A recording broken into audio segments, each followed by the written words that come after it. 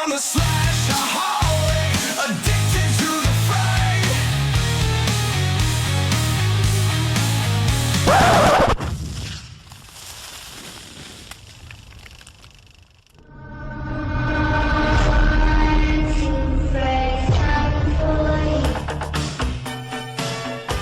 Be seeing you in your dream. No. Don't be afraid. This time, it isn't one of your nightmares. This one was mine.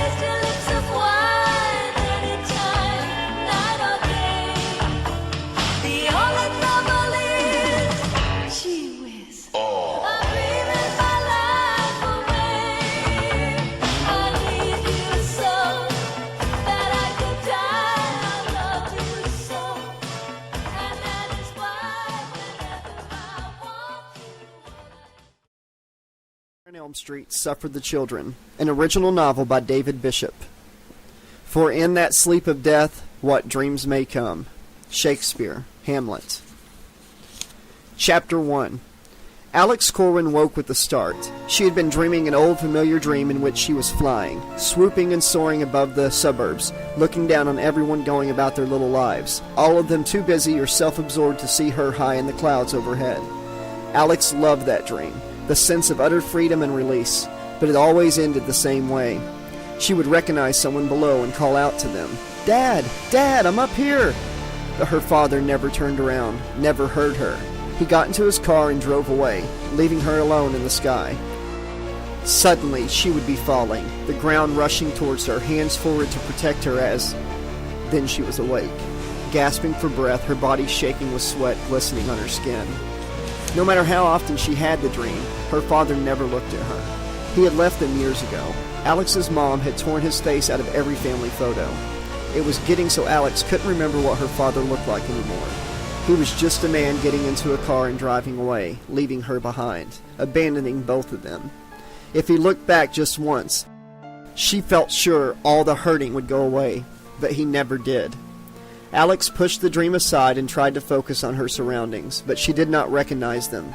The room was a bare white space, perfectly square. Its only furniture the hospital gurney on which she was lying. 2 of the walls were featureless, while a third had a door with no handle. The 4th wall was a floor-to-ceiling mirror, its reflective surface stretching from wall to wall.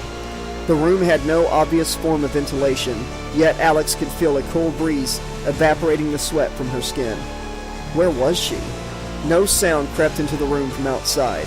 There was no smell beyond a whiff of disinfectant to betray her location. The sheet beneath her on the gurney had that overstarched crispness she remembered from 2 days in a New York hospital while recovering from concussions suffered in a car crash. Perhaps she had been in another accident? The pale blue cotton gown she was wearing reinforced that notion. But why did she have no memory of coming here? Was she suffering from amnesia? At least she could remember the word amnesia. That was a good sign. The 17-year-old could not help smiling at such logic. But what kind of a hospital kept you in a room without a door handle? A hospital for crazy people? A dark voice muttered in the back of her mind. She ignored that thought and sat up, swinging her legs over the side of the gurney. Looking at herself in the mirrored wall, Alex could see no obvious evidence she had been in an accident. Her face showed no wounds or bruises, just the usual smattering of freckles across her cheeks and small, slightly upturned nose. Her coffee-colored hair and skin still showed signs of a summer holiday in Mexico. The only scars visible were on her arms, but those came from old wounds, old hurts, nothing new there. So why was she here? And where was here exactly? She slid her weight forward until her feet touched the floor. The linoleum was very cold beneath her toes. Alex was conscious of the gap at the back of her gown and the fact she was wearing nothing underneath it. No bra, no panties. Anybody standing behind me is going to get a good look at my butt, she thought ruefully. Well, at least it's a cute butt. She walked towards the mirror, reaching one hand out towards it. If this was a dream, her hand would no doubt plunge through the glass like it was water. But the mirror was solid to the touch. Perhaps it was a two-way? She smirked and gave the finger to anyone on the other side. As an afterthought, Alex turned and flipped up the hem of her gown, flashing her ass at the mirror. Get an eyeful of that, creeps. The door abruptly swung open and 3 stern-faced middle-aged men wearing white doctor's coats bustled inside. All were clutching clipboards, ballpoint pens safely stored, and plastic pocket protectors. 2 of the men wore heavy black-rimmed glasses that had been out of fashion for at least a decade, while the other had mismatched argyle socks. Psychiatrist, Alex realized in an instant, her heart sinking. She was back in the clutches of the head shrinkers. What had she done this time? An orderly followed the doctors inside, clad in a white hospital smock and pants, matching white sneakers on his feet. He winked at Alex, rolling his eyes at the doctors in a gesture of sympathy, but his pinched features and piercing eyes only made her more conscious of how little she was wearing. The orderly carried 4 stacked plastic chairs into the room, setting 3 of them down in a row. The 4th was positioned several feet away, facing the others. The lead doctor pointed impatiently at the gurney, and the orderly wheeled it out, the door shutting behind him. The doctors sat beside each other, the man in the middle obviously their leader. He gestured for Alex to sit opposite them. Miss Corwin, could you join us? His voice had the bland, studied tones Alex had heard so many times before. Nothing threatening, nothing intimidating, all soothing words and quiet phrases. Don't get the patient excitable, don't express an emotion, keep everything under control. It made her want to scream. What if I don't want to? That's entirely up to you, but you will feel more comfortable if you sit. Why? How long will this take? How long do you think this should take? Spare me the what do you think bullshit, okay? Alex sauntered over to the chair and flipped it sideways before sitting. She had no intention of giving these 3 assholes a free peep show. I've been in and out of therapy since I was 13. Just ask your fucking questions and let's get this over with. All 3 men began making notes, pens scratching hurriedly against the pages on their clipboards. Their leader looked up again and smiled. I'm sorry. You must think me terribly rude. I am Dr. Herbert Wallace, and these are my colleagues, Doctors Nim and Rod, Alex suggested. Kaufman and Jones, actually. Whatever. Alex folded her arms and was rewarded with more scribbling. Let me guess, patient displays defensive body language, coupled with a confrontational attitude and aggressive choice of vocabulary? The scribbling stopped. How did you... Like I said, I know the drill. Cut the fucking chase, Herb. It's Herbert. Like I give a shit, Herb. Wallace set his clipboard aside and smiled insincerely. Fine, I will cut to the chase, as you put it. Why do you harm yourself? Harm myself? Alex shifted in her seat. I don't know what you mean. Yes, you do. Those scars on your forearms. The ones you always tell people came from a rather vicious cat your family once had. You made those scars yourself, didn't you? It's a recognized psychiatric condition known as self-harming. No, you're wrong. You took a razor blade from the bathroom cabinet at home one day and slowly, methodically drew the sharpened edge across your arm until it sliced through the skin. Alex shook her head. No, you were angry, and you didn't know why. You were stressed, and you didn't know how to cope. You felt lonely in a crowded room, alone among people who claimed to be your friends. So when you were by yourself, you would take a blade and cut yourself. That isn't true. You couldn't cry. You couldn't talk about your problems. You wouldn't talk about your problems. If somebody forced you to talk, then you would lie. You weren't sure what was real and what wasn't. You probably still aren't sure even now. You used people and you hurt people, and then you began hurting yourself. Isn't that right? Alex's fingers were clenched around the hem of her gown, knuckles glowing white, her head shaking from side to side. No! No! You would slice the skin open and expose your flesh. Blood would start flowing and it made you feel better, made you feel your pain was being released, as if the bloodletting was draining all of the misery, all the hurt. You couldn't cry tears, so you made tears from your own blood. You've got it wrong. You did it to get attention. You wanted to be nurtured, to be cared for, to be looked after. You were turning all your aggression, all your anger, and all your hatred back in on yourself, blaming yourself, hurting yourself. No! No!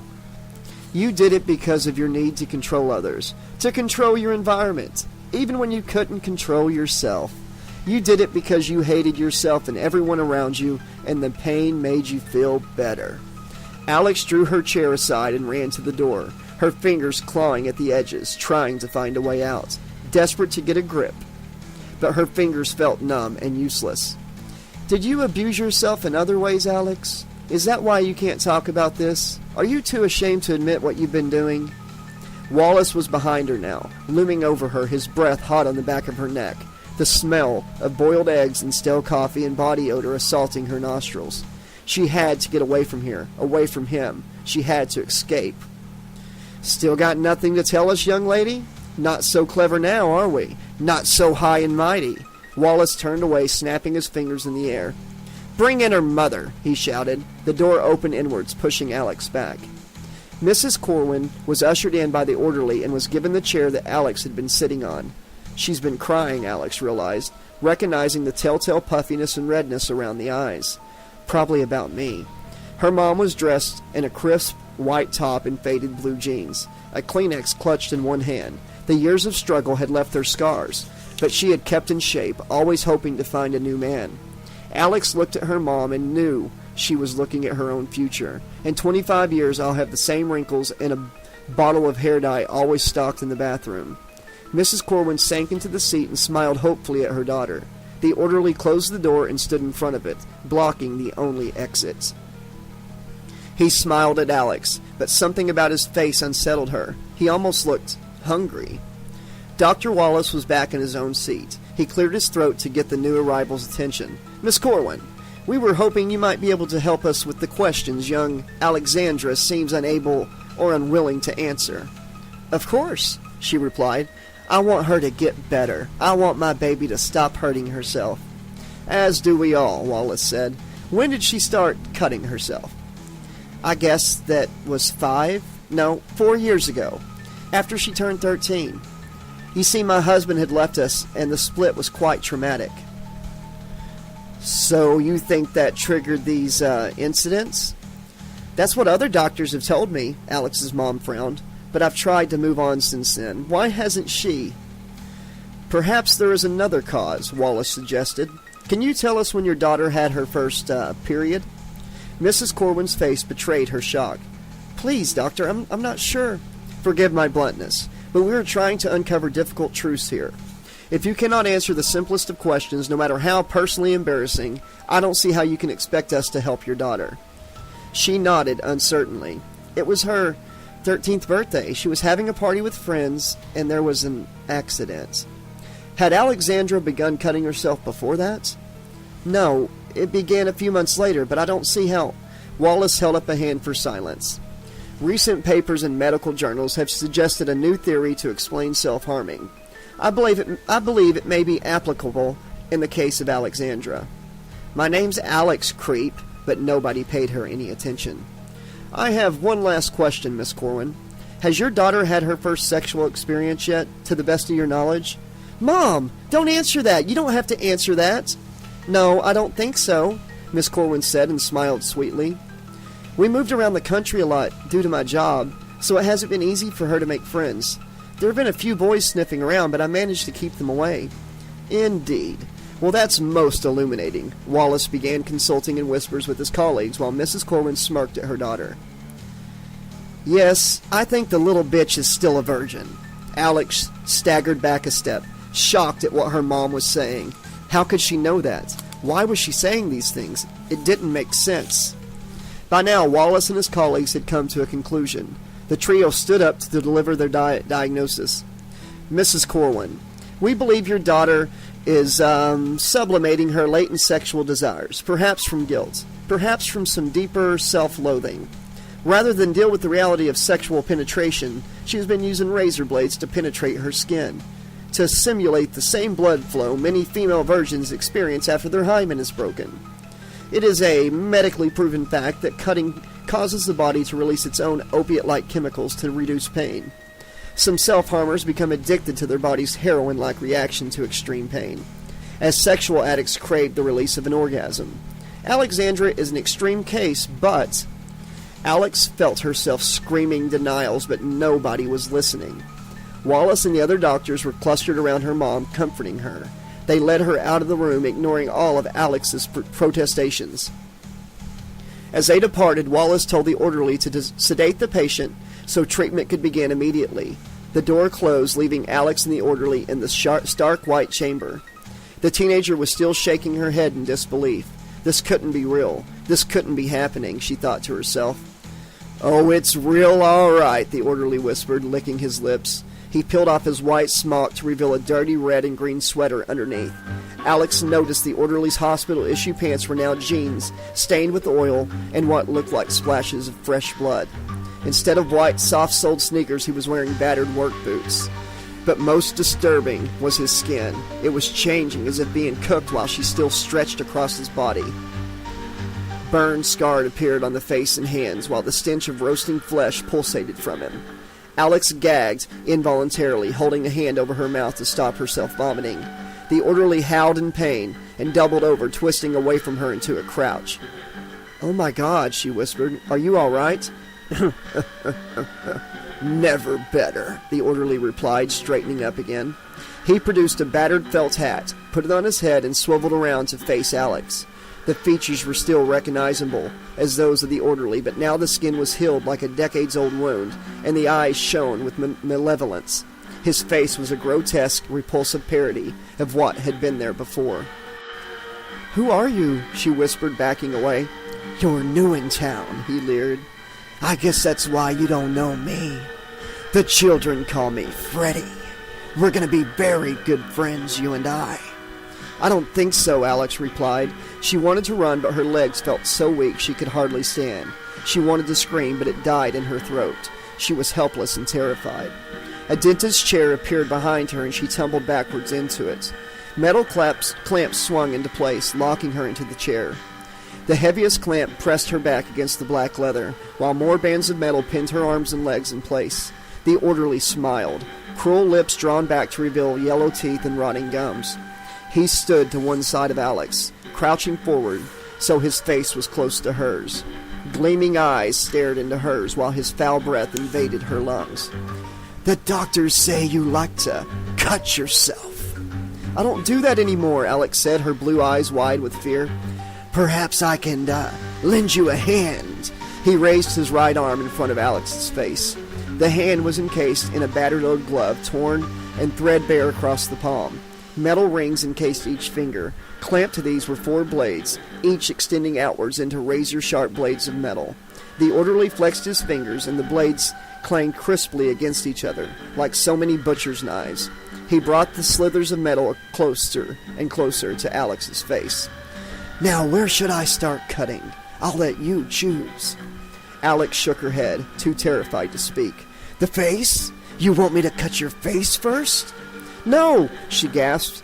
"Spoil sport. What about your chest?" He slashed downwards, his finger knives neatly slicing 4 long cuts into the fabric of her gown. Alex looked down, but no blood was visible. The blades had just missed her skin. Her tormentor used his free hand to pull apart the fabric, exposing Alex's pert breast. My, you are the little cutie," he chuckled. "Good enough to eat." He reached forward with his gloved hand and rested the flat side of the blade against her left nipple. She jumped with shock at the touch of cold metal against her skin. "Careful," he warned, his voice guttural. "You almost made me slice something off." He threw back his head and laughed. Alex could feel a cold sweat of terror soaking the back of her gown. "Why are you doing this?" she asked helplessly. Because I enjoy it, he replied, his breath hot and heavy on her face. And so do you, bitch. Now where was I?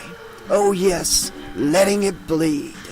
The orderly removed his fingerknives from Alex's chest and placed them against one of her arms instead. The blade sliced deep into her flesh, blood oozing up around the shiny metal and trickling down onto the floor. She cried out in pain, her breath coming in short, sharp gasps. Was it good for you, too? He asked, licking the blood from his blades. Slicing your arms is all very well, but if you want the real deal, I'll have to cut you in other places. He reached his gloved hand down between her legs, the blade slowly drawing back the fabric of the gown to reveal her upper thighs. Alex tried to force her legs together, but the cold metal clamps kept them apart. No, no, please, she begged.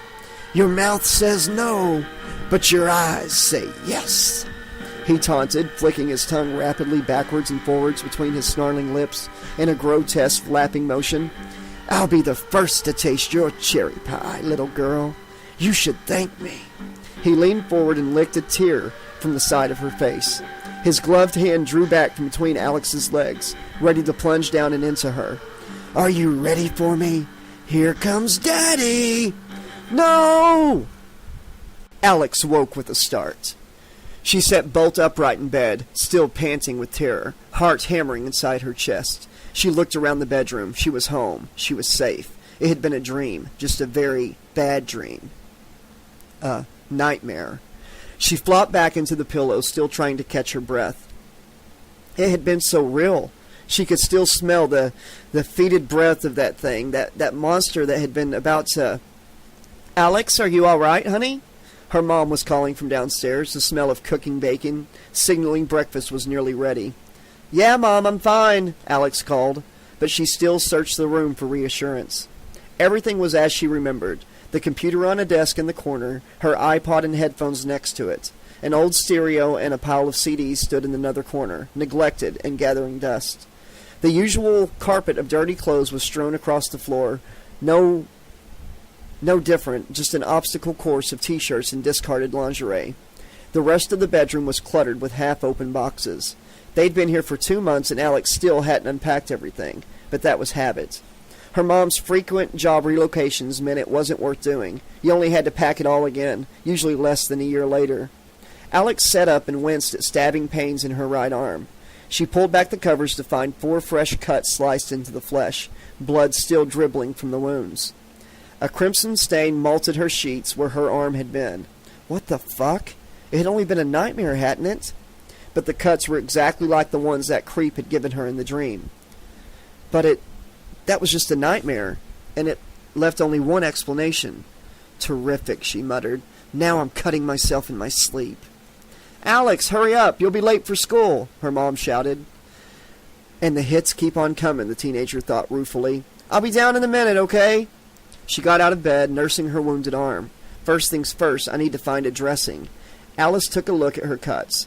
Forget that, I need several dressings. Then she had to hide the blood-stained sheets. If her mom saw those, it would be a short trip back to the psychiatric ward, and Alex had no wish to revisit her own version of Girl Interrupted. The first thing Peter O'Mahony did after waking was switch on his computer. It was the same every morning, whether it was Christmas Day or just another Tuesday like today. Before he brushed his teeth or pulled on his jeans, even before he put on his glasses, Peter hit the button that gave him access to the world outside. Want to listen to the radio? You could do that via the web. Got the urge to watch the hottest TV shows? Then you could download the latest episode to your hard drive overnight, sometimes before it had even aired. Need to talk to a friend? Enter a chat room, or better yet, instant message them. Wake up with a raging hard-on and the need of some quick relief? The web was your friend there too, offering an array of hardcore delights only a mouse click away. Shit, he could go anywhere, do anything, be anyone he wanted online, all without leaving his bedroom. That suited Peter just fine. The less time he had to spend with his dad, the better. All they ever did was argue. You should get outside more. It isn't healthy staying in your bedroom all the time. You'll go blind if you keep staring at that computer all night. Blah, blah. On and on it went. The same old mantra. Peter had downloaded the fistful of medical papers from online journals to prove his father wrong, but the old bastard had thrown them in the trash. Don't get smart with me, young man. I'm still your father, and you will respect me. Peter fantasized about his father blowing a blood vessel, popping the vein that bulged on his forehead when he got angry. While still a child, Peter decided he must have been adopted, or else his mom had slept with the college professor while his dad was out of town. That was the only credible explanation for the stark differences between father and son. Brian O'Mahony was a 45-year-old construction foreman, a proud blue-collar working man with dirt under his fingernails and a busted knee from his days as a linebacker. He had met Peter's mom while in hospital after his knee blew out, and the pair got married young, both still in their late teens. Peter was born a few months later. Premature birth was his folks' explanation. Shotgun marriage was Peter's calculation, when he was old enough to do the math. Life had been okay while his mom was still alive. She worked a lot of night shifts, but doted on her son, called Peter her special boy. The cancer that killed her had been slow and painful, months of chemotherapy followed by a terminal decline. But even at the funeral, Peter never once saw his father cry. He was a man's man, and real men don't cry. Maybe if I'd been a brain-dead jock like him, we'd have something to talk about, Peter thought. We'd crack open a beer and sit out on the porch, bullshitting about scrimmaging and touchdowns and scoring with cheerleaders. But the only cheerleaders Peter got close to were the ones that undressed on his computer screen, coyly sucking on one finger while slipping their other hand inside their white cotton panties. "Peter, what did I tell you about putting out the garbage?" The voice thundered through the walls, a bellow of suppressed fury. "I'll do it before I catch the bus." "You'll do it now, young man." "Yes, sir." Peter sighed and shook his head while shutting down the computer. "The sooner I graduate and get away from this place, the better." Peter tugged his jeans on over his shorts, pulled a checked shirt over his head, and stuffed his feet into his sneakers, lurking by the door. He paused in front of the mirror, trying to recreate the habitual side parting in his brown hair, without much success. "You better not be ignoring me, young man." I'm coming," Peter shouted back. "Don't get your panties in a bunch," he whispered to himself. A heavy fist hammered against the door. "What did you just say?" his dad demanded. Peter undid the lock and opened the door. "I said I'm coming." Not for the first time was Alex grateful that she had her own bathroom. The house was way too large for the two of them, but Alex wasn't complaining.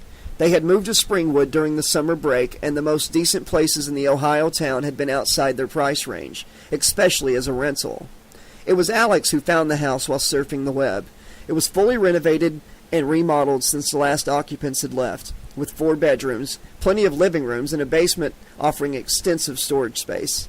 A nice, quiet neighborhood, within walking distance to the high school, and dirt cheap. What was the catch? The realtor even tried to talk them out of inspecting the property.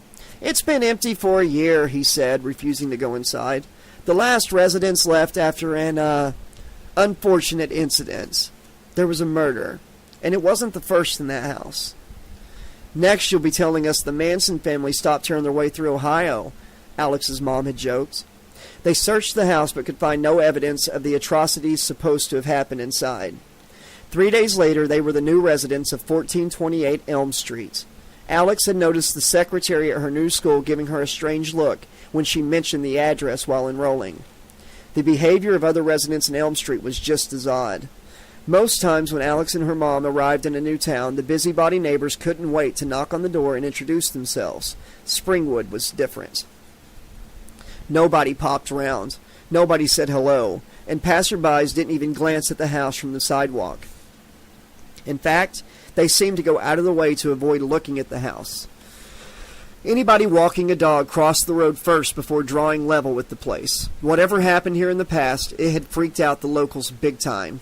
Intrigued, Alex searched the internet to find out more, but could find no record of their new home. It was almost as if all mention of the murders and their cause had been erased. Alex staunched the bleeding from her cuts and taped a makeshift dressing around the arm. That would have to do until after school, when she could stop at a drugstore and get a proper bandage. Satisfied with the repair job, Alex peeled off the old checkered shirt she usually wore in bed and had a quick shower. She towed herself dry, then pulled on a fresh pair of panties and a white t-shirt. Green combat trousers and matching shirt finished the ensemble. A handful of gel spiked her boyish shock of hair, maintaining the androgynous exterior. Alex had been through enough schools to know looking anonymous meant nobody bothered you, and that suited her. Don't get attached and you won't get hurt. Satisfied, she grabbed the iPod and headphones, shoved them into her backpack, and headed for the kitchen. Shouldn't you be at the gym by now? Chris Harris looked up to see his father walk into the kitchen, nodding a tie. Chris gestured at his little sister beside him. Her homework spread across the table. She was biting her bottom lip while writing letters of the alphabet into her schoolbook. I'm helping Marion with her ABCs right now. Gideon Harris stopped in the doorway and glared at his 18-year-old son. Don't take that tone of voice with me. I'm sorry, sir. It's... Chris's head sank forward. It's what? Look at me when you're talking. Chris forced himself to meet his father's gaze. I promised Marion I'd help her. But Coach kept us back late last night after the game to run drills, so this is the only spare time I've got. Marion smiled hopefully, proudly displaying the new teeth that had come through over the summer. Please, Daddy, can Chris help me?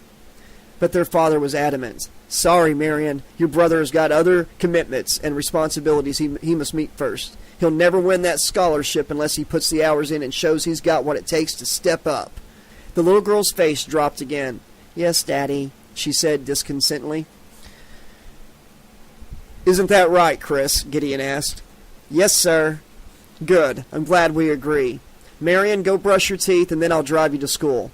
She nodded obediently and hurried to the bathroom upstairs, leaving Chris and his father alone in the kitchen. Gideon poured a cup of coffee from the pot, adding enough milk to make the liquid match the coloring of his brown skin. The college scout is due in 2 weeks, son. You need to be at your best to impress him. There are plenty of other boys chasing that scholarship ride. Chris rose and collected his gym bag from beside the washing machine. The smell of freshly laundered clothing drifted up from inside.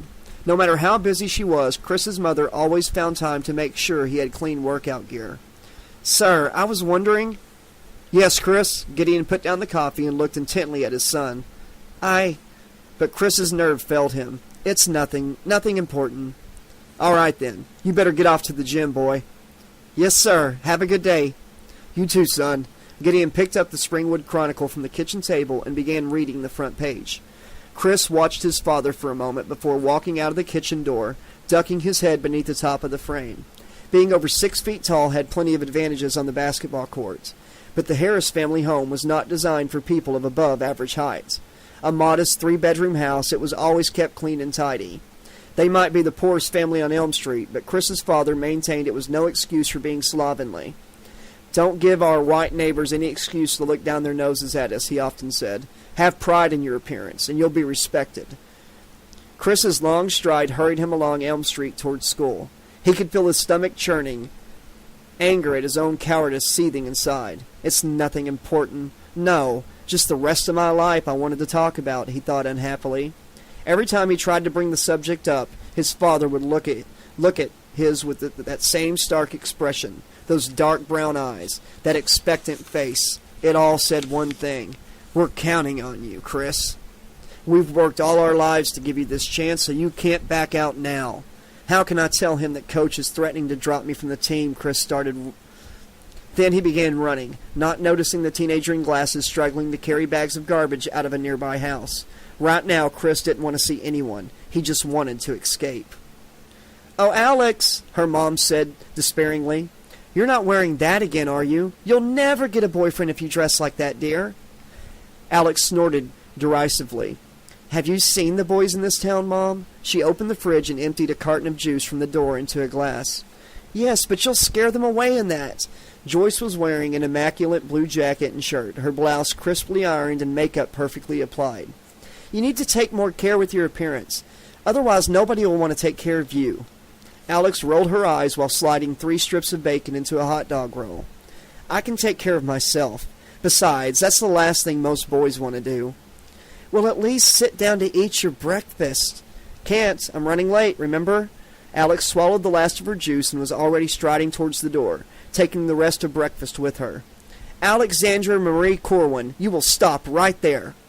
Alex sighed. Her full name only got used when her mom had something important to say. Alex swung around slowly. You called? Joyce shook her head in exasperation. Alex, look. I am as sick of moving as you, okay? But this time I think we're going to be here for a while. A year at least. You need to put some roots down, like I'm trying to do. Country clubs and yoga classes aren't really my thing, Mom. You know what I mean. You've got such a sweet face. You could make so much more of yourself. Alex scowled.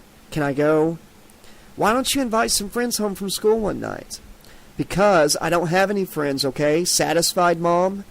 I'm sorry. I saved the speech for later. I've got to go. Alex stormed from the kitchen, grabbing her rucksack from the hallway. But her mother wasn't giving up yet and followed her to the front door. What time will you be home? Late. I've got detention, Alex snapped as she slammed the door shut. What did you do this time? Joyce shouted after her daughter, but Alex was already out of earshot.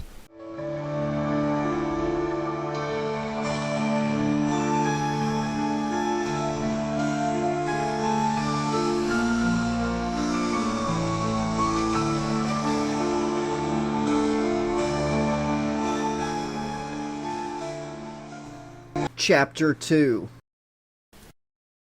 Happy birthday, darling! Tammy Sutherland jingled a set of car keys in the air. Mom, you haven't, Heather said, shaking her head in disbelief. Well, my little princess needs a set of wheels if she plans to go for those auditions in Cincinnati next month.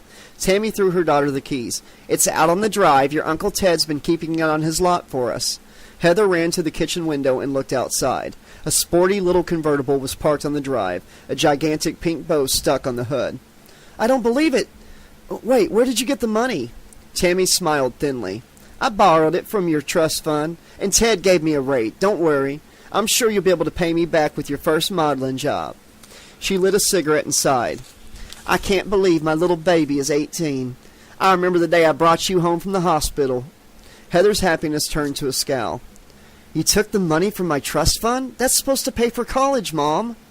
Her mother waved such concerns away, all the while adjusting her blonde bouffante's hair in one of the many mirrors lining the walls of their house.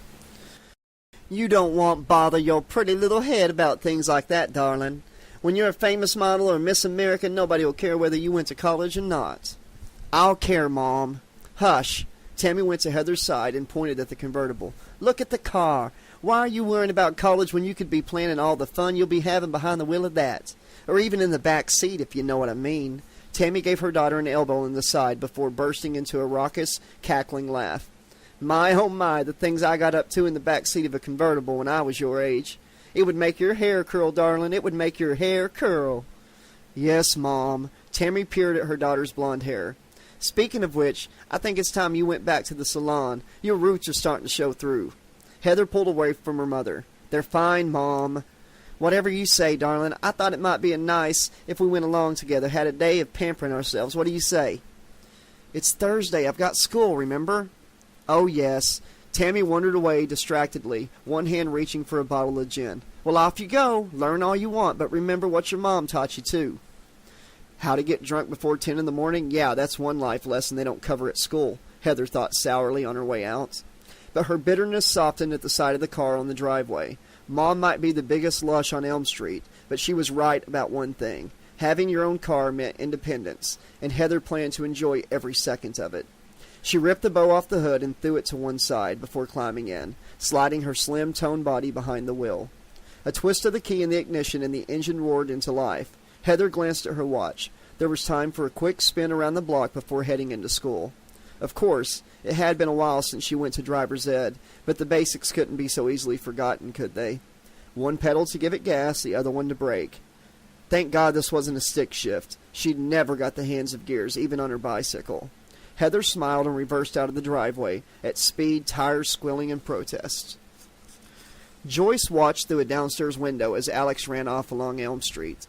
Congratulations, she muttered at herself. Another master class in mother-daughter bonding. Joyce looked up the stairs to her daughter's bedroom. Normally the door was locked. Alex was fiercely protective about maintaining some privacy. But today it was ajar. Joyce speed-dialed her secretary's voicemail. Martha, I'm going to be a little late this morning. My first appointment isn't until 11, and I'll be there well before that. So hold my calls until I arrive, okay? Thanks. Joyce switched off the phone, took a deep breath, and ventured upstairs, anxiety etched into her features. It had been a year since Alex last went to therapy. The psychiatrist in North Carolina declared that the teenager was free of the troubles that had driven her to self-harming. Privately, he had warned Joyce to watch for signs of any reoccurrence or symptoms that Alex was lapsing back into her old ways. Sometimes the feelings that led to destructive behavior patterns in the past can swell up again, pushing the subject back into the same vicious cycle. Keep an eye on your daughter, ma'am, but don't make her feel like she's being watched every minute of the day. Respect her privacy, up to a point. Joyce had done her best to follow the psychiatrist's advice. It wasn't easy for them, always moving from one place to another, but Joyce had a good feeling about Springwood. The town was quiet and friendly, the people at her office more welcoming than most. Hearing about what had happened in this house was a little disturbing, but that was all in the past. They were making a fresh start here. Please let this place turn out well for us, Joyce prayed silently as she ventured into her daughter's bedroom. It was like a scene from some cop show after a burglary. Clothes were strewn across the floor, drawers hanging open, debris littering every surface.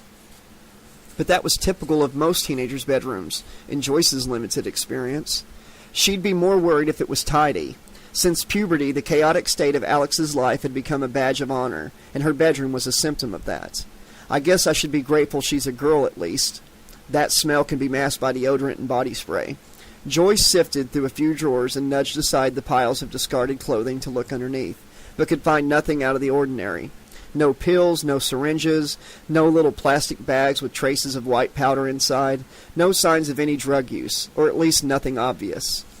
The adjoining bathroom was another story. Blood was pulled in the sink, along with a dozen blood-soaked tissues, while a crimson-stained sheet had been shoved into the wastebasket.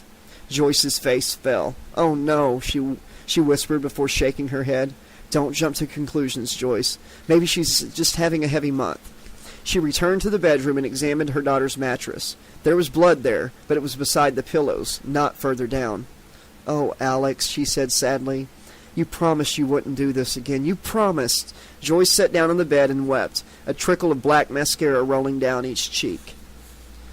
Kat Walker hated going to Springwood High. She hated the teachers, she hated the other students, and she hated the lessons. She hated the cliques and their members, the jocks, the princesses, the stoners, the geeks, every fucking one of them. She hated the school building, its brick walls and concrete entrance, its hallways lined with lockers, its enthusiastic banners proclaiming the glorious achievements of the sports teams, its trophy cabinet crammed with prizes won by students past and present. She hated everything about it with every fiber of her being. The sooner somebody torched the place, the fucking better. It's not like she was planning to go on some crazed teen rampage in the hallways. Only losers and psychos went that far. Kat just wanted out of high school, out of Springwood, out of the whole fucking state of Ohio. It was probably a nice place to live if you believed in nice and had enjoyed your frontal lobotomy. But having to sing the state song at assembly, "Beautiful Ohio," give me a fucking break, or recite the state motto, "With God all things are possible," made her want to puke. How Stepford could you get? Of course, by comparison to life at home, going to school was being let out of jail on a day release. If Springwood High was middle America writ large, Kat's home life was straight out of Cary. The Walkers were a devout Christian family. No, scratch that. Devout didn't cover it. Try committed. As in, they should be committed, Kat decided, flicking cigarette ash out of her bedroom window. Fundamental Christians. No, just fundamentals. Prayers in the morning, saying grace before every meal, prayers before and after lunch, prayers in the evening, Bible classes, the 10 Commandments on the bathroom door opposite the toilet so you couldn't escape the Lord even while taking a dump. Kat smiled at that. So many times she'd resisted the temptations to wipe her ass on that list of thou shalt nots and leave it lying around just to see the look on her parents' face. The pair of them would go apeshit, that much she was certain of. There'd be no turning the other cheek that night. It would be straight to DEFCON 5 and no stopping. She remembered the day she came home with her first tattoo at the age of 12. It was only a small image in 3 words, high on her right arm, hidden by the fabric of her blouse. But Dad had decided to hold a spot inspection because cleanliness was next to godliness. Yeah, right. Like the Almighty was looking for skid marks in your tighty-whities. Her mom had found the tattoo and freaked out, dropping to her knees and praying for forgiveness, begging to know why their eldest daughter had brought such shame upon the family. Dad favored the direct route, dragging Kat to the laundry and scrubbing her arm with a wire brush until the skin was shredded, the flesh beneath bloody and raw. Kat waited a year before she broke the rules again. On her 13th birthday, she proudly announced at the dinner table that Bobby Chambers had popped her cherry the night before. It was a lie, but it was worth the thrashing she received to see the horror on her parents' faces. Plainly, they were coming to the conclusion their beloved Catherine was possessed by a demon, or perhaps by Lucifer himself. Kat spent summer at Bible camp, getting deprogrammed by a lay minister who swore he could drive the devil from her. At least, that was how it started. By the end of the summer, he was in jail for having sex with a minor, and Kat was 2 months pregnant. She lost the baby, but by then her parents had surrendered all hope of saving their firstborn. They concentrated on the other 4 children, keeping contact with Kat to a minimum and forbidding her from speaking with her brothers and sisters. Kat had responded with an escalating series of outrages. First came more tattoos until half her body was covered in ink, most of it involving snakes, Satan, or other Christian-baiting sacrileges. Next was the body piercing, a dozen studs in each ear, then on to both nostrils, then her eyebrows, her tongue, her belly button, and then even her nipples. By that time, she was running out of body parts to get pierced. So Kat had to cross the state line to find somewhere her parents hadn't picketed with their fundamentalist friends. Smoking and swearing were obligatory to get a rise from her parents, while lying was second nature. Shit. They could ask her if it was sunny outside on a hot day, and Kat would claim it was snowing, purely out of habit. But Elijah and Ruth had given up talking to her, preferring to break into prayer whenever she appeared at home, imploring the good Lord above to save her lost lamb. Only a local bylaw stating parents were responsible for their offspring until the age of 18 prevented them from throwing her out of the house. What a crock of shit, Kat thought, before tossing her cigarette into the immaculately kept rose garden beneath her window. Well, it was nearly 9, time to drag her sorry ass into school. She spent more time in detention than she did in class, but it was a good place to score some weed off Springwood High's resident dope dealer. Kat felt like getting high and was fresh out of supplies. She dug around in her khaki army surplus rucksack, but found nothing more useful than a lighter and a half a pack of Camels. Need some of them folding green before I can see Lloyd. He might be a grade A stoner, but Kat already owed him $50. She'd need to filch some dead presidents from her mom to fund any further off-your-face fun. Kat caught sight of herself in the full-length mirror opposite her bed. 6 foot tall, her fearsome Gothic appearance daunted all but the cockiest of men, and that suited her fine. Aside from the many areas covered with tattoos, her skin was pure white, almost translucent. A mass of dyed jet-black hair surrounded her face, the metal of her pierced studs and rings glinting in the morning light. She changed her panties and pulled a black long-sleeve top on over her braless breast. Prominent nipples were another way of announcing her wanton, godless ways, according to her parents. Kat had tried pointing out the Bible didn't stipulate how women kept control of their tits, but got a slap across the face for her temerity. Well, at least nobody came into her bedroom anymore, not since the time Mom came in to collect laundry and found Kat getting busy in front of the mirror. Kat was left to wash her own sheets and clothes after that.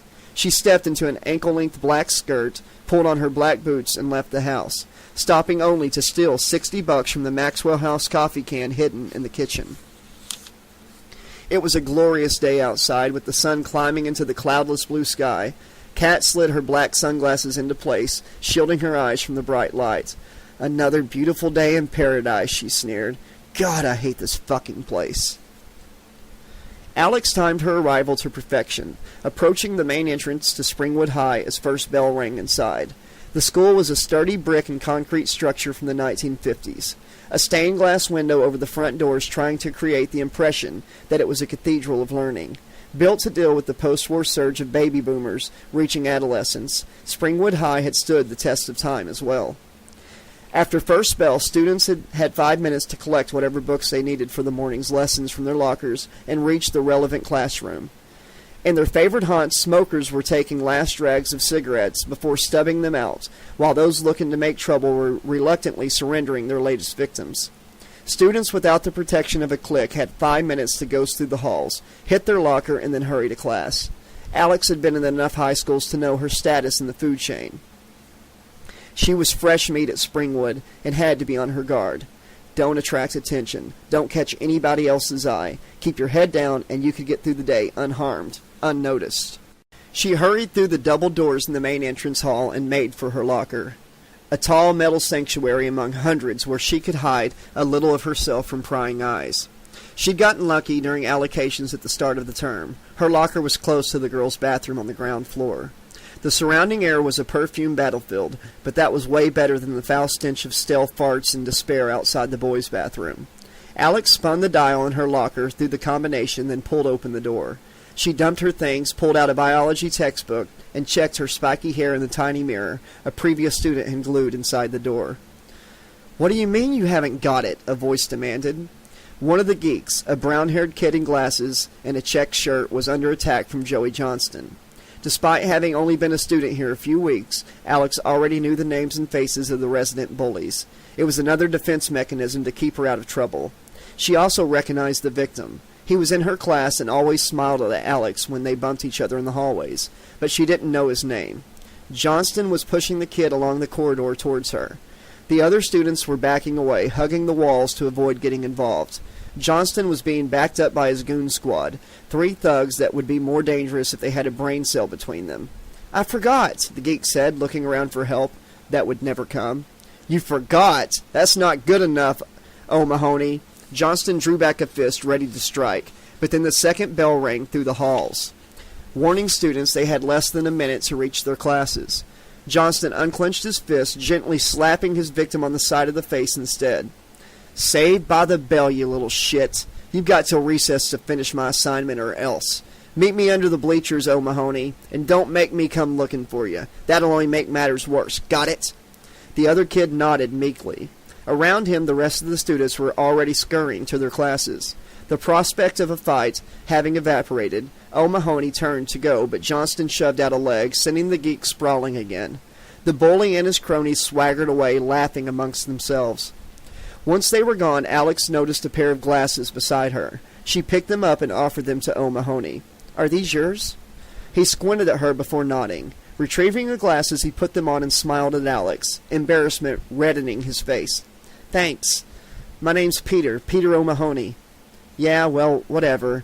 Alex twisted the dial in her locker, securing the door again.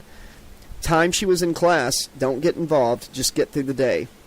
"You're in my class, aren't you?" "If you say so."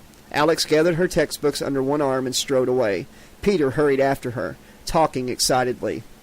"Johnston and those guys, they expect me to do their homework." Alex ignored him, increasing the speed of her footsteps, but Peter kept pace.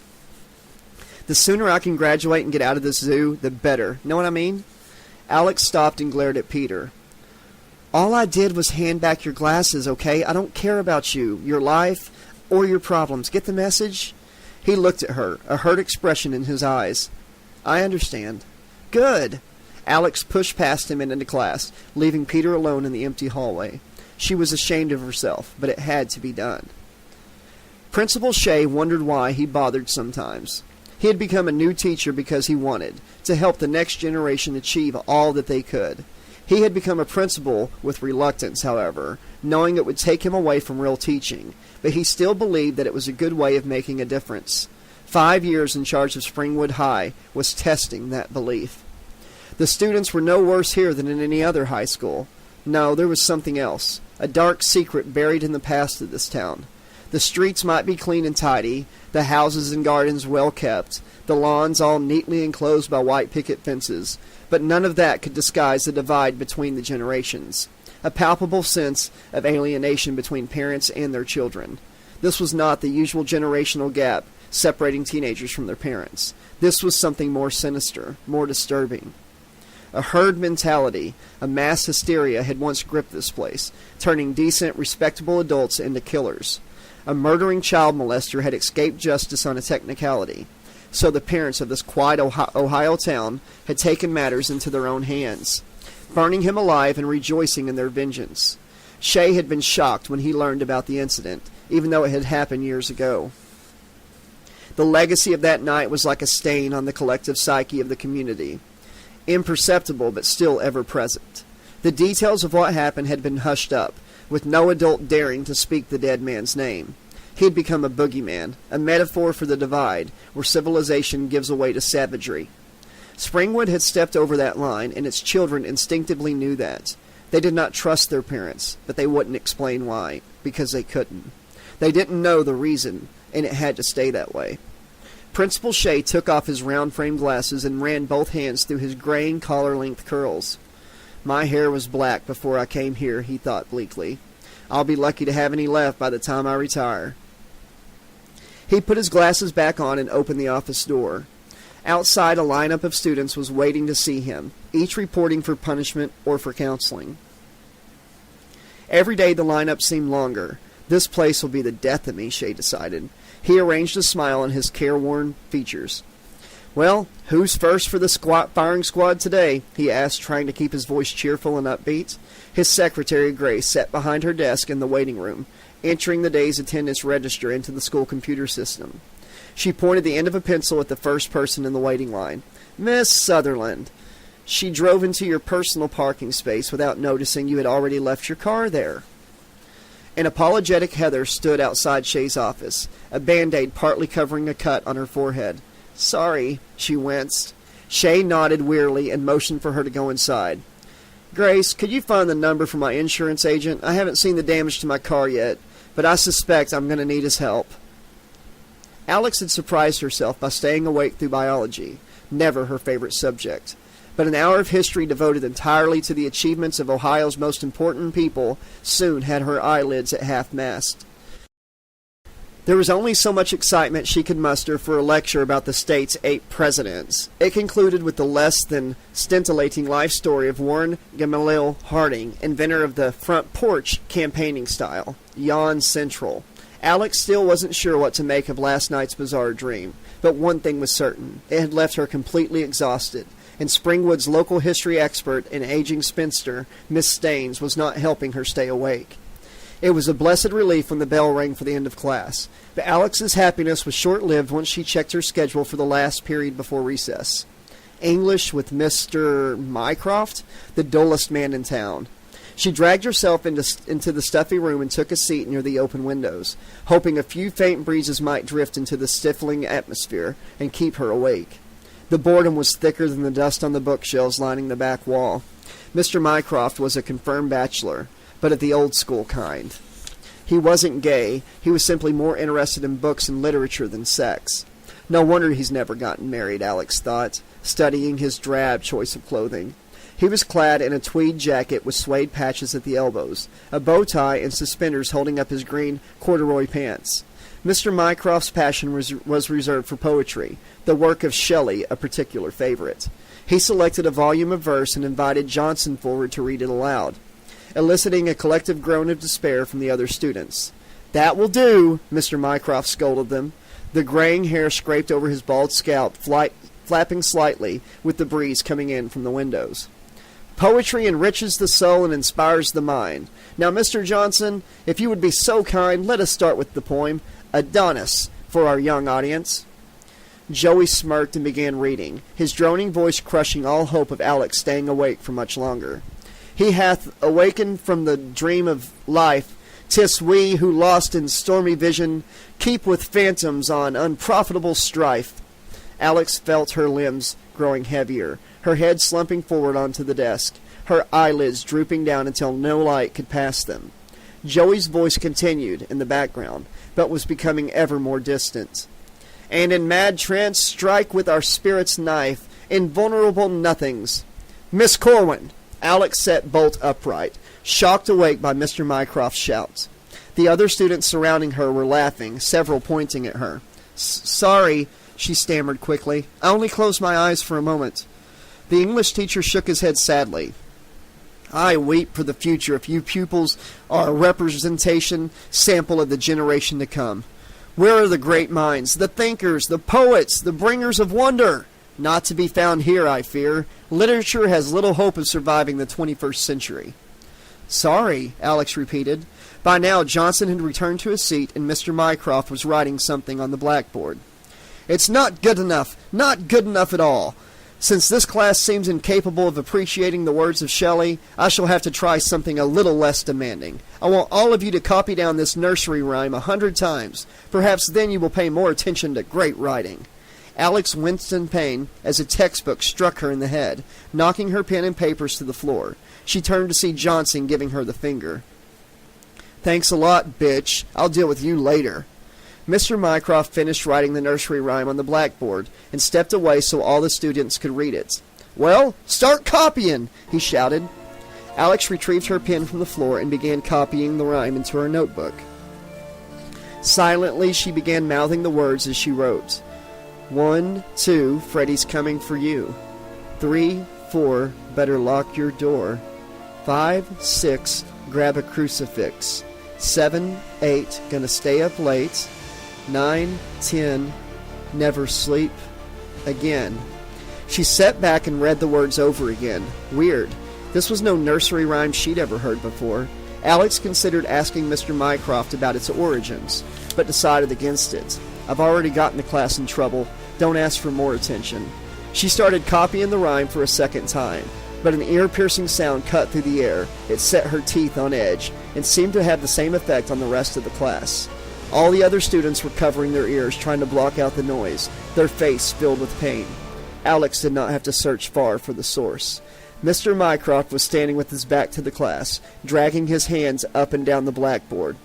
"This'll teach you to appreciate poetry more, you little shits," he shouted, but the voice wasn't that of Mr. Mycroft anymore. It was deeper, gravelly, almost distorted. And his jacket wasn't a jacket anymore either. It was a sweater of dirty red and green stripes. He looked back over his shoulder, and Alex felt a scream die in her throat. It was him, the creature from her dream, and the sound was coming from his fingernails scraping across the blackboard. He twisted around to face the class, holding the 4 blades to his face. Several students screamed in horror as he ripped the blades downward, slicing the skin from his features. "Everybody repeat after me," he commanded. 1, 2, Freddy's coming for you. Nobody spoke. "Say it!" 1, 2, Freddy's coming for you, a few of the students said. "That's not good enough," he replied and lashed out, swiping his razors through the neck of the nearest girl.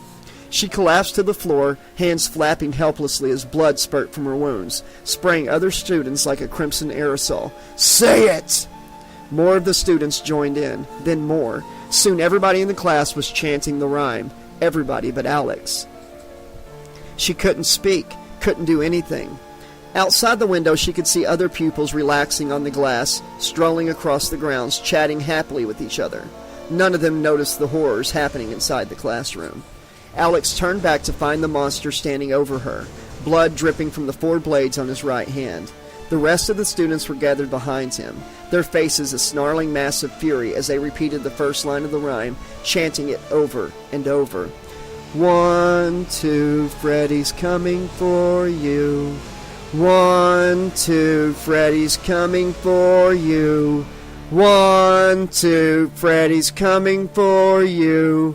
His good hand lifted Alex up by the throat and out of the chair, holding her so high her feet were kicking in the air. The gloved hand with its gleaming, bloodied fingernails was drawn back, poised to slash at her face. He licked his lips and leered at her. "Say it, bitch! Say my name! Tell me how much you want me! Tell me, bitch!" Alex found her voice at last. If she was going to die, she wasn't going to let this creep have the satisfaction of breaking her first. She screamed as loud as she could. "Fuck you!" "Miss Corwin! I don't believe that's the sort of language you should be using at this school, let alone in my class." Alex sat up with a start to find Mr. Mycroft standing over her, a look of shock and disappointment on his face. Behind him, the rest of the class was laughing, her obscene outburst a welcome relief from the usual tedium of Mr. Mycroft's lessons. Inside her notebook, she could see the nursery rhyme from her dream, scrawled in her own handwriting. Alex looked at the blackboard, but the only text on it was the extract from Shelley's poem Johnston had been reading earlier. I'm sorry," she said, shrugging. I must have been having a daydream." The teacher frowned at her. "Daydream or not, that's no excuse for resorting to foul-mouthed explicits. Nor should you be sleeping in my class to begin with, young lady." "I'm sorry," Alex repeated. "I didn't get much sleep last night." I have no interest in your extracurricular activities, Miss Corwin, in or out of the bedroom. That brought another howl of laughter from the other students. I simply wish you to stay awake during my lessons. He returned to the front of the class and tried to bring it to order. Well, now that you've all had a good laugh, let's move on to discuss the next stanza of this important.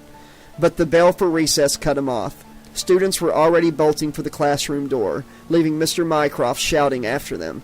Tomorrow I want all of you to have read this poem and prepared an analysis of its rhyme structure. Nobody was listening. Nobody cared. It was time for food and fun and mingling with the rest of the school. Contemplating Shelley was no substitute for real life. Alex was last to leave, not wanting to see any of her classmates for a while. Her embarrassment would soon be forgotten, replaced by some other, more recent incident. But for now she wanted to climb into a hole and vanish. Alex paused by the blackboard where Mr. Mycroft was wiping away the verse he had written earlier. She showed him the nursery rhyme inside her notebook. "Excuse me, Mr. Mycroft, but do you recognize these words?" He glanced at the writing. Within moments the color was draining from his face. "Where did you get that from?" "I don't know," Alex admitted. "Is it important?" The teacher shook his head, a strange look crossing his features. No. I think it's a local rhyme, something from days gone by. Nobody uses that anymore. I suggest you just forget all about it." "Oh," Alex said, mystified by his reaction. Mr. Mycroft hurriedly gathered his things and began pushing her out of the room. "If you'll excuse me, I have to lock the class during recess. School regulations. Cuts down on vandalism." Alex let herself be shoved out into the hall. The elderly teacher locked the door behind him, then strode towards the staff room, muttering under his breath. Alex could have sworn she saw his hand shaking as he left.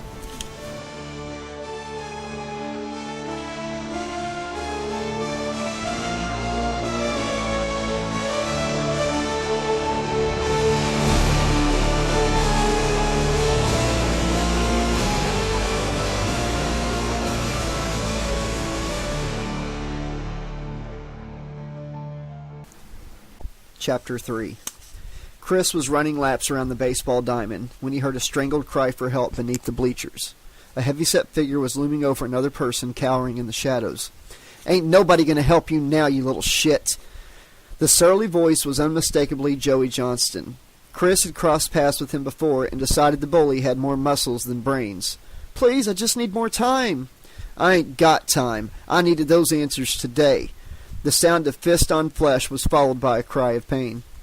Chris stopped running. He shouldn't get involved and should keep going, but he couldn't. Johnston used intimidation to get what he wanted from other students. Those he couldn't frighten, he avoided, like Chris, but most were easy pickings. Johnston was in no danger of graduating any time soon, but he had enough animal cunning to do his dirty work out of the faculty's sight. Normally he had 3 loyal goons to help enforce his own regime, but they must be busy elsewhere. Johnston was flying solo for once. Good, Chris decided. He needs to be taught a lesson. Chris jogged around the bleachers and approached the 2 students. Johnston's latest victim was on the ground, blood streaming from both nostrils, hands groping across the dirt in search of something. Chris recalled seeing the kid in class, but couldn't remember his name. Was it Paul? Patrick? Johnston was enjoying himself, a cruel smile on his fleshy face that was framed by blonde hair shaved close to the scalp. He was about to crush the other kid's glasses beneath his boots. "This is what happens when you disappoint me, Peter."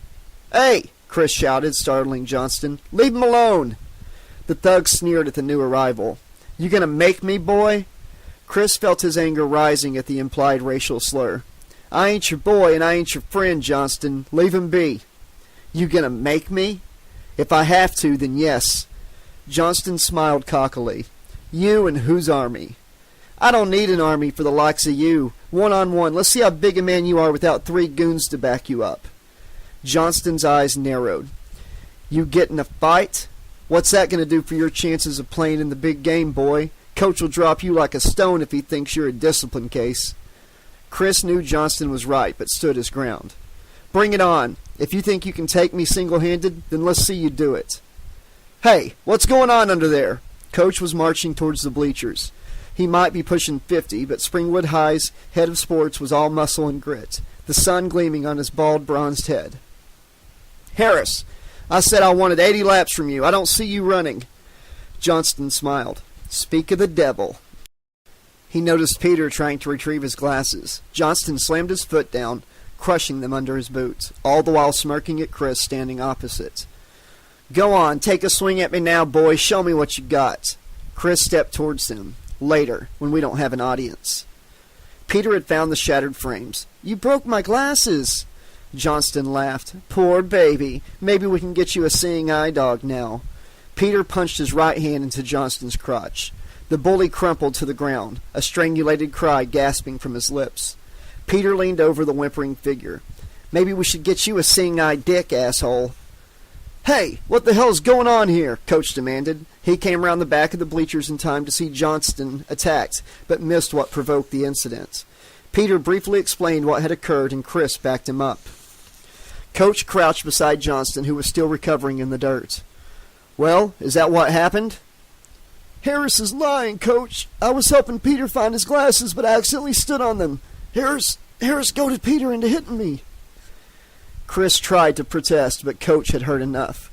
Fighting amongst students is not acceptable behavior at Springwood High, unless it's inside a boxing ring. Oh, Mahoney, I'm putting you down for detention. But what about my glasses? Johnston here will buy you a new pair, won't you? Yes, sir. Now, can you stand, Johnston? We better get you to the infirmary. See if there's another hurt worse than your pride. I can make it on my own 2 feet, Johnston announced. All right, then, get going, Coach replied. I want to talk to Harris. Johnston nodded. As he walked past Chris, the blond youth hissed quietly out the side of his mouth. I'll deal with you later, darky. Chris lashed out, smashing a fist into Johnston's face. The nose broke with an audible crack, and Johnston collapsed to the dirt once more, crying out in agony. Coach jumped between the 2 teenagers to stop Chris continuing his attack. That's enough, Harris. Go to my office. But he called me. I don't care what he called you. There is no justification for that sort of behavior in my school. But he... I said go to my office now. Chris unclenched his fist, but his face was still full of rage. Johnston blew him a kiss from behind Coach's back. Chris swore under his breath before stomping away, furious about letting Johnston get the better of him. Coach waved Peter away. You get out of here too, O'Mahony. You're in enough trouble as it is. Peter collected the remnants of his glasses and then hurried after Chris, squinting to avoid running into the bleachers' support beams. Hey, wait up! I can't, Chris snarled. You heard what Coach said. Yeah, but I wanted to thank you. For what? Chris demanded. Stepping in, helping me with Johnston. Most people are afraid of him, but you weren't. I just got myself thrown off the basketball team for helping you, Chris cut in. I can kiss goodbye to my college scholarship, too. All because I decided to do a good deed. I should have known better, for Christ's sake. Peter stopped following Chris. I'm sorry, I didn't realize. Lot of good that's going to do me, Chris marched on, determined not to let Peter see the tears of anger and frustration welling up in his eyes. Just stay the hell away from me, you got that? Peter nodded sadly. Yeah, I got it. Detention at Springwood High was a common occurrence for some students, and an unpleasant new experience for others. Once classes were dismissed for the day, anyone given attention was expected to report to the library within 20 minutes.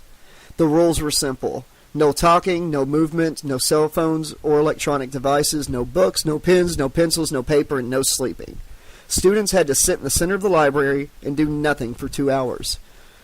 The purpose was to make the punishment so boring that the students would make sure they would never have to attend detention again. For the most part, this policy succeeded. But for serial offenders like Lloyd Reeves, detention wasn't a waste of time. It was a valuable business opportunity to connect with new customers. Lloyd had been held back twice in junior high, thanks to an early introduction to regular drug consumption.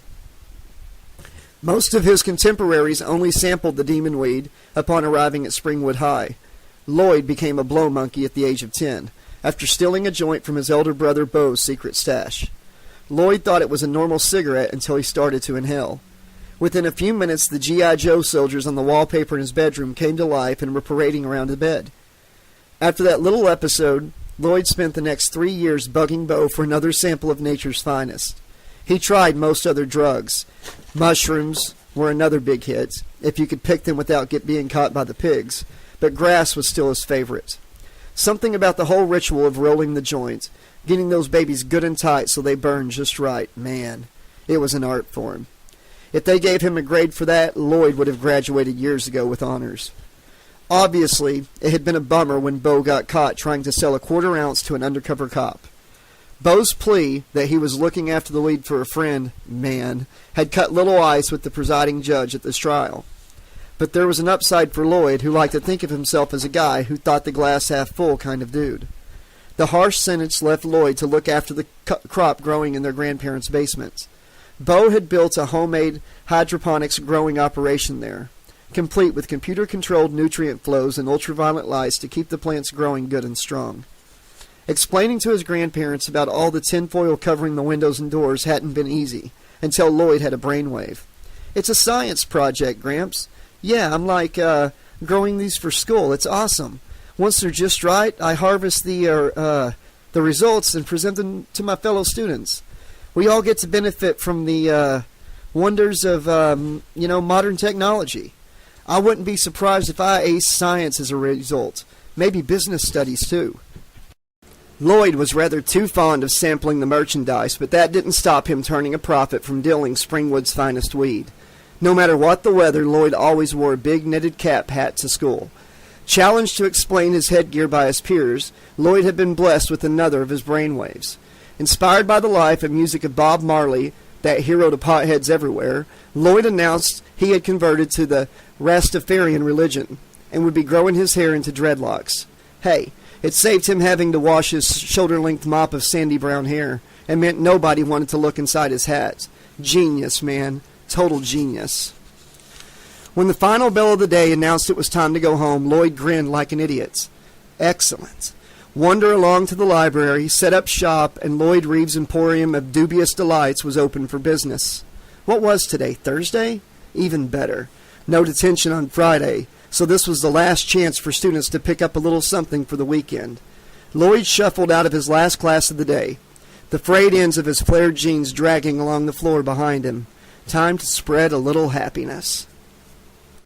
Alex made sure she was first at the library. It was a large, open-plan space, split over 2 floors at the northern end of the school. The ground floor held all the fiction, reference volumes, catalogs, and library administration. This was grouped around the outer walls, leaving the central area free for tables and chairs where students could sit and read. Above this was a vast tinted glass ceiling, allowing natural light to spill in without damaging the books. The upper level was reserved for office space, non-fiction, and computers for surfing the internet. The terminals were to be used solely as reference tools, but most students found a way to override the censorship firewalls. Twice, Principal Shea had threatened to remove the computers altogether, unless irresponsible elements among the student population stopped downloading and installing pornographic screensavers. But everyone knew the school was required by state legislation to have computers available, so his threat carried little weight. Alex pushed open the double doors and wandered into the library. The familiar smells and sensations washed over her: dust, despair, and boredom. A lack of ventilation preserved the dry and stuffy atmosphere, underlining the fact this was a place for learning, not for fun. Anyone still had delusions about its purpose need only meet the chief librarian, Miss Mortimer, a rotund, humorless woman in her 50s. She treated the library as her domain and everyone who ventured inside as a troublemaker, intent on disrupting her schedule. The library would run so much more smoothly and efficiently if nobody ever tried to borrow a book. Alex realized by the look on the middle-aged woman's face that the decision to hold detention in the library did not particularly please Mrs. Mortimer. Slab-faced and sour of look, she was stomping about the central area, brusquely pushing chairs back into their appointed positions. Mrs. Mortimer noticed Alex's arrival and scowled.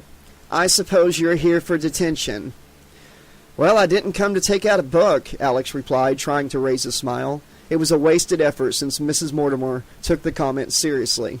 "I should hope not. The facility is closed to students after hours unless they have a written exemption from the principal." "Right." Alex gestured towards the cluster of tables and chairs. "Where do you want me to sit?" "I don't want you to sit anywhere," Mrs. Mortimer snapped imperiously.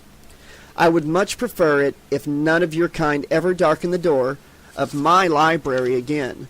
But since you are here first, you may choose whichever seat that you want. Alex decided on the chair furthest from the old battle axe and collapsed into it, dropping her bag on the table in front of her. Bags on the floor, please. Alex shifted her bag before smiling insincerely at Mrs. Mortimer.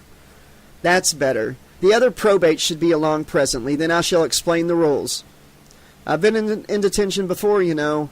That matters little to me. Once you are all assembled, I shall explain the rules. That is a required procedure, so that is what I shall do. No skin off my chin, Alex muttered.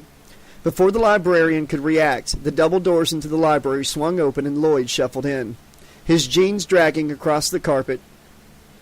Hey, Mrs. M, how you doing? My name is Mrs. Mortimer Reeves, not Mrs. M or any variant upon that. Whatever you say, Mrs. M, whatever you say. I'm totally not here to cause any trouble. You're the boss. The librarian rolled her eyes and pointed at a chair. Just sit, Reeves. He shuffled to the seat and sank into it, giving Mrs. Mortimer a wink. Your wish is my command, Mrs. M. And hey, call me Lloyd. Everybody does. It's like my name and everything. Peter was next to arrive, hurrying through the doors out of breath. Sorry, I was just having a discussion with some of the other students. Heavy steps could be heard, and then Johnston and his 3 cronies burst into the library. A white bandage adorned the bully's face, covering his nose but not hiding the black bruises developing under both eyes. You can run, but you can't hide, you little Mr. Johnston, are you joining us for detention again today? Mrs. Mortimer cut in. Johnston let go of Peter's shirt and backed away from the stern-faced librarian. Mrs. Mortimer, I didn't see you there. Plainly. Are you joining us? She waved a hand towards Alex and Lloyd. Johnston shook his head. Not today, maybe next week. He jerked a thumb towards the exit, motioning for his 3 minions to leave. Johnston spared a last message for Peter. Hey, O'Mahony, catch you later, okay? No sooner had he walked out than Kat marched in and took a seat with the others. Chris and Heather were last to arrive, both entering uncertainly. Mrs. Mortimer pointed them towards the chairs in the middle of the library, then began her list of rules and regulations for the next 2 hours, a well-rehearsed speech about silence, respect, and taking things seriously. Once satisfied they knew what to do in the event of a fire or other emergency, she retired to her office upstairs. The chief librarian paused on the stairs to deliver a final warning. If I hear one word out of you or see anything untoward happening down here, all of you will be back for a week's worth of detention from Monday. Mrs. Mortimer resumed her journey up the stairs, then paused again. Except for Mr. Reeves, who seems to be a permanent fixture here. I'm sure I'll see him again next week regardless of what happens in the next 2 hours. The 6 students watched Mrs. Mortimer depart, then sat and waited in silence for several minutes. Chris was first to speak, keeping his voice a whisper. So, what do we do now? Nothing, Kat replied dryly. That's the whole point. They think if they bore us shitless, we won't want to come back for more. Guess they haven't been to any of Mycroft's classes lately. I should be at training, Chris lamented. My dad's going to kill me if he finds out I've been in detention. Poor baby, Kat teased. This your first time in with the bad boys and girls? What'd you do, forget to bring Coach an apple before gym class? He punched Johnston in the face for me, Peter replied. Broke his nose, too. Dude, way to go, Lloyd said approvingly. I hit Johnston in the nuts, Peter added, but the others ignored him. No, it wasn't for him. He provoked me, Chris explained. I'm not proud of what I did. You should be, Heather chipped in. Johnston's been an asshole for years. It's about time somebody wiped that smug grin off his face. Kat folded her arms and glared at Heather. Who let the princess in here? What did you do, wear the wrong nail polish to pep rally? I had an accident, Heather snapped. It's none of your business. She totaled Principal Shea's car. Smashed it right up the ass. You should have seen the look on the Shea man's face, Lloyd cut in. It was an accident, Heather maintained before turning on Kat. What the hell are you in here for anyway? I'm not here for detention, Kat admitted. I came to get my supplies for the weekend. She extracted the stolen money from her rucksack and threw the crumpled notes to Lloyd. Now that's what I'm talking about, he said happily. After counting the cash, Lloyd removed his hat and extracted 3 baggies filled with dried greenery. I always wondered what you kept under there, Peter said. Lloyd smirked before tossing the bags across the table to Kat. Don't smoke it all at once. She smiled and nodded. Chris was horrified. You came to detention to do a drug deal? What, you think I'd come here otherwise? Kat asked. I don't know how you can play it all with that stick up your butt, Harris. Relax, you'll live longer.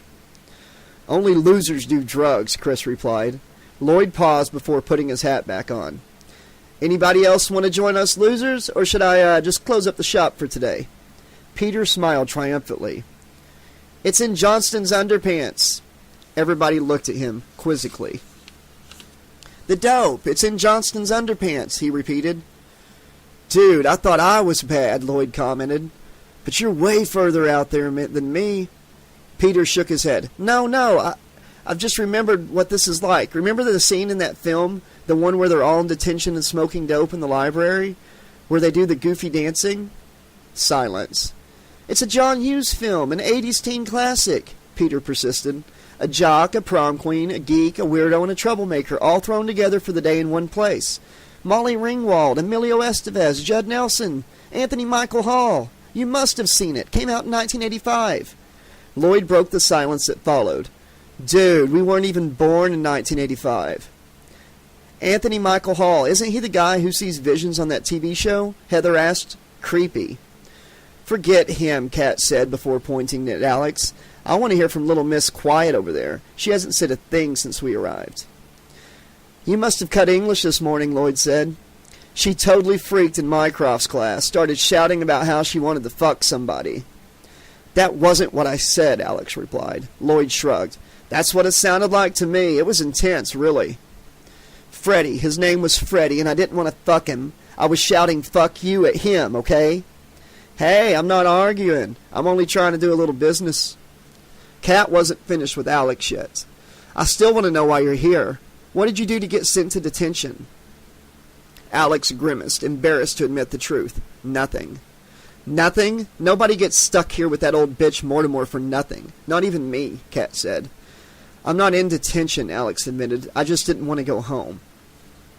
None of them spoke for a moment. I can understand that, Peter murmured. A few of the others exchanged knowing glances. Only Lloyd had something more to add. Man, you are bringing me down. People need to be cheering up, know what I'm saying? He smiled. I know just the thing to cure your ills, dudes. I told you before, I don't do drugs, Chris replied. Better than that, Lloyd said. How about a totally awesome field trip? What are you talking about? Heather asked. One of my brother's best buds, Luke, scored this gig working on clinic drug trials at the Kasha Institute for the Study of Sleep Disorders. You check in for the day, they stick a needle in your arm, and you check out with a pocket full of dead presidents. It's like the best deal ever, you know? What kind of drugs? Peter wondered. Luke says the latest batch is a new kind of anti-insomnia serum. Best sleep I've had in years. Just like awesome, Lloyd enthused. You've already done this? Yeah, last Friday. I ditched classes and got paid for sleeping all day. And the dream I had? Dude, better than any weed I've ever toked. Know what I mean, dude? Kat nodded. I'm up for that. When's the next session? Tomorrow. Registration's at like 10 in the morning. I'll see you there, Kat agreed. Who else is coming? Princess? Heather looked doubtful. I don't know. What about side effects? Lloyd smiled broadly. It's totally safe, you know. They couldn't test it on humans unless it was. I could use the money to get my car fixed, Heather realized. After a moment's thought, she grinned. I'm in. Excellent, Lloyd nodded happily. Anybody else? Basketball dude? The name's Chris, and I told you, I don't do drugs. This juice is strictly legit, man. Nothing to worry about. Nothing to worry yourself about at all. Still, Chris shook his head. I don't think this is for me. Peter rubbed his chin thoughtfully. I've always wanted to see a clinical trial in action. I'm considering whether or not to go into pharmaceutical research after getting my first degree. All right, we've got 4 on floor. Any more for any more? Lloyd turned to Alex. What about you? You look like you could use a good sleep, and getting paid at the same time can't be bad, you know. She looked at him suspiciously.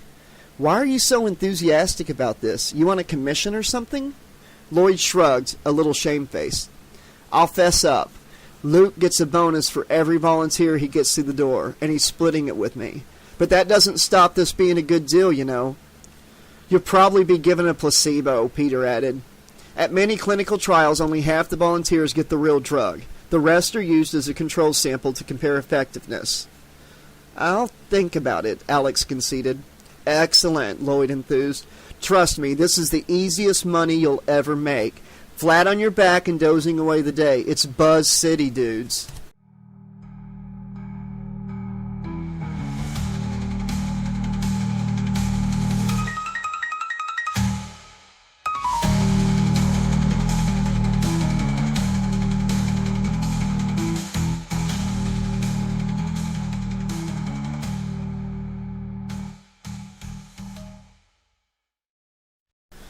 Chapter 4. Alex spent the night tossing and turning, unable to get to sleep. Her brain just wouldn't shut up. The last 24 hours replaying over and over again in her mind. The nightmare about being back in therapy, that freak and what he had wanted to do to her, the weird daydream she'd had in Mr. Mycroft's class, the cuts on her arm, the rhyme written into her notebook while she was still dreaming. What did it all mean? Every time she fell asleep, closing around her like a shroud, Alex snapped awake again. I don't want another nightmare visit, she decided. Better to stay awake and decide about the drug trial in the morning. At least if she fell asleep there, the doctors would make sure nothing bad happened, right? It took forever for dawn to come.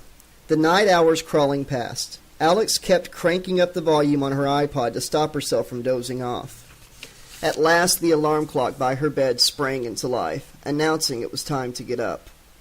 Alex silenced the ringing with a violent slap, then swung her legs out of bed. She felt utterly exhausted, and the bathroom mirror didn't help, dark shadows having appeared under her eyes during the night. I'll look like a fucking raccoon if this keeps up, Alex thought ruefully. Getting paid to sleep all day was sounding more attractive by the minute. She turned on the shower, letting her mind wander. If she did go along for the drug trial, it would be a chance to see Peter again, but outside school. He was a geek, but he was still kind of cute. Get that hair of his sorted out, maybe some better clothes, he might be presentable. Alex stepped under the hot water and shook her head in dismay. What am I thinking about? Don't get involved and you won't get hurt. Getting the hots for a geek was not going to help things get better for her at school, that's for sure. Alex poured shower gel over her chest, rubbing it into a lather. She started massaging the bubbles across her breast, the palm of one hand lingering as if brushed back and forth across the nipples. Her other hand spread more gel across her abdomen, the cool liquid dribbling down between her legs. I wonder what Peter looks like naked, she wondered, her fingers moving backwards and forwards. Get him out of those dork squad clothes and he might be... Alex, breakfast is ready! The voice from downstairs broke into her thoughts, pushing the warm sensations to one side. Alex smiled. I swear Mom must be psychic. She always knows when to spoil my fun. 10 minutes later, Alex was downstairs, dressed in jeans and a pale blue long-sleeve top, her hair still damp from the shower. She munched on a piece of toast, dreading the conversation to come. The door to her room had been open when she got home the previous night, so there was little doubt her mom had been snooping again. Normally that wouldn't be a problem. Alex had nothing to hide. But the bloody sink and tissues, the crimson stain on the sheets, that was going to take some explaining. Joyce was sipping a cup of coffee, worry lines evident around her eyes. Alex, is everything all right? Everything's fine, Mom. It's just...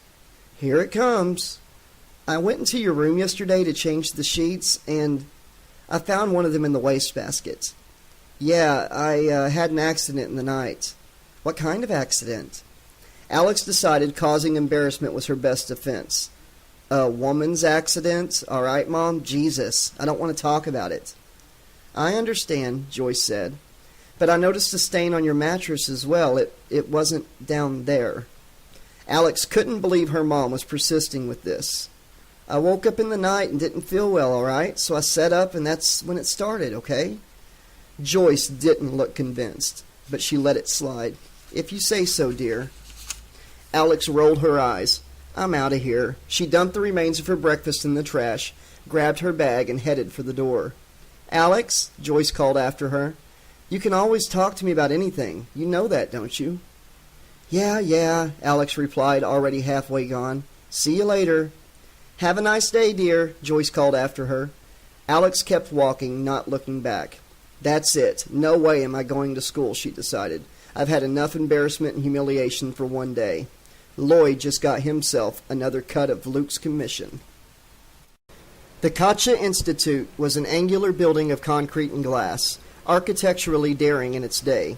But more than 30 years had passed since then, and now it displayed the blocky, brutal look that screamed early 70s. Moisture had stained the walls, while dark, tinted glass gave its exterior a sinister look. Chris was contemplating the Institute from the parking lot. He had ambitions of becoming an architect, but his father was intent on pushing Chris into sports. Make your fortune before 30, then do what you like with the rest of your life. But 30 was so far in the future, it might as well be 300. The sound of a car horn announced Heather's arrival in her battered convertible. She waved to the tall teenager. Hey, you decided to come after all, she said happily. I was worried it was going to be only me and the stoners. What changed your mind? Chris shrugged. Had another argument with my dad when he found out I was in detention for fighting. You'd think he'd be on my side, but no. He tells me to turn the other cheek and all that shit. So you decided to stage a little rebellion of your own? Something like that. Chris examined the crumpled front of Heather's car.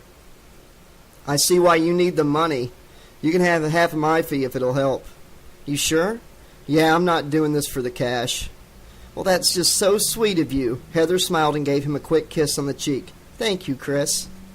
They were soon joined by the others, Lloyd arriving last, shuffling along in a world of his own.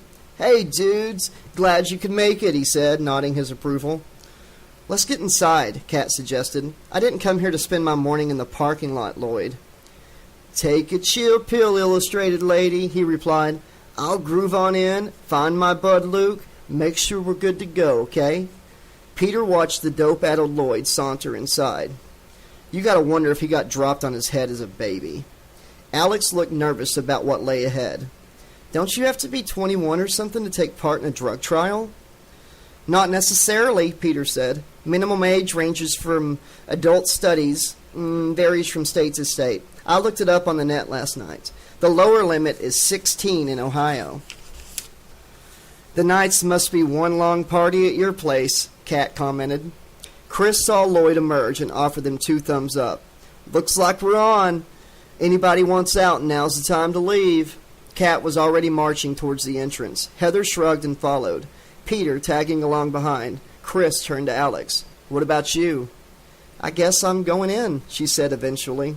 He smiled at her. Then let's go. Once inside, the 6 students were ushered to a waiting area.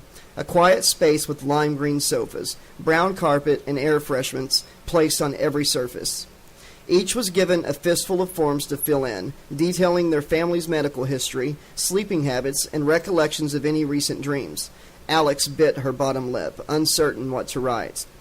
I've been having some pretty intense nightmares lately. Should I put those down? She asked. Lloyd shook his head. That whole section is like optional anyways. Just put the usual stuff.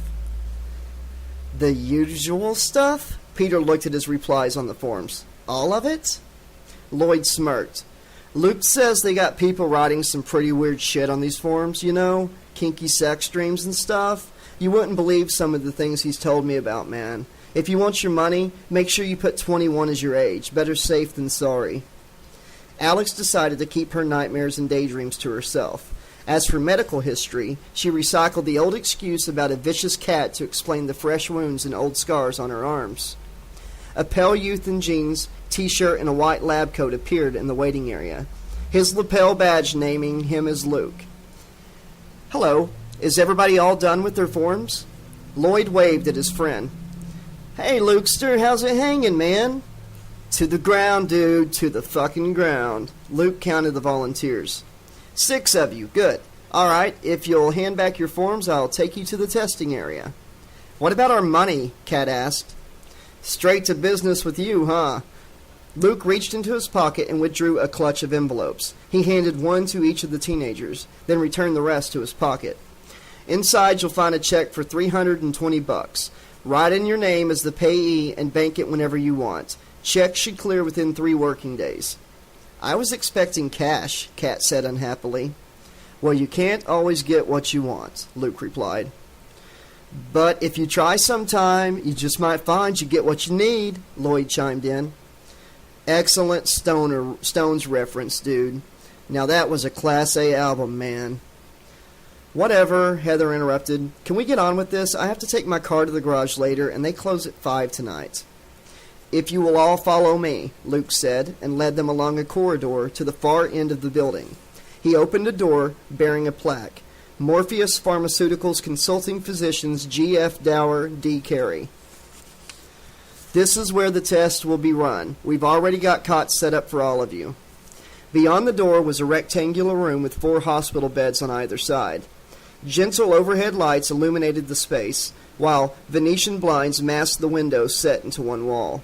A long mirror was mounted on the opposite wall, stretching sideways above the beds. Air conditioning maintained a quiet hum in the background, while the ever-present scent of air freshener leaked from the room into the corridor. In a much less masculine voice as he had used with Alex earlier, "We don't have to get undressed, do we?" Peter asked nervously. Luke laughed. "No, you stay in your street clothes, but we would ask you to remove shoes and any sharp or valuable objects, such as watches or jewelry. Put them in the lockers by your beds, and you'll get them back once the test is concluded." He consulted his wristwatch. "Okay, Doctors Dower and Carey will be along to see you soon to explain the procedure to you guys. Why don't you go in and make yourselves comfortable? I'll tell them you're ready." The 6 students wandered into the room, choosing their beds and following Luke's instructions. Alex opted for a cot beneath the mirror, so she was facing the windows. Peter took the bed on her right, nearest the door, while Kat was on her left. Heather, Chris, and Lloyd divided the beds beneath the windows between them, Lloyd choosing the one near the door.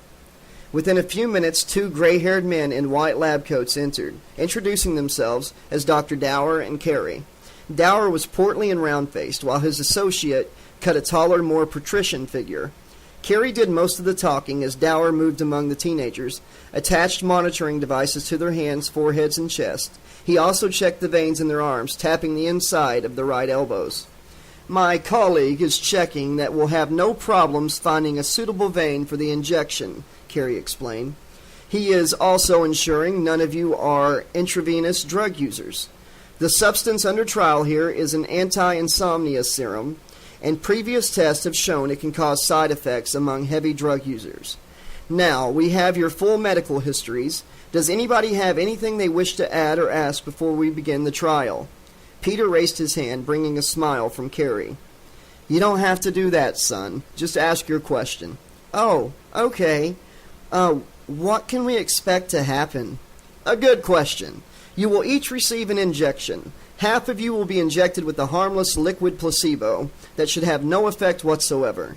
The other half will receive the serum and should fall into a deep, restful slumber. Previous volunteers have reported some vivid dreams while asleep, but none have experienced any distress during those dreams. Once everybody has been injected, we will lower the lights in here and leave you to drift off. In 5 hours' time, Dr. Dower and I will return to wake you. After that, we'll have some questions for you to answer, verbally, and another form to fill in. The whole process should be completed by 4 this afternoon, and then you'll be free to go. Any more questions?" The silence in the room seemed to satisfy Carey. He smiled at them benevolently. "You know, I grew up in Springwood. This is my hometown. It's changed a lot since my day, of course." Dower smiled at his colleague, indicating everything was ready. Carey nodded. "Well, enough small talk.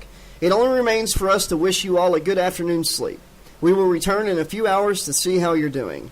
The 2 doctors departed, leaving the teenagers alone.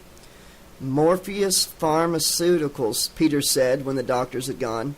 "I web-searched all the major U.S. drug developers, but couldn't find Morpheus." "Stop worrying, man," Lloyd replied. "Luke told me it's a new company. What I want to know is, why name it after that black dude from The Matrix?" "Morpheus was the Greek god of sleep and dreams," Alex said. "Her dad used to read to her from a book of myths and legends when she was a child to help her get to sleep. She could still remember every detail from the cover of that book, but she couldn't remember what her dad's face looked like anymore. Maybe I'll see him in my dream now, if I get the drug and not the placebo." Cool, Lloyd decided. Footsteps became audible, along with a curious noise like a mechanical mouse. All right, everybody, here comes the juice. The door opened and Luke appeared, pushing a trolley with a squeaky wheel. On its gleaming metal surface sat 6 kidney-shaped bowls, each containing a syringe.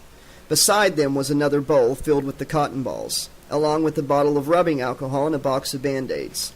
Luke stopped and smiled at the volunteers. Who wants to be first? Bring it on, dude, Lloyd urged, and was rewarded with the first jab of a needle. Heather was next, followed by Chris and Kat.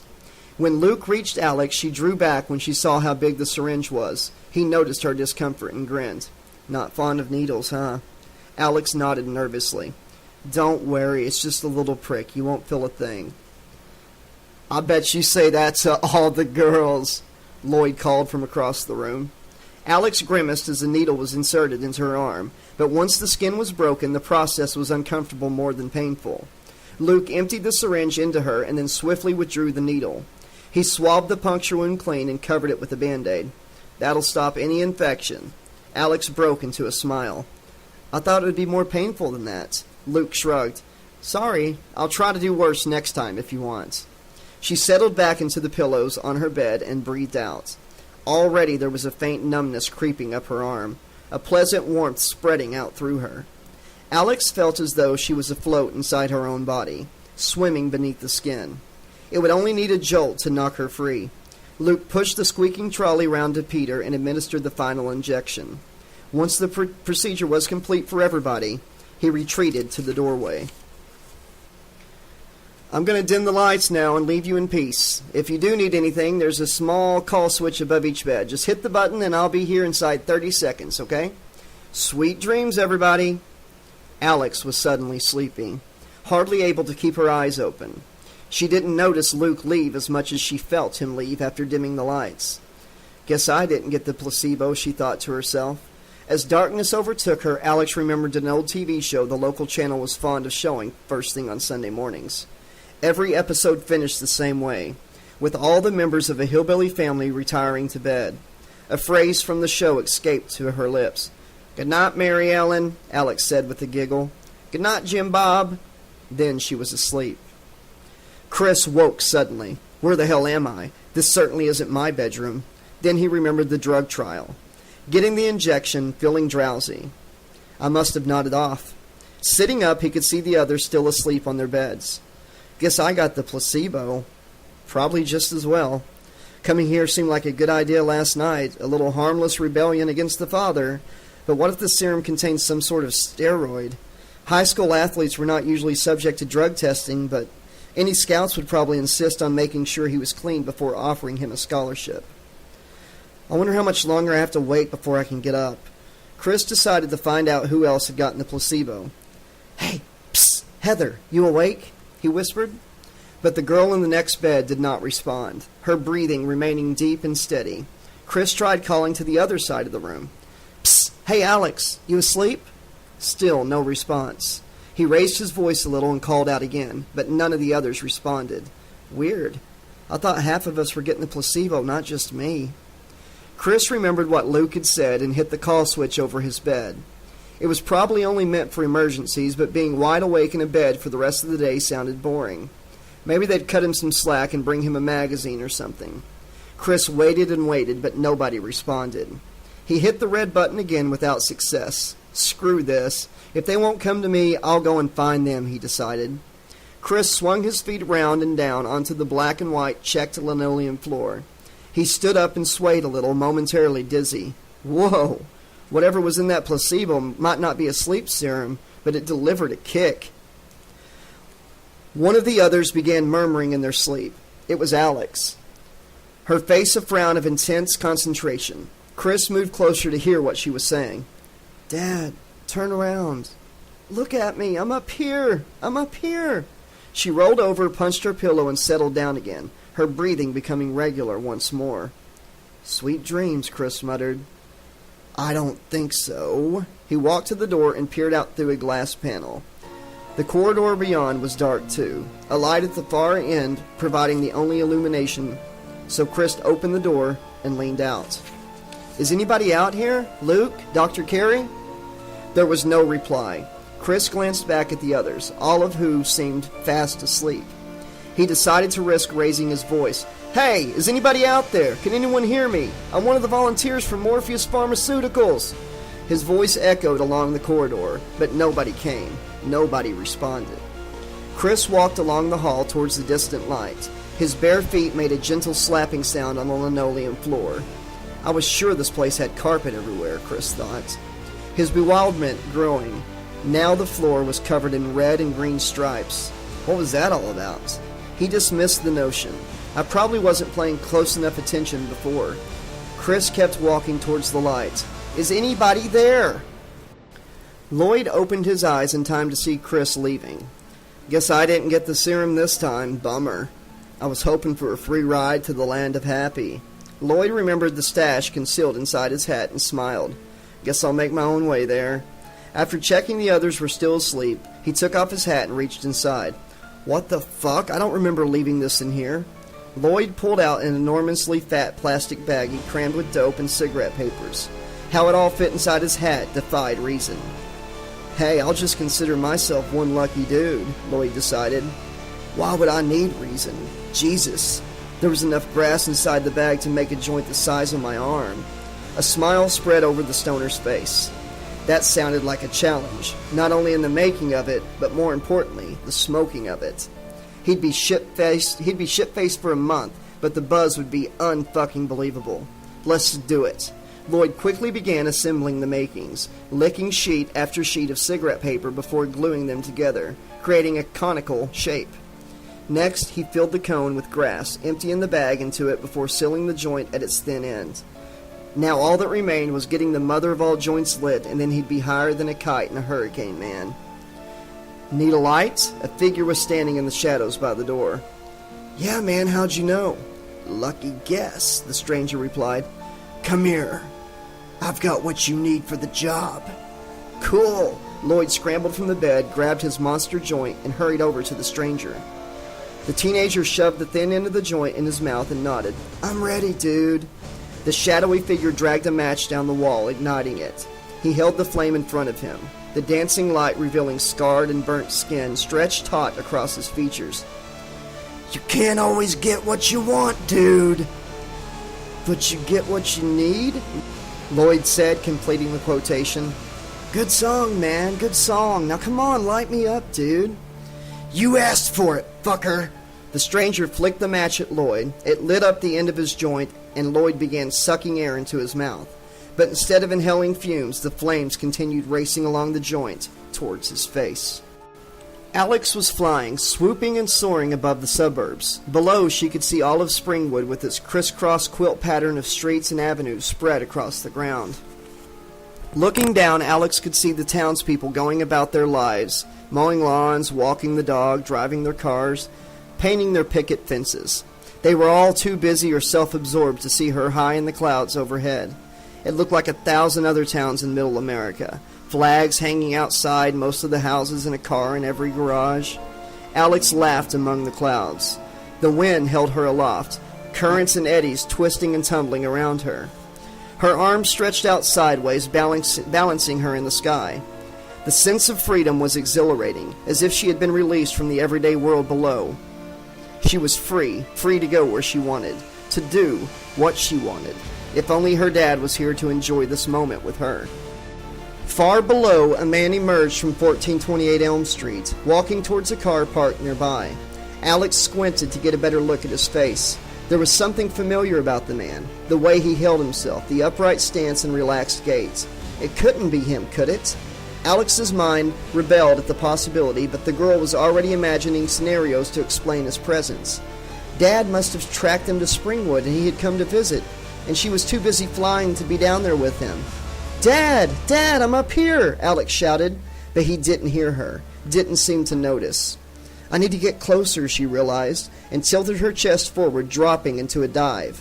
She swooped down through the air, clouds whipping past, the cold air chilling her face and arms. "Dad, wait, I'm coming!" But the man continued to his car, opening the driver's door and getting inside. "Not this time," Alex vowed. "You're not getting away from me this time." She plunged head first at the ground in a steep dive, pulling up at the last possible moment and landed neatly on her feet, as if she was Supergirl. The car was set on the other side of the street, its engine idling. All the windows were tinted, but she could see a figure inside, the silhouette of a man in the passenger seat. She ran towards the car and beat on the driver's window with her fists. "Dad, open up! It's me, Alex!" For a few seconds, nothing happened, and she was afraid he would drive away. Then the driver's electric window slowly descended to reveal the car's interior. The man inside smiled at her, his lips parting to show a mouthful of blackened teeth and rotting gums. "Hello, Alex. Come to Daddy." Heather was running late. Her transatlantic flight had been delayed, her suitcases had been lost on the baggage carousel, and traffic from Charles de Gaulle Airport into the center of Paris was horrific. At last, she reached the venue and ran inside, out of breath and frantic with worry.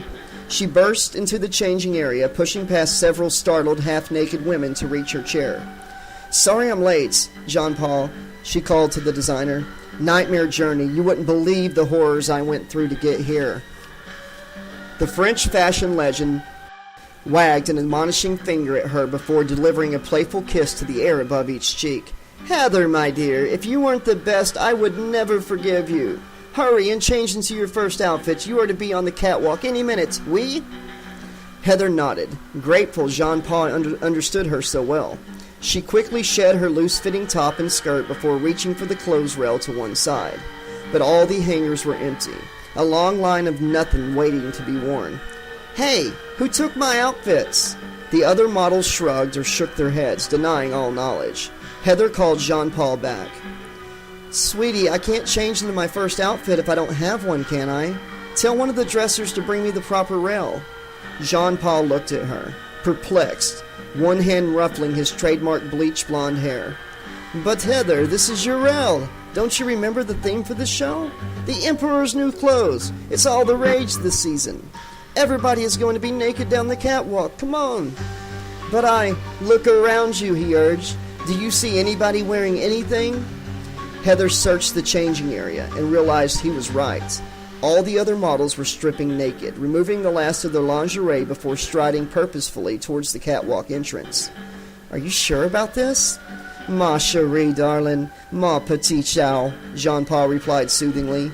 "You of all people have nothing to fear from this. Are you not my beautiful princess?" "I suppose." "Then get those things off and get out there. You're already late for your first trip down the catwalk." Heather shrugged and reached behind herself to undo the clasp of her bra, but the hook and eyes seemed to be stuck together, refusing to unclip. Jean-Paul rolled his eyes melodramatically and moved to help her. "Let me, princess." He clawed at the hatch but couldn't unfasten it. "What is wrong with this?" "Mon Joao, have you glued it together?" I don't know," Heather admitted. I don't remember." Jean-Paul threw his hands up in the air, exasperated.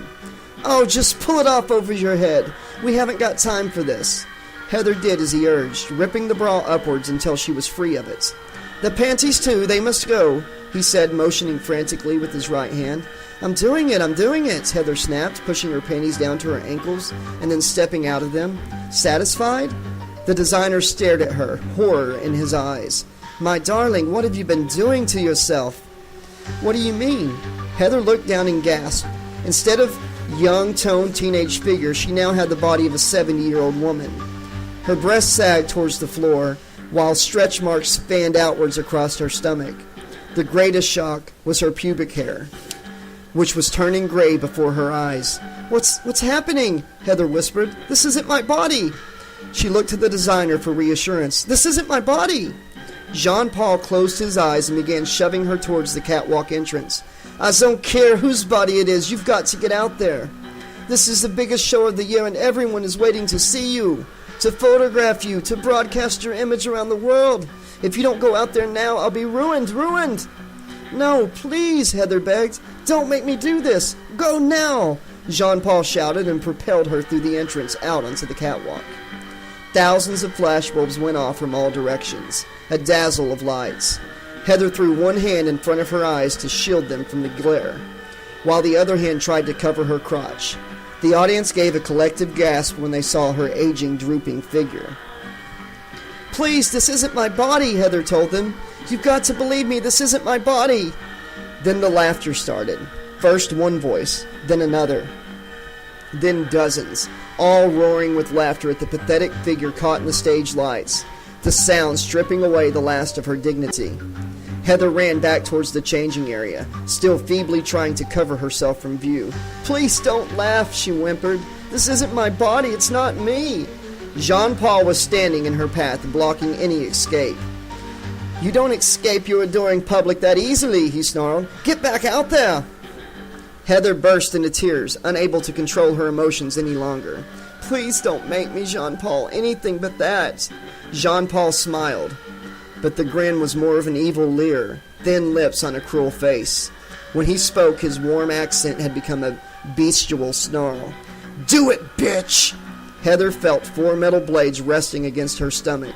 Or else I'll gut you where you stand. Insistent hammering on his bedroom door woke Peter up. What are you doing in there? His father shouted. You've been playing with that machine all night. Go to bed and let me get some goddamn sleep. Okay, Peter called back. He listened as his father stomped off to the bathroom. I must have fallen asleep while I was online, Peter realized. He looked at the page on screen and was grateful for the lock that stopped his father bursting in. The monitor was filled with thumbnails for a porn site. In each of the images, a teenage student with long red hair was progressively shedding her clothes until she was completely naked. The photos had apparently been taken by a hidden camera, the site a voyeur's paradise of stolen moments. Peter shook his head. How would I explain this? Dad would think I'm even more of a freak than he already does. A new window appeared in the center of the screen. Pop-ups, the bane of a geek's life. Peter sighed. The software he downloaded earlier should have prevented any pop-up from appearing on screen. He reached for his mouse, shifting the cursor so he could close the window. You don't want to do that, Peter, a soft feminine voice whispered. He stopped, startled at hearing his name spoken. His computer's audio channels were switched off, yet the words had definitely come from the machine, hadn't they? Peter switched the speakers on, then off again to make sure. They were definitely silent now. Must be a faulty circuit. There's nothing faulty with me, the voice sighed. Peter peered around the bedroom, past the piles of DVDs and computer games and crumpled clothes, trying to find where the words were coming from. I'm right here, she said, on your screen. Peter felt the hairs on his neck standing up. He turned to face his monitor. The teenage girl from the Voyeur website was smiling at him from the pop-up window. That's right, it's me, sugar, she giggled. I don't understand, he said. How did you... Shh, she said languidly, holding a finger to her lips, motioning him to silence. Don't spoil the moment by trying to explain it, Peter. Enjoy yourself. This must be a dream, he decided.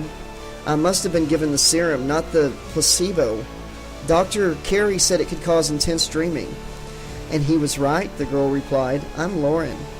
Hi, Peter said. Pleased to meet you, I guess? She shook her head, smiling at him. You don't have to introduce yourself to me, Peter. He shook his head. I don't know what you mean. How many times have you visited my websites? I'm not sure, once or twice at the most. Dozens of times, Peter. You've watched me getting undressed over and over again, and you've enjoyed watching me. I've seen how much you've enjoyed it, if you know what I mean. She winked at him. Peter could not stop himself blushing. You can see what I'm doing while I'm looking at you? Lauren nodded. Oh, yes. You're very enthusiastic, aren't you? Does your girlfriend know how you feel about me? I don't have a girlfriend, he admitted. Not yet, anyway. So you've been practicing for the big day? Something like that? Lauren smiled. How about I give you a hand? Peter frowned. What do you mean? She reached forward and her hand emerged from the computer screen. Fingers first, then her palm and wrist, until all of her forearm was protruding from the monitor. Don't be coy, Peter. You know exactly what I mean. Oh, but this is impossible. You can't. This is a dream, Lauren said. Nothing's impossible in dreams. Now it's my turn to watch you get undressed. Peter stripped off his clothes eagerly. I don't care whether this is a dream or not, he thought. I'm going to enjoy every second while it lasts. As he straightened up, Lauren touched his back, her soft fingers stroking the skin. The hand slid downwards, curving round to grasp his buttocks, pinching the cheeks of his ass playfully. "What a cute little butt you've got, Peter. Do you work out?" No, he stammered, excitement getting the better of him. "I go swimming 3 nights a week." Lauren's hand crept to his hip and reached around to his crotch. My, what a big boy you are. Let me get a look at you in the flesh." Peter slowly turned around, his movements guided by the hand caressing his groin. "I was right," Lauren giggled. "That's quite a handful you've got there." Peter closed his eyes and groaned as her fingers closed around him, the hand slowly sliding up and down. "Oh, God," he whispered. "I don't think I'll last long before oh, God." "Don't worry about that, Peter," she replied. "I've got something here that'll keep you distracted." "What's that?" he asked, another groan escaping from him. Suddenly the hand let go of him. "No, don't stop," he pleaded. Peter's eyes snapped open when he heard the sound of what he thought were knives. He looked down at the monitor, but the arm reaching from the screen wasn't Lauren's anymore. Instead, he saw something very different sticking out from a sleeve of a dirty red and green sweater. A frayed glove covered the hand, a glove with 4 slices of metal protruding from its fingers. The blades reached towards Peter's crotch while a man's voice shouted at the teenager from the computer, "The first cut's the deepest, you little shit!" Kat woke up in a waiting room, the still air thick with the smell of cigarettes and incense. The walls were lined with posters of tattooed men, their bodies decorated with elaborate designs and multicolored inks. In front of her, a coffee table was laden with photo albums. The one on top labeled Holes in Shit. She reached forward and opened it up to the first page. The spread featured photos of different ears, each displaying a variety of studs and earrings. The following pages were devoted to more body-piercing photos. Pierced eyebrows, noses, and tongues, then belly buttons and nipples. Kat had seen similar books in other tattoo and piercing parlors. The men and women who did this were proud of their efforts and often took pictures to chronicle their work. Kat continued flicking through the pages of the album, each spread more extreme than the last. She winced at the sight of pierced genitals, male and female. "I've had holes put through most parts of my body, but that's where I draw the line," she decided. Another turn of the page revealed even more disturbing photos. Piercings through eyelids, between fingers, even through the jaw. Shit! Who could do that to themselves? She was afraid to look at the last page in the album, but a terrible compulsion made her look.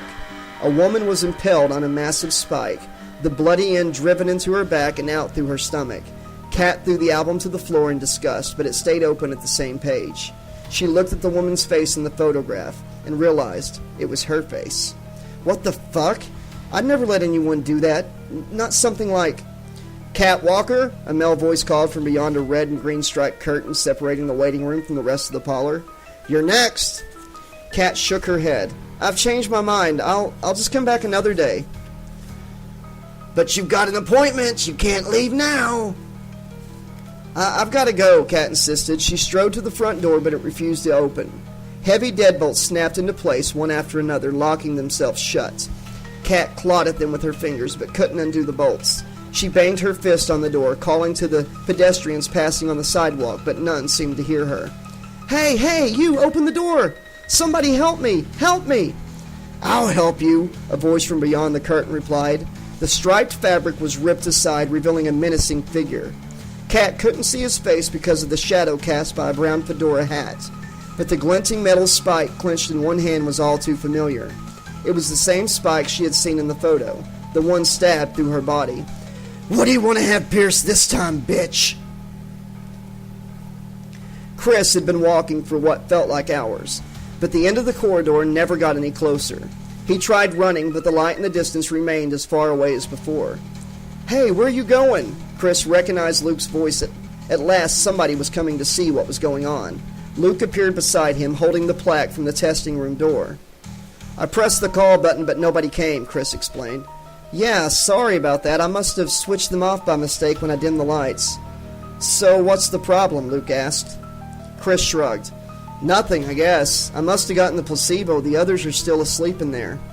Luke shook his head. "None of you got the placebo." "But Peter said..." "You don't listen to that nerd, do you? I thought you were much smarter than that. Tell you what, why don't you prove how smart you are?" Luke hung the plaque on one of the corridor walls. He waved a hand across its surface, and most of the engraved words disappeared, leaving the names of the two doctors, G.F. Dower, D. Carey. Luke stepped back and pointed at the plaque. Rearrange the letters and you'll find a secret. You mean like an anagram? Exactly. Chris moved closer to the plaque, studying the letters, moving them around in his mind to create new words. I think it's a name. Very good, Luke said, standing behind Chris. But whose name is it? Freddie. The first word is Freddie. That's right. Luke clapped his hand appreciatively on Chris's right shoulder. Now what can you make from the rest of the letters? It's Krieg. Wait, I got it. It's Kruger. Freddy Krueger, Chris said, smiling briefly, but that faded from his features as he looked at the hand clasping his shoulder. It was now a battered glove with 4 razors gleaming in the dull light of the hallway. They slid across his shoulders to his neck, the edges pressing into the skin.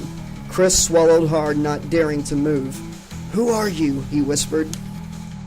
I'm your worst nightmare, and now I own you. All of you. Chapter 5. Lloyd dropped the huge joint and began stamping on it, crushing the flames beneath his sneakers. Fuck, dude, that was not cool. He realized the man who had flicked the lit match at him was gone. Hey, where'd you go? The stranger reappeared behind Lloyd, chuckling to himself. But when he spoke, the words were inside Lloyd's head. I think you'll need a roach clip to finish that, baby. Lloyd peered down at the discarded joint. Something was moving inside it. He leaned closer for a better look. Then dozens of cockroaches burst from the still smoking remains. Fuck! Lloyd stepped back, but the stranger's hands grabbed him by the shoulders and held him in place. The cockroaches scuttled across the floor to Lloyd, then started climbing his boots and onto his legs. Lloyd tried to kick them off, his legs dancing an impromptu jitterbug. But the roaches had already disappeared up inside his jeans. He could feel hundreds of insects scrambling up his thighs, moving closer to his...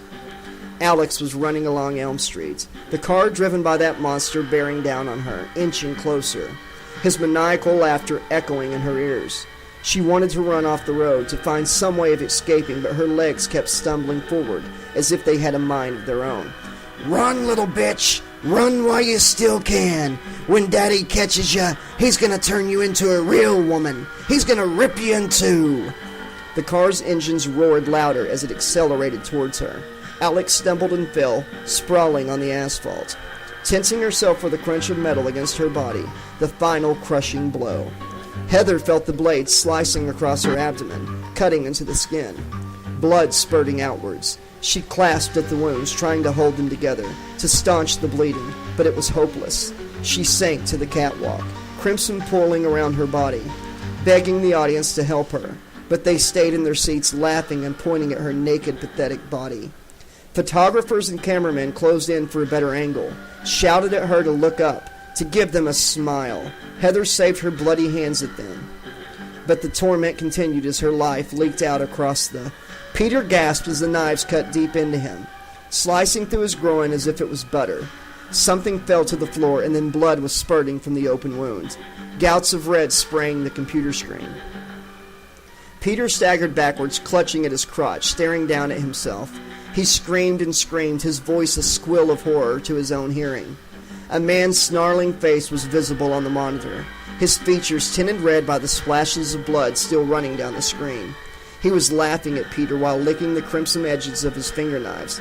How neat! Sweet meats! Peter could feel darkness engulfing him, a cold numbness already spreading down his legs. Kat smashed her fist against the door of the tattoo and piercing parlor, but the glass panel did not break. Behind her, she could hear him coming closer, light glinting on the spike in his hand. Kat threw herself sideways, escaping the first stab of metal. There was no escape in the waiting room. The empty space was cluttered with chairs and the photo albums, images of pain spilling from every page. She staggered away, backing past the red and green curtain deeper into the salon. She took another step backwards, but there was no floor beneath her foot. Kat twisted around to see a pit underneath, the bottom lined with silver spikes all pointing upwards. No! No! She cried, her arms waving in the air, trying to regain her balance. But it was too late. Kat fell over backwards, tumbling towards the... Chris sat bolt upright in bed, his breath coming in gulps, and his chest falling and rising rapidly as he gasped for air. He touched his throat carefully, but the blades were gone, the finger knives no longer slicing into his neck. It had been a dream, a very vivid dream. So much for getting the placebo. That's it, I'm out of here, Chris decided. Then he looked at the others. All 5 were thrashing around in their cots, faces contorted with agony, hands beating or clawing at their bodies as if fighting off invisible attackers. Shit, I have to help them. Chris sprang from his bed, going to Heather's side first. She was whimpering and sobbing, begging for help, her hands scrabbling at the bed covers. The material of her t-shirt had been sliced apart in 4 places. Chris grabbed Heather by the arms and started shaking her violently. Heather, wake up! Heather, you're in a nightmare! Wake up now! Her eyes snapped open and she screamed an agonized cry of pain and terror. It's okay, it's me. It's Chris, you're safe. Heather blinked twice, the scream dying on her lips. She looked down at her body, then relaxed, her shoulders slumping forward. I'm not... It's okay, I'm not... It was a nightmare. Chris nodded, smiling at her. That's right, it was a nightmare, a bad dream brought on by the serum, I guess. You okay now? Heather sat up again and winced, one hand reaching for her stomach. I don't know, she admitted. Stay here, Chris commanded. I've got to wake the others. He ran across to Kat's bed. She was screaming abuse and flailing at the air with her arms, battering Chris as he leant over her, pinning her arms to the mattress. Kat, wake up! He shouted. Wake up! She opened her eyes and started sobbing. You're safe now, he said soothingly. Are you hurt? Kat shook her head. She looked around the room, dazed. Alex? You okay? Alex was crouched on top of her bed, one hand thrown forward as if holding something at arm's length. Keep away from me, you bastard! Keep away! Beyond her, Peter was curled into a fetal position, moaning and sobbing, while Lloyd was clawing at his own face, gibbering incoherently. We've got to help them, Chris said. Kat was already out of her bed, moving to Alex. Chris ran to Peter while shouting to Heather, You've got to wake Lloyd before he hurts himself. Peter snapped awake as soon as Chris touched him, while Alex fainted when Kat woke her. But Heather could not get close to Lloyd because the movements were too frenzied. Chris punched the red button above Peter's bed, hoping this time it would work. He ran to the door and yelled along the corridor when Luke appeared in the distance. Get the doctor! Something's wrong with Lloyd! Oh, shit, Heather whispered. It's him! Chris spun around to see a figure standing over the thrashing figure of Lloyd. It was a man in a dirty red and green striped sweater, blood-stained jeans and boots, his skin a mess of half-healed scars and burns. You! What the fuck are you doing here? Kat demanded.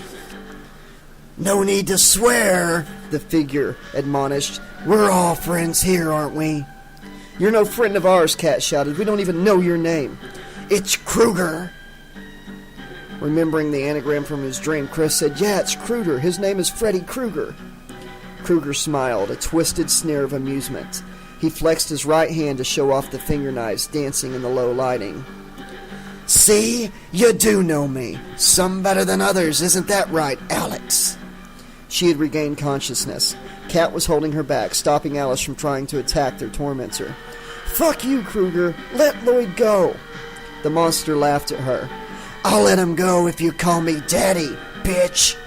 Never. You're not my father. You're just some sick fuck from our nightmares, Alex screamed back. We'll see, Kruger replied. He gestured at Lloyd, who was still hitting himself and shouting incoherently. This one thinks he's being eaten alive by cockroaches. Why don't I help him out? Kruger rested one of his blades close to Lloyd's hairline, then sliced across the forehead. Lloyd's scrabbling fingers reached towards the loose flap of skin. No! Chris shouted. He flung himself at the bed, but Kruger smashed a backhanded blow into Chris's head, sending him back across the room. Kruger leaned closer to Lloyd and whispered in his ear, The roaches are getting under your skin, boy. You need to get them out. Now. Lloyd's fingers closed around the loose flap of skin at his forehead and tore it downwards. The skin peeled away, exposing raw flesh and bone underneath. The others staggered back or cried out, Peter involuntarily vomiting on the floor. "Now Lloyd is really getting shit-faced," Kruger laughed, rejoicing in their disgust. He pointed his finger knives at the 5 teenagers. "I'll see you in the nightmares. You're my children now."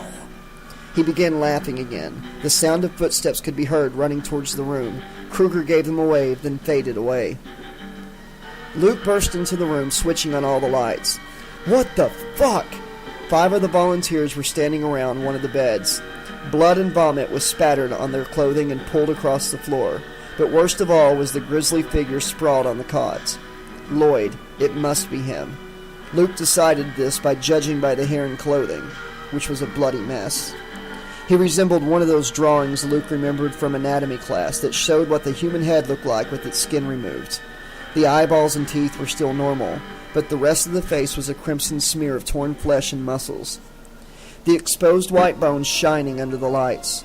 Blood gurgled from either side of the mouth and flaps of skin peeled back from Lloyd's features, hanging down towards the pillow beneath. "What the hell happened?" Luke demanded, but the others didn't reply. Their faces were blank masks of disbelief, their heads shaking from side to side. Luke reached his fingers past the tattered flaps of skin to Lloyd's neck, checking for a pulse. "Thank Christ he's still alive." Dr. Carey was next to arrive, hurrying into the room as Luke dialed a telephone by the door.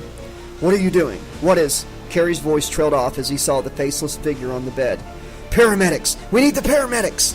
"That's who I'm calling, you stupid bastard!" Luke snarled back. "Get over there and try and keep Lloyd alive until they get here. He's going into shock."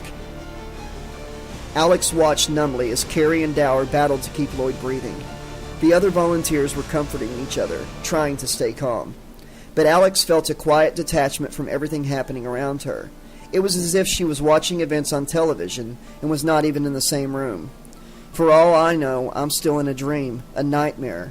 Any minute now, I'll open my eyes and be home again. Mom will be calling me down for breakfast, and I'll—" "Alex? Are you all right?" Alex frowned. Something important had happened here. Something. "Alex! Can you hear me? Alex!"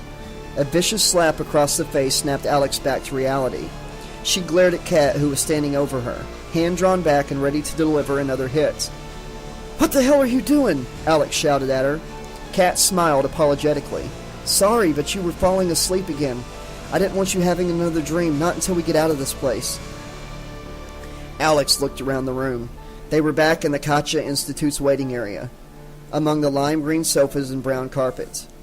Chris was comforting Heather, while Peter was curled up in a corner, not looking at anybody.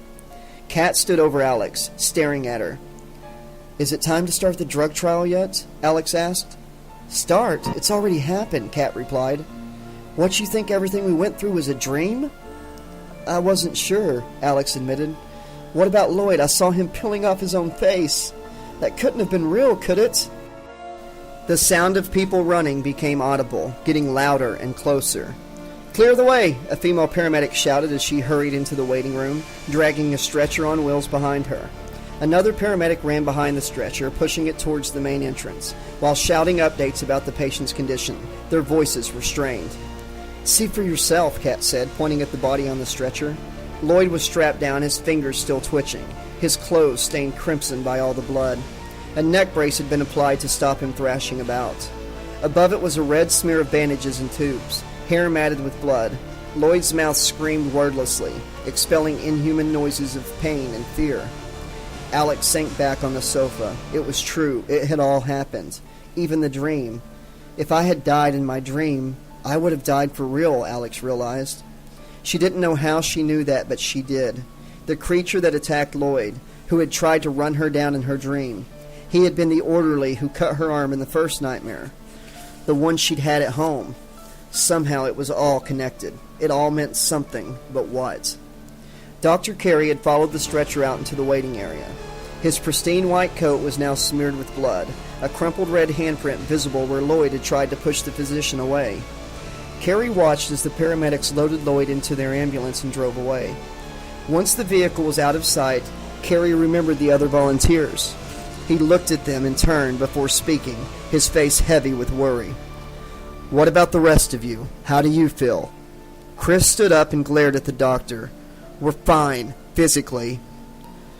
"What was that shit you gave us?" Kat demanded. "I told you, it's an anti-insomnia drug that—" "Bullshit!" Chris shouted, throwing himself at Carrie, pushing the doctor against a pillar. "Our friend ripped his own face off like it was a Halloween mask. Tell us the truth or else I'll do the same thing to you. Who is Freddy Krueger and why is he after us?" Carrie shook his head. Alex could see the doctor was bewildered and had not recognized the name of their tormentor. "Chris, let him go. He doesn't know." Chris glared into Carrie's eyes, searching for answers. Eventually he released the doctor and stepped back, hands held up in the air. Carrie tried to regain his composure, straightening his clothes, and he cleared his throat. "Look, I know what's happened has been a terrible shock for all of you." "Yeah, especially Lloyd," Kat interjected sarcastically. "But we're still trying to determine why it happened. Luke has told me some of you may not be 21 years of age. Is that correct?" "We're still in high school, you moron." "Oh, God," Carrie breathed. "Then this will have to be a police matter. If you provided false information in those medical questionnaires, there's no question of direct liability on the part of Morpheus Pharmaceuticals. The drug trial is being suspended immediately until we can be certain there is no contaminant or foreign substance within the serum. I have contacted the parent or parents listed on your consent forms, and they should be here to collect you shortly. No doubt the police will want to question you at some point in the next day or two. Whether your friend would be able to answer those questions?" Carrie glanced hopelessly towards the main doors. "It was his second dose," Peter said quietly from the corner. "What did you say?" Peter approached the doctor. "Lloyd, he took part in the same drug trial last Friday. This was his second dose of your serum." "But that's impossible," Carrie replied. "Volunteers are only allowed to participate once, due to the hallucinogenic qualities of the serum." Kat laughed mirthlessly. "That's why he did it. Told us your drug was all that and more. Your orderly Luke, he was splitting his finder's fees with Lloyd." "We'll be ruined," Carrie muttered, shaking his head. "What about Lloyd?" Heather demanded. "Look what your serum did to him. What has it done to us?" I don't understand." "He's coming for us," Heather hissed at the doctor. "He's coming for all of us now. He's already put Lloyd in a coma. What's he going to do to us?" "Who?" Carrie asked. "Who are you talking about?"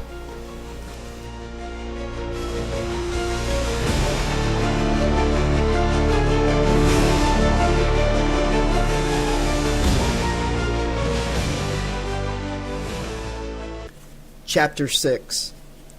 Krueger. His name is Fred Krueger. Alex was back at home, sitting on a chair in the kitchen and being interviewed by an overweight cop from the Springwood Police Department. Officer Goodman was scribbling down everything she said in his notebook, but that gave him pause. He peered at Alex intently. "Did you say Krueger?" "Yes, why?"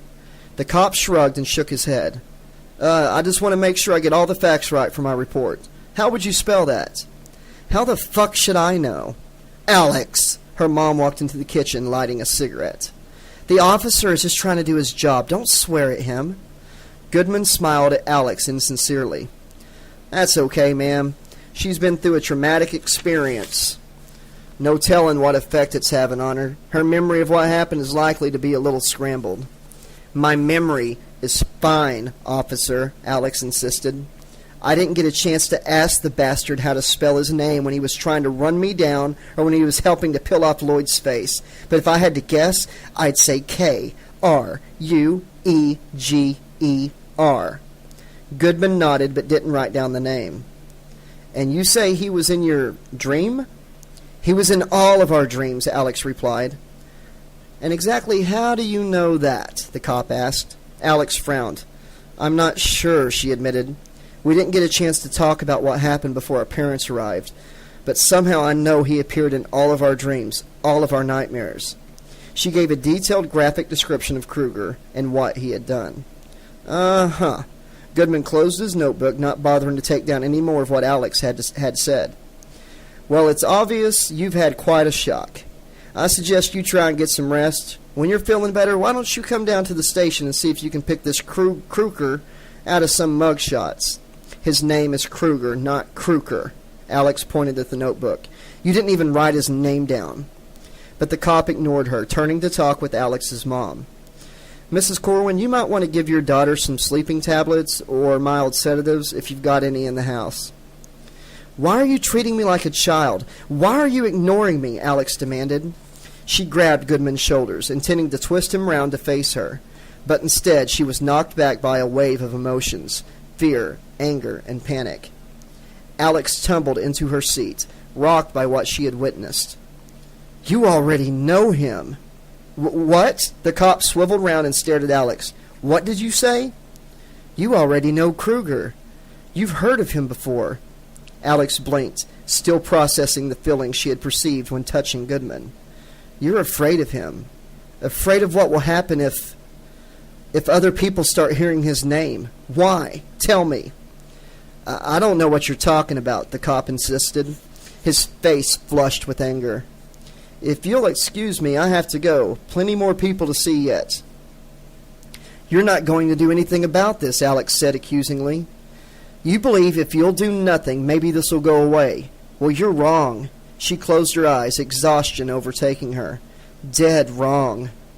Goodman shook his head. I don't know where this is coming from, young lady, but you're the one who's in the wrong here. You lied on a medical form, illegally took part in a drug trial, and are now making wild allegations based on nothing more than something you've seen in a bad dream. Not a bad dream, a nightmare. Have it your own way. The cop turned to Alex's mom. Could I talk to you outside for a few minutes, ma'am? She smiled thinly. Of course. Alex, why don't you go on up to bed, honey? You look exhausted. The officer is right. Some sleep would do you good. I'm fine, Alex spat back. Her mom followed Goodman to his patrol car out on the street. Alex watched them from the kitchen window, the policeman resting a comforting hand on her mom's left shoulder. The cop gave a last glance at the house before driving away. Alex had felt a shudder of fear and revulsion emanating from him. He must have been one of the officers called to this house when the murder happened, before we moved in. No, it was more than that. There were feelings of loathing and quiet terror inside of him, too. Goodman was frightened of the house, of what it represented. Joyce came back inside and insisted that Alex go to bed. I don't care whether you're tired or not. You need to rest. And don't think you're going anywhere this weekend either. You are grounded for a month. Grounded? Christ, Mom, I almost died today. You ditched school, took part in a drug trial without my consent, and as for the wild stories you were telling, that poor officer? It was all true, Mom. Why don't you believe me? You lied to me this morning, Alexandra. Why should I believe you now? Alex let herself be led upstairs. She recognized that obstinate look on her mother's face. It was the same look she got once her mind was made up. Like mother, like daughter. Right now her mom would brook no opposition, and Alex knew better than to try. But that didn't mean she was meekly going to sleep. Shit, after what I've seen today, Alex thought, I might never sleep again. Peter's trip home from the Kacha Institute with his father was one long, stony silence. It was only when they were inside the house that the questions started. What was Peter doing there? Why did he volunteer for the drug trial? Why did he cut school? Was this some kind of teenage rebellion? Because that wasn't going to be allowed. Not in this house. Not while you're under my roof, young man. You live by my rules or you don't live here at all. On and on it went, the lecturing, the questions, the demands for answers that went ignored. You know I had to give up a day's work to come and collect you. I'm going to be docked a day's pay. Well, you'll be paying for that out of your pocket. No allowance for the next 6 months. Why can't you be more like other teenagers? You spend all day on that computer when you could be out playing sports like any normal kid. Peter felt the rage boiling inside, but kept it bottled up, not wanting to give his father dissatisfaction. It was only when the old man went for the ultimate veto, Peter snapped. No more computer. You can't be trusted to do the right thing, so you can't be trusted to have the computer in your room. For Christ's sakes, Dad! That earned Peter a smack across the face. Don't you take the Lord's name in vain, boy. Like you give a shit about the Lord's name unless it suits you. Brian O'Mahony stood over his son, ready to strike him again. Peter glared at his father, unabashed. You want to hit me again? Do it. Just do it. If it'll make you feel like a man. That's all you understand, isn't it? How dare you talk to me this way? You will learn to respect your elders and betters, or else you will suffer the consequences. You might be my elder, but you certainly aren't my better. Take that back, or else you'll what? Beat me so hard I end up in the hospital like Mom? You should have gotten cancer, Dad, not her. Brian undid his belt and tugged it through the loops on his jeans. I've heard enough of your smart mouth for one day. Like you'd know anything about having a smart mouth. You want to hear something funny, Dad? Stop calling me that. I'm not that smart myself. There are kids at school way smarter than me. You know the difference between them and me? Shut your mouth, boy. They coast along, getting by on natural ability, while I'm busting my ass studying every hour of the fucking day and night to keep up with them. I said shut your mouth. I used to do it so I could win a trophy at the end of the year awards ceremony. I knew I'd never win a sports trophy like you did at school, but I figured any kind of trophy was better than none at all. That's it. I warned you. Now I'm going to hurt you. Peter's father clenched the belt buckle in his palm, then coiled the strap around his hand, leaving 2 feet of leather hanging there. I did it because I wanted you to be proud of me, but you never came to the awards ceremony. Not once. I brought home a dozen trophies and you never congratulated me. Never said a fucking word. Brian thrashed the leather strap down on his son. Then I realized what I was doing wrong. It's not that you don't care about my academic achievements. You're threatened by them. You think I make you look stupid. You want to know something? You're right. Shut up, you little bastard. Shut your fucking mouth. Peter's father hit him with the belt again. I can't wait for the day I go to college, Dad. And when that day comes, you will never fucking hear from me again. Damn you, boy. Damn you to hell. Peter glared at his father. I'm already there, Dad. I'm already there. Heather retreated to her room once her mom had gotten them home. No doubt the old bitch wanted a heart-to-heart, mother and daughter conversation. But Heather couldn't cope with another dose of lies and hypocrisy. There had to be more to life than beauty pageants and modeling contracts, or finding a rich and handsome husband to pay all the bills. There had to be more to life than joining the ladies who lunch, or the women who played tennis in the morning before fucking the club pro at his apartment in the afternoon. There had to be more to life than paying homage to the gin bottle, downing mid-morning pick-me-ups, more to life than charge cards and lusting after dishwater repairmen. Plastic surgery, sunbeds, boob jobs, Botox, padded bras, hair dye, shit. There had to be more to life than all of that, right? Heather sat in front of the mirror and stared at her own reflection. How often had she puked up lunch to stay thin? How many cigarettes had she smoked to stifle her appetite? How many times had she let one of the jocks fill her up to make sure she stayed popular with all the right boys? Princess, are you all right in there? The words were slurred together, the ice cubes clinking in a glass. Mom was enjoying her late-night therapy. I'm fine, Heather replied wearily. I think I'll get some sleep. Okay, darling. We all need our beauty sleep. Yes, Mom. Heather stared at her reflection, but the face in the mirror belonged to Lloyd. She watched as the red line appeared across his forehead, blood trickling downwards from the sideways cut. Then Lloyd's hands reached up and began tugging at the skin, tearing it down, peeling it away. Heather closed her eyes, trying to steady her breathing. It was the same sequence of events replaying themselves over and over in her mind. I don't know if I'll ever be able to look in a mirror again, Heather thought. She was exhausted, but the prospect of falling asleep, of slipping back into that nightmare, filled her with horror. Anything but that. She waited until her mom had staggered downstairs before sneaking out to raid the plethora of pills in the bathroom. There must be something here to keep sleep away. One night without dreams and I'll be okay. Amidst all the Prozac and Valium, Heather found a plastic bottle of No-Dose, with 3 tablets rattling around inside it. She dry swallowed the pills before retreating to her bedroom and locking the door. It was going to be a very long night. What were you thinking? Have you any idea how badly this reflects on us as parents? It had been Chris's mother who collected him from the Katja Institute.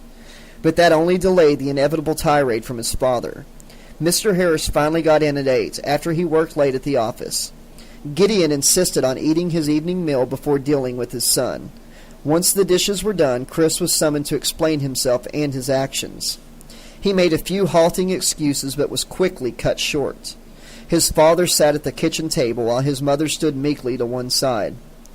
We try to live our lives as pillars of the community, showing respect for others and hoping for their respect in return. How was what you did today showing respect for your mother and I? Dad, this wasn't about you, Chris began. I know rebellion when I see it, and I see it in your eyes tonight. You would set aside everything we've worked for to satisfy yourself. Is that it? No, You'll speak when I say you speak. Is that understood? Yes, sir. That's better. Now answer my question. Have you any idea how badly your actions reflect upon us as parents? I don't know. Chris stared at the kitchen floor, ashamed of himself. Look at me when I'm talking to you, son. Chris forced himself to meet his father's gaze. That's better. Now answer my question. Why don't you ask if I'm all right? I beg your pardon? I thought I was going to die today, but all you seem to care about is your reputation. Your standing in the community. Doesn't that seem a little selfish to you, sir? How dare you speak to your mother and I like that? Mom hasn't said a word. She never does. She's too frightened to contradict you. Chris snapped. He swallowed hard. Shit, we're into it now, he thought. There was no easy way out from where this was heading. Say that again? You heard me. Gideon Harris stood abruptly, his chair skidding backwards across the kitchen floor. You will apologize this instant. Why should I? You couldn't give a shit about what happens to me. As long as I get my scholarship, as long as I turn professional, as long as I bring in the bucks and make you rich, you'll be proud, you'll be happy.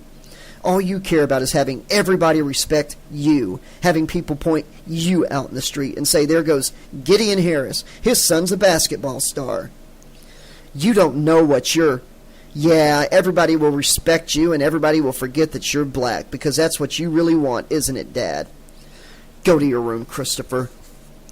No, for once in your life, you're going to listen to what I want to say. You're going to hear me out. All the respect in the world won't change a thing. You'll still be ashamed of what you are. Chris's father began ushering his wife towards the kitchen door. We don't have to listen to this abuse. We're going to bed. You can't change the color of your skin, Dad. It doesn't matter what I do. Gideon pushed his wife aside and grabbed the front of Chris's shirt. Go on, hit me, Dad, his son snarled. Show me exactly what kind of parent you really are. Father and son glared at each other until finally Gideon turned away, shaking his head. You disappoint me, son, he said quietly, then left. Chris sank into a chair and wept. Kat could not help smiling. She'd had to walk home from the Kacha Institute because neither of her parents came to collect her. Typical fucking typical. They'd rather be out bothering God or bashing a Bible than making sure their own flesh and blood was home safe. Then again, I haven't given them much reason to care about me, she admitted. You can only abuse a person's beliefs so far before they gave up on you. Guess that makes me a lost cause. Kat smiled again. Isn't there a patron saint for people like me? When she did get home, it was dusk, and the rest of the family was busy saying their evening prayers. Kat rolled her eyes and went straight to her room. She'd never been close to anyone at Springwood High. Sure, she'd hung out with the more extreme elements for kicks, but mostly they were prime-time, grade-A assholes. It was moments like this when Kat wished she wasn't quite so self-reliant. Having a friend to talk to wouldn't be that bad right about now. But who would believe what she had witnessed today? Only the other 4 volunteers and Lloyd. But Lloyd wasn't talking to anybody. Chris was way too straight for Kat's liking, and as for Princess Heather, forget it. An after-hours chat with Dork Squad Peter didn't bear thinking about either. But Alex, there was something different about her. Kat had spotted the scars on Alex's forearms, suicidal tendencies or something else. Then there was the punk hairstyle and the no-nonsense attitude. Everything about Alex screamed, stay away, leave me alone. Kat recognized a kindred spirit when she saw one. Yeah, I could stand talking to Alex. The phone in Kat's bedroom rang, startling her. She'd had a private line installed a year ago to stop her parents listening in on conversations. It had the additional bonus of stopping addled stoners like Lloyd ringing the rest of her family during Bible studies and talking shit down the phone at them. Kat waited 3 rings before picking up the receiver. She spoke without thinking, somehow already knowing who was calling. "Alex, is that you?" "Yeah," the other girl replied. "How did you—" "Never mind." "Funny, I was thinking about you," Kat said. "You needed someone to talk to?" "Yeah." "Me too." There was a long pause before either of them spoke again, Kat eventually breaking the silence. "Fuck, that must have been some weird shit they gave us today. I had this nightmare, a real freaking horror show." "Tell me about it," Alex urged. When Kat was done, it was Alex's turn. She recalled her flying dream, how it had been twisted and warped. "When Kruger was standing over Lloyd, he said you knew him better than the rest of us." Kat remembered. "He wanted you to call him Daddy. What the fuck was that all about?" In her bedroom, Alex sighed. She hadn't wanted to talk about her other nightmare, the one with the psychiatrist, but she couldn't lie to Kat either. They were both involved in this, and they had to stick together. So Alex forced herself to relive the nightmare, detailing it all down the phone, every embarrassing revelation. When she'd finished, there was only silence. "Kat, you still there?" "Yeah, still here. How long have you been cutting yourself?" "I did it for about 3 years after my dad left us. Mom found out and made me see every shrink on the East Coast. At least that's what it felt like. Eventually I met this woman in therapy who used to cut herself too, and she persuaded me to stop. I haven't taken a razor myself for months. Not until that dream the other night." "But that wasn't you, don't you see? That was Kruger. He cut you in the nightmare. So you got cut in real life too. That's how he hurt Lloyd." Alex peeled the dressing away from her arm and looked at the 4 wounds. For a moment she thought she could see tiny maggots crawling out of the cuts, their minute mouths feeding on her blood and skin and flesh and... "Alex, you still awake?" Her eyes snapped open. "Fuck! Every time I drift off I start having another nightmare." "Try coffee and pills," Kat suggested. "I'd offer you some speed, but my usual supplier is currently in a coma at Springwood General Hospital." "Lloyd?" "Yeah, I phoned and got his condition. He's still in intensive care. Critical but stable, whatever that's supposed to mean." Alex had felt something earlier, a shared pain between her and Kat. "Why did you ask how long I'd been cutting myself? Did you used to—" No, of course not." Alex frowned. "If we start lying to each other, we're fucked. We both need someone to trust. God knows there's not many other candidates on offer." "You're right," Kat agreed. "But I didn't cut myself. I used to...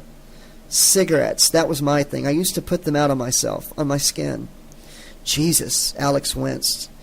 "That's why you got all the tattoos, isn't it?" "How did you—" Kat's voice trailed off. "It's strange. Ever since we were injected with that drug, it's like I'm different. I can't explain it, but I keep getting little flashes. Like I know something's going to happen. But before it does, like when you phoned, I knew it was you before I picked up." "Me too," Alex agreed. "Not glimpses of the future, though. It's as if I can sense what people are feeling. Like I'm tuned into their emotions like a radio." "Radio-free, Alex?" "Something like that. For all we know, we're both still asleep at the Kacha Institute, and this is the dream," Kat suggested. "Wouldn't that be a mindfuck?" Alex kicked off her shoes and lay back on her bed. "Yeah, but this is all real. I can feel it, sense it. Always know when I'm in a dream. I've always known. Makes me feel safe no matter what's happening. At least, it used to. Until we met Kruger? Yeah. Hey, is it true you've never what?" Kat laughed. "Done the dirty deed?" "Oh, that," Alex grimaced. "Not yet, at least not with anyone else. What about you?" "Me? I'm the slut of Springwood according to my parents. But I've got my standards. I don't do it with anybody younger than me, and nobody over 25. And it's overrated. I'm not saying sex isn't a rush, but, well, you'll see." The phone clicked twice, and Alex heard her mom's voice. "Honey, are you on the other line?" "Yes, Mom, I am. Could I please have some privacy?" "Sorry," Joyce hung up hurriedly. "I better go. Mom's wound up enough after what the cops said."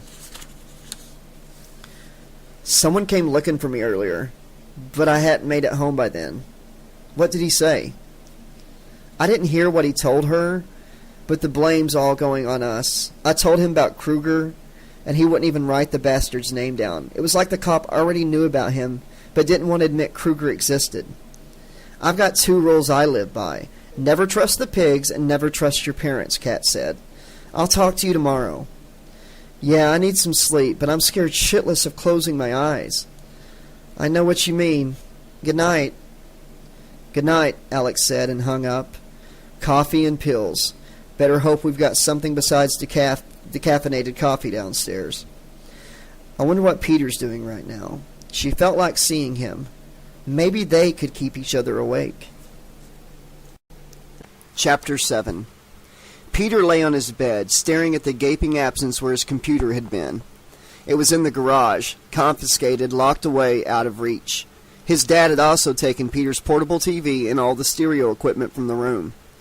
You're so damn smart, try reading a book. You've got plenty of those. Joey Johnston broke my glasses, Peter had protested. Use your old pair. Or didn't you think of that, smart-ass? Fuck you, Peter thought to himself. His back was aching from where the leather strap had hit him repeatedly. I'll be black and blue in the morning, he realized. Christ, the sooner I escape from this shithole, the better. Keep my grades up, and there's no reason I can't get early acceptance to a good college. Scholarships would be plentiful, especially for someone with his grade point average. Being president of the school's math and physics clubs might mark him out as a full-time nerd, but it had helped in pushing him to excel. The geeks will inherit the earth, was Peter's motto. If someone like Bill Gates can become a billionaire, imagine everything I could achieve. Peter closed his eyes and thought about Alex. He'd always liked her ever since the first day she arrived at Springwood High and was introduced to his homeroom class. That cute nose, the freckles, the spiky hair, it pushed all the right buttons for Peter. Sure, he might surf the net for babes with big boobs and few morals, but that was fantasy. The first time he did it with a real girl, a real woman, he hoped it would be with someone like Alex. Thinking about her was getting him horny, but thinking about almost anything got him horny. The encounter with Kruger had scared the shit out of Peter, but it also made him realize something. He didn't want to die a virgin. Yeah, doing it wasn't the be-all and end-all of human existence. At least that's what the teachers always said during sex ed. Literally speaking, they were wrong, of course. Without sex, the human species could not procreate and would die out. He knew there was more to life than sex, though. But when you're a teenage virgin, it seemed to occupy an awful lot of time in your thoughts. Peter shook his head and smiled. Hell, I've got nothing better to do. Might as well relieve a little tension. He eased down the zipper of his jeans and slipped a hand. A knock on his bedroom door startled him. Hold on, he called, hurriedly jumping off the bed and straightening his clothes. Who's there? It's me, Alex. Alex, what are you doing here? I've been thinking about you. I had to come and see you. Peter smiled. I've been thinking about you too. Well, are you going to let me in, or do I have to stand out here all night? Sorry. Peter unlocked the door and let her inside, then swiftly locked it again. Alex raised an eyebrow at his action. Keeps my dad out, Peter explained, trying not to blush. You know, parents. Alex grinned. I know. She was wearing a tight-fitting t-shirt adorned with a large happy face with a bullet hole in the middle of its forehead, trickling blood, scuffed jeans, and a battered Nike's pair of shoes. She glanced around the bedroom, littered with dirty clothes, books, and DVDs. No computer? I'm surprised. My dad took it away, punishment for today's incident. Mom grounded me for a month. She doesn't know I've snuck out. Won't you get in more trouble? Probably. Alex nodded at the bed. Do you mind if I sit down? No, please, go right ahead. Peter hurriedly kicked his discarded boxers under the bed and straightened out the sheets before waving for Alex to sit down. She patted the mattress, so he joined her on the bed. You said you've been thinking about me too? Peter smiled shyly. Yeah. I figured you must have been. Oh, why? Let's just say you look happy to see me, Alex replied, and pointed towards his crotch. Peter glanced down and was mortified to see his zipper was still wide open. He stood up and pulled it shut, careful not to injure himself. Oh, God, I'm so sorry, he stammered. It's not what you think. I wasn't... I'm not some sex fiend or anything. I was going to. It's okay, Alex replied as she moved closer to the flustered teenager. I've been thinking about you too. You mean... Alex nodded and smiled. Her hands reached forward and slowly undid the top button of his shirt. There's nothing wrong with that. She undid the next button, then another and another until his shirt was hanging open. It's only natural, and after what happened to us today... I know, he agreed, trying to keep his cool, and failing as she set her hands across his chest, fingers playfully tweaking his nipples. She slipped his shirt back over his shoulders and pulled it off, dropping the garment to one side. Now it's your turn, Alex said mischievously. Peter swallowed hard and reached for the bottom of her t-shirt, lifting it upwards to reveal her stomach, then her white cotton bra. Alex raised her arms in the air and Peter tugged the t-shirt over her head before throwing it aside. Oh boy, he murmured and rested his hands on her breasts, gently caressing them through the bra. You can take that off too if you like, she whispered. Peter reached behind her back and fumbled with the clasp. Alex helped him, then let the bra fall forward over her shoulders and down to the floor. She leaned closer and kissed him, her breast pressing against his chest, her nipples like the points of heat on his skin. Peter felt Alex's hand sliding across his back, stroking his shoulder blades. But one of the hands felt rougher than the other, as if it were covered in a tattered glove instead of skin. Peter pulled back from Alex and grabbed her right arm, holding it away from him. The hand was inside a battered brown glove, 4 knives of razor-sharp metal protruding from the fingers. Peter looked at Alex, but the person leaning against him wasn't Alex anymore. It was Kruger, laughing. What's the matter, big boy? Don't you do this on the first date? Alex emerged from her bedroom yawning. She could hear her mom talking along the hall. A one-sided conversation on the phone. Sounded like Aunt Sylvia was getting chapter and verse on Alex's latest adventure into the world of troubled teens. Like I need that New Age witch telling Mom how to create a better bond with me. Last time Aunt Sylvia offered some of her advice, Alex had spent a weekend with her mom inside a pyramid-shaped tent beneath a healing crystal listening to a CD of Wells humping. Spare me the tree-hugging hippie shit, Mom, and we'll both be happier. Alex wandered down the stairs, thinking about what Kat had said. Never trust the pigs. Never trust your parents. That policeman knew more about Kruger than he was willing to admit. Why was he trying to shut her up? Why was he trying to deny the truth? Tomorrow I'll get Peter to do a little digging on the net. See what we can find out about this freak. If the cops already know about Kruger, there must be files about him somewhere. And Peter was just the geek to find them. Thinking about Peter made her smile, made her feel happier. She was looking forward to seeing him again. Guess I have got an itch for him. I wonder if he thinks about me. She went into the kitchen and filled the coffee maker with water. Finding the coffee proved more difficult. Her mom insisted on only having decaf out on the kitchen counter. But Alex knew they had something with a bit more kick in one of the cupboards. Before she could start looking, a noise came from the hallway that startled her. Mom, is that you? She went to the door but could still hear her mom upstairs on the phone. That noise sounded again, metal scraping across metal. What the fuck was that? She noticed the door to the basement was ajar. Alex hadn't been down there since the day they arrived in Springwood. All their non-essential stuff was still in boxes in the basement. When you moved as often as they did, there didn't seem much point in unpacking everything right away. Mom sometimes went down to check the boiler was fine, but otherwise neither of them had any reason to visit the basement. The sound came again, grating on Alex's nerves and setting her teeth on edge. Whatever was causing it, the noise was definitely coming from the basement. She was certain of that. Alex went to the door and opened it, flicked on the light switch before leaning inside. Hey, anyone down there? No reply. She could see shadows moving below, jumping and flickering in the light. Come out where I can see you. But nobody replied, nobody responded. Have it your way, asshole, Alex muttered and began closing the door. The metallic scraping sounded once more. Alex yanked open the door and pounded down the stairs, making as much noise as possible. Maybe there was a raccoon down there, and she could frighten it into leaving. "You're in another dream," a quiet voice whispered inside her head. "You've fallen asleep. This is another nightmare."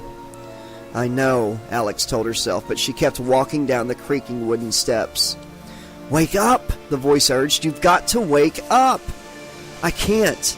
Alex stepped onto the basement floor. "I have to see what's down here." She looked around the room. It was surprisingly warm, the boiler pumping out plenty of heat. Cobwebs hung like shrouds from the crossbeams, while one wall was obscured by dozens of cartons marked "Property of Corwin" and "Fragile," this side up. Alex could hear dripping in the distance. But there shouldn't be any water down here, unless the tank's leaking. Another sound mingled with the dripping. No, two sounds. Metal clinked against metal, and somebody breathing. Somebody panting. "Who's down here?" she asked, helpless to stop herself from playing out the vision. Each step an involuntary movement taking her closer to the truth. "Come and see," a familiar voice rasped, taunting and teasing. "Come to Daddy." Alex wanted to run, to escape, but she couldn't. Her legs were moving of their own volition, taking her past the boiler. A door swung open, revealing a spiral staircase. It was made of metal, the steps a fine mesh grill, and the handrail oily and tubular as it disappeared downwards. She couldn't see the bottom of the staircase. Rising steam was obscuring what lay below. "This is impossible," the voice in her head hissed. "You know there's nothing beneath your basement. No metal stairs, no steam, no hidden room. This is not a dream, it's another nightmare. Wake up, Alex, wake up now." But still she went on, venturing out onto the landing atop the staircase. Behind her the door slammed shut. Then the door ceased to exist, disappearing in a flash. She slammed her fist against the wall, but there was no way out, no way back. She was trapped in here, trapped inside her nightmare. "Honey, are you nearly ready?" Heather opened her eyes, startled by the sound of knocking. She was still in front of the mirror in her bedroom. At least she was seeing her own reflection in it, instead of watching action's replay of Lloyd's ripping off his face. But why was she wearing a prom dress? "How does it look, Heather? Does it fit okay?" Heather stood up to get a better view. She was wearing a slender gown of cream silk that clung to her like a caress. It was strapless and daringly low cut, but she had the figure to carry that off. Not too buxom, but not flat-chested either. Her blonde hair was sleekly drawn back from her face, a diamond tiara holding her locks in place. Even her makeup was immaculate. "I look like a princess," Heather decided. She opened the bedroom door and did a twirl for her mom. Tammy was speechless with delight, tears welling up in her eyes. "How do I look?" Heather asked, already knowing the answer. "Beautiful," Tammy replied. "Every inch of the prom queen you are, darling." "Thank you, Mom." Tammy smiled. "I know I've pushed you hard, but take one look at yourself in the mirror and say it wasn't worth it." "No, Mom, you were right," Heather conceded. "This is everything I've always wanted. Is my date here?" "No, but your limousine is waiting downstairs. He dropped off your corsage while you were getting ready. He said he doesn't want to see you in the dress before the prom in case it's bad luck." "Don't be silly. That's wedding dresses, not prom dresses." Tammy giggled girlishly. "Maybe he's planning to pop the question." "Mom, you're being ridiculous," Heather said, but could not help feel a thrill of excitement at the thought. What if he did pop the question tonight? What would she say? She shook her head and headed for the stairs, hitching up her dress to avoid treading on the fabric on her way down. Her limousine was waiting out on Elm Street, a black stretch with tinted glass windows. An elegant chauffeur in a black suit and peaked cap held the passenger door for her to get in, nodding politely as she passed. Heather paused to give her mom a last wave from the sidewalk. "Have a lovely night," Tammy called from the front door. "Enjoy yourself." "I will," Heather replied and got in, the chauffeur closing the door behind her before taking his place behind the steering wheel. "Where to, miss?" Heather smiled. "The Springwood High School prom, and don't spare the horses," she squealed with delight as the limousine peeled away from the curb. The long vehicle continued to accelerate along Elm Street, picking up more and more speed. "I was joking, driver. You don't have to go this fast. There's plenty of time to get there." But the chauffeur didn't seem to be listening. Instead, he threw his peaked cap to one side, replacing it with another hat, a battered brown fedora. Driver, I said you don't have to go this fast, it's... Heather was cut off by the limousine taking a right turn far too fast, its tires squealing in protest. She was flung violently across the back seat, thudding into the side of the vehicle. Hey, what the fuck are you doing? The chauffeur tilted his head to grin at her, but it was Kruger in the driver's seat. Shut up, bitch! I heard you the first time! Chris was shooting hoops outside his house. It felt like his whole life had been spent standing in front of his garage, tossing the ball into the air, trying to shoot another basket. His father had mounted the hoop above the garage door on Chris's 5th birthday, measuring its position precisely to ensure the target was at regulation height off the ground. He even painted a free throw line on the drive so Chris could practice his shots from the right position. For 13 years since that birthday, Chris had been out here practicing at least 2 hours a day. Hell, he could throw hoops in his sleep. Good shot, Lloyd cawed from the sidewalk when Chris scored another basket. No wonder you're Springwood's star player. Hey man, they let you out of the hospital already? Chris ran down the drive. Lloyd looked the same as always, the goofy grin, amiable smile, and slumping shoulders. Even his white boy dreadlocks were the usual mess. What about your face? How'd they fix that so quick? Plastic surgery, dude. Nip and tuck. Yeah, but in one day? What can I say? The miracles of modern medicine. Lloyd leaned a little closer. You know what the best part was? Chris shrugged. The drugs, man. The shit they give you before an operation, it's a trip. I was higher than a fucking kite, and twice as funky. Chris couldn't help smiling. He liked Lloyd despite himself. The dopehead might not be the sharpest tool in the box, but he had a good heart. Well, I'm glad you're feeling better. You scared the shit out of us. No need, man. No need. Lloyd pulled a Zippo out of the back pocket of his jeans and tossed it to Chris. What's this? He asked, catching the lighter. The outline of a marijuana leaf was embossed on its sides. My Zippo, dude. I won't be needing it from now on. I'm going straight. You're giving up drugs? Believe it, man. From now on, it's pharmaceuticals all the way. Prescribed and carefully measured doses, courtesy of an intravenous drip. I don't understand. Lloyd nodded meaningfully at him. You will, man. You will. The stoner was picking at the side of his face. Well, time I was going before my carriage turns back into a pumpkin, know what I'm saying? Not really, Chris admitted. He winced as Lloyd tore away a long strip of skin, revealing the flesh underneath. Look after yourself, man, and remember, the most important thing of all. Lloyd peeled another strip of skin from his face and flicked it to one side, as if it were a booger he'd picked from his nose. What's that? Don't fall asleep, dude. I mean, you don't want to end up like me, do you? The rest of Lloyd's face slid off, rolling down the front of his t-shirt, before dropping on the sidewalk. Shit! Will you look at that? Talk about your lousy workmanship. Lloyd bent over and nonchalantly picked up his face, shoving the slither of skin into his back pocket. Well, catch you later. Chris nodded and waved. That couldn't be normal, could it? What Lloyd just did with his own skin? Shouldn't the plastic surgeons have fixed that? The faceless teen was strolling away, but paused to throw a comment back to Chris. Hey, basketball dude, be careful with my lighter, okay? Chris remembered the Zippo clutched in his hand. He gripped the metal sides between his fingers, preparing to flick back the lid. Why? I like a good-sized flame, know what I mean? Chris nodded and ignited the lighter. Flames exploded outwards, engulfing his hand and face. Chris threw the lighter away, but still fire billowed around him, burning the hair from his scalp and eyebrows, skin sizzling as it cooked on his face. He tried to scream for help, but that just sucked the fire down into his lungs, scorching his mouth and throat. He collapsed on the sidewalk, unable to breathe, burning alive. Kat was flicking through channels on the portable TV in her bedroom. Amazing. More than 200 stations to choose from thanks to the wonders of cable, and every one of them was a piece of shit. I mean, how many times could you watch The Wonder Years without losing it permanently?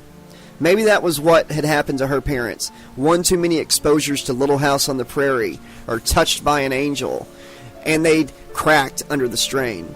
Kat was ready to give up altogether when she discovered a new channel. It had no station ID visible on the screen, nor did it seem to have any dialogue or sound.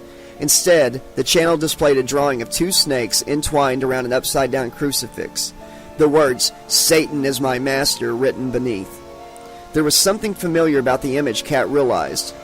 The channel was showing close-up footage of somebody's tattoo.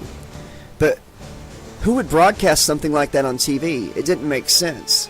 Then Kat remembered where she had seen the tattoo before. It was exactly like the one on her back, between her shoulder blades. She peeled off her top and went to the mirror, twisting round to see the reflection, comparing it with the picture on the screen. What she saw sent a chill down her spine, and a shiver reflected on the portable. The tattoo being shown on TV was her tattoo. But how was that possible, unless this is a dream, another nightmare, she said out loud. Fuck, I've fallen asleep, haven't I? Kat reached behind herself and stroked a hand across the tattoo. Seconds later, she saw a hand replicate the movement on her TV. But the hand stroking her back on screen wasn't her hand. It wore a tattered glove with blades attached to each finger. Fuck! Fuck! Kat screamed and jumped away from the mirror.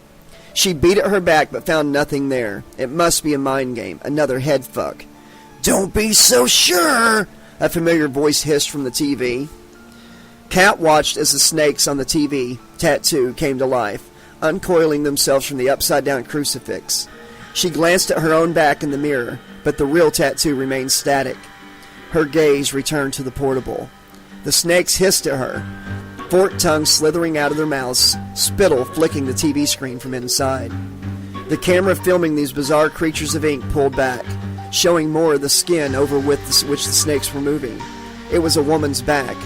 No, not any woman. It was Kat's back. She was lying face down on her own bed, fast asleep while the snakes slithering across her skin. The picture broke into static, and Kat bashed a fist against the side of the TV. When the image returned, the tattoo snakes were no longer made of ink. They were real snakes, red with black and white rings around them, slithering across her back as she slept, moving up to encircle her neck. Kat found herself shouting at the screen, imploring herself to wake up, but it made no difference.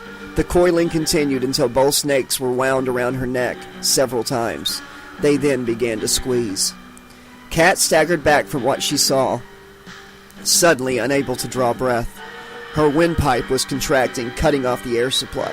Help me, she gurgled, but she knew no one was coming. This was a nightmare. Nobody came to save you in nightmares. Already the blackness was closing in as her oxygen-starved brain began shutting down.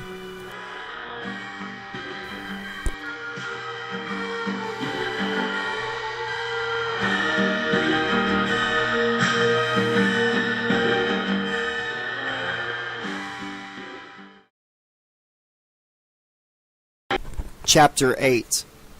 Alex crept down the metal staircase into the steam.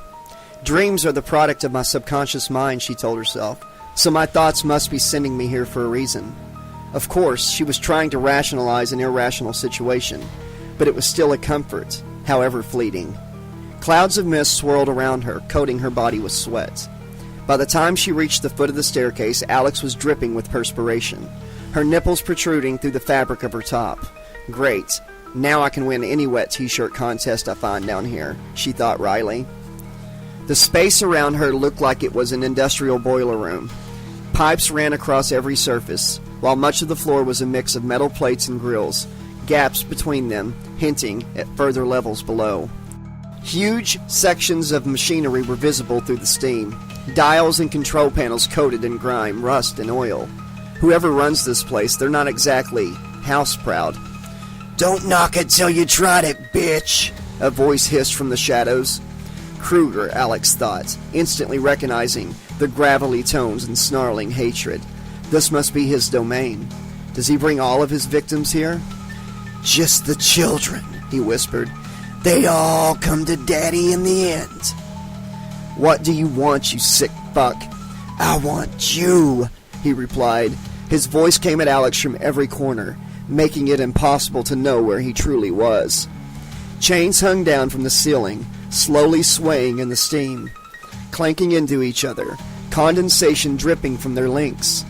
I want you and all your friends. You're mine now, all of you. You're my possessions. My playthings. My disciples. You're wrong, Kruger. I don't know who you are, but you don't scare me, Alex vowed. We'll see. Let's play a little game. What kind of game? Hide and seek. I'm already playing with your friends. Find them in time, and you might save them for now. And if I refuse to play, then I hope you enjoy seeing other people suffer. His voice died away, replaced by taunting laughter that echoed around the vast chamber. There was another voice behind it, crying out for help, pleading, Help me, please. Cat? Alex ran through the boiler room, searching for her friend without success. Where is she, Kruger? What have you done to her? She's over here, bitch! Alex spun round to see Kruger's face on a portable TV on top of a workbench. He sneered at her and then gestured behind himself. As Alex approached the TV, she could see Cat on his screen, writhing around on a bed, hands clutching at her throat. Cat, wake up! Wake up, you're having a nightmare, Alex screamed. When she reached towards the TV, her hand was quickly drawn towards it, as if being sucked inside by some powerful force. She tried to pull away, but whatever was dragging her into the screen was too strong, too powerful. Alex managed one last scream before she disappeared inside the TV. Cat was floating above her bed, yet the figure twitching and turning on the mattress below was also her. Guessing this is one of those out-of-body experiences, she decided.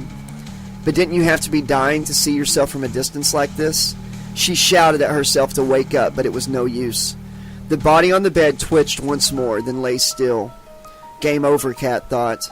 Cops will probably decide it was an overdose or an asthma attack. Some stupid shit like that. Nobody would ever know the truth. Alex burst into the room, kicking the door open and throwing herself at the bed. She started shaking Cat's body, trying to wake her up.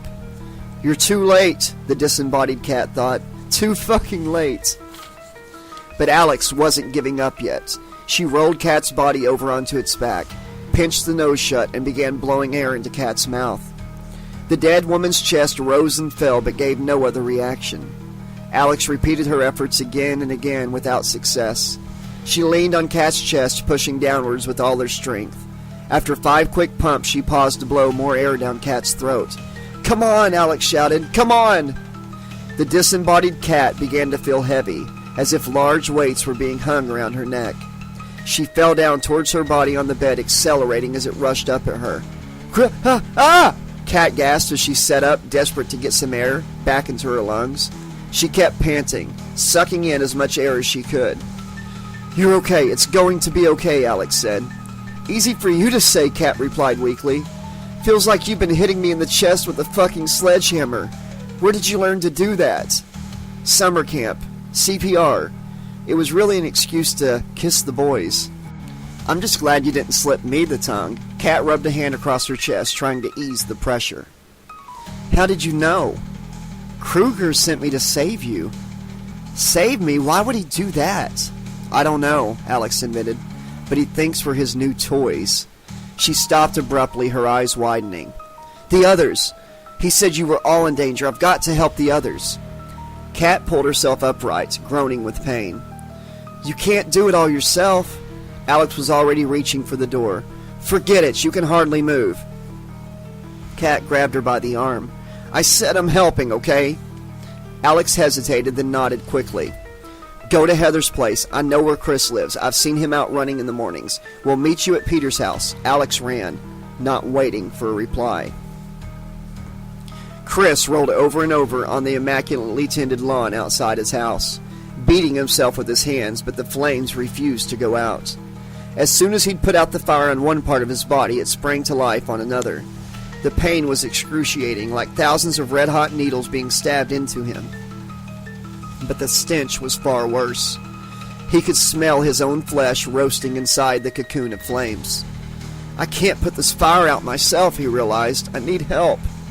Chris got to his feet and staggered towards the house, screaming for someone to come to his aid. He reached the back door and fell into the kitchen, collapsing across the floor. His mom was flipping pancakes at the stove, while his sister was finishing her homework at the table. But they didn't seem to notice his anguish, apparently oblivious to his torment. Do you want some maple syrup on your pancakes, honey? His mom asked.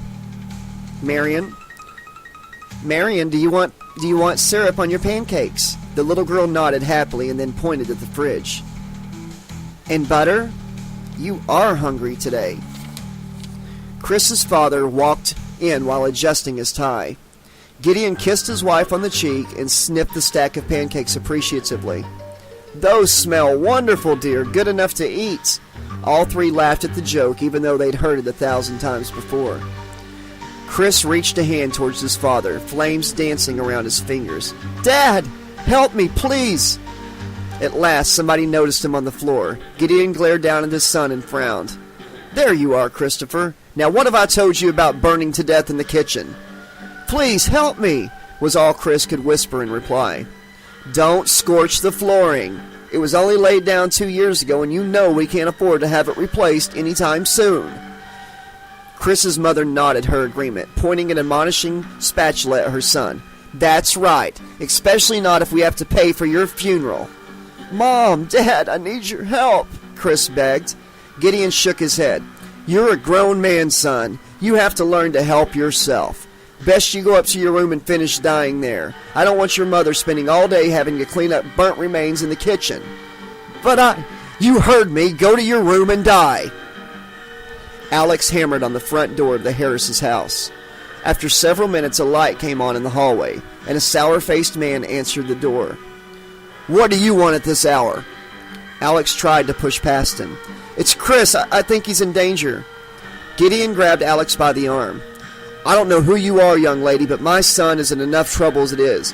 He doesn't need you bursting in here. And a scream of terror and pain ripped through the house, silencing the middle-aged man. Dear God in heaven, what was that? Chris! Alex tore her arm free and ran up the stairs, Gideon following after her. She reached the top floor but didn't know which of the 5 doors to go through. Which room is his? She demanded. Chris's father pointed at the nearest door. Alex noticed a wisp of smoke curling out from under the woodwork. She reached for the door handle but hastily pulled away after feeling how warm it was. Shit, that's red hot. The room must be on fire. Gideon looked baffled. But we've got smoke detectors all through the house. They should be... A high-pitched wail cut him off as one by one the alarms came alive. He clamped his hands over his ears to block out the piercing noise. How did you know? Alex ignored the question. Have you got an extinguisher? She shouted. It's in the kitchen. Get it! She watched Chris's father stumble down the stairs. Then the rest of the family spilled out of their bedrooms and Alex waved them downstairs. Smoke was filling up the landing. Soon it would be impossible to breathe. Paint was blistering across the door to Chris's room. I can't wait any longer, Alex decided, and kicked at the wood once, twice. On the third try, the door splintered inward around the lock. Alex gave it a final shove, then staggered back as flames burst out of the room. Squinting to look past the fire, she could see Chris writhing on his bed. All around him the room was ablaze, yet Chris didn't seem to notice. His bed was the only area not on fire. Instead, he was beating himself as if trying to put out invisible flames. Chris! Chris, you've got to wake up! You're having a nightmare! Alex yelled, but he did not respond. Gideon returned with an extinguisher, gasping for breath on the smoke-clogged staircase. A coughing fit overtook him and he slumped to the floor, still holding the red cylinder. Alex tore the extinguisher from his grasp and quickly read the instructions on its side. She turned it upside down, ripped out the locking pin, and began spraying the contents into the burning room. Within a few seconds, she had cleared a path to the bed and ran in, still dousing the flames that covered the walls and that were creeping across the ceiling. After emptying the extinguisher, she threw it aside and clambered on the bed. Chris was still writhing about, so Alex slapped his face over and over again until he woke. As soon as his eyes opened, the flames began dying away. What happened? He asked, choking on smoke fumes. You were having a nightmare, and about being on fire, I guess. Can you walk? Chris nodded, so Alex helped him off the bed. They made their way down the stairs and out to the lawn. The rest of Chris's family were already there, all of them coughing and retching, their faces and clothes covered in soot and grime. The wail of a fire engine siren could be heard in the distance. Gideon approached Alex and thanked her for saving them all. How did you know, young woman? If I told you the truth, you wouldn't believe me. Try. Alex took a deep breath of night air. I saw it in a dream. Chris stared at his hands and clothes, confusion clouding his face. I was being burned alive, but I'm not even singed. Kruger was toying with you, Alex replied, taking his hand. The others won't be so lucky unless we make it to them and wake them up in time. She began pulling him towards Peter's house, but Chris was still lost in a daze. Come on, Chris! The limousine screeched to a halt outside Springwood High's gymnasium, throwing Heather to her knees. When she sat up again, Kruger was gone. The driver's door hung wide open. A chauffeur's hat balanced atop the steering wheel. A corsage of delicate orchids was lying beside her in the limousine. Heather shook her head, trying to clear the cobwebs from her mind. Maybe I imagined the driver was Kruger, she thought. The passenger door opened, making her jump. But it was her mom waiting outside, clad in a gown similar to what Heather was wearing. Haven't you put on your corsage yet, honey? Tammy asked with a note of exasperation. What will people think if you haven't got a corsage? What will your date think? This is the most important night of your young life, Missy, and you should try to make a good impression, don't you agree? Yes, Mom, Heather agreed meekly. She got out of the limousine and let Tammy pin the orchids to her dress over the left breast. Close to your heart, Tammy whispered as she thrust the pin into place. It pierced the gown's material and jabbed Heather in the chest. Ow! Heather cried out. Mom, are you trying to skewer me? She glanced at her dress and was appalled to see a red stain on the fabric. For fuck's sake, you've drawn blood. The dress is ruined now. Nonsense, dear, Tammy replied soothingly. She rearranged the corsage to cover the blood spots. There, all better. No one will ever know. Heather had to agree it looked fine.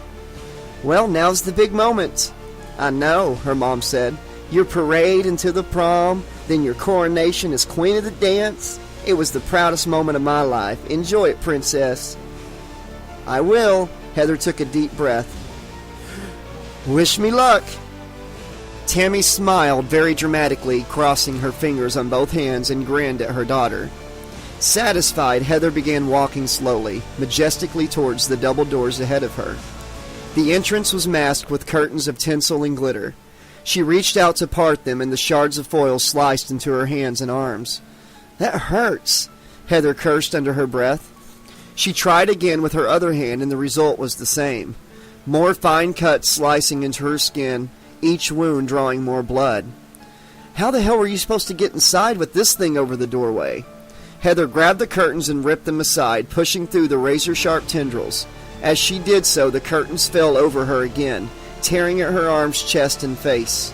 Tiny trickles of blood dripped from each wound. Just keep going, she told herself. Smile and keep going. Nobody will ever notice. Inside the gymnasium had been transformed into a magical space filled with balloons, laughter, and music. Dozens of her fellow students were gathered in small groups around the room, sipping punch and admiring each other's clothes. On stage, Heather could see Principal Shea acting as MC for the evening, smiling into a microphone.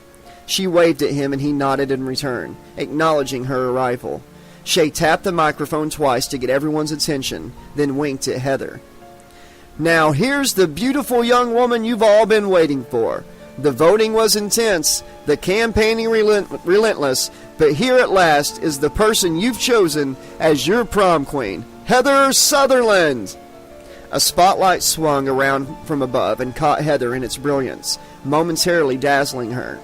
Shea led the applause for her arrival, the crowd of students joining in enthusiastically at first, but the clapping died away as they got a good look at her. Heather kept smiling, but she could hear hushed whispers. Will you look at that bitch? What does she think she is? Look at that dress. What a disaster. Is that blood all over her? Why is she smiling? Can't she see how ridiculous she looks? Heather realized the whispers weren't being spoken out loud. They were inside her head. I can hear what everyone thinks of me. Oh God, they all hate me. I've got to get out of here. Heather, you can't leave, Shea called from the stage. We haven't had your coronation yet. The moment every girl dreams about. It's time to begin your march of triumph among your fellow students. The principal nodded vigorously, and the school song suddenly bellowed out from the gymnasium speakers. The students divided in two, clearing a path for Heather. Reluctantly, she assumed walking towards the stage, her feet keeping time with the music. She waved at the others regally, but all she could hear was what they really thought of her in her mind, the laughter, the abuse, the sneering. Keep smiling, Heather told herself, just keep smiling. At last, she had completed the gauntlet and reached the stage, the principal helping her up the steps. Shay snapped his fingers in the air before making another announcement. Now we have a very special treat. This year's prom queen is going to be crowned by the woman who was Springwood High's prom queen exactly 25 years ago. That's right, Heather. Your own mom will be presiding over your coronation. Tammy appeared from behind the stage, carrying a diamond tiara carefully balanced on a red silk cushion. She swept up the steps and smiled at the crowd. Heather wanted to shut out the voices inside her head, but still they taunted her. Look at that old hag. Like mother, like daughter. You think Heather will be washed up old slut of a drunk like her mom someday? One bitch deserves another. Heather kept smiling, praying this agony would soon be over. Tammy lowered the tiara onto her daughter's head, and then led the applause as the principal exhorted his students to clap. I present her to you now, Heather Sutherland, your prom queen. Shay gave Heather a nudge with his elbow, urging her to take a bow. As the clapping died quickly away, he smiled at the newly crowned teenager. But the surprises are not over yet, Heather, because for every prom queen, there must be a prom king. And there he is, your date for the evening. Shay stepped aside to reveal a paper screen adorned with a golden crown. Here's Freddie! Kruger burst out through the paper, making Heather scream. She looked around the gym, but everyone else was laughing, applauding the new arrival, even her mom and the principal. Kruger took a bow, then approached Heather. A cruel grin spread across his features. Got a kiss for me, bitch?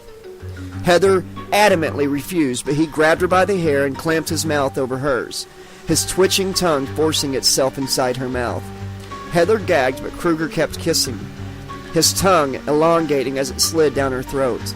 She opened her eyes and saw everyone clapping in time and chanting, More! More! More! More! Heather felt something stabbing her in the crotch, 4 sharp pains digging into her, but couldn't see what was happening down there.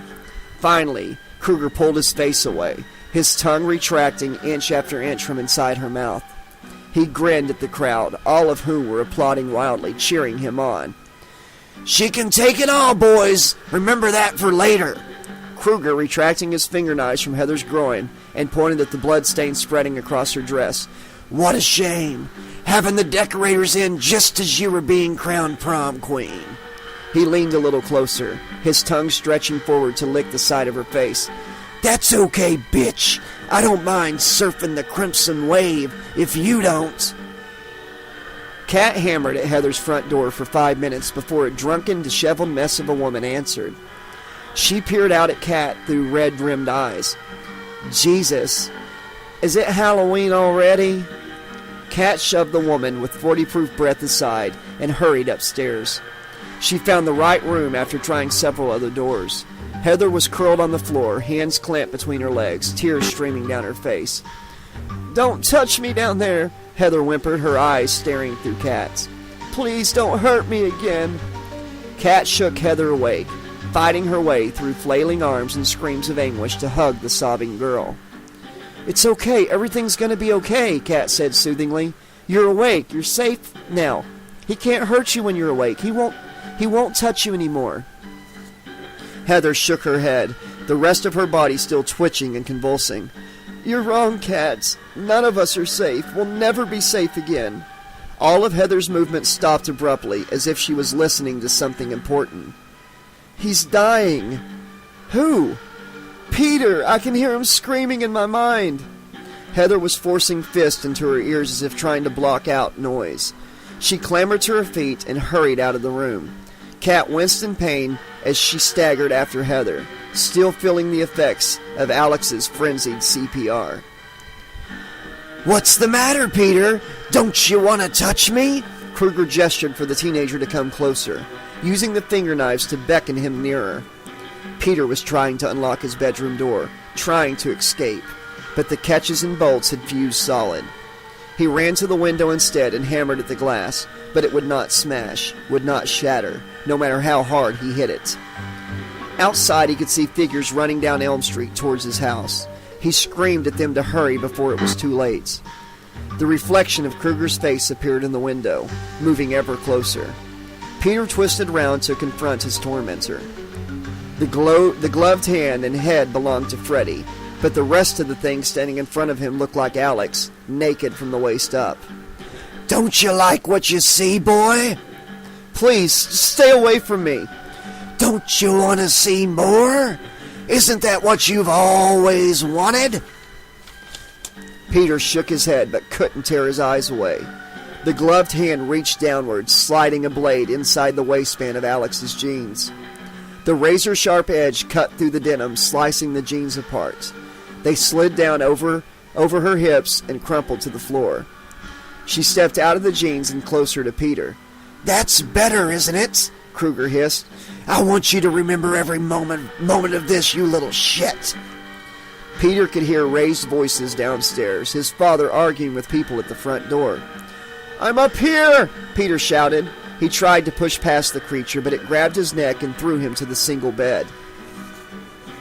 Kruger climbed on the mattress and stood astride Peter. Finger knives splayed across the front of Alex's white panties. You want to see it all, don't you? You want to get up close and personal, you sniveling son of a bitch. A flash of the blades and the material of the panties ripped aside. Look at me, Kruger commanded. Look at me! Every fiber in Peter's being told him not to open his eyes, that he couldn't stop himself. The creature standing over him was changing, warping before his gaze. Now, instead of legs, it was standing on two sharpened metal shears like the blades on a pair of scissors. Kruger laughed at the expression of revulsion on Peter's face. I've shown you mine, fucker. Now let's see yours. Peter turned away, not wanting to witness what happened next. To one side, he could see his stacks of textbooks and DVDs piled up in the corner. He reached out towards them, not with his hands, but with his mind, and flung them at Kruger. Stay away from me, you bastard! Peter screamed. The heavy volumes thudded against the creature, driving it back off the bed, while the plastic discs sliced into the monster's body, embedding themselves in the putrid flesh, green pus and maggots spilling from each wound. Kruger laughed. Is that the best you've got? Fuck you, Peter bellowed. Fuck you to hell! He could hear footsteps, people running up the stairs and along the hall to his bedroom. I'm in here! Get this bastard away from me! Chris was first through the door into Peter's bedroom, closely followed by Heather and Alex. All three stopped abruptly, stunned by the chaos in the small space. Hundreds of DVDs and CDs were embedded in the walls as if they had been shot at great speed across the room from different directions. The floor was littered with shredded paper and pages torn from dozens of books. Empty leather and cloth bindings neatly stacked up in a corner. Peter was hugging the far wall, crouched at the head of his bed, as if trying to claw his way out of the room. He stared right through them, glassy-eyed and deranged. I'm in here! Help me! For the love of God, somebody help me! Peter, we're right here, Chris said, but his words went unheard. Kick the door in! Peter called. Hurry! He's coming for me! Heather approached from one side of the bed, but was driven back by CDs flying at her, thudding into the wall above her head. I can't get close to him, she shouted to the others, hands held over her ears. He keeps screaming for help in my head. You've got to make him stop. Alex dived onto the bed, slapping Peter across the face repeatedly. Wake up! You're still in the nightmare! Wake up, damn you! She gave him one last almighty slap, and he collapsed like a puppet whose strings had been cut. Alex leaned over him, trying to hear if he was still breathing. I'm not sure if he's... Peter's eyes snapped open and his hands jumped to Alex's throat. I've got you now, you bastard! I'm gonna wring your fucking neck! No! Alex gasped, choking out the words. Peter, it's me! Alex! Chris grabbed Peter's hands, trying to pull them away from Alex's throat while shouting at the teenager. Snap out of it, Peter! You're safe! Peter blinked twice, the vehemence fading from his features. He released Alex, who fell backwards on the mattress, coughing and gasping for air. Shit! I'm sorry, Alex. Are you okay? She nodded weakly, hands rubbing the angry red marks around her neck. I thought you were... Peter slumped back against his bedroom wall. He was trying to... I'm sorry. Heather took her hands away from her head. You don't have to shout so loud. I could hear you 5 blocks away. Peter frowned. How? In here, she said, tapping a finger against her forehead. I thought I was going to have a brain hemorrhage. It was so loud. I didn't know, Peter shrugged. Sorry. Kat appeared in the bedroom door, having finally got past Peter's father downstairs. Hey, is everybody... She looked round the room. Fuck! Did you get a tornado? Did you make it do your decorating? Peter followed her gaze, his face as amazed as Kat's. What's happened? He wondered. You did, Alex said from the other end of the bed. You did all of this in your nightmare. But I don't remember Peter's words trailed off as he recalled what had happened in his dream.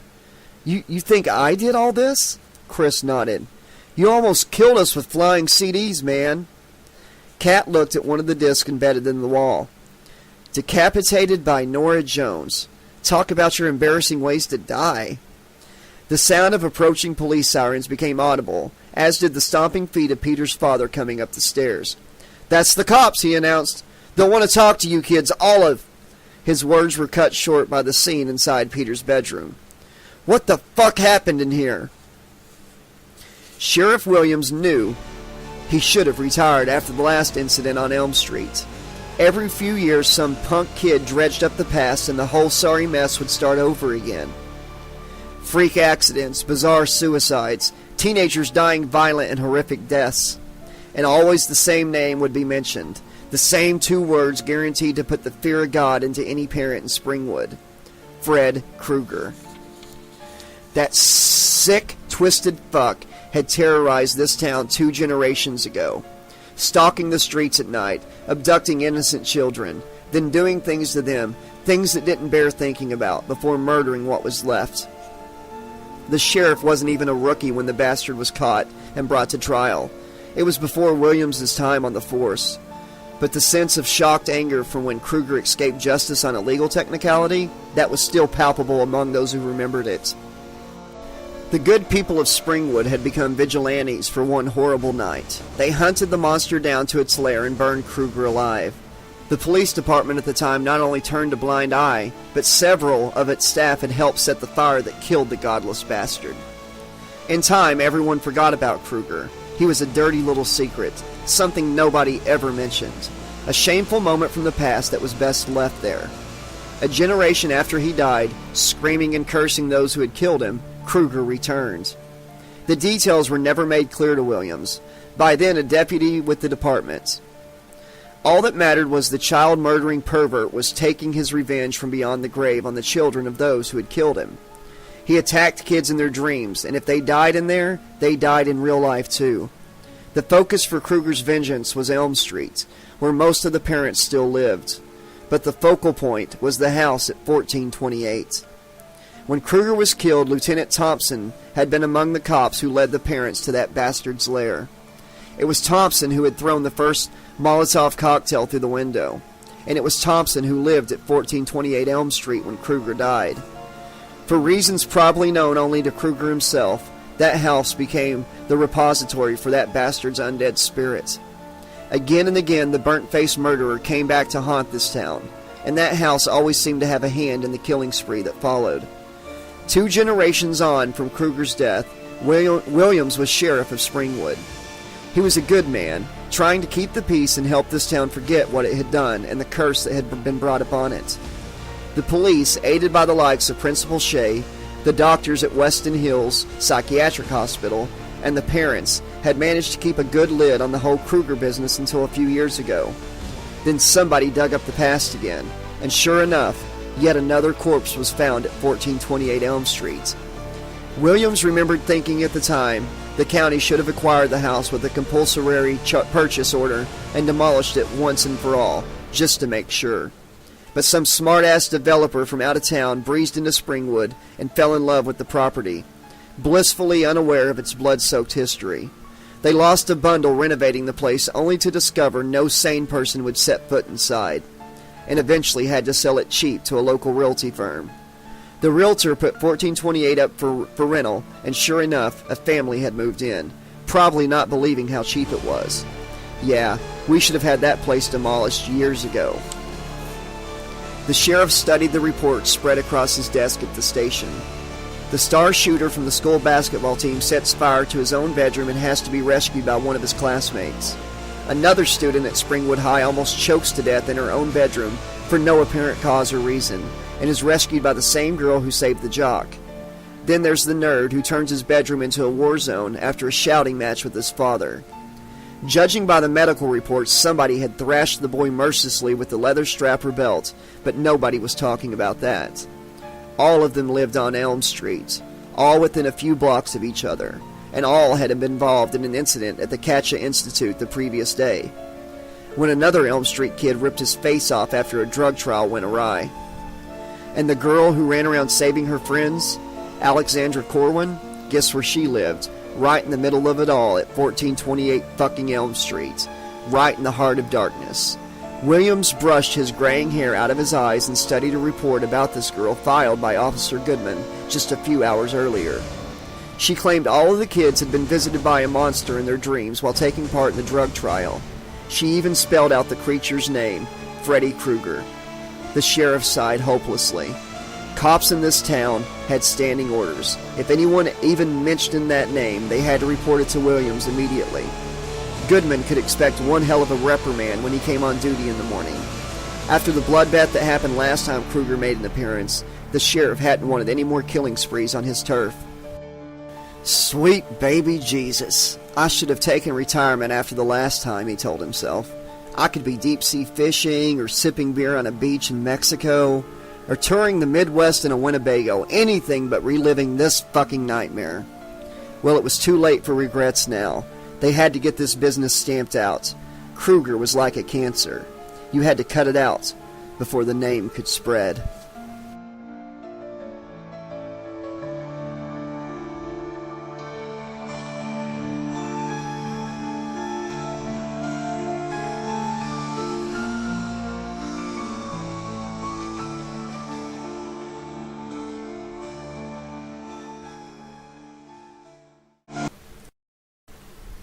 Chapter 9. Alex smelled smoke when she awoke. Something was burning. No, something had burnt. The scent was stale and thin. She sniffed at her t-shirt. The smoke from the fire in Chris's bedroom was still clinging to the fabric. She peeled off the garment and threw it across the room and into the washing basket. 2 points. A quick glance beneath the dressing on her arm confirmed the cuts were healing. The bruises around her neck when Peter had tried to strangle her were just as real. She hadn't been dreaming the whole mess. It was all true. The cops had taken her and the others down to the station, careful to keep them separated. They were questioned into the early hours of the morning before being released into their parents' care. Each of the teens was given a bottle of pills called Hypnosil, purportedly for shock.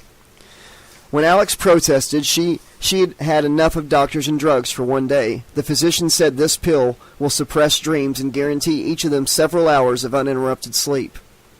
That was an offer none of them felt like turning down, not after everything they'd experienced. She rolled out of bed and looked at the calendar on her wall. Saturday. I can't believe it's Saturday. Gee, maybe a trip to the mall would be nice, or maybe a malt at the diner, Alex suggested sarcastically to the reflection in her bathroom mirror. Yeah, or another trip to the deranged world of my psyche, courtesy of Krueger. Christ alone knew what her mother must be thinking about this shit. How long before Joyce was getting her measured up for a straitjacket and a rubber room to wear it in? Alex had a shower, trying to wash her fears away with the lingering smoke fumes. After drying herself, she chose a fresh pair of black combat trousers and a red t-shirt to wear over a black bra and panties, plus her favorite black combat boots. If I'm going to hell, I might as well be dressed for action, she decided, and headed downstairs for breakfast. Her mom was watching the morning news on a portable in the kitchen. She switched off the TV quickly when Alex bustled in, but not before images of the fire engines outside Chris's house had appeared on screen. "What's for breakfast?" Alex asked, keeping her voice cheerful. "I haven't made anything," Joyce admitted. "There's juice in the fridge, cereal and milk if you want it. Or we could go out for something." "Juice and cereal's fine, Mom." Alex poured herself a generous bowl, drowned it in low-fat milk, and started shoveling the mixture into her mouth. She could feel her mom's eyes watching every movement. "I think we need to talk about what happened yesterday and last night," Joyce said hesitantly. "The police are worried about you, and so am I." "Maybe I'll have some toast, too," Alex announced, fetching 2 slices from a loaf on the counter and dropping them into the toaster. "Alex, are you feeling all right?" "Better, after a good night's sleep." "I noticed you hadn't been sleeping well lately, honey." "Nightmares and shit." "The police still want an explanation for what happened." Alex retrieved her toast and smeared butter across both slices. "Well, if they figure it out, they know where to find me." "They need your help to do that." "Yeah, right." She munched into the crispy hot bread, enjoying the way the butter had melted into the surface. "I tried to tell them yesterday, and they didn't want to know. Why should I trust the cops today?"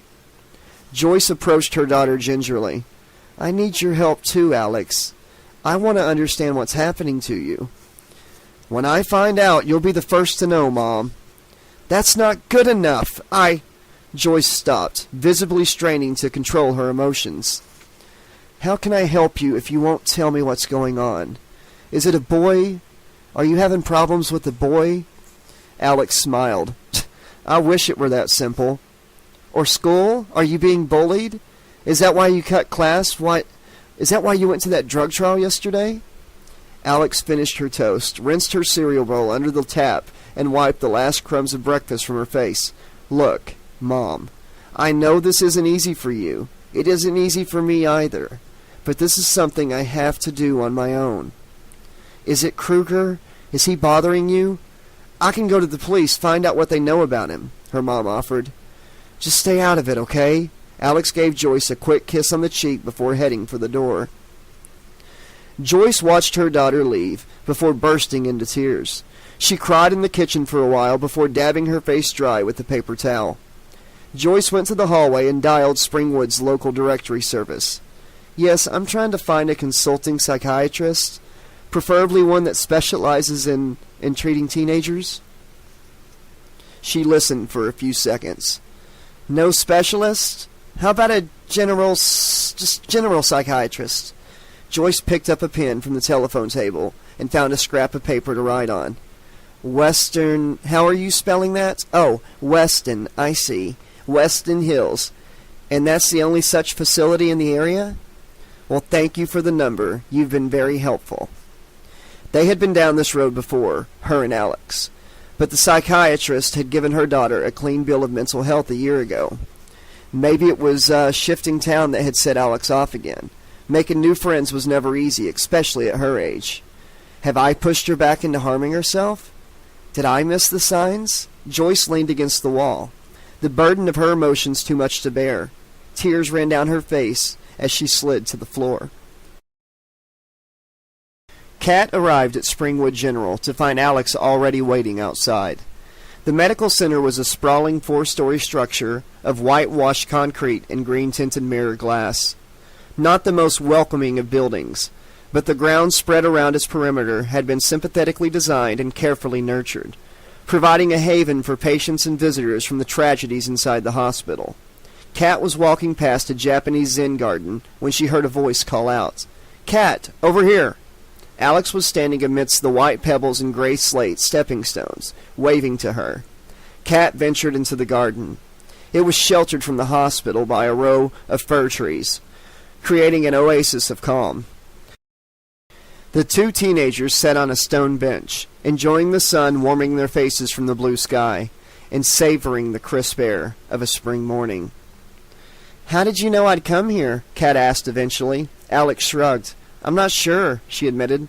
"I felt it more than knew. The others will be here soon." "When I woke up, something urged me to come here this morning," Kat frowned. "Was that you?" "I thought it would be a good idea if we all got together, talked about what's happened to us, and what's going to happen."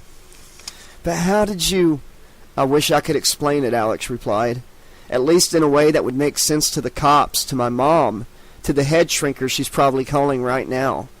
That serum we were given yesterday, I think it changed us. We're altered, different. Maybe the drug woke something up, some latent ability within each of us. I can sense what people are feeling, and I can influence those feelings a little. What next? Spoon bending and shit? I have a feeling that's gonna be Peter's gift, moving things with his mind. Kat wasn't sure what to make of this. She noticed Alex smiling. What's so funny? You don't believe me. Can you blame me? Not really, Alex agreed, but it's hard to deny some pretty weird shit had been happening to us since we got injected with that serum. Ain't that the fucking truth? Kat looked at the Zen garden, studying the swirls and patterns in the white pebbles. What about me? What's my thing? Alex shrugged. You'll know that better than me. Last night, when we were all having nightmares, each of us got a glimpse of what we can do. What did you see when you fell asleep? The TV switched itself on in my room, Kat replied with a grin. I don't think you've become a human remote control, Kat. Yeah, but wouldn't that make life easier? Kat said with a smile before thinking back to her nightmare again. She told Alex what had happened, moment by moment. The tattoos on my skin, they were trying to kill me. Then you came in and woke me up just in time. Alex rose from the bench and walked into the garden, crouching on one of the stepping stones so she could run her hands through the tiny pebbles. When the nightmare started, you were watching yourself on TV? While the tattoos were coming to life, yeah. Then you were floating above your body, watching it being throttled. At first it was the snakes from my nightmare, then it was just me dying. Alex stopped moving her hand. Each time you were watching, seeing things, visions, things that were going to happen, or that did happen. But you stopped it when you woke me up, Kat pointed out. Only because Kruger sent me to save you. Alex stood up. You saw your own death. That must be your ability, seeing the future. Precognition. What, like a fortune teller at the carnival? Kat snorted in disbelief. Next you'll be saying I should buy a crystal ball or play solitaire with tarot cards. I might look like the Queen of Goth, but I can't stand all that shit. Fuck! Alex was staring at the pattern she had made in the white sand. What is it? What's wrong? Kat asked, before her gaze dropped down to the ground. Written in the sand were 2 words. You're mine. Oh, shit! A message from Kruger, Alex said angrily. The bastard is using us. Bastard is right, another voice interjected. Peter was standing at the entrance to the garden. Behind him, Chris and Heather could be seen walking towards them too. Fred Kruger was the bastard son of 100 maniacs. You won't believe some of the twisted shit this guy has pulled. Peter had spent the morning researching their tormentor. Once all 5 were gathered outside the hospital, he told them what he had uncovered as they strolled through the grounds. My dad still got my computer locked away in the garage, so I thought I'd try Springwood Library. The computer there was on the blitz, so I resorted to some old-fashioned research methods and hit the stacks, he explained. And? Heather asked. Nothing. Not one mention of Kruger anywhere. Not in the county records, not in the register of births or deaths, and nothing in the newspaper archives. But I did find gaps where he should have been. What do you mean? Pages missing from bound volumes, sections on microfiles blacked out, whole editions of court records missing. It was as if somebody had been systematically trying to delete every reference to the name Fred Kruger and succeeding. Chris shook his head. Peter, you've got conspiracy theories on the brain. I wish you were right, Peter insisted. So get this. Springwood might be able to censor anything and everything about Kruger here, but the town can't censor the internet. That's a worldwide resource. Individual rantings and online diaries, you can never destroy those completely. Even if the original web pages were taken down, search engines maintain cache files of past hits. So I went to the net cafe at the mall and did some digging. He reached into a duffel bag and produced pages of printouts, giving a set to each of the others. This is what I copied before the cafe owner saw it and threw me out. The first few pages were extracts from an online journal kept by a girl who called herself Lori. She had lived in Springwood and mentioned having had dreams and nightmares about a monster with knives for fingers. The final excerpt gave the creature a name, Kruger. He killed Trey. I think he killed Blake as well, and Blake's dad. He wants me. He wants to do things to me. I'm scared, so scared. I wish Will was here. He would hold me and say everything was going to be okay. I'm not sure I can ever go home again. Pictured beside the entry was a low-res image of Lori's home.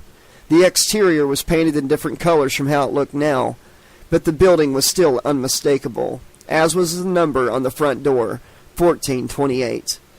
Jesus, she lived in my house? Alex gasped. Peter remained grim-faced. Keep reading, there's more. Alex turned to the final page, a copy of the summary from a psychiatric assessment written nearly 20 years earlier. Where did you find this? Somebody uploaded their thesis onto the web. It's a study of Ohio's psychiatric treatment methods in the mid-1980s. This page was among the appendices. Alex began reading the summary. It did not name the patient, but the details of their alleged delusion had a familiar element. Subject claims she is being stalked in her dreams by a creature called Kruger, who attacks people in their nightmares. Subject believes as she dies in her dreams she will never wake up. Strength of delusion is remarkable, as is the depth of its invention. Kruger is supposedly a child molester and murderer who returns from beyond the grave seeking revenge. Subject claims Kruger was the son of a nun raped repeatedly by 100 psychiatric patients at a local asylum after the war. Subject displays classic signs of insomnia-related psychosis. Strong sedatives have been prescribed in the hope of easing her symptoms. There was a handwritten addendum visible at the foot of the summary. Subject deceased, found dead in padded cell as a result of severe blood loss. Subject had apparently bitten through her own wrist and used the blood from the wounds to write a nursery rhyme on the walls. It read, 1-2, Freddy's coming for you. 3-4, better lock your door. 5-6, grab a crucifix. Blood supply ran out before subject could complete the rhyme. A regrettable lapse by night shift.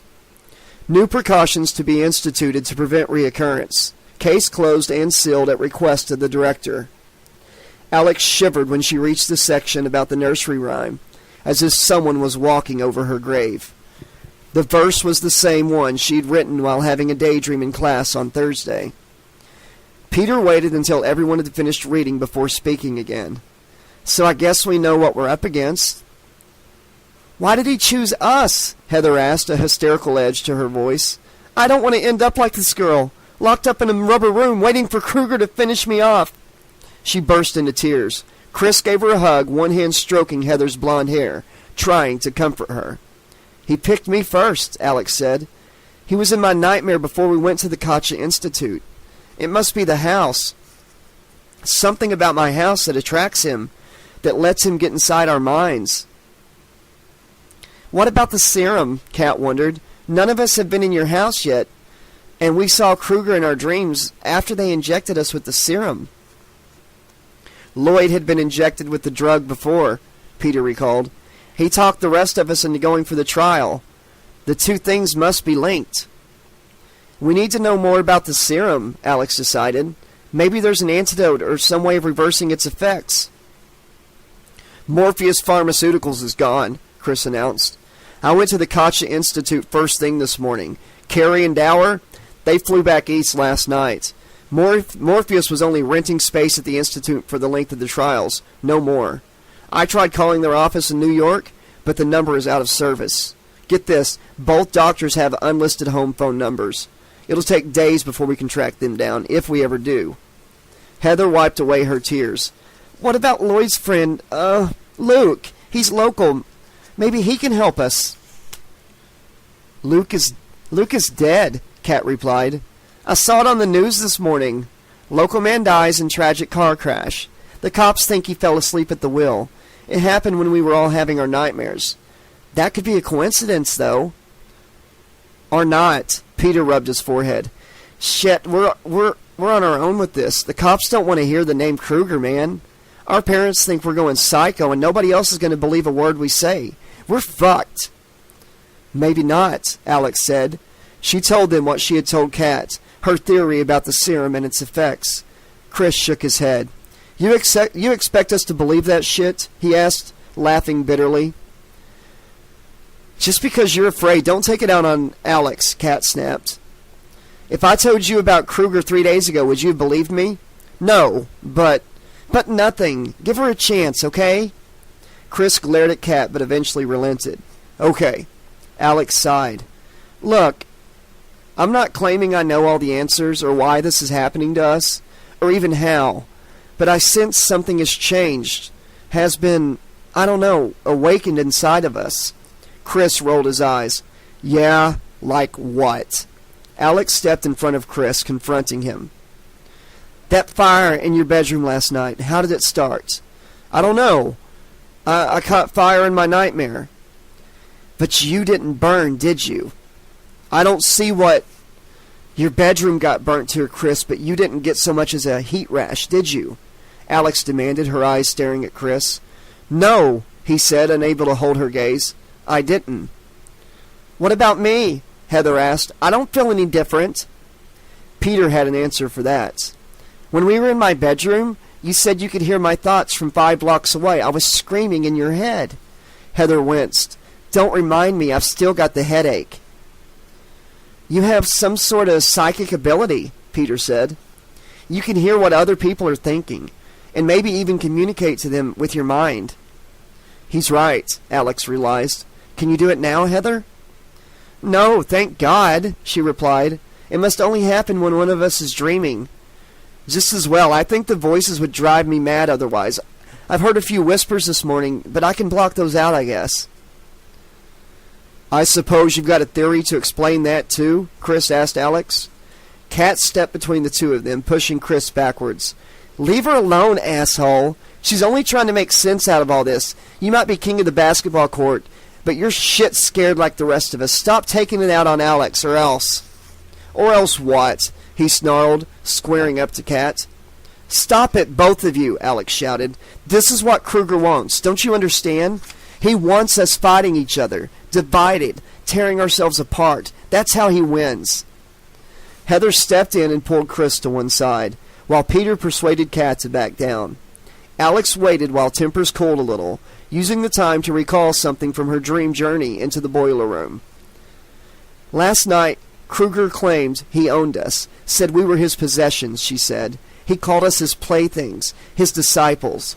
The dreams we all had, they were a game, a test. I think that bastard's got plans for us. These new abilities of ours, they're part of his plan.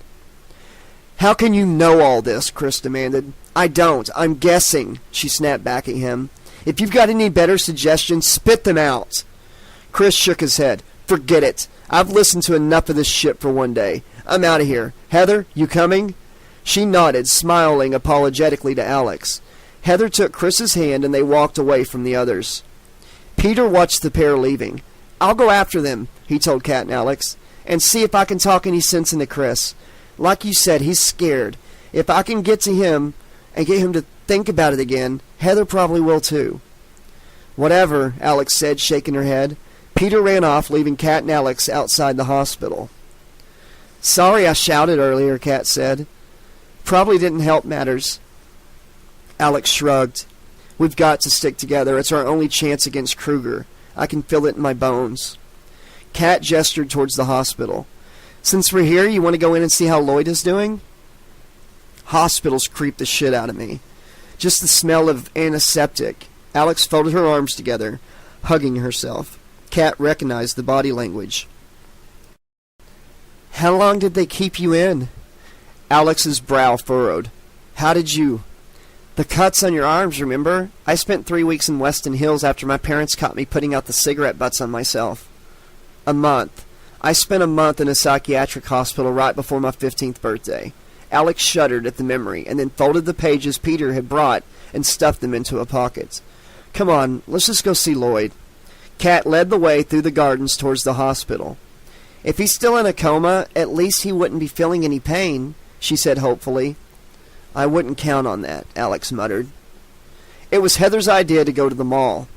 After the last few days, some retail therapy and a trip to the movies sounded like heaven next to nightmares and finger knives. Chris eventually agreed, and Peter tagged along, saying he didn't want to be left behind. Heather hit the makeup counter while the two boys checked out some running shoes in Foot Locker. Chris went straight for the basketball section, admiring a pair of black and white Converse All-Stars. "Now this is old school," he said appreciatively. "Can you believe professionals used to play in these?" Peter was more interested in 4 teenagers causing trouble at one of the checkouts. One guy had 2 black eyes and a bandage across his nose. "Look, Johnston's been let out of his cage for the day, and he's brought his goon squad with him to the mall." Chris shook his head dismissively. Somebody should teach those asses some manners. "Good idea." He left Chris and moved closer to the checkout to observe Johnston. The blonde bully was hitting on a teenage girl, trying to peer down the inside of her uniform, one of his hands snaking around her hips. The rest of the gang were goading him on, all the while blocking what was happening from the other staff in the store. "Leave me alone," the girl protested. "Why should I?" Johnston smirked, one of his hands cupping her left breast as he read the name tag on her uniform. "Who's going to stop me, Christina?" Peter remembered Alex's suggestion about the serum giving him the ability to move objects with his mind. She seemed to believe that would be the strongest during dreaming, but maybe it could still work while he was awake. "I don't know if I believe her," he thought, "but this is a good chance to try it." In his nightmare, he had reached out with his mind and pushed. Peter focused his gaze on the electronic till beside Johnston. The bully's hand was lingering in front of the drawer, clinging to Christina's side. Peter concentrated all his thoughts on the checkout and shoved. The drawer suddenly flew outward, slamming into Johnston's hand and crushing his fingers. "Oh, fuck my hand!" Johnston shouted, tearing the damaged digits away from Christina. She was as shocked as him, jumping away from the till. "You did that deliberately!" Johnston snarled at her. She shook her head, unable to explain what had happened. Peter noticed a stack of tubes stuffed with tennis balls to one side of the counter. Imagine if those burst open, he thought to himself. It would be like cannon fire inside the store. He smiled and gave the tubes a push. Within moments, the meatheads were bombarded by flying tennis balls, guided missiles thudding into their faces and groins. Johnston's goons decided to retreat and stumbled from the store, 2 of them upended on their way out by a collection of baseball bats spilling beneath their feet. Only Johnston remained behind, glaring around the store trying to find the cause of his embarrassment. "Who's doing this? Who's the little shit that thinks they can take me on?" he shouted. "I'll show them who's boss." Peter couldn't resist a final swipe at Johnston's dignity. As the burly bully stormed from the store, he failed to notice the tennis racket grasped by a mannequin near the doors. One last nudge, and the racket swung sideways, the edge of its frame smacking into Johnston's already broken nose. Blood gushed from both nostrils, soaking the front of his clean white t-shirt. Feline was the coolest store at the mall, a high-fashion boutique with the most cutting-edge clothing in Springwood. That probably wasn't saying much, though, Heather thought to herself, but only the trendiest students stopped there. She had ventured inside and found the perfect top, a daring sheath of fabric with 2 ties threaded up either side of the garment. If you tugged on them, it would tighten the material to a perfect fit, clinging in all the right places. The price was exorbitant, but her mom had given Heather a charge card last birthday, and this was the perfect chance to abuse it. She chose a black version of the top and headed for the changing rooms, selecting a cubicle near the door. Once inside, Heather slipped out of her cropped t-shirt and into the top. The tailoring was exquisite for something off the rack. She had to have it. Heather reluctantly took it off and was pulling her own t-shirt back on when 3 giggling voices entered the changing area. "Did you hear about little Miss Sutherland? The principal's favorite princess is getting suspended for cutting classes yesterday. The bitch will never be crowned prom queen after pulling a stunt like that. I can't wait to see her face on Monday when she hears the news." Heather opened the cubicle door a fraction and peered out. 3 girls from her class had come in, all carrying versions of the same top she had chosen. Leader of the pack was Simone Myers, the bitchiest student at school and Heather's main competition for the title of prom queen. Simone laughed, and her acolytes dutifully giggled along with her. Drones, Heather thought sourly. Hyenas like Simone always hunt in packs. Heather had seen that on the Discovery Channel once. And what kind of name was Simone anyways? In Ohio? Give me a break. Gossip in the hallway suggested her real first name was Mildred, but she changed it before transferring to Springwood High last year. Simone stepped into the cubicle next to Heather and took off her shirt. Sutherland didn't stand a chance against me in the voting anyway. And did you see what she's been wearing this week? The other two giggled their agreement. And I think she's putting on weight too, Simone sneered. Next thing you know, she'll be pregnant. I've always said that girl was only one generation from poor white trash. I mean, she paused for effect. Just look at her mother. Heather could feel her blood pressure rising. God, I'd love to tell Simone what I really think of her. You stuck-up, self-important, delusional hag. What did you two call me? Simone demanded. We didn't say anything, they protested meekly. I heard somebody just call me a stuck... Simone's voice trailed off. Never mind, must have imagined it. Heather clamped a hand over her own mouth to stop from laughing out loud. Simone had heard what she was thinking. But that was impossible, wasn't it? Unless Alex was right. There was only one way to find out. Simone's braying voice was talking again. What was I saying? Oh, yes. You were talking out of your ass as usual, bitch. That's it! Simone ripped open the door of her cubicle. Who is it? Who's out here saying things about me? What things? What are you talking about? Her friends asked warily. I heard someone say I was talking out of my... Well, anyway, it was abusive, Simone flustered. You two didn't hear anyone else's voice? No, Simone, the girls replied. They're too scared to say how ugly you look in that skirt. There it is again! They think you look like a pig in heat, and they're right. Stop it! Get out of my head! One more thing. It's time to get that mustache of yours taken care of. You look more like a male gym teacher than a prom queen. Simone stormed out of the changing rooms, followed by her two cronies. Heather held back her laughter until she was alone, then burst into hysterics. It took Alex and Kat more than an hour to discover where the hospital was keeping Lloyd. After a long, bitter argument with the staff at the ICU, Alex and Kat eventually found out he had been transferred to the burns unit. The two women navigated the hospital's bewildering internal layout to the appropriate quarter. Hidden away in an annex at the rear of the building, as they neared the double doors leading into it, Kat started to shiver uncontrollably. What is it? Alex asked. What's wrong? Can you see it? Kat gasped, her trembling hands clasped together. One finger pointed at the entrance. Alex examined the double doors but could see nothing wrong. The frames were made of wood, each inset with glass panels reinforced by an embedded wire mesh. A keypad beneath the doors controlled entry to the unit, with a call button and intercom above that. Beyond the entrance was a long, narrow corridor, with doors leading off on either side. The sour bite of antiseptic filled the air, but Alex was getting used to that. See what? She asked. I don't understand. He's in there, Kat hissed. Kruger is in there. Chapter 10. To Kat, Kruger's presence was obvious. Looking at the annex was like staring at a building constructed entirely from pieces of their tormentor. To her eyes, the door handles were like a pair of clasping talons, twisted fingerknives curled into balls of metal. The linoleum floor was a succession of dirty red and green stripes stretching along the corridor. The glass panels in the doors were his eyes, staring, searching, and probing for a glimpse of his next victim. And the walls, they were his ribcage, home to a malevolent heart, tendrils of evil creeping out to touch, to corrupt, to infest. Kruger wasn't inside the burns unit. He was the burns unit.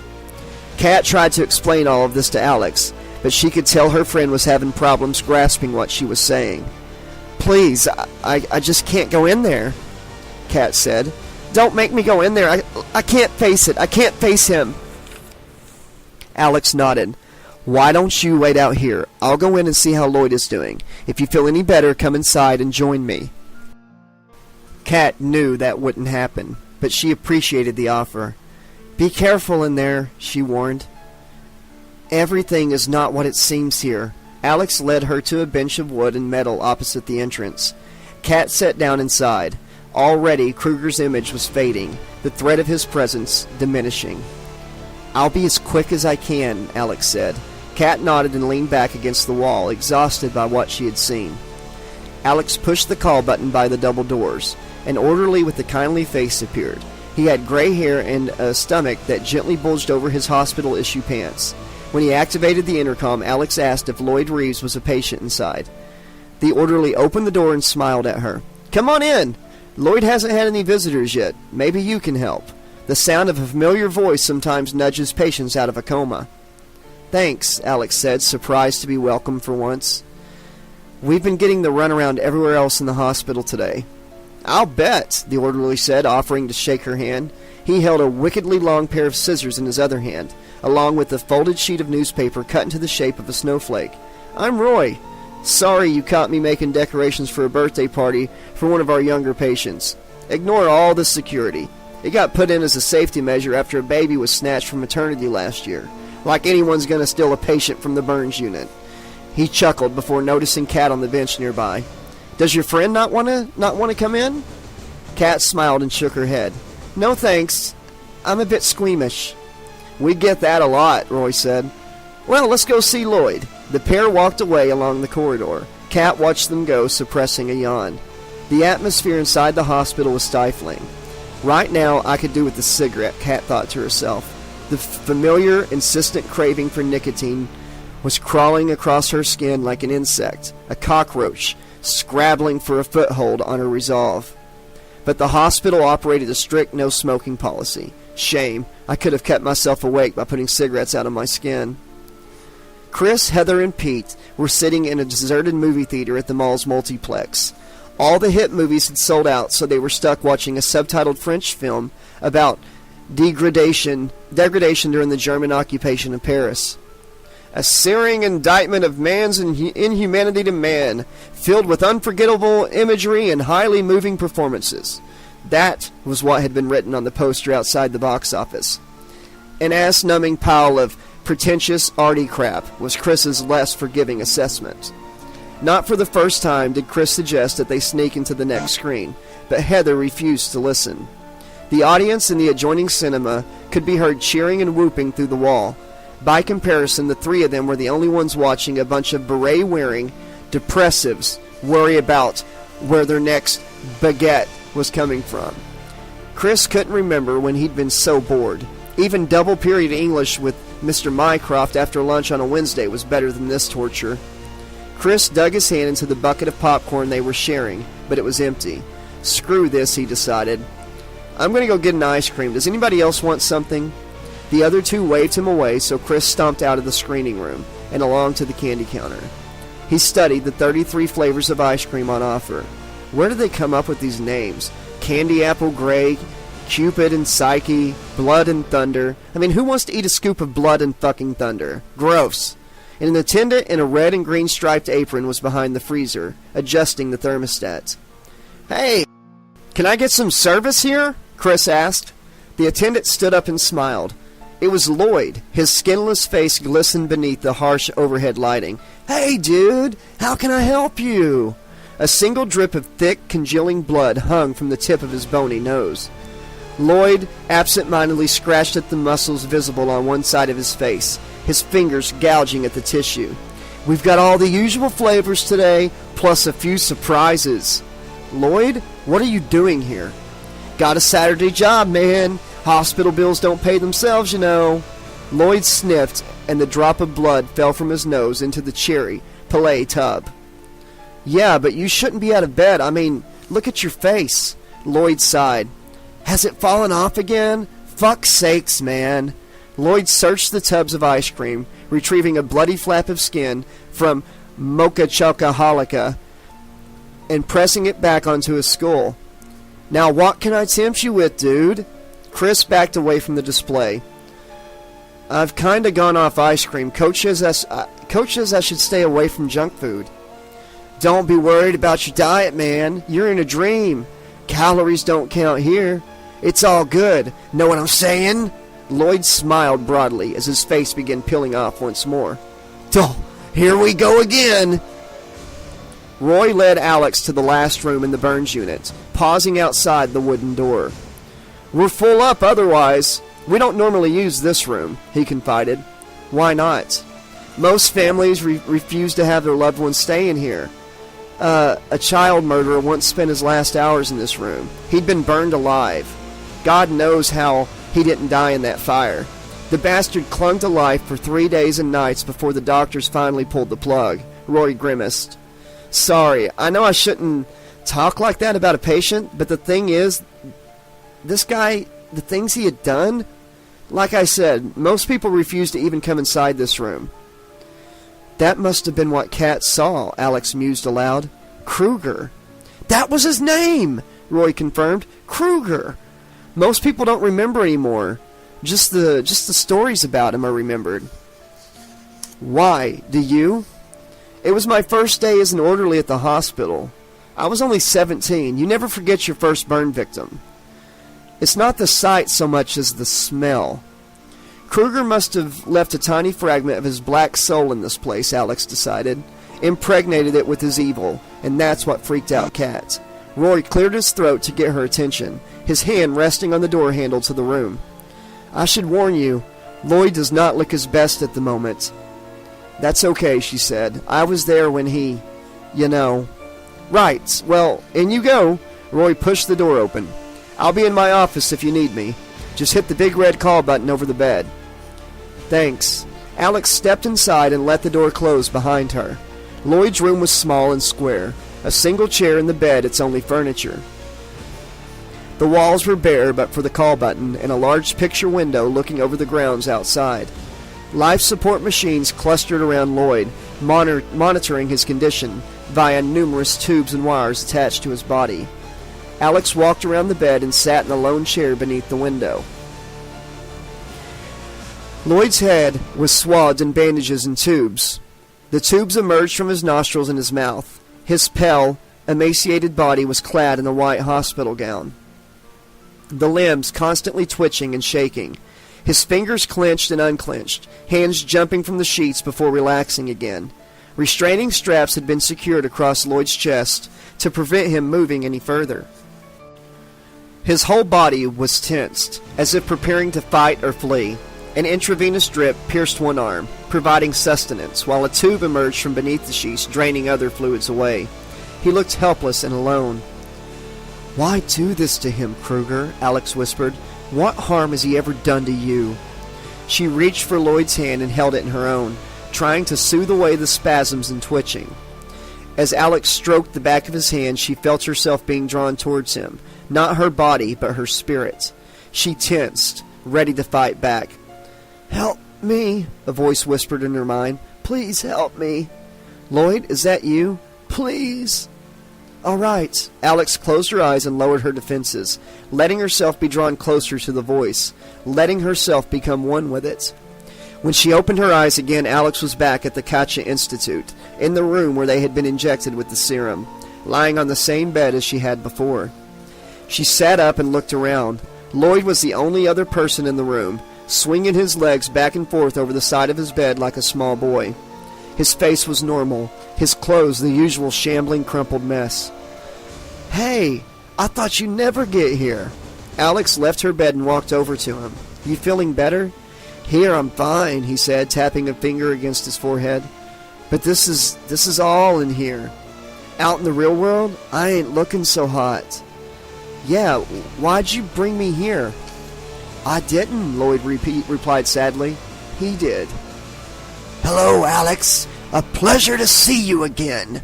"Kruger," she spat, spinning around to face the murderer. He was smirking at her, his face a leering smile of evil. "What do you want from me? From us?" "That would be telling. You'll find out soon enough." "I've had enough of your fucking mind games, asshole. I want to know." "You want?" The amusement drained from Kruger's features. He strode towards her, his good hand grabbing the front of her t-shirt, while the blades on his other hand drew back ready to kill. "I don't give a shit about what you want." "You gonna kill me?" Alex shouted back. "Then go ahead, kill me. Don't leave me in suspense, cocksucker. Let's get this over with." Kruger's gloved hand twitched, then relaxed, dropping to his side. "Not yet. You belong to me, bitch. I choose when you die and how you die." The same goes for all your little friends. You don't scare me, Alex snarled. I know who you are. You couldn't get your kicks like a real man. You had to go after fucking children. You make me sick, you twisted fuck. You're nothing. You're shit. She spit in his face. He sniggered in response. I've heard those words before. They don't have any power here. This is my domain. The scar-faced monster stuck out his tongue and licked the spittle from his face, swallowing it. Juicy. What about you, Alex? You proved you can spit, but do you like to swallow? Fuck you, she screamed at Kruger. He snapped his glove hand up to her face, pressing the edge of a blade close to Alex's left eye. She gasped, unable to suppress her terror. I thought I couldn't scare you. Alex twisted sideways to look for Lloyd, but he was walking out of the room. Don't leave me here. Sorry, but I've got my own battles to fight, he said. Catch you later, dude. Kat yawned and shook her head. This was the last place in the world she wanted to fall asleep. She got up and approached the burn unit's double doors. The presence of Kruger had been a specter before, a ghost touching every part of this place. But now he was gone, and she could no longer sense him nearby. Kat pressed the call button and Roy came back to the doors, opening them for her. Changed your mind, hun? Kat nodded. Alex can do with my support, I guess. Good for you. It's the last door on the left. Thanks.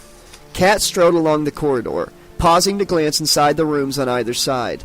The patients were a mixture of adults and children, each with bandages and gauze covering the injured areas of their bodies.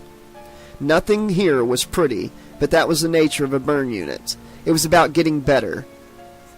She reached the last door on the left and knocked quietly. Alex, you in there? No reply came, so Kat opened the door and looked inside. There were two figures by the bed, each holding one of Lloyd's hands. Alex was sitting in a chair on the far side of the room, her eyes closed, head nodding forward slightly as though she were dozing off. The other figure stood opposite Alex, a shadowy blur surrounded by darkness. Kat frowned. What the fuck? Alex is sitting there in broad daylight, and this other person is... She gasped as the shadowy figure drew back its spare hand.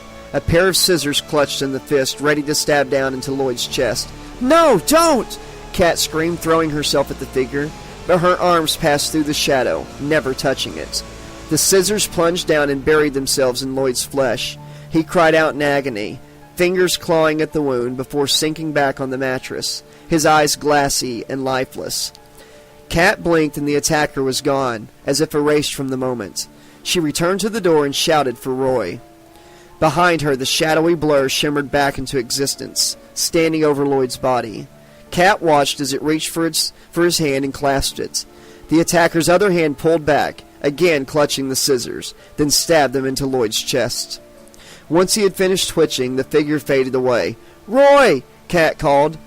Roy, get in here! I need you to see this! The bedside scene played itself out over and over again. The same movements, the same mixture of tenderness and brutality, the same horrific result. Kat peered at the blurred figure of Lloyd's killer, but could not make out any details, just the scissors, the hands, the violence. She knew there was something familiar about them, but what was it? Kat leaned out the doorway again. Roy, where the fuck are you? Roy's busy, Kruger whispered in Kat's ear. Will I do?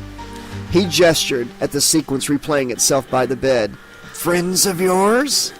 Fuck you, Kruger, Kat yelled, trying to push past him. The gloved hand grabbed her arm, finger knives closing around her wrist, slicing into the skin. Kat cried out in pain, dropping to her knees before him. Show me a little respect, bitch! Kruger twisted his blade sideways, gouging into the bone of her wrist. Because I own all of you.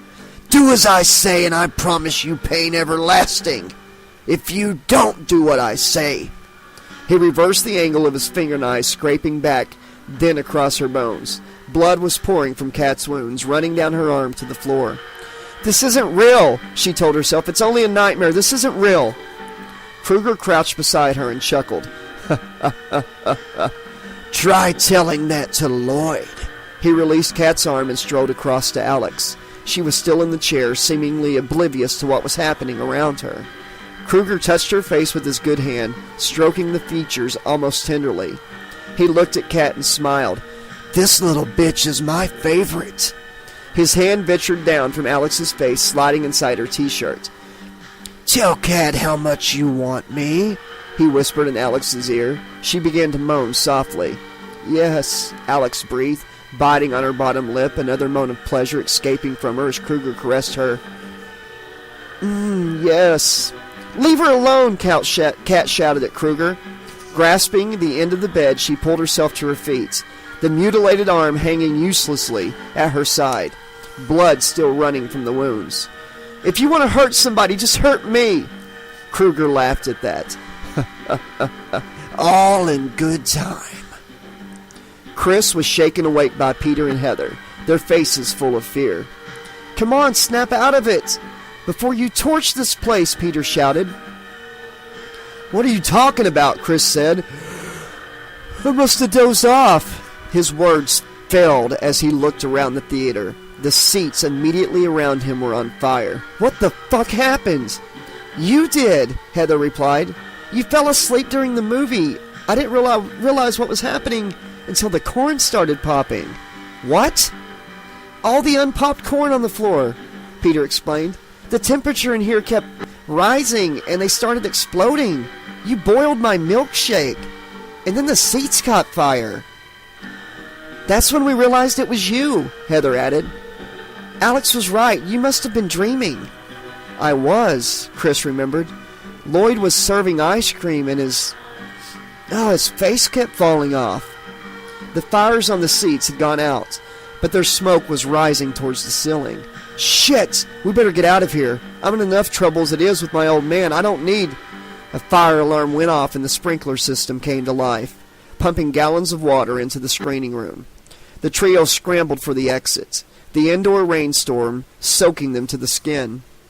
They emerged to find hundreds of other patrons doing the same thing, pouring out of the other screens, all of them wringing wet and bewildered. Peter grabbed hold of Chris and Heather. Let's get out of here before someone starts asking questions that we don't want to have to answer. Good idea, Chris agreed. Where?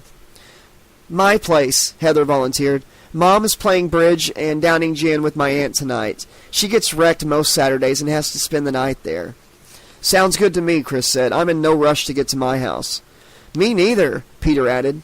My dad's spoiling for another fight, and I don't want to give him the satisfaction. The trio crossed the parking lot, the well of approaching sirens hastening their progress. Alex opened her eyes to see Kat standing over the hospital bed, a pair of scissors clutched in her hand, ready to stab down into Lloyd's chest. Kat, no, don't do it! Alex shouted. The other girl stopped, blinking her eyes as if waking from a dream. Alex hurried to where Kat was poised, gently taking the scissors from her grasp. What happened? Kat asked, her voice heavy and tired. You must have been sleepwalking. I thought you were going to stab Lloyd with these. Alex showed her the scissors. No, it wasn't me. I saw somebody doing that over and over, but it wasn't me. Somebody else kills Lloyd. What are you talking about? Kat blinked once more, her eyes becoming clearer. I had another vision, a glimpse of the future. Somebody is going to murder Lloyd. He gets stabbed in the chest, in this room, in this bed. When? I don't know. An hour? A day? A week? I know it's dark. I know it's dark when it happens. The killer uses something with long blades. Like these scissors, or was it Kruger's finger knives? Kat frowned. I'm not sure, but Kruger isn't the killer. I know that. Then who? It's one of us, the five of us. One of us murders Lloyd. But why? Alex demanded. Why would any of us do that? To save themselves, Kat suggested. Maybe Kruger forces them to do it, or tricks them into killing Lloyd. I don't know. Alex shook her head, still unable to accept the prophecy. Maybe you saw a dream. Kat shook her head. It was real, all right, but I couldn't see who the killer was. Her eyelids fluttered and she swayed on her feet. I don't feel well. Kat looked at her right arm. The skin was split open and blood was gushing from the wound. spattering her top in the clean white bedding. Kat collapsed in Alex's arms, sliding to the floor, blood still spraying from her arm.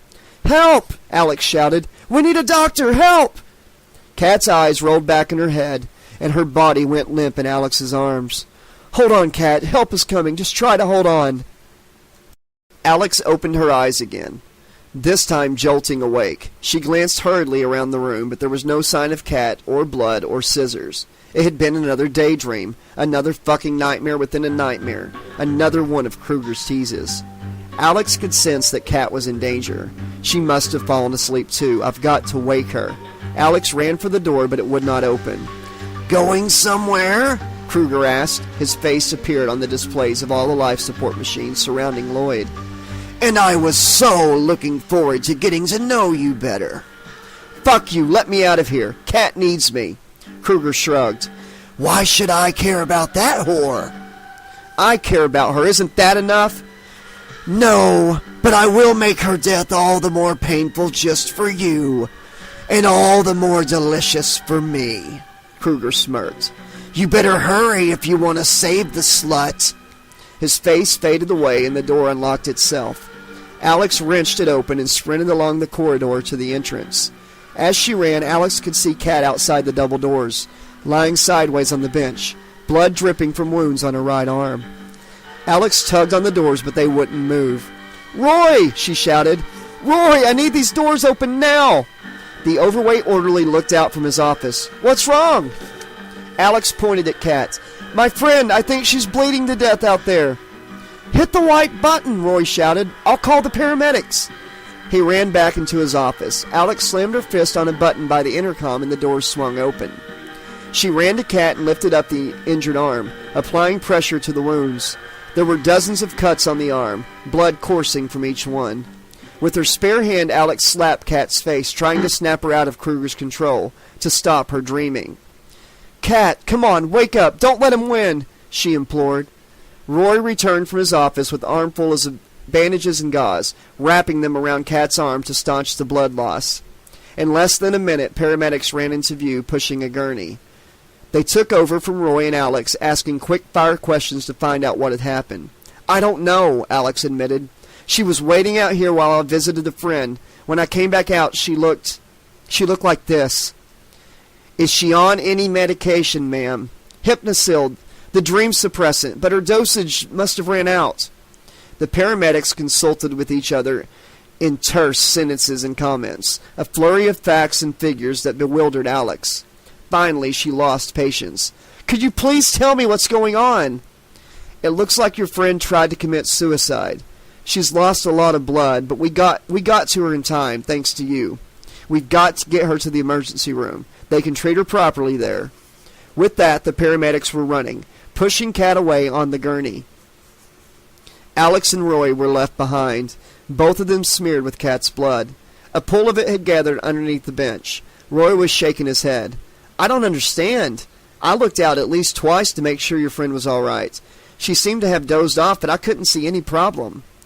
Alex noticed a shape in the pool of blood. She reached into it and pulled out a long pair of scissors, heavy red drops falling from the blades. "Those are mine," Roy said. "How did they get out here? I always keep them in my office." His face paled.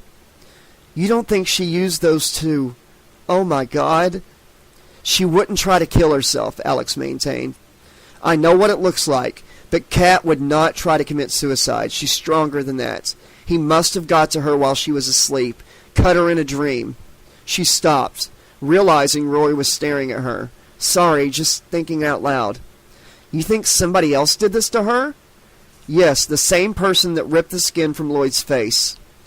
"But you saw him do that to himself. You said so," the orderly recalled. Alex was going to explain, but stopped herself. "Sorry, the shock of seeing her like that, I guess it was too much. I'm sorry." Roy smiled at her. "Are you sure you're okay? I could call your folks, get them to come and pick you up." No, that's okay.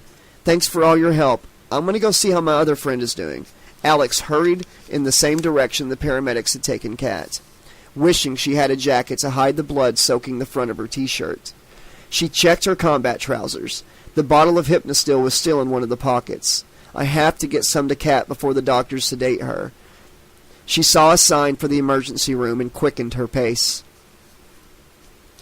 Peter had never been inside a house that was so pink. He and Chris were standing in the living room of Heather's home, still wet from their soaking at the multiplex, while she searched for towels and a change of clothes for herself. Every room in the house had pink walls, pink carpets, or pink furniture. The air was thick with the cloying smell of rose petals and cinnamon. It was like no man had ever set foot inside the place, at least no man from Peter's family. Where were the stinking socks, the pizza delivery boxes, the discarded cans from old six-packs of beer? Since his mother had died, Peter had been doing all the housework as part of his chores. His father said cleaning and tidying wasn't a man's work. When Peter questioned why he had to do it, his father had laughed bitterly. "You're not a man, not a real one anyway. Housework's all you're good for." "Fuck you too, Dad." Peter tried to put the old man out of his thoughts, without success. "I doubt he's even noticed I'm not even home yet. When there are no clean plates or the milk cartons are all empty, then he might figure it out, maybe. I could be dead and he wouldn't give a shit." Heather reappeared from upstairs, throwing towels to Peter and Chris. "Dry your hair with these. I'd offer you some clothes to change into, but my mom burnt all Dad's clothes after he took off." Chris smiled. "Happy families, huh?" "Not exactly." "Is it okay if I call my folks? I left my cell at home this morning, and they'll be wondering where I am." "Sure, it's down the hall," Heather said, pointing the way. "Thanks." Chris left her and Peter alone in the living room. "Nice place," Peter offered. "You think?" Heather looked around the pink room. "It's always been a bit over the top for my taste, but Mom loves the space. Calls it her womb with a view. She spends most of the day in here watching our neighbors and drinking her own weight in gin. My dad prefers beer and plenty of it. 6-packs and Monday night football." Peter nodded. "He used to make me watch every game. He was going to get a scholarship to college to play football, but he blew out his knee. And he was hoping you'd follow in his footsteps." "Yeah, giving birth to a geek wasn't in the game plan." Heather sighed. "I've been on the beauty pageant circuit since I was 4. Singing lessons, dancing lessons, elocution, deportment, costume fittings, beauty treatments, don't eat too much, don't bite your fingernails, don't cut your hair, on, forever and ever, amen." "I always thought you liked all that attention." "I hate it. I want to scream. Tell her to leave me alone. I don't want to be her. Don't want to relive her life. I want one of my own." Heather laughed. "I've always envied people like you at school." "Why?" Peter asked. "You can do what you want. You don't have to be on show 24/7. Don't have to always look your best." Heather stopped abruptly, one hand covering her mouth. "Sorry, I didn't mean that to sound like I was..." Peter waved away her embarrassment. "It's okay, really. Being a geek does have its advantages, I guess. But you don't get humiliated by assholes like Joey Johnston on a daily basis. You don't come home to a beating from your old man after his team is lost and he's had one 6-pack too many. You don't hide in your bedroom where your only friends live on a computer screen." Chris's voice could be heard in the hallway, shouting on the phone. Heather pushed the door closed, shutting out what was being said. "The grass is always greener, huh?" "Guess so," Peter agreed. He looked at his watch. It was 6 o'clock. "You sure your mom won't be coming home tonight?" "I can guarantee it. Saturday night is party night. She expects me to be out making myself popular with all the right boys." "You mean she," Heather grimaced. "My mom's got a pretty warped set of values. Fuck yourself happy. That's how she described her philosophy of life to me once. I think I was 12 at the time and had found her in bed with some loser. No wonder Dad left when he did. I wish he'd taken me with him." Chris came back into the room, his face red and angry. He jerked a thumb back at the phone in the hall. "Y'all catch any of that?" "Not the detail, only the volume," Heather said. "Sorry." "That's okay," she replied, resting a hand on Chris's shoulders. "Parents?" "Yeah, it's my life, not his. We're so disappointed in you, Christopher. You're bringing shame and disgrace upon this family, Christopher. Come home now and we might find it in our hearts to forgive you, Christopher." Chris stared at the floor. "Asshole. I've got a good mind to stay out all night. Then we'll see who's in charge." You're welcome to stay here, Heather offered, her hand still lingering on his shoulder. Peter shifted uncomfortably. Both of you are, Heather added. I'm not sure, Peter said. Stay, Chris urged. That way we can keep each other awake. Look out for each other. It's safer than being alone. You're probably right, Peter conceded. It'll be great, she enthused. We'll order pizza, watch some DVDs. Okay, Peter said, but no more scary movies. I've had enough blood and horror to last me a lifetime. Chapter 11. Alex was sitting beside Kat's bed when the tattooed teenager regained consciousness. Kat's right arm was heavily bandaged, while an intravenous drip was restoring lost fluids to her body. Alex had managed to slip Kate the Hypnosil before the doctors sedated her. Later, a kindly nurse told Alex a little about Kat's condition.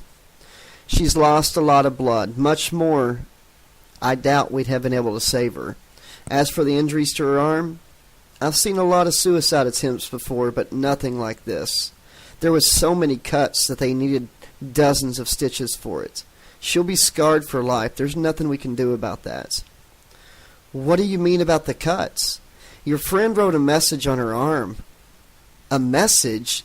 Alex knew the cuts had been made by Kruger, or at least made under his direction. What was it? It said, 1 down, 5 to go. Does that mean anything to you? No idea. I'll have to ask Kat. Well, she's been sedated, so you'll have to wait a few hours. That was mid-afternoon. Now it was dark outside, and streetlights cast strange shadows on the roads and sidewalks outside the hospital. Another groovy Saturday night in Springwood, Kat murmured as she came around, noticing Alex at her bedside. How the fuck did I end up here? You don't remember? I'm not sure. It's getting so I can't tell the nightmares and reality apart. I remember waiting for you outside the Burns unit. Then I decided to go inside, see how you and Lloyd were doing. You never came in, at least not while I was awake.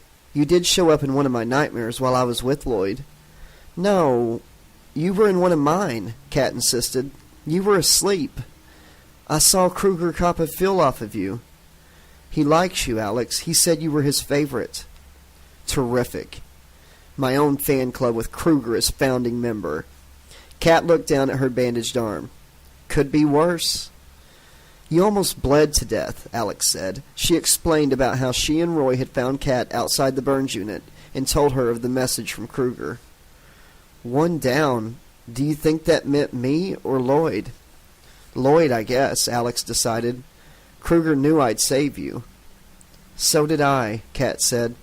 I don't bleed to death. I choke in my sleep. It was in my vision, and I know it's going to come true. You can't be sure. Yes, I can. Like I'm sure one of us will murder Lloyd in that room. I've already seen it happen, Alex. It's a matter of time when that happens, not if. Kat smiled wanly. Kinda strange knowing how you're going to die. I mean, we're all going to die one day, but you try to ignore that. Put it to the back of your mind. Pretend it isn't really going to happen. We'd all be basket cases if we thought about it too much. But now I know it's almost here. Fuck, there's so much I haven't done yet. I thought you'd done everything imaginable, Alex said. Don't believe the hype. I cultivated the image of being the biggest, baddest bitch in Springwood because it suited me.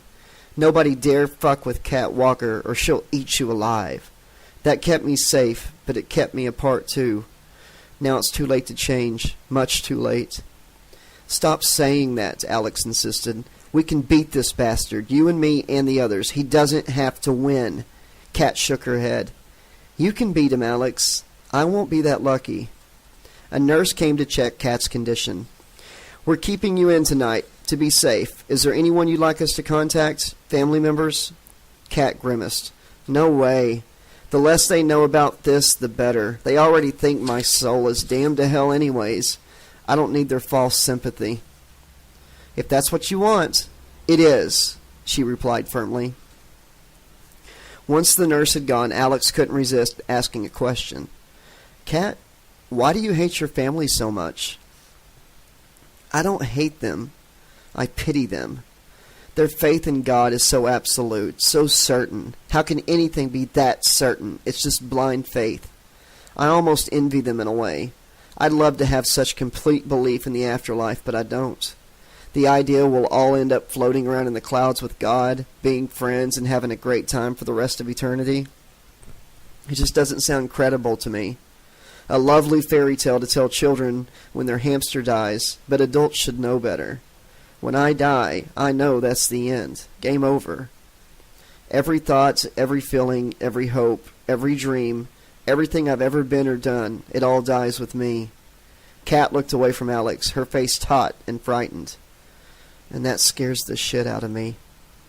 Maybe your family is right. I'm not that lucky, Kat said, almost smiling. Alex noticed one of the tattoos on Kat's right arm above the bandages. Over a bleeding cross were the words, "Jesus is coming," while beneath that was written, "Everyone look busy." She laughed out loud after reading the second half of the message. She explained why when Kat glared at her. "Oh, that one. My first ink. Originally, it was a normal cross and just said, 'Jesus is coming.' I thought my folks would be proud, so I wanted to show my faith to everyone in the tattoo. They freaked and said it was the devil's work. Years later, I went back to the same parlor and had the rest added." "And the barbed wire tattoos around your wrist?" "I wanted a crown of thorns, but that was the best I could get." Kat gave Alex a tour of her other tattoos. The snakes on her back, the angels on either thigh, the other motifs and messages displayed on her skin. "Strange to think they're going to kill me soon," she said.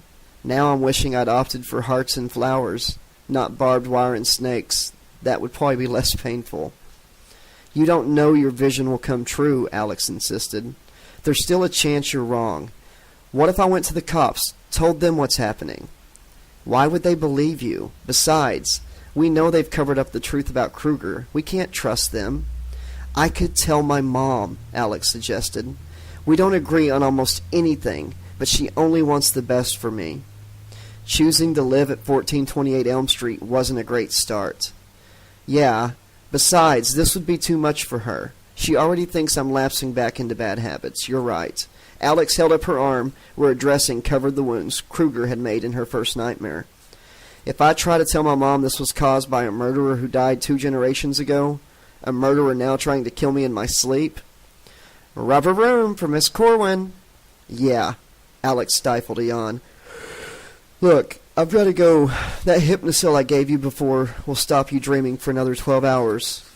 So you're safe tonight. Get some rest and I'll be back in the morning, okay?" "Okay," Kat agreed. "You going home?" "No, I need to find the others. Need to talk to them. We can't face this freak Kruger on our own. Safety in numbers and all that." "I'll see you tomorrow. Sweet dreams." Alex shook her head. "Don't even joke about it." Peter's worst fears were coming true. While he sat in a chair staring at the TV, Heather and Chris were snuggled together on the sofa. So far, they'd watched 2 comedies and a thriller.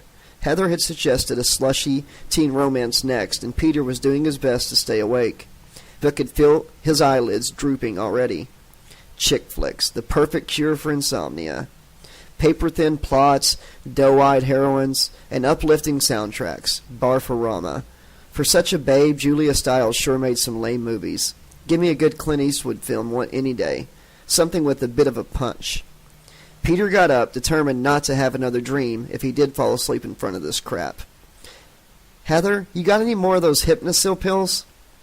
"Upstairs in my room," she said, lifting Chris's arm from around her shoulders so she could stand. "I'll go get them. We should all have one, I guess." Peter yawned as she left. "I'm going to go get a glass of water from the kitchen. You want anything, Chris?" Chris stopped the DVD and shook his head. "Nah, I'm good." His attention was caught by basketball highlights on TV. "Hey, I wonder who won the state playoffs." "Jocks," Peter thought despairingly as he went into the kitchen. "We're being stalked by a dead homicidal maniac, and Chris still wants to know the scores from today's games. Like that matters any more." Peter pulled 2 glasses from a cabinet above the sink and turned on the tap, letting the water run a few seconds. Satisfied with the temperature, he filled both glasses and shut off the tap. He was reaching to switch off the kitchen light when a knock on the back door startled him. Peter dropped both tumblers, each of them shattering on the hard floor, showering the room with glass and water. "Fuck!" "Sorry," a voice called from outside. Peter turned the light back on and carefully picked his way across the glass-strewn floor to the door. He could see Alex outside, rubbing her arms and hoping that she would get inside soon. He could tell she was anxious, hopping from foot to foot. "Can I come in?" she asked. "It's getting cold out here." Peter undid the locks and opened the door, letting her inside before securing the door again. He was about to make a comment about her timing when he noticed the bloodstains on her top and her pants. "What happened to you?" Alex looked down at herself. "God, I'd forgotten. I'm fine. Kruger got to Kat." Peter swallowed, not sure he wanted to know the answer to his next question. "Is she—" "She's okay for now. Her right arm was cut to pieces below the elbow and she nearly bled to death. She's being kept at Springwood General overnight." "That's something, I guess." He listened while Alex recalled what had happened. Chris appeared in the kitchen doorway. "What's all the noise in here?" "Don't come in," Peter warned. "There's broken glass everywhere." "So I can see. What have you been doing in here?" Chris noticed Alex. "Hey, how are you?" "I've been better," Alex admitted. "The blood is Kat's," Peter explained. "Kruger almost killed her." Before Alex could repeat her explanation, Heather was standing behind Chris. "I've got the Jesus, Alex, what happened to you?" Peter sent Alex into the living room with Chris and Heather to retell her story again while he cleaned the mess up in the kitchen. After retrieving all the broken glass and wiping the floor dry, he joined the others in front of the TV. Alex switched off the set despite protestations from Chris. "We have to talk about what we're going to do," she announced. "I know some of you found what I was suggesting this morning hard to believe, but—" "You were right," Chris cut in. "I didn't want to hear what you were saying then, but you were right about us having changed, altered. All three of us experienced that this very afternoon."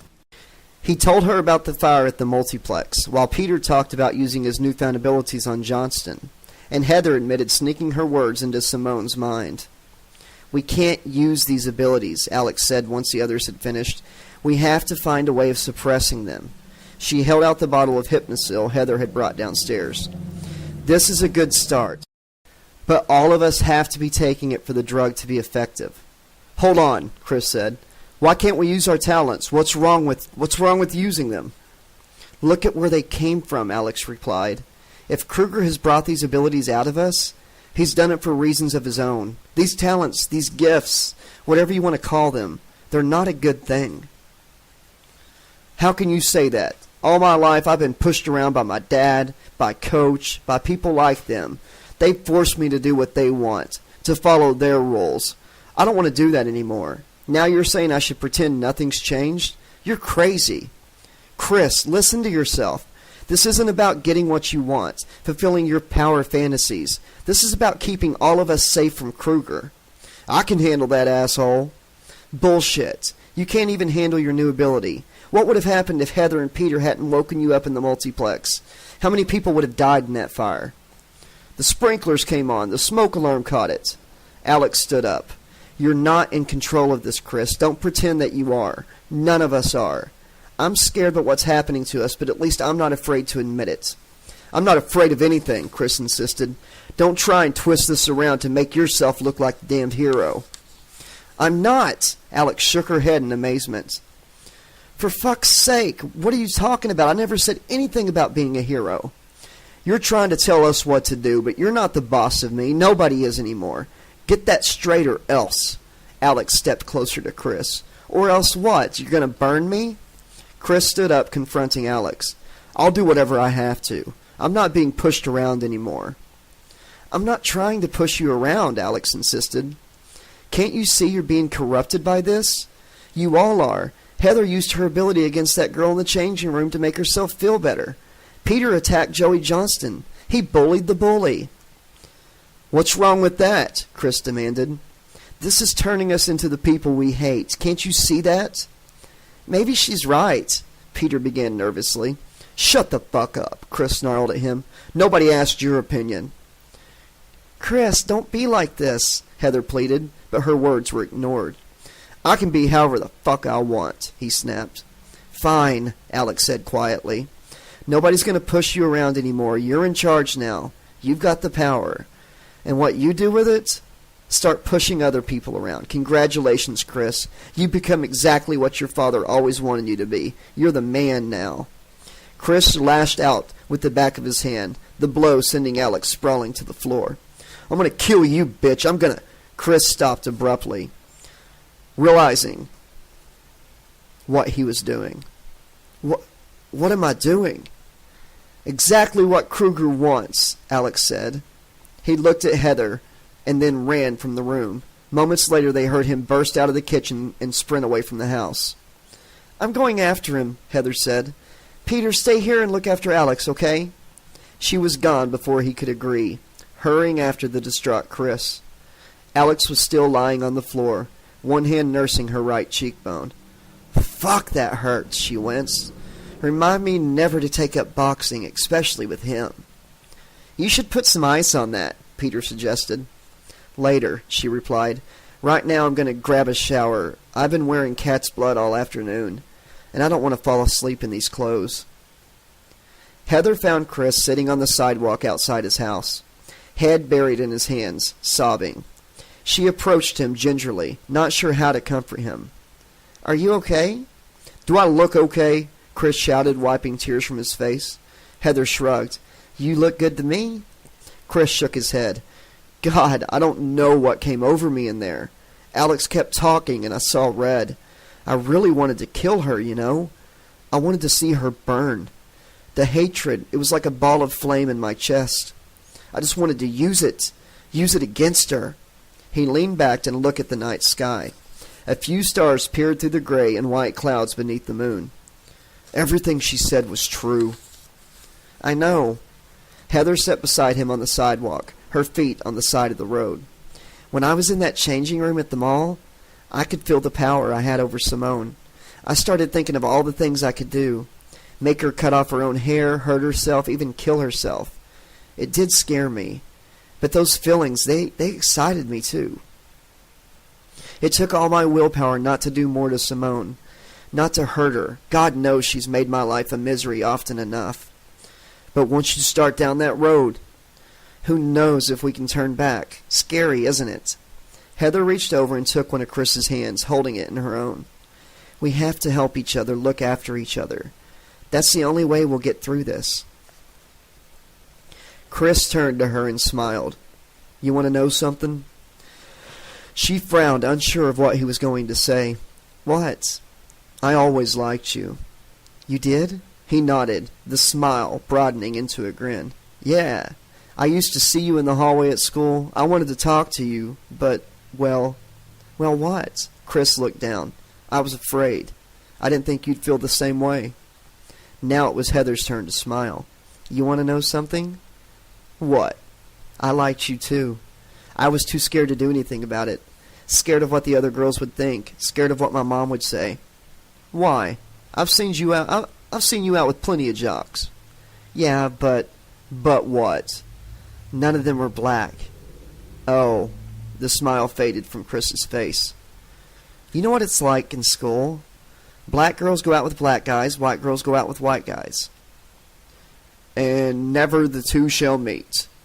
Yeah, but why not? Heather lifted Chris's hand up to her mouth and kissed it tenderly. You like me, I like you. Why can't that work if we want it to? What's your mom gonna say if she sees you kissing a black boy? Probably go apeshit. She's always been a white trash racist bitch. That's her problem. So what's our problem? Chris asked. Deciding whether we want to go for it? You heard what Alex was saying. Kruger's coming for us.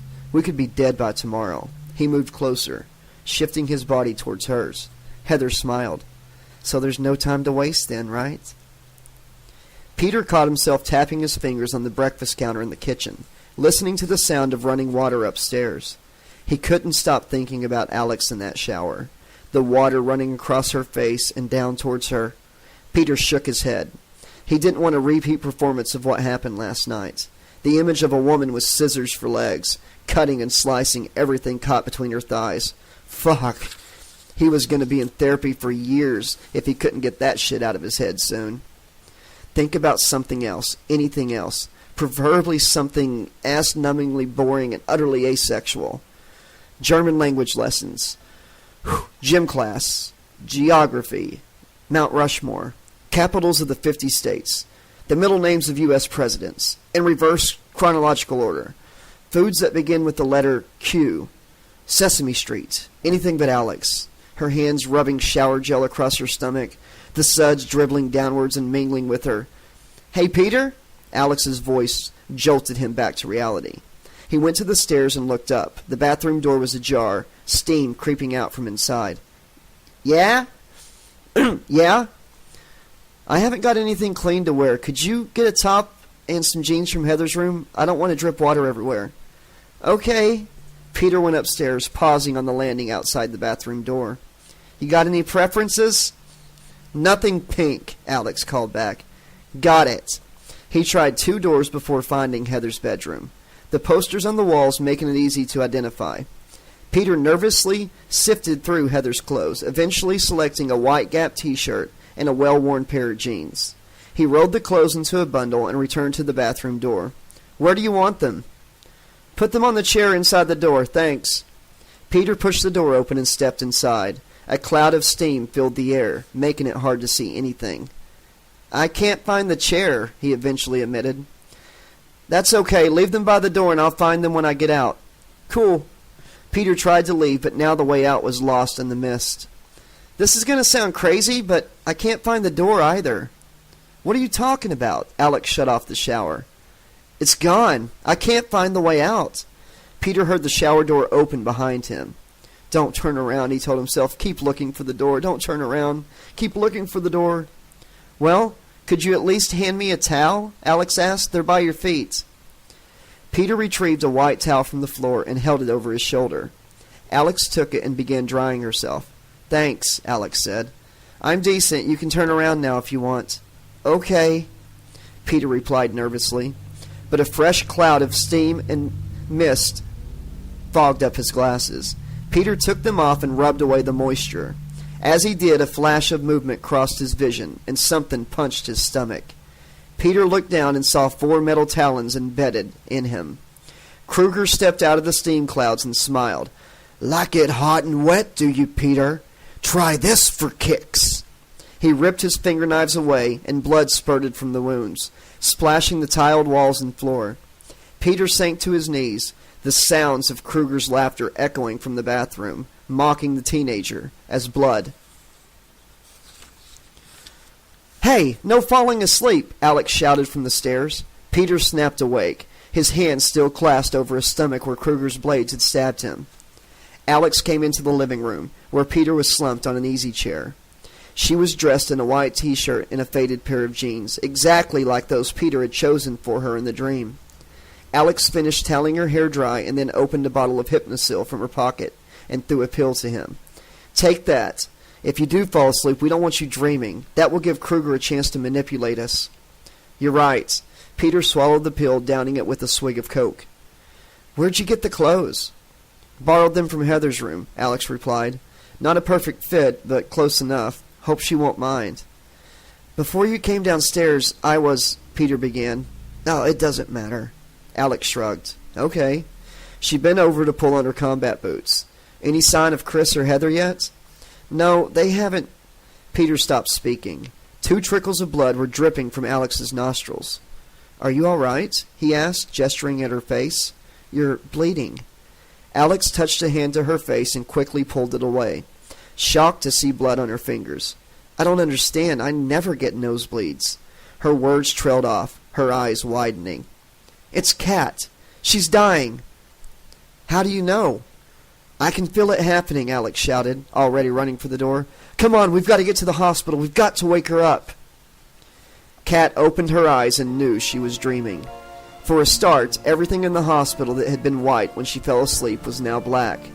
The sheets on her bed, the walls and floors, all of them were pitch black. The institutional fluorescent lights in the ceiling had been replaced with red tubes, while black and red candles dripped wax from brackets on the walls. Either she was dreaming, or somebody had given this place one hell of a goth horror makeover while she slept. So much for the hypnosil, Kat muttered. She examined the bandage on her arm, watching as blood from the wound soaked through the dressing, so the words, 1 down, 5 to go, were clearly visible. I get the message, she shouted, her voice echoing around the room. Kat pulled back the covers and stood up, the hospital gown clinging to her body. It was hot in there, boiling hot, and sweat was soaking through the starchy cotton fabric. Instead of the usual bitter antiseptic, she could smell something else, fear and iron, slaughterhouse scents. She could hear a woman's voice calling for help in the distance. Alex, is that you? Kat shouted back. Are you okay? But no reply came. She ventured out into the corridor. Another scream cut through the air, closer this time, filled with pain and anguish. Help me, somebody please! Kat ran along the hall towards the voice. The nearer she got, the darker her surroundings became. Soon there was no light except for a yellow glow ahead, spilling from a doorway. Kat slowed as she reached the door. It led to a spiral staircase of black metal descending into clouds of steam, the mist obscuring whatever was below. Alex, are you still there? Down here, hurry! Kat remembered a gesture, something she had done thousands of times as a child, even though her family wasn't Catholic, the sign of the cross. She had denied any sort of faith since puberty, refusing to admit she still believed, buried that fragment of the past deep inside herself. But now it came flooding back. It's just fear, Kat thought. I'm afraid of dying. In any other circumstance, I'd laugh at myself for doing this, but now... She reached a hand upwards, touching the fingertips to her forehead, then down to her chest, up and across to her left breast, then over to her right. May God have mercy on my soul, she whispered, then slowly began descending the spiral staircase. Within seconds, the mist had swallowed her whole. Alex and Peter ran the 2 miles to Springwood General, gasping for breath by the time they arrived. A burly security guard at the front desk tried to refuse them entry, his hand lingering by a revolver holstered on one hip. It's after midnight. No visitors allowed into the hospital after 10, let alone after midnight. Unless you're suffering a medical emergency of your own, I must ask you to leave. Alex shoved her way past the guard, but he caught hold of Peter's arm and refused to let the youth go. Alex hesitated, unsure of what to do. Just go, Peter shouted. You gotta wait, Kat, go! Alex nodded and ran for the stairs, leaving Peter behind. The guard punched an alarm button on the wall. Your friend won't get far, he told Peter. We've got somebody patrolling each floor of this place. At the bottom of the spiral staircase lurked a dimly lit industrial boiler room, all clinking chains and dripping water. Kat recognized it from Alex's description. This was Kruger's domain, his home in the realm of nightmares. She had been lured here to face him, just like her vision. A lamb to the slaughter, a man whispered in the dark. Sacrificial lamb. Kat recognized Kruger's voice. Beyond his words, she could hear something else, the familiar sound of metal being scraped back and forth across metal. Where did she hear that sound before? Sundays after church, of course. The whole family gathered around the table while her father proudly sharpened the carving knife. A lamb cried out in the distance, frightened and alone. Metal flashed in the dark, and the lamb's cries were cut short. Something splashed nearby, wet and warm. Kat looked down to see a pool of blood spreading across the floor to her bare feet. Don't show you're scared, she told herself. Don't give this fucker the satisfaction. Come and face me, Kruger, she shouted. Let's get this over with. There's no rush, Catherine. Her dad emerged from the shadows, speaking in Freddy's voice, the bloody carving knife held in his hands. We've got all night to get to know each other better. You and I are going to be such good friends, such special friends. Fuck you, you're not my father. How can you say that? Her dad moved closer, one hand grabbing Kat by the chin. He tilted her face towards him, staring deep into her eyes. You know, I've always had special feelings for you, Catherine. Stop calling me Catherine. My name is Kat. But you're my special little girl, Catherine. Don't you want to have fun? You're not my dad. This isn't real. It's only a nightmare. Kat closed her eyes, shutting out the image tormenting her. It's just another nightmare. Open your eyes, bitch! Kruger snarled. Kat could see his fingerknives pressing against her chest, hear the blade slicing through the flimsy material of her hospital gown. She could feel his hot breath on her face, smell the putrid, rotting stench of his presence. Look at me! I said look at me, bitch! Kat opened her eyes. Kruger had stripped away the gown, leaving her naked, but she refused to cover herself. I'm not ashamed of my body, she said. You can't frighten me that way. He laughed at her, rejoicing in Kat's defiance. All those tattoos, all those holes you've had put in your body, all that pain. Would you like some more? This isn't real. This is only a nightmare, she maintained. Tell yourself that all you like. It won't save you from me. Kruger gestured at her body. Let the pain begin. Kat could sense something moving on her back, something sliding across her skin. She peered over her shoulder and gasped. The 2 snake tattoos were coming to life as they had done in her vision. The heads burst from her skin, their eyes blinking, forked tongues flicking outward as the reptiles hissed at her. Then the rest of their bodies detached themselves, sliding across her skin, curving around her torso. My, what pretty pictures you have on you, Kruger taunted. Let's see what else they can do. He gestured again and Kat screamed in pain. A circle of barbed wire appeared around each of her wrists, replacing the tattoos that had been there. She watched aghast as the circles began to tighten, metal barbs digging into her flesh, cutting and gouging, burying themselves further and further into each wrist, scraping against bones. What else? Kruger asked rhetorically. What about the rest of them? Kat screamed again as her other tattoos came to life, each image bursting from the skin, exposing the flesh beneath, blood seeping from every wound, draining down her legs and poiling at her feet. The snakes were passing her breasts now, riding the skins upward to coil around her neck. She tried to pull them away, but the barbed wire circle slicing into her wrist had closed to only an inch in diameter, crippling her hands. Kruger snapped his fingers, and the barbed wire bracelets contracted still further, cutting through bone and sinew and tendon until there was nothing left to cut. 2 useless lumps of flesh and bone fell to the boiler room floor, splashing in the crimson puddle around Kat's legs. She howled in agony as blood spurted from the stumps where her wrist had been. Look, Mommy, no hands, Kruger announced, laughing at his own joke. Since you enjoy getting your body pierced, let's add a few more extra holes. Alex raced up the stairs to the floor where Kat was being kept overnight. As Alex reached the doorway, a hand grabbed her from behind. Where the hell do you think you're going? A thick-set female security guard with a deep voice demanded. My friend's in there, Alex gasped, pointing through the door. She needs help. Come on, we've only got seconds to save her. Nonsense, the guard replied tersely. She tapped the metal name tag on her uniform. Mandy Banks. I'm in charge here, not you. I'm quite sure the doctors and nurses have got everything under control. They don't need you. Alex slammed her boot down on the guard's foot, forcing a howl of pain from the hefty woman. But the guard kept hold of Alex, refusing to let her go. You'll pay for that, you little shit. Let me go, Alex screamed at her captor.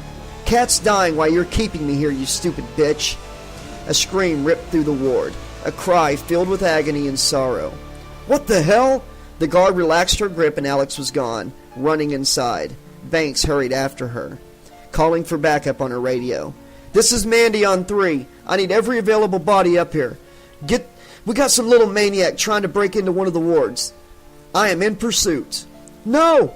Banks pulled aside the curtain around one of the beds. She staggered backwards, shocked by the scene in front of her. Alex had collapsed and was sobbing on the floor, hands covering her face. On the bed was the naked body of a teenage girl. No, not the body, Banks thought, correcting herself, but the naked corpse of a teenage girl. The hands were missing, having apparently been sheared off at the wrists, yet there was no blood visible on the bed. Almost every square inch of skin on the torso, arms, and legs of the corpse was obscured by metal-piercing studs, hundreds, even thousands of them. Angry red bruises were visible around the neck, suggesting the victim had been strangled. But most disturbing of all was the message seemingly painted in blood on the wall behind the bed. 2 down, 4 to go. The security guard turned away and vomited it, retching until she had nothing left to expel, and then vomited some more. Chapter 12. Alex spent the rest of Saturday night explaining herself at Springwood Police Station. How had she known Kat was in danger? I felt it, sensed it, she told them. Who did this to Kat? You wouldn't believe me. What did the message on the wall mean? Silence. The same questions over and over and over. The cops brought in her mom, hoping Joyce might be able to get some answers from the girl, but with no more success. Finally, Sheriff Williams took Alex aside in one of the interview rooms. His face was careworn and friendly, his words soothing. Look, Alex, I know what's going on. I recognize the signs. A group of teenagers, each of them outsiders in their own way, square pegs, if you like. The 6 of you cut school and get into trouble. One of you gets hurt and the rest clam up, refusing to say what really happened. Now you're being picked off, one by one. This isn't the first time this has happened in my town. I know. It can be stopped. It can be prevented. Alex shook her head. It's too late for us. It's never too late. We can help you if you'll let us. I tried to tell one of your officers before, but he wouldn't listen. Williams rested a hand on her shoulder. I'm listening now. Don't touch me. The sheriff withdrew his hand hurriedly. He began pacing the interview room. I can't pretend I understand why this is happening. Being a teenager, it's just a difficult time. I used to be one myself a long time ago, if you can believe that. You get mixed up, think you see things that aren't there, think you know more than you do.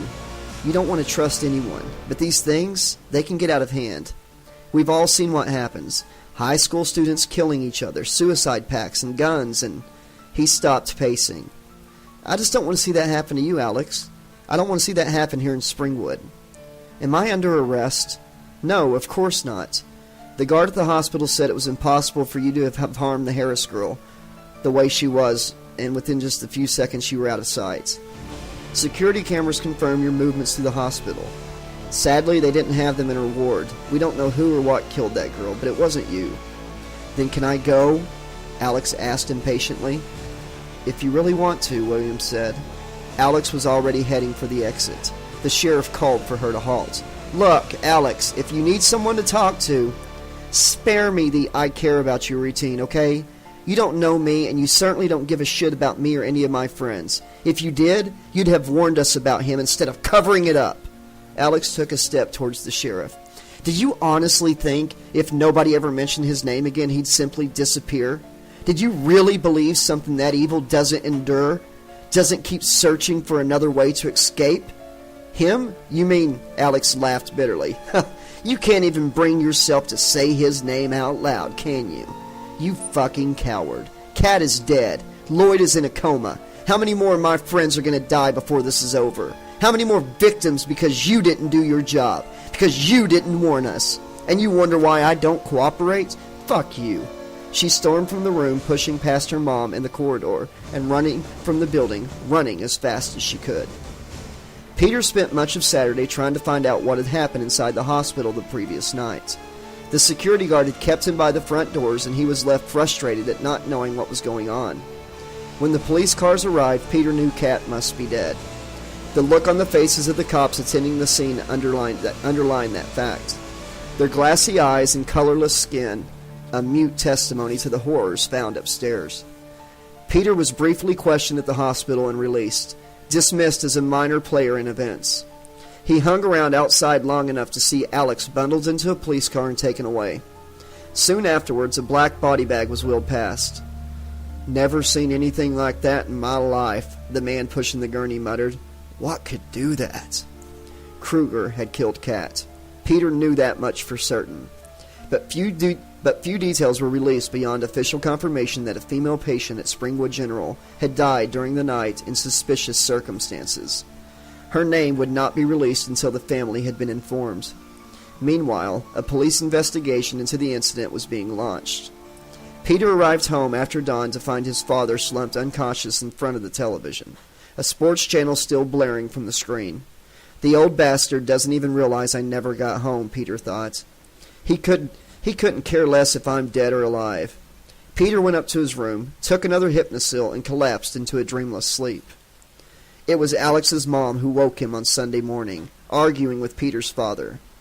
Their raised voices brought Peter back downstairs, still rubbing the sleep from his eyes. "What's going on?" An upset middle-aged woman was standing at the front door, refusing to leave. She saw Peter and pushed past his father. "Do you know my daughter, Alexandra?" "Alex?" "Yeah, that's her. Do you know where she is?" "Sorry, I don't. I haven't seen her since last night at the hospital." "Hospital?" Peter's father scowled. "What's this about a hospital?" Alex's mom shook her head. "I saw her after that, at the police station. She was very upset about what happened to that poor girl. I thought she might know where Alex is now. She ran away from me last night, and I haven't seen her since. The police say they can't list her as missing until she's been gone for a day, 24 hours. But that could be too late." Peter grabbed his jacket from a hook by the front door. "I'll look for her." But his father grabbed Peter by the arm, refusing to let him leave. "You're not going anywhere, not without my permission." "But, Dad—" "Forget it. I don't know what's been going on round here." As usual, Peter thought. "But I'm not letting you out of my sight. You have chores to do." "I don't believe you," Alex's mom sputtered. "My daughter is missing. Your son has offered to help find her, and you're more concerned about his chores? What kind of father are you?" "Lady, don't tell me how to look after my son." "Well, somebody should. Plainly, you haven't got a clue what these children have been up to. Did you know one of them died early this morning?" Peter's father began to speak, but nothing came out of his mouth, surprise overtaking him. "Did you know Peter and his friends have been suspended from school after what happened on Friday?" Alex's mom stepped closer, jabbing a finger into his chest. "Do you know anything at all about your son?" Peter's arm was released as his father rounded on Miss Corwin. "Now listen to me, lady. I don't care what you think you know or don't know. I don't have to stand here in my own home while you accuse me of being a bad parent. Get your stuck-up ass out of my house and leave me and my son alone. Maybe if you were a better parent yourself, you'd have a better idea where your daughter is right now. Did you think about that?" Peter didn't need another opportunity. He bolted out the door, running along Elm Street, ignoring the curses and threats shouted after him by his father. "I'll worry about the old man later," he decided. "Right now I have to find Alex. She's the only one making any sense in all of this mess." He went to Heather's house first. Chris and Heather were both there, unaware of what was going on. "You and Alex were gone when we came back here," Chris said, holding hands with Heather at the front door. "I owe Alex an apology." It didn't take a genius to figure out what Heather and Chris had been doing since last night. "So you haven't heard what happened to Kat?" "No," Heather admitted. "I was planning to visit her in the hospital later." "Don't bother," Peter snapped. "She's dead." "Dead?" Chris shook his head. "What are you talking about?" "Kruger got her. Alex and I tried to stop him, but we were too late. We might have made it in time if you guys had been there." Heather was trying to absorb the news about Kat. "Are you sure?" "I hope whatever you were doing last night was worth it," Peter snarled. "There's only 4 of us left now.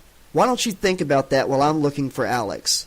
He stalked off, knowing it wasn't Chris or Heather's fault that Kat was dead, but he needed somebody to blame besides Kruger, somebody human to vent his frustrations upon. He'd apologize to Chris and Heather later, once he'd calmed down. In the meantime, he still had to find Alex. Joey was spoiling for a fight. He'd been humiliated at the mall yesterday, attacked by some sneaky bastard too chicken to show his face.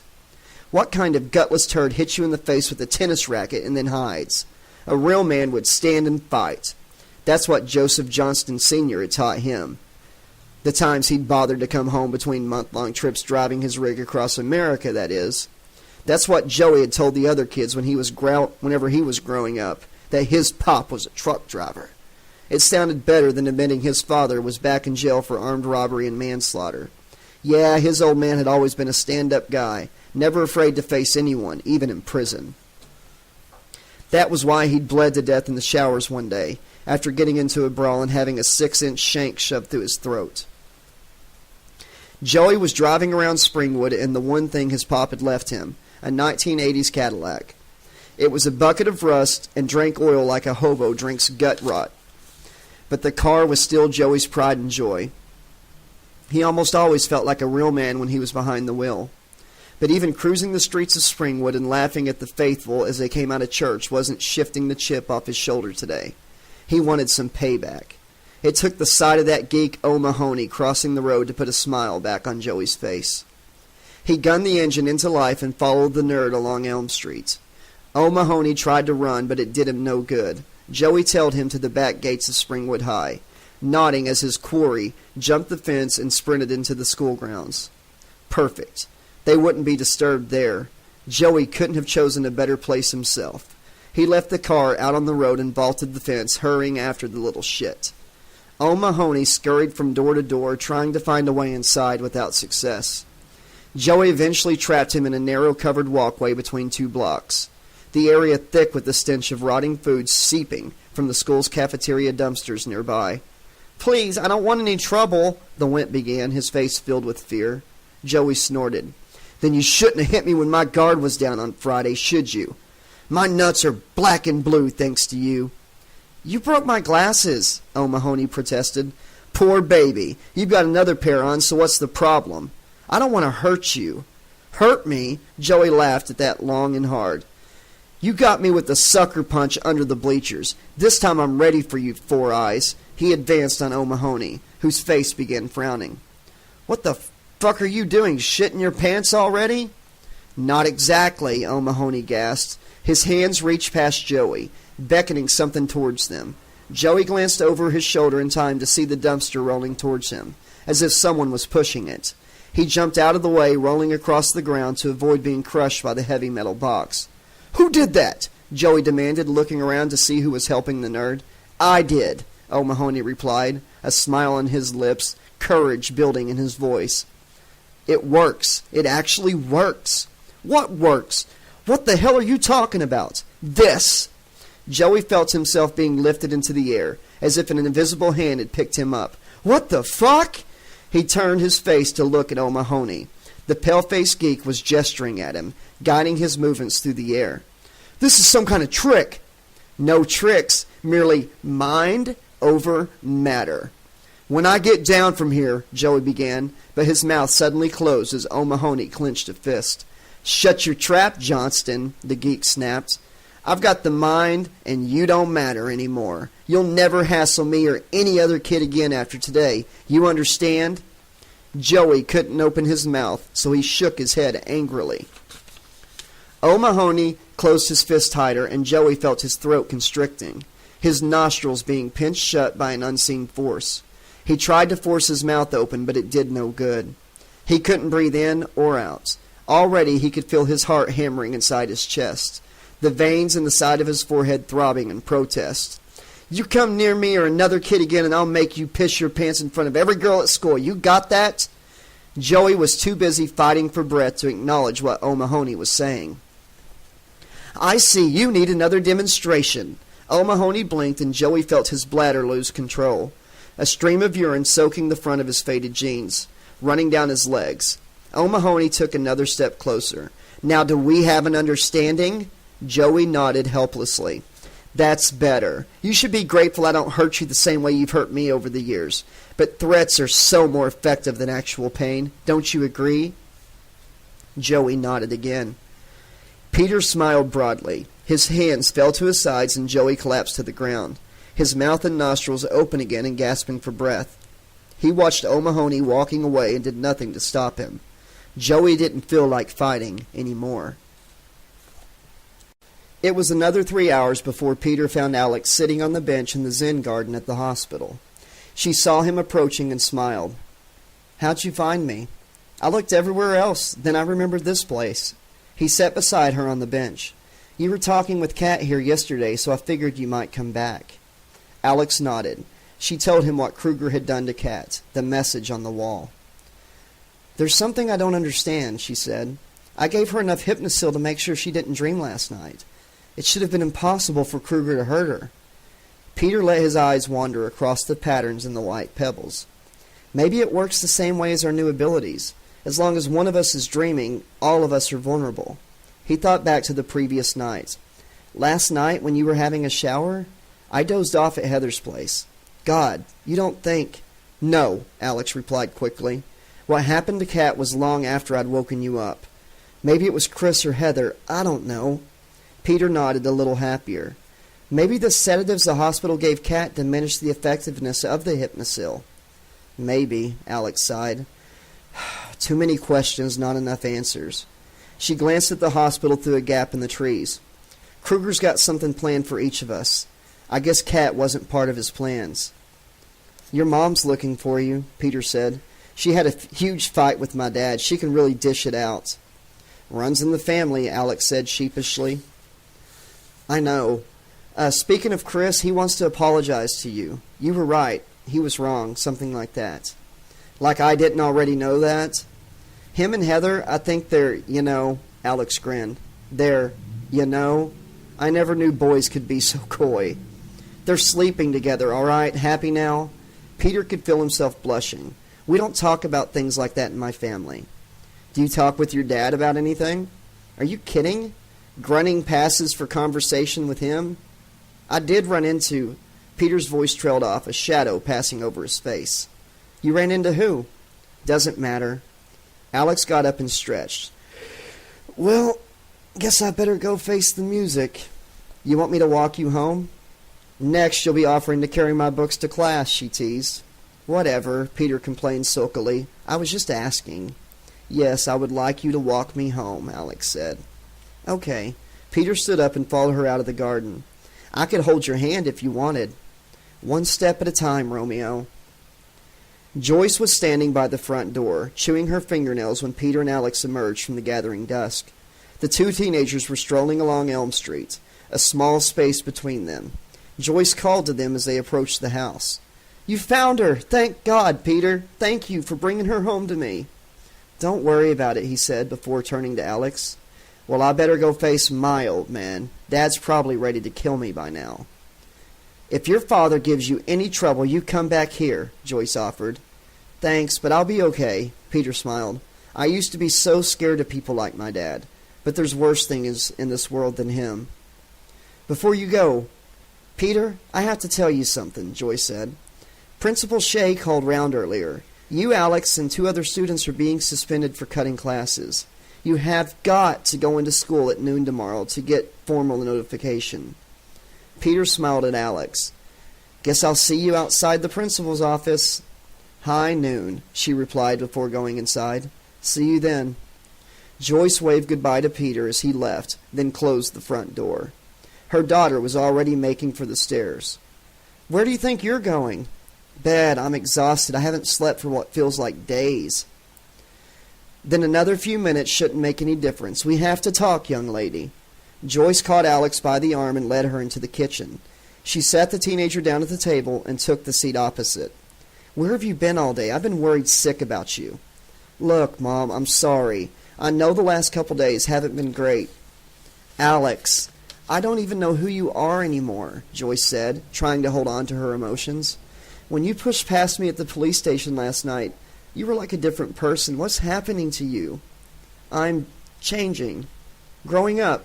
Facing my responsibilities. Don't lie to me, Alex. You're running away from something. Tell me who or what it is. Maybe I can help. She reached forward, taking her daughter's hands between her own. Whatever is scaring you, we can face it together, honey. You must know there's nothing I wouldn't do for you. Yes, but what? Just tell me. You wouldn't understand, and you certainly wouldn't believe me. Try. Alex sighed. There's a monster in our nightmares. He wants to kill us, to hurt us. But he also wants to use us, I think. He says we're his playthings. He killed Kat. He put Lloyd in a coma. Now he's coming for the rest of us. You, Peter, and these other 2 students, Heather and Christopher? Chris, yes.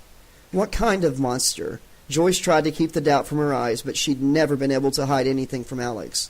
They were too much alike. You don't believe me, Alex said flatly. I knew you wouldn't. It's not that I don't believe you, honey, Joyce pleaded. I'm simply trying to understand what you're trying to tell me. Forget it. We're both wasting our time. Alex snapped, standing up. I'm going to bed, okay? Alex, wait. Joyce refused to let her daughter leave yet. I've made you an appointment for tomorrow with the doctor. He says he can help. What kind of doctor? His name is Topman, and... I asked what kind of doctor. A psychiatrist, Joyce admitted. He thinks you and the others might be suffering from some sort of group hysteria, sharing a collective delusion where you witness things that aren't real but you think that they are. You don't get it, do you? Alex snarled.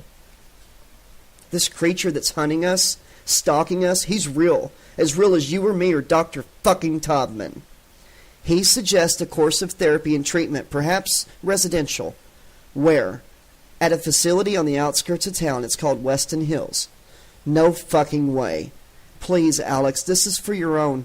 I am not losing my mind, Mom. I know what I saw, and I know what's happening to me. So you and Dr. Todman can make all the little plans and schemes you want, but I won't end up in a rubber room with a straitjacket for company. It's not going to happen. Alex stormed from the room, ran up the stairs, and into her bedroom, slamming the door shut. Oh, Alex, Joyce whispered. What have I done? Chapter 13. Principal Shea stared at the mirror on the back of his office door. I swear I'll have more gray hair before this is over. He'd had little sleep on Sunday night, his mind too busy rehearsing what he should say to the 4 students. Come on too strong, and they would reject him as a draconian disciplinarian. Try too hard to be their friend, and they would laugh in his face. In any high school, the principal is supposed to be in charge. But it was the students who made it heaven or a hellhole. Springwood was a little of both. The intercom on his desk beeped for attention. Shea pushed the response button. All right, Grace, send them in. Yes, Principal Shea. He walked around his desk and sank into his high-backed swivel chair, composing his hands on the blotter in front of him. The door opened, and his secretary ushered in 4 students, directing them to the chairs arranged before Shea's desk. Thank you, Grace. We're not to be disturbed. Yes, sir. She closed the door after giving him a smile of encouragement. Grace had left the files for all 4 students on his desk. Shea had read each thoroughly, before placing them neatly on top of his desk once again. I must say I'm surprised to see all of you here in such circumstances, the principal began. Chris, you were an exemplary student until a week ago. Good grades, captain of the basketball team, and a pillar of pride for this school. In the space of a few days, you've jeopardized your education and your chances of a sports scholarship. And for what? Getting into a fight, then cutting classes for this ill-advised trip to the Katja Institute? Shea studied the face of the tall teenager opposite, expecting to see shame or embarrassment. But Chris appeared more interested in holding hands with the girl beside him. The principal turned to her next, hoping for more of a response. Heather Sutherland. Not such a stellar performer in class, but still an important contributor to school spirit. I could have forgiven the damage to my car, but this latest infringement? Shea studied her, but she seemed unashamed, unabashed by all of his firm words. The principal moved on to the next student. And Peter, one of our most promising academic pupils. I know you've suffered at the hands of bullies like Joey Johnston, but, as I've told you before, such elements fall away the further you progress in life. Get through these difficult years and the future is yours. To Shea's eyes, the O'Mahony boy appeared ill at ease, uncomfortable. That was something, but still not the reaction he'd been expecting.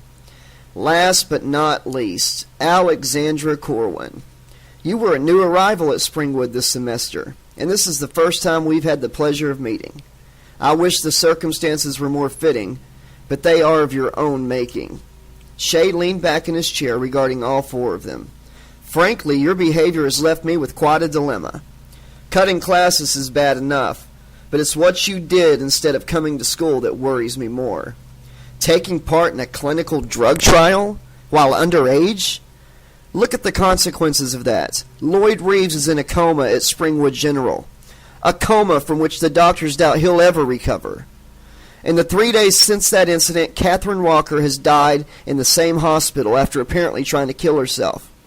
Alex sighed loudly. Do you have something to add, Miss Corwin? We know you're going to suspend us. Cut to the chase, okay? Shea shook his head sadly. I don't know where this attitude is coming from. I don't pretend to know what is happening with the four of you or what happened to Lloyd or Catherine. But I do know this. Events are accelerating out of your control. Whatever pact you four have made, whatever you believe is going on, please think again. I implore you to think again. Do you honestly want your parents and siblings to be attending your funeral next, as Catherine's family will be doing tomorrow? Her funeral is tomorrow? Peter asked. Why so soon? I talked with the Walkers earlier today. They have requested none of the students from Catherine's classes attend the service. It's to be a small family gathering at midday. No outsiders are welcome. They believe it is for the best. But we're Kat's friends, Alex insisted. Don't we have a right to be there too, to say goodbye to her? The principal grimaced. I'm sorry, but it was the family's final decision. I tried to dissuade them, but they were resolute. Nobody beyond her family will be allowed inside the chapel or at the graveside during the burial. Shay looked at the 4 envelopes on his desk. As for your punishment, Miss Corwin is right. I am suspending all of you for a week while recent events are being investigated. There is a letter in these envelopes for each of your parents that will explain my reasons and recommendations to them. What recommendations? Chris asked. I am suggesting you be kept apart while on suspension. There seems to be an unhealthy bond developing between the 4 of you, and I wish to see that bond broken, or at least put aside for now. Forget it, Chris warned. Heather and I won't be separated. You don't have any jurisdiction outside the school gate. No, but your parents are still your legal guardians. That's why I'm sending these letters directly to them. Heather stood up. Are we done? I haven't finished talking yet, the principal replied more sternly. Whatever, Heather said and walked to the door. You've already suspended us, so we don't have to listen anymore. You want to lecture us anymore? It will have to wait till next week. Chris followed her out, Peter and Alex also leaving. Shay shouted after them, impotently, Come back here, I haven't finished yet. But none of them listened. None paid any attention to his words. Alex called to the others once they were outside the school. Look, I don't know about you guys, but I want to say goodbye to Kat. I owe her that much. What about you? You heard Shay. Her family don't want anybody at the service, Chris said. We don't have to go to the church, Peter suggested. We could wait until after the burial and meet by the grave. Heather shuddered. I hate funerals. Creepy. But you'll be there, right? Alex asked. I guess. Heather looked at Chris. Okay. He nodded. Let's go. Once my folks get that letter from Shay, I'll be lucky if they let me out of the house. Chris and Heather strolled away holding hands, Heather resting her head on Chris's shoulder. What are you doing right now? Peter asked Alex. She shrugged. I was going to visit Lloyd, see if he's better, but I'm not sure I can face the hospital again, not after what happened to Kat. She looked at Peter. You want to come back to my place? Mom's at work, and I don't feel like being alone in that house, not knowing what really happened there. Okay. The two of them strolled along the sidewalk, dawdling. Alex buried her hands in the pockets of her jeans. Kat knew how she was going to die. She saw it in a vision, and her vision came true. She saw something else, too. Something about us. What? Lloyd being murdered. He gets stabbed in the chest with a pair of scissors. She was right about her own death. I guess she must be right about that, too. Alex glanced at Peter. One of us kills him. One of us? The 4 of us. Kat couldn't see who it was in her vision.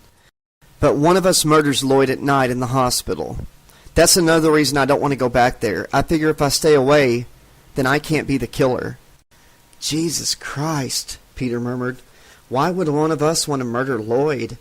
I don't know, Alex admitted. Look, let's just talk about something else. Okay, like what? Like what happened with your dad when you got home last night. Peter smiled. He was freaking out. First your mom has a go at him, then Shay turns up asking questions. I thought the old man was going to bust a blood vessel when I came through the door. I'd never seen him so angry. Did he hit you?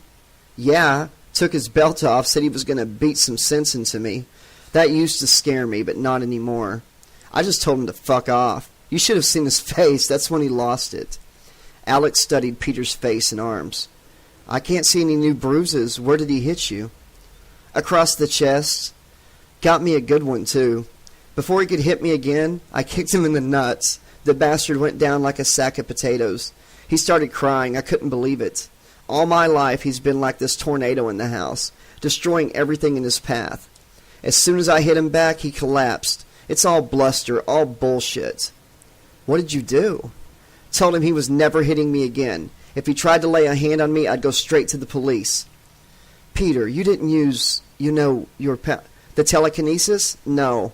I wanted to, and I was going to, but he gave up before I could. I was almost disappointed, Finally, I had the power to fight back, and I didn't need it. Peter smiled. Plus, I remembered what you said. Every time we use what Kruger gave us, we become more like him. Did I say that? Alex frowned. Well, something like that. Peter looked around surprised. The two of them were standing outside Alex's house. Hey, we're here already. Yeah, Alex started towards the front door. Coming in? Sure. Peter followed her inside, closing the door behind them. Alex kicked off her combat boots and went into the kitchen. You want something to drink? She asked, trying to keep the nervousness from her voice. She'd been hoping Peter would offer to walk her home, knowing her mom would be out all afternoon. It was true. She didn't want to be alone in the house, but there was more to her invitation than that. She wanted to be with Peter. I don't know how far this is going to go, Alex told herself. I don't know how far I'm willing to go, or if Peter is interested in any of it for that matter, but I can't deny how I feel about him. Juice, if you've got any, preferably the one with pulp in it, he replied from the hallway. Nice place if you ignore the whole homicidal maniac attacking residents through their kids thing. Yeah, Alex said with a smile. She pulled an unopened carton of orange juice from the fridge and retrieved 2 glasses from the dishwasher. But getting the lid off the carton proved beyond her. Fuck, why do they make these things so difficult? Peter, since you're feeling all empowered, could you come in here and open this for me? Sure. He appeared from the hallway, hands shoved in the back pockets of his jeans. Ah, one of those. I swear they crazy glue them shut. He took the carton and began tearing at the lid, his face contorting with effort, glasses sliding down his nose. Alex couldn't help laughing. What's so funny? Sorry, she said, suppressing another giggle. It's your face. You look like one of those bodybuilders straining to strike a pose. Thanks a lot, Peter protested. He offered the carton back to her. You're welcome to try it if you think you can do any better. No, you're doing fine, Alex said, smiling broadly. Go for it. Okay. Peter clenched his fingers around the carton again and wrenched. The top suddenly gave way and orange liquid spat out, showering Alex in juice and pulp. Oh, God, shit, I'm so sorry. Here, let me clean that up. Peter grabbed a handful of paper towels from a roller and began wiping the front of Alex's white T-shirt, before realizing his hands were brushing across her breast. Oh, shit, sorry, I'm sorry, I didn't mean to, sorry. It's okay, Alex said, bursting out laughing. I'm fine. Peter blushed crimson. I didn't mean to, feel you. He pointed at her chest and then hastily retracted the gesture. Sorry. It's okay, Alex repeated. The T-shirt needed washing anyways. She peeled it off her head, revealing a white bra underneath. Alex could feel Peter trying not to stare at her. She decided to play it casual, as if she was in the habit of taking her top off in front of boys every day of the week. I'm going to put this in to soak, she said, keeping a quiver of nerves from her voice. I'll leave you to dry the floor, okay?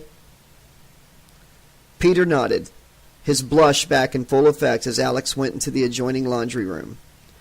What did you want for lunch? She called out while dousing the juice-stained T-shirt in hot water. I'm not really hungry, Peter replied. Okay. You're not making this any easier, Alex thought. How about I give you a guided tour of the place? Welcome to the House of Horrors. See where the maniac tormented his latest victim, kind of thing. Sure. Alex looked around the laundry room. There were plenty of clean, dry tops in here that she could put on in place of the T-shirt, but she decided to go without. What the hell? Maybe Peter will take the hint. She walked back into the kitchen and smiled at him. Well, you already seen the kitchen and the hall. Why don't we go upstairs? Oh, okay.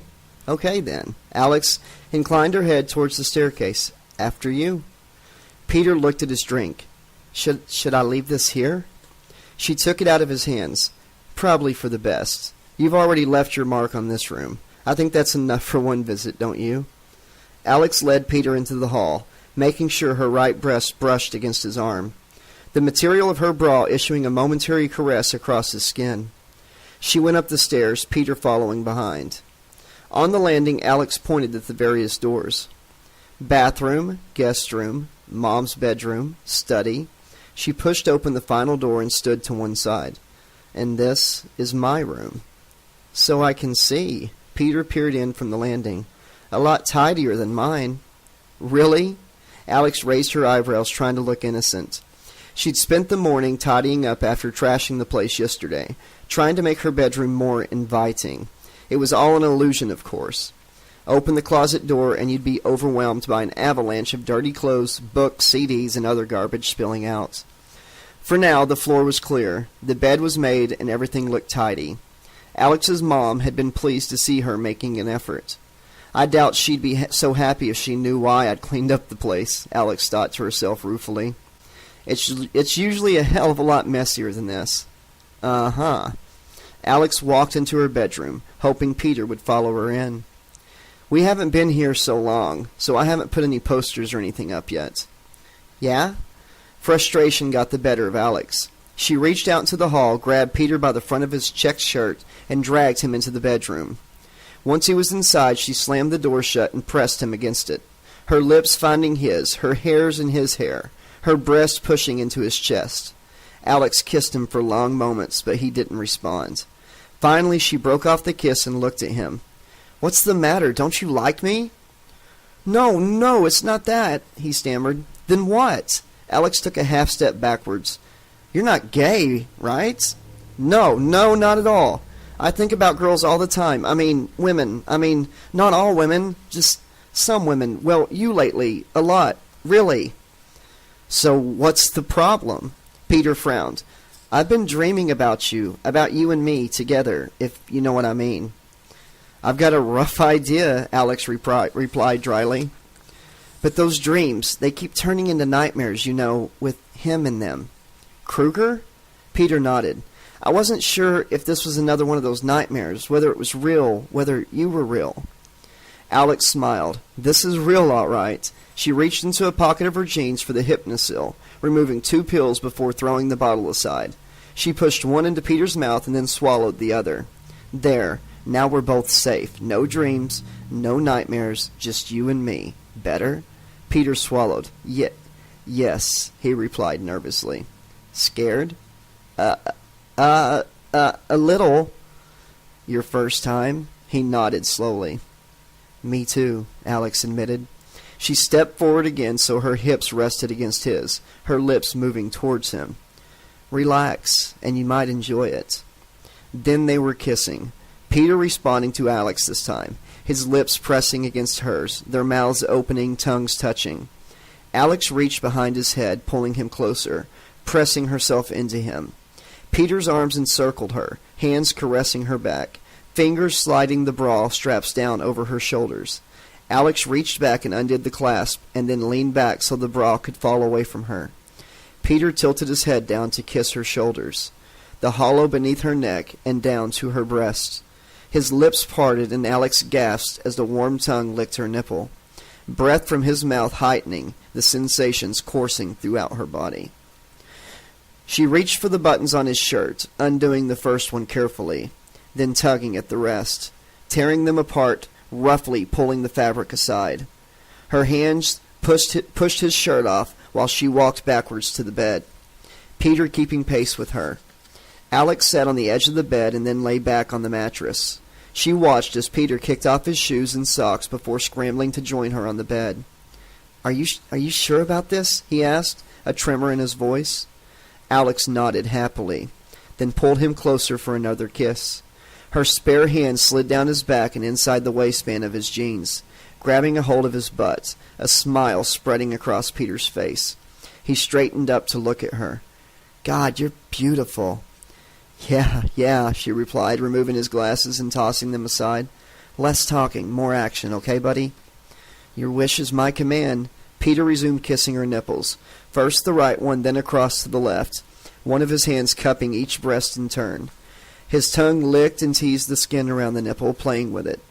Alex pushed her head back into the mattress, gasping a little as her body trembled with pleasure.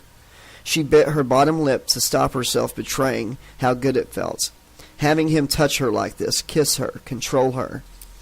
Peter's hand strayed down her stomach, then across the top of her jeans, sliding between her legs. Fingers pushing, feeling, wanting. Alex reached down and undid the top two buttons of her jeans, loosening them enough to allow him access. When he didn't take the hint, she grabbed his hand and pushed it inside her jeans until his fingertips touched her panties. Alex looked at her for reassurance, and Alex nodded, encouraging him to keep going. His fingers moved down the silky material, stroking the fabric, caressing, probing. They withdrew to the elastic waistband of her panties and then ventured underneath, touching the skin, finding warmth and exploring it, delving deeper, pushing, searching, sliding up and downwards. A shudder passed through Alex, and she could hold back no longer, letting a moan slip from her mouth. She raised her hips off the bed and pushed her jeans over them, down to her thighs, to her knees, her ankles, before kicking them off altogether. "Your turn," she whispered in Peter's ear. He straightened up and undid his belt buckle. Alex helped him with the rest, pulling his jeans down to reveal a pair of plaid shorts. Peter shrugged. "I wasn't exactly expecting anybody to see my underwear when I got dressed this morning." "Don't worry," she said. "They're kinda cute." She pushed him over on the bed and stood up, tugging the jeans off his legs. Once they were cast aside, she reached down to her panties, fingers toying with the hem, lingering at the edges. "Do you like mine?" Peter nodded. "Should I take them off?" He hastily nodded again. Alex slipped her thumbs inside the material and slid the panties down to her ankles before stepping out of them. She could feel Peter's gaze examining her hungrily, his desire to be with her almost overwhelming. She wanted him too, more than anything she'd ever wanted before. Alex climbed back onto the bed, then crawled up the mattress on all fours, her breasts swaying beneath her, nipples brushing against Peter's body. She reached his bulging shorts and smiled. "I think it's time these came off, too." Peter lifted his hips off the mattress and hastily removed the last of his clothes. Alex lifted one leg across him and knelt on the mattress, leaning closer to kiss his lips, pressing herself against him. She reached back with one hand and guided him closer, lifting her hips into the air and then lowered them gently, tenderly, until her body and his were touching. A sigh escaped Alex's mouth as he pushed against her, then a tiny whisper of pain as he entered her. She lowered herself further, gasping at the sensation of being slowly filled by him, then sighing again as pleasure overtook her. Alex nestled downwards, grinding against him, savoring the feeling of having Peter inside her, being one with him. "Oh, God," he whispered. "God, that feels good." She kissed him again and then leaned back so her weight was centered on him, pressing down, forcing him further and further inside.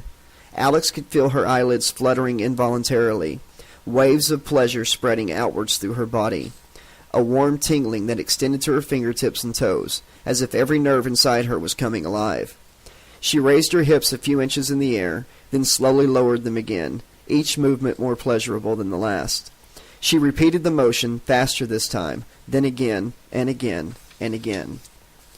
Peter was beyond speaking now, his hands on her hips guiding Alex's movements, imploring her to go faster, his own hips thrusting upwards in response to her. She could feel him tensing beneath her, the muscles in his body tightening, his gasp for breath coming quicker and quicker. Alex felt him let go, and as he did, she too was pushed over the brink, crying out his name, begging him to keep going, her body on fire, pushing, grinding, trying to squeeze every last moment of ecstasy from him. Afterwards she collapsed beside him, both of them still gasping for breath, sweat glistening on their bodies, their faces aglow with warmth. Alex hugged herself to Peter, savoring the feeling of his hard body against her softer curves, knowing he was hers, and she was his now. They had shared something so intimate, it had changed both of them forever. Whatever else happened, this moment, this experience, it was special, precious. I will never forget this, she vowed. Never. Peter shivered in her arms. Are you cold? She asked. No, he insisted, though through chattering teeth. You are cold, Alex said. She pulled the bed covers over both of them. There, that's better. Thanks. Alex looked at him. Why were you shivering? Peter shrugged. I don't know. I honestly don't. I've fantasized about, well, that for so long.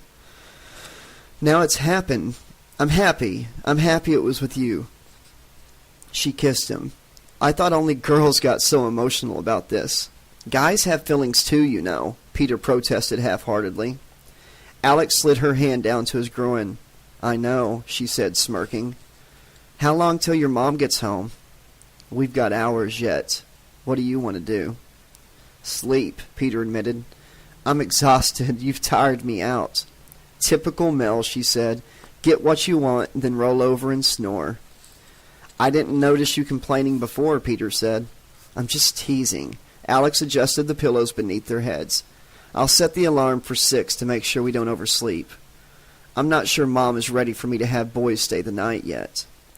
It was Alex's turn to be teased. Boys? I'm not the only one? Peter asked. She rested a hand across his mouth. Sleep. Alex snuggled closer to him and closed her eyes. She had never felt safer or more wanted. Heather and Chris sat in Heather's crumpled convertible outside Springwood General. The late afternoon sun was warming the air around them. Are you sure you want to do this? Chris asked, resting a hand on Heather's shoulder. I called the hospital and Lloyd's condition hasn't changed. But I think they're wrong, she insisted. Every time I try to sleep, I can hear him in my thoughts, calling for us, crying. He needs our help, Chris. How? How can we help him? I don't know. I only know he needs us, needs me. She got out of the car and closed the door. Are you coming? Chris hesitated. I should go home, he thought. But I'm not sure I can face it after last night. Chris had walked in after dark on Sunday to find his parents praying at the kitchen table with Reverend Jefferson sitting between them, holding their hands. The priest was quick to claim the credit for Chris's return. Praise the Lord, the prodigal son has come back. Our prayers have been answered. But Chris's father was not so forgiving. He stood up to confront the teenager, glaring at him across the table. Where have you been? Do you have any idea the agony, the worry you put your mother and me through? Well, answer me. Where have you been? Chris had decided the truth was his best weapon. I spent the night with a girl. Her name's Heather. Heather Sutherland. His father had looked at the others. We don't know anybody by the name of Sutherland. She lives here on Elm Street, Chris replied. She's white, Dad. I don't care about the color of her skin, Gideon had shouted. I care about what you're doing to this family, the shame you're bringing upon your mother and me. You stay out all night, fornicating with this whore. Heather is not a whore. Chris had felt the anger burning inside himself, growing hotter by the seconds, demanding to be let out, to be unleashed. She's a beautiful girl and I love her. You don't know the meaning of love, his father snarled back, stalking around the kitchen table towards him. You only know the pleasure of sin. Don't push me, Chris had warned. You have the devil inside you, Gideon announced. In the background, Chris could see Reverend Jefferson nodding, clutching a Bible in his hands, while Chris's mother was sobbing. We must cast it out, son. There is nothing wrong with me, Chris maintained, backing away from his father. I just don't believe in the same things as you anymore. But Gideon kept coming, moving closer, following his retreating son until the two of them were in a corner of the kitchen. Chris unable to escape. We must drive out this devil, this demon lust. We must save you, son. Amen, the Reverend echoed. Get away from me, Chris shouted. But his father reached for him, both hands stretching out. Don't touch me. I must save you, son. I have to save you from yourself. Chris grabbed his father's wrist. As soon as he did, smoke rose from between his fingers, and the stench of skin charring and burning filled the air. Gideon cried out in agony. You're hurting me, son! I told you to stay away, Chris snapped, but you wouldn't listen. His father's hands burst into flame, fire running up the palms and along the fingers. Gideon screamed in terror, his cries taken up by Chris's mother. Reverend Jefferson staggered backwards, his Bible held up to ward off the evil. "Truly the devil is within your boy. See how he wields the fires of hell itself." Chris had released his father, who sank to the floor, hands still on fire. The teenager closed his eyes, fighting to suppress the rage boiling inside, struggling to regain control of himself. He could hear light bulbs exploding throughout the house, one after another. "Chris!" It was his mother's voice that snapped him back from the brink. "For the love of God, stop this, please!" Chris opened his eyes again and saw her standing by the table, tears running down her face, terror in her eyes. Suddenly he was ashamed, shaken by his loss of control, overwhelmed by his guilt. His father was kneeling on the floor in front of him, the fire gone out now, both hands blackened and smoking like overcooked steaks from a barbecue. Beyond him, Reverend Jefferson was cowering in another corner, mumbling a prayer, face trembling with fear. "Sorry," Chris had whispered. I'm so sorry." "Just go," his mother said. Chris had fled the house, running into the night. Eventually he returned to Heather's place, climbing a barren rose trellis to knock on her bedroom window. She had let him inside, and they spent the night on her single bed, huddled together. Chris weeping for himself. How could he ever go home again? How could he ever face his father? How could he hope to explain what was happening, what he was going through?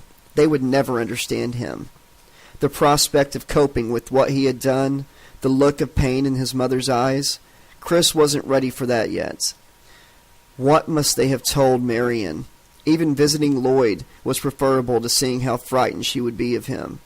Nothing could ever be the same there again. "Well," Heather asked, "are you coming or not?" Chris pushed aside all thoughts of going home. He was with Heather now, and that was all that mattered.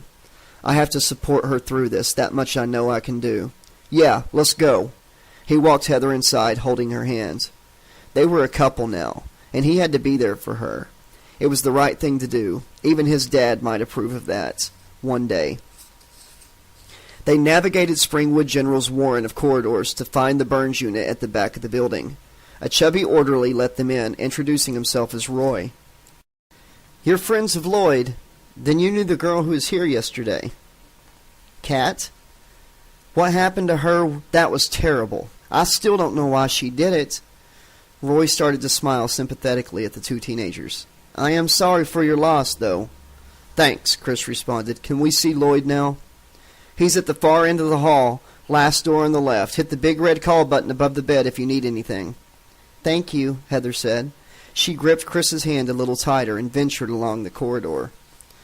"I'm scared," she whispered when they reached the door to Lloyd's room. "Don't be," Chris replied. "I'm right here with you." She gave him a quick kiss on the cheek before opening the door. Alex awoke abruptly, as if someone had shaken her shoulder. She raised her head from the pillow and looked around her room, momentarily disoriented. This was her bedroom, so why did it feel different? Why did she feel different? Then she noticed the two sets of clothes scattered across the floor. Someone stirred in bed beside her, pulling the covers closer to themselves. It was Peter. Alex smiled as she remembered what they had done, how good it had been, how safe she'd felt in his arms as they drifted off to sleep. So what had woken her? She glanced at the clock on the bedside table. 5:45 p.m. The alarm wasn't due to go off for 15 minutes, and her mother couldn't be home from work yet. Maybe Peter had rolled over in his sleep and disturbed her. Yeah, that must have been it. She'd never shared a bed with anyone before, not since climbing in with her parents as a little girl during a thunderstorm or something like that. Their bed had seemed so big, so wide, like some vast sanctuary where nothing could ever hurt you, where you were always safe. But that was years ago. Alex realized she needed to pee. She slipped off the mattress, doing her best not to wake Peter. He looked so cute under the covers, his nose pressed into her pillows. She retrieved her panties and then got a T-shirt from the pile of clothes inside the closet, being careful not to let the avalanche hidden behind the door escape. Pulling the T-shirt on over her head, she padded into the adjoining bathroom and slid the door shut. Just because we made love a few hours ago, I'm not ready to share everything with Peter yet, she decided. She sat down on the toilet and emptied her bladder, sighing with relief. Afterwards, Alex went to the mirror and stared at her reflection in the glass. Do I look any different? I know what it's like to be with a man now, to feel him inside me, to be as intimate as any two people can be. Does that make me a woman? Shouldn't the change be visible on my face? Alex was almost disappointed. Her hair was tousled and a crease from the pillowcase was still visible on one cheek. But otherwise she looked no different from before. So much for all that shit in the romance novels her mom liked to read on holiday. Alex had skimmed through one of them while they were in Mexico before tossing it in the wastebasket. Don't believe everything you read. Alex, where are you? She could hear Peter's voice from the bed and smiled. He was real. That was all that mattered. In the bathroom. I'll be out in a minute, okay? Okay, come back to bed. Why? What did you have in mind? You'll have to come back in here to find out. Don't start without me, Alex grinned. Readjusting her hair in the mirror, she opened a bottle of some designer perfume, a birthday present from her mom, and dabbed a drop of liquid behind each ear. She dripped another between her breasts, for good measure, and then peeled off her t-shirt. Ready or not, here I come, Alex announced and slid open the bathroom door. Peter was concealed beneath the covers, his shape obvious, even though she couldn't see his face. Guess he wants to play hide-and-seek, Alex decided. Oh dear, she said theatrically. Where could that man have got to? She strolled across to the bed. I was sure I left him here a few minutes ago. A giggle escaped from the bed. Perhaps I should check to make sure. She reached for the covers and pulled them aside, her face beaming. Surprise! Kruger was crouched on the bed, his left hand clamped over Peter's face while the finger knives twitched in the air. Surprise yourself, bitch! Fuck! Alex stumbled back, suddenly aware she was vulnerable and defenseless. You can't be here. We can't be dreaming. We both took... These? Kruger held up a bottle of Hypnosil, shaking the contents. The pills inside sounded like a rattlesnake. The monster laughed malevolently. I only need one of you to start dreaming. Then all of you fall under my control. You don't control us, you bastard, Alex shouted. Wrong, he replied. I own all of you. Peter struggled against Kruger's grasp, trying to free himself. The monster smiled, the scarred flesh of his face twisting into a sneer. Seems this little fucker disagrees with me. I'll have to show him the error of his ways. Kruger rested one of his blades against Peter's chest, letting the edge press into the skin, threatening to break the surface and plunge into the body. Kruger slid the knife downwards past Peter's nipples and over the stomach, through the downy hair on his abdomen, moving ever closer to the darker curls of his crotch. Please, don't, Alex begged. Why not? It's me you want, isn't it? She asked. I thought I was your favorite. Daddy's little girl, he agreed, nodding. Come to Daddy.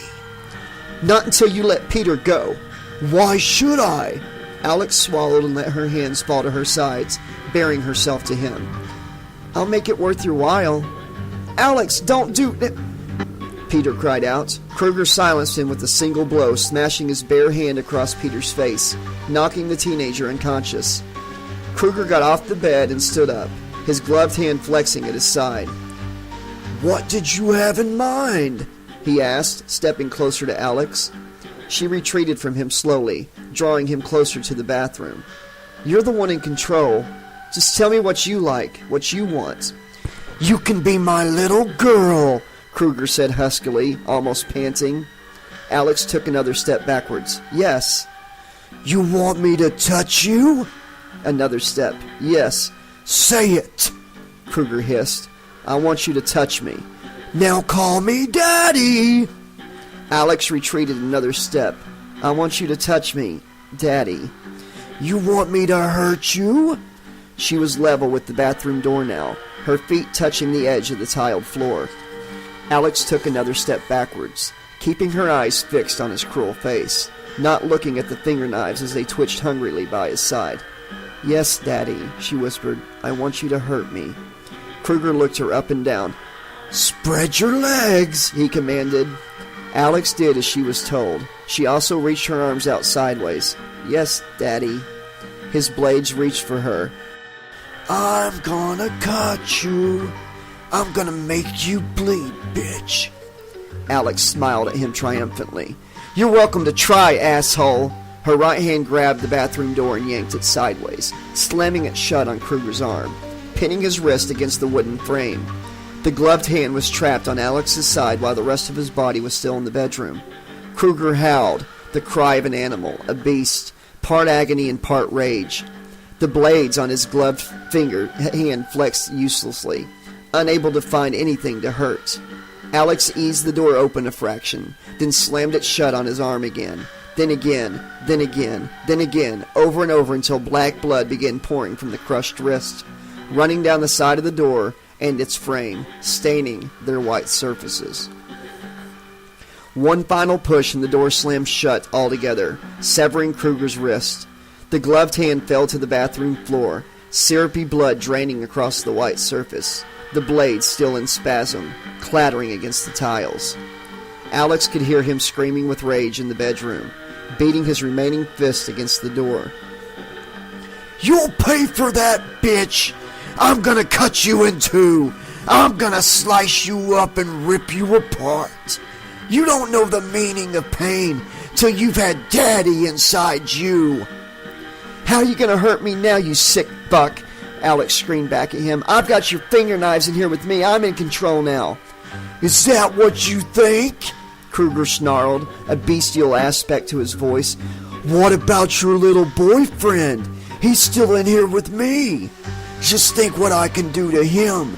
If you won't be my little bitch, I'll have to use him instead.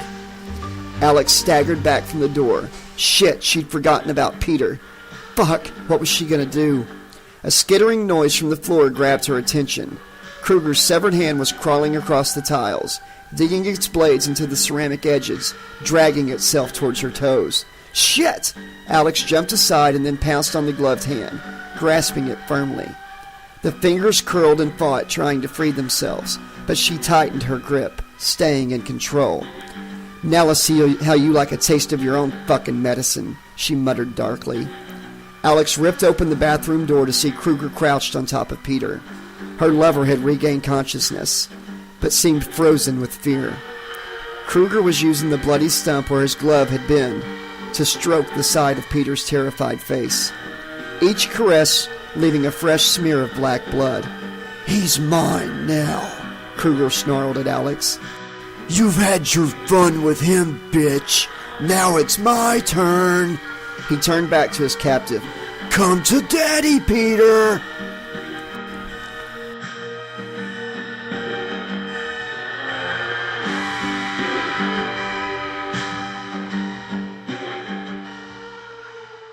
Chapter 14.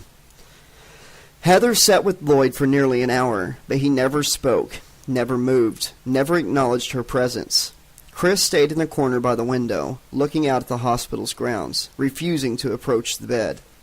Heather couldn't understand Chris's reluctance. They had all been there when Lloyd ripped his face off. They had all seen what happened.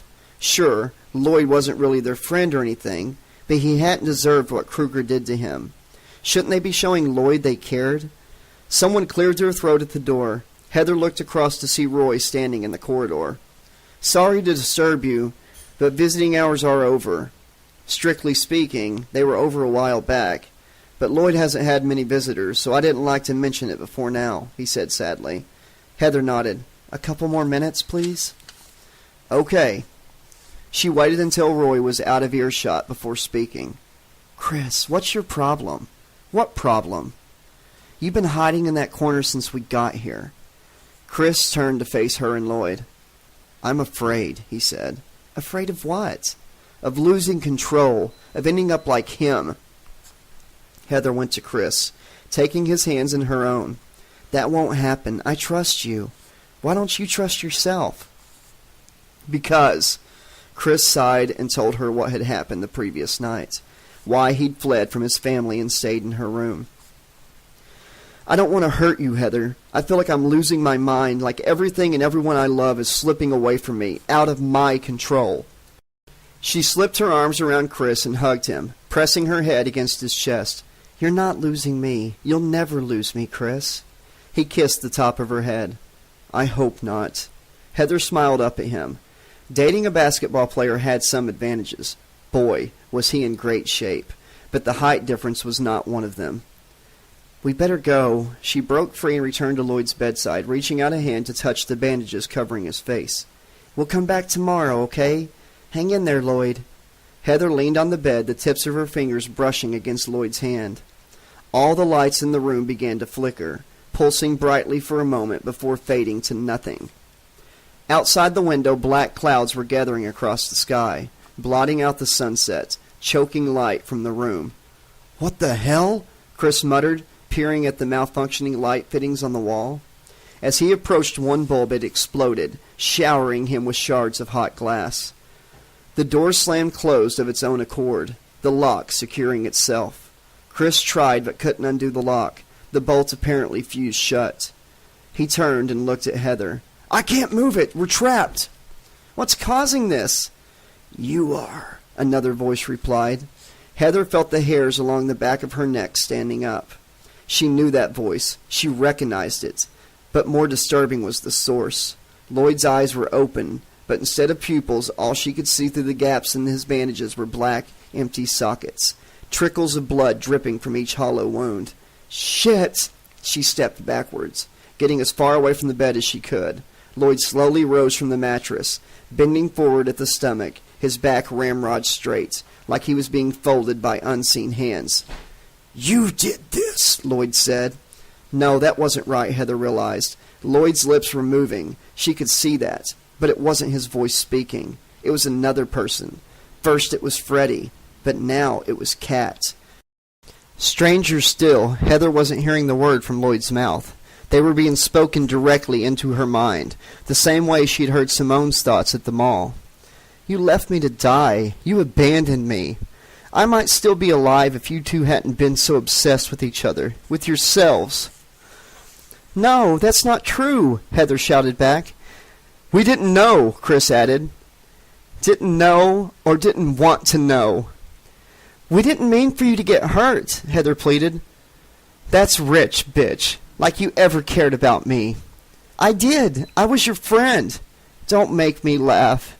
All you ever cared about was yourself. Pretty little Heather, prom queen in waiting. Give it 20 years, you'll be a lush like your poor mom. Another white trash wipeout. You don't give a shit about Chris either. You're just using this poor bastard to get back at her. She's gonna shit when she finds out you're jumping a black boy's bones, isn't she? Heather shook her head. You're wrong. Leave us alone, Chris shouted, striding towards the bed. Or what? You'll do to me what you did to your father?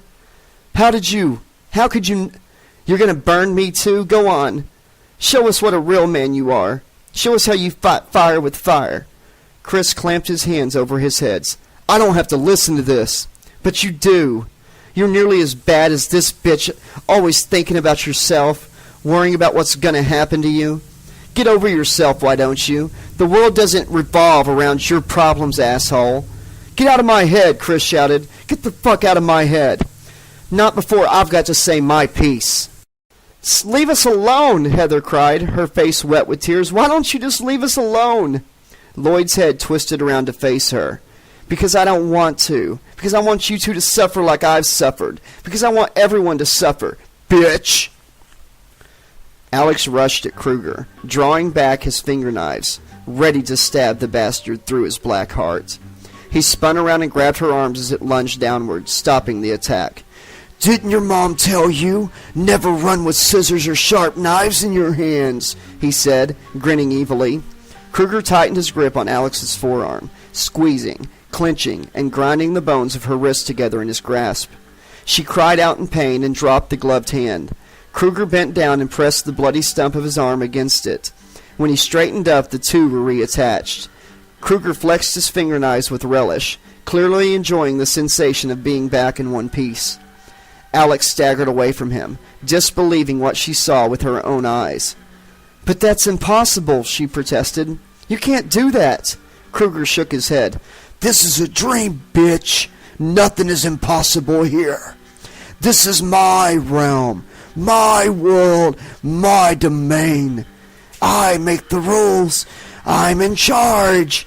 As for you... He leaned closer, his tongue licking his lips. A stray maggot crawled out from inside his mouth and fell to the floor, squirming and twisting as it tumbled away. You obey me. Never, Alex vowed. Kruger grabbed her by the throat with his gloved hand, the blades closing around her neck, each razor-sharp edge pressing against the skin, threatening to slice through the epidermis. Still fighting. Good. I like it when they put up a battle. Show me some spirit. Not like your little boyfriend there. Behind Kruger, Alex could see Peter, curled into a fetal position, frightened hands shaking before his terrified face, teeth chattering, sweat glistening on his brow. Don't expect that pussy to save you. He's too scared to give a shit about you. Too worried about saving his own precious skin. Go fuck yourself, Alex spat at him.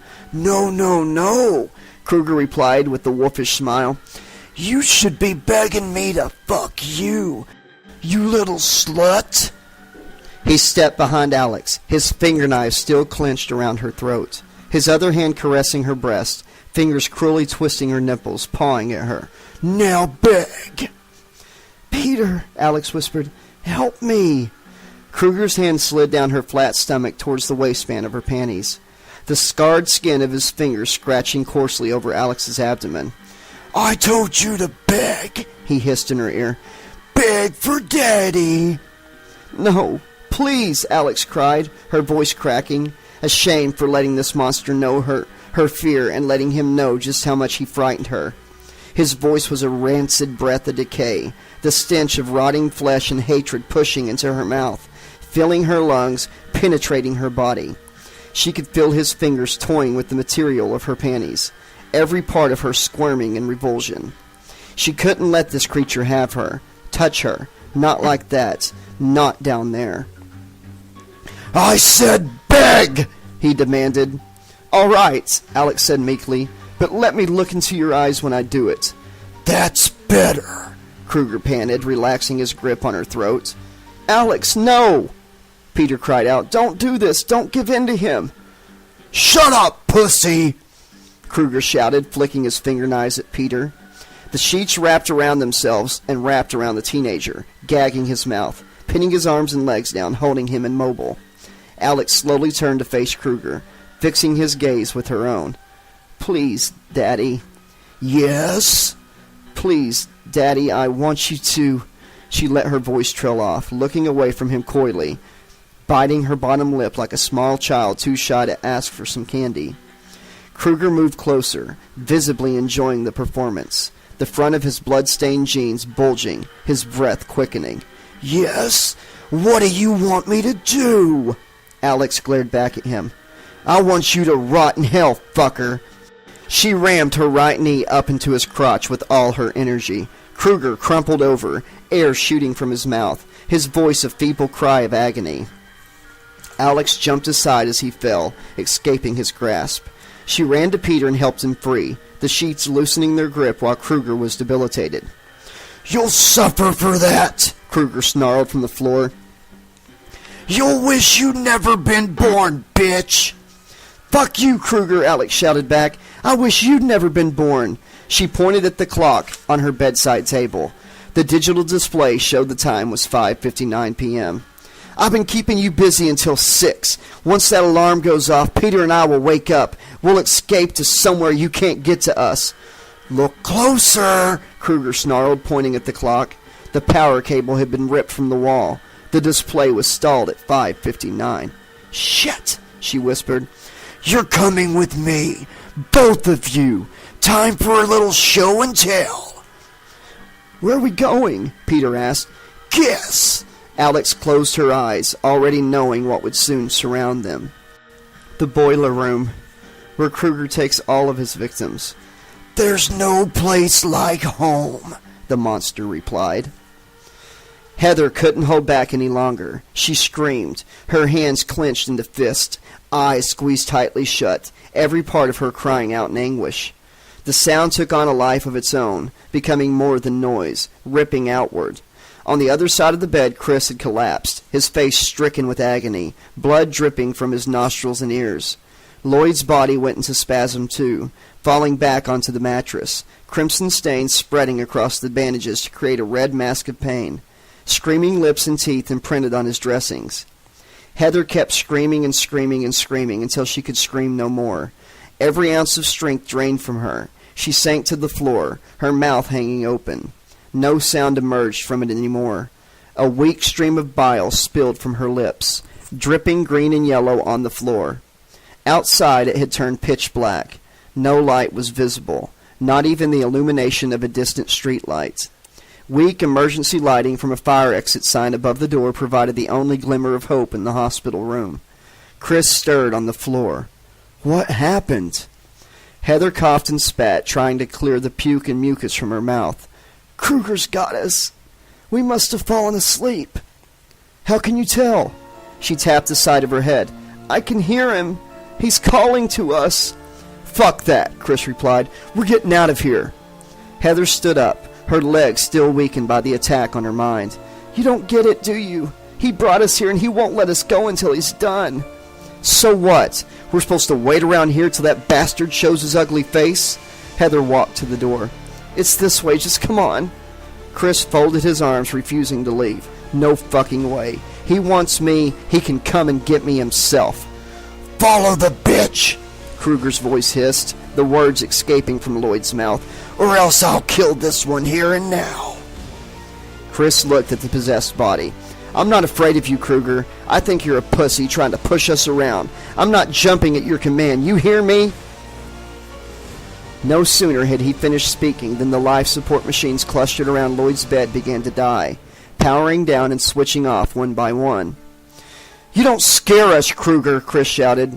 We know this isn't real. It's another one of your fucking nightmares, another illusion. Lloyd's lips moved again. If this little shit dies in your dream, then he dies in real life too. You realize the rules, don't you?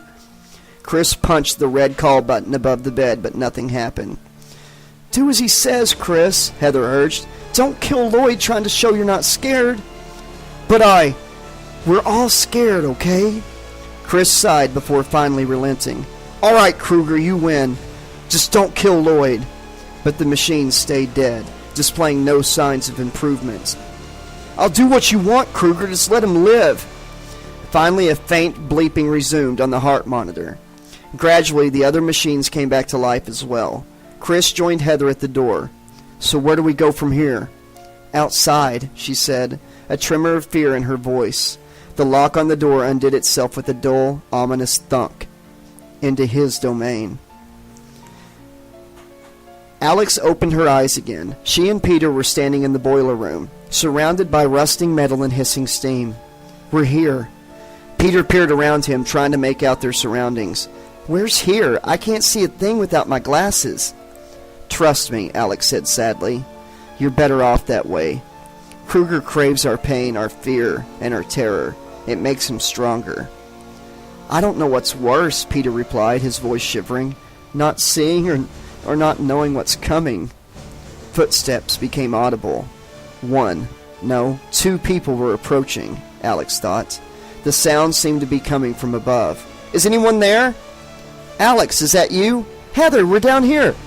Hold on, we'll be right with you, another voice called. Alex recognized that one as Chris. So Kruger was bringing them all together. Somehow that scared her more than having to fight him alone. It proved how much they were in his thrall. Mere pawns to be moved or sacrificed at his whim. Put more simply, she thought, we're all in deep shit here. Heather and Chris emerged from the clouds of steam.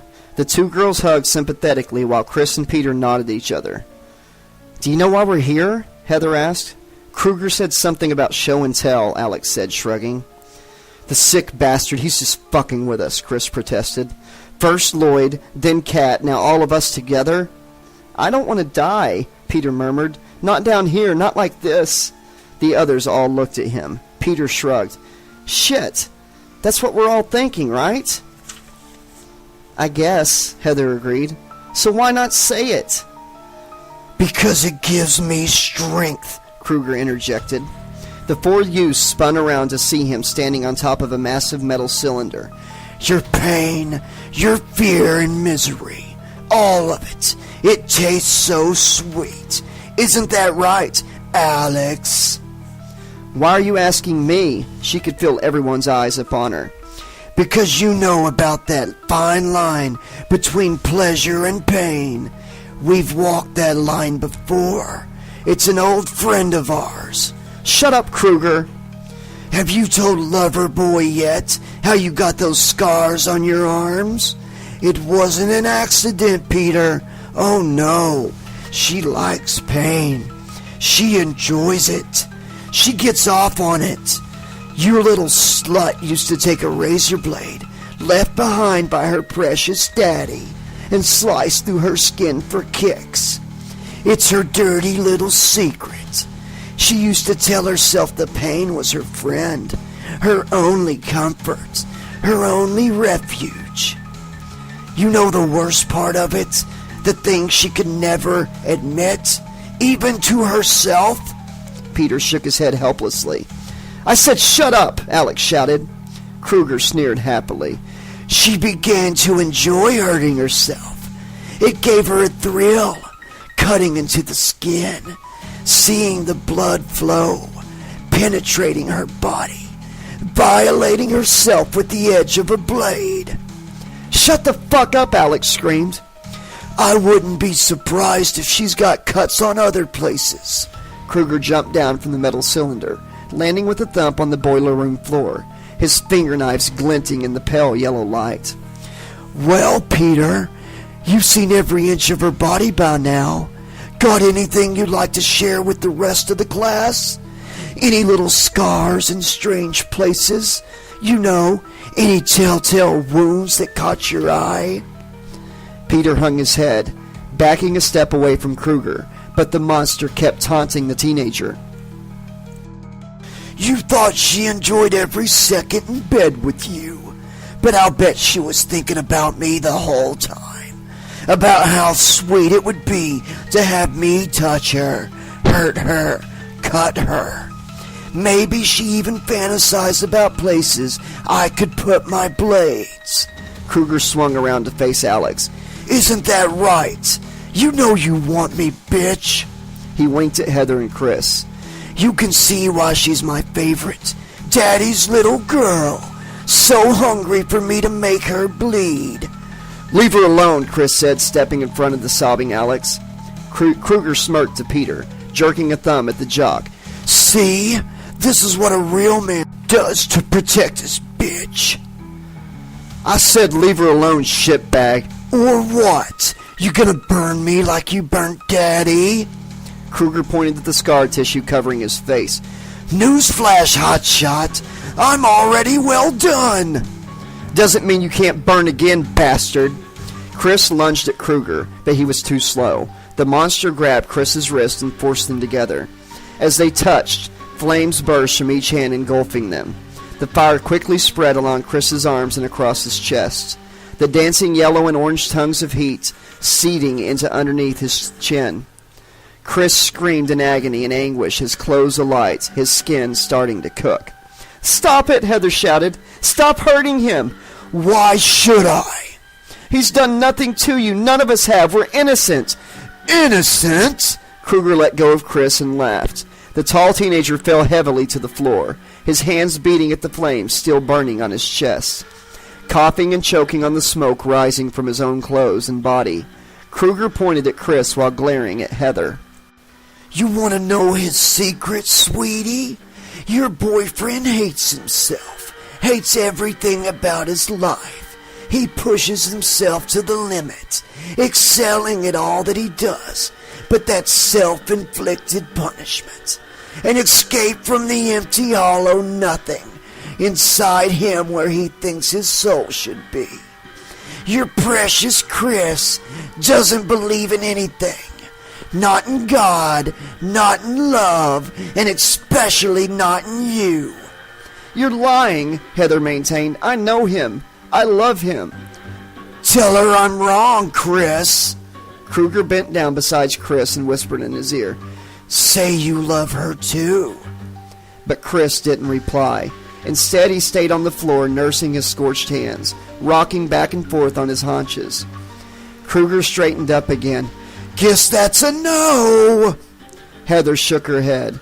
I don't believe you, Kruger. You're twisting our words, our thoughts, trying to make us despair, make us surrender to you. It ain't happening. We're stronger than you, and that's why you need us. He sneered at her. And the beautiful Heather, what's your little secret? What dark truth do you keep hidden? What do you have buried away where you think no one can find it? I haven't got any secret, she replied, her voice close to cracking. Kruger touched her face with his left hand, stroking her cheek tenderly, like a doting parent. Such a beautiful face, but such an ugly person inside. Isn't that the truth? Isn't that what you think of yourself? Heather shook her head, trying to deny his words. He sniggered at her. The truth is you hate your body. Why else torment it? You gorge on junk food, then shove your fingers down your throat and puke it all back up again. You smoke to keep your weight down. At least that's what you tell yourself. But maybe you have your body and you hate it so much you want to give it cancer.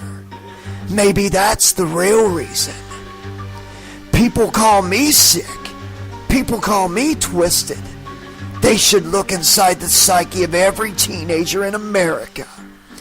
You people are more fucked up than I could ever be. Kruger swiveled around and pointed at Peter.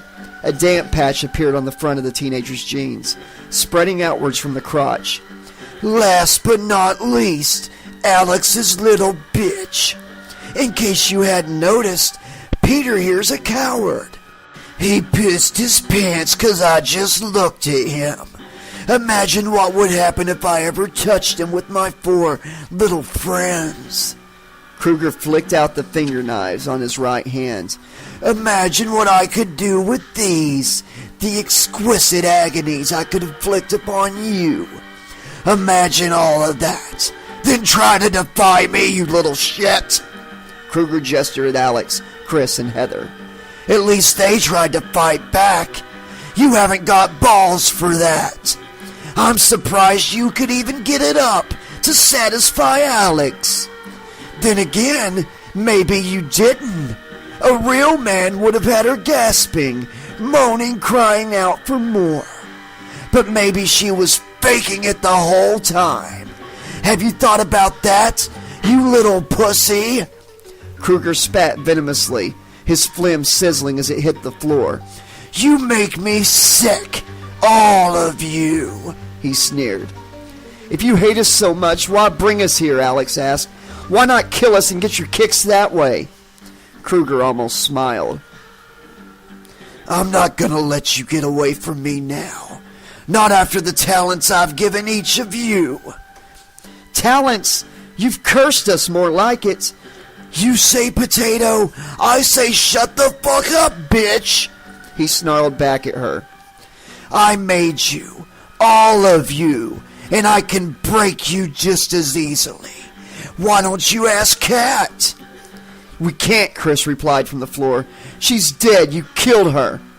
Kat's my bitch now, Kruger said happily. A sudden gust of cold, bone-chilling wind blew through the boiler room, sweeping away the clouds of steam. Suddenly, Kat came into view. She was pinned to a wall by her own skin. It had been peeled back from her body in sections and nailed to the wall, suspending her above the floor. 1,000 narrow-bladed knives hung in the air, the point of each facing Kat. The knives stabbed into her body, piercing flesh and muscles, puncturing every inch of her.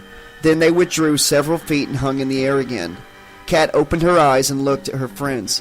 "Kill me," she whispered hoarsely. "Please, kill me." Her words were cut off by the hail of knives stabbing her again. The steam clouds closed around Kat once more, hiding her agonies from view, but her screams of pain still rent the air. "For the love of God, stop this," Heather sobbed.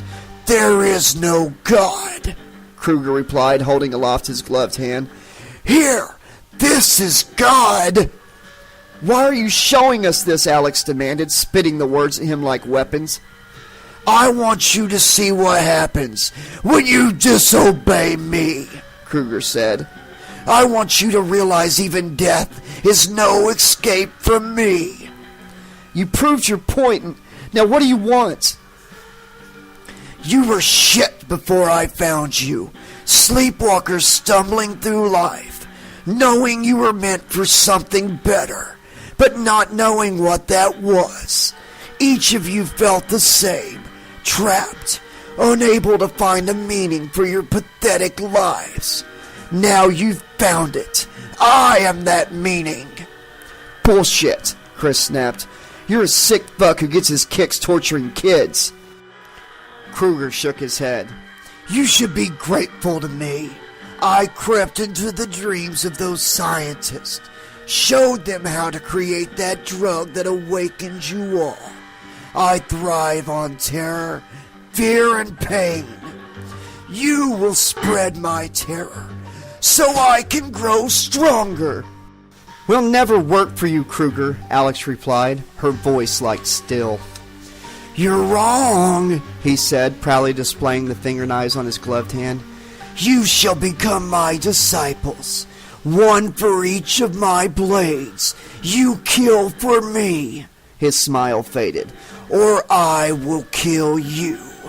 It's your choice. Kruger folded his arms triumphantly. Welcome to my nightmare. Chapter 15.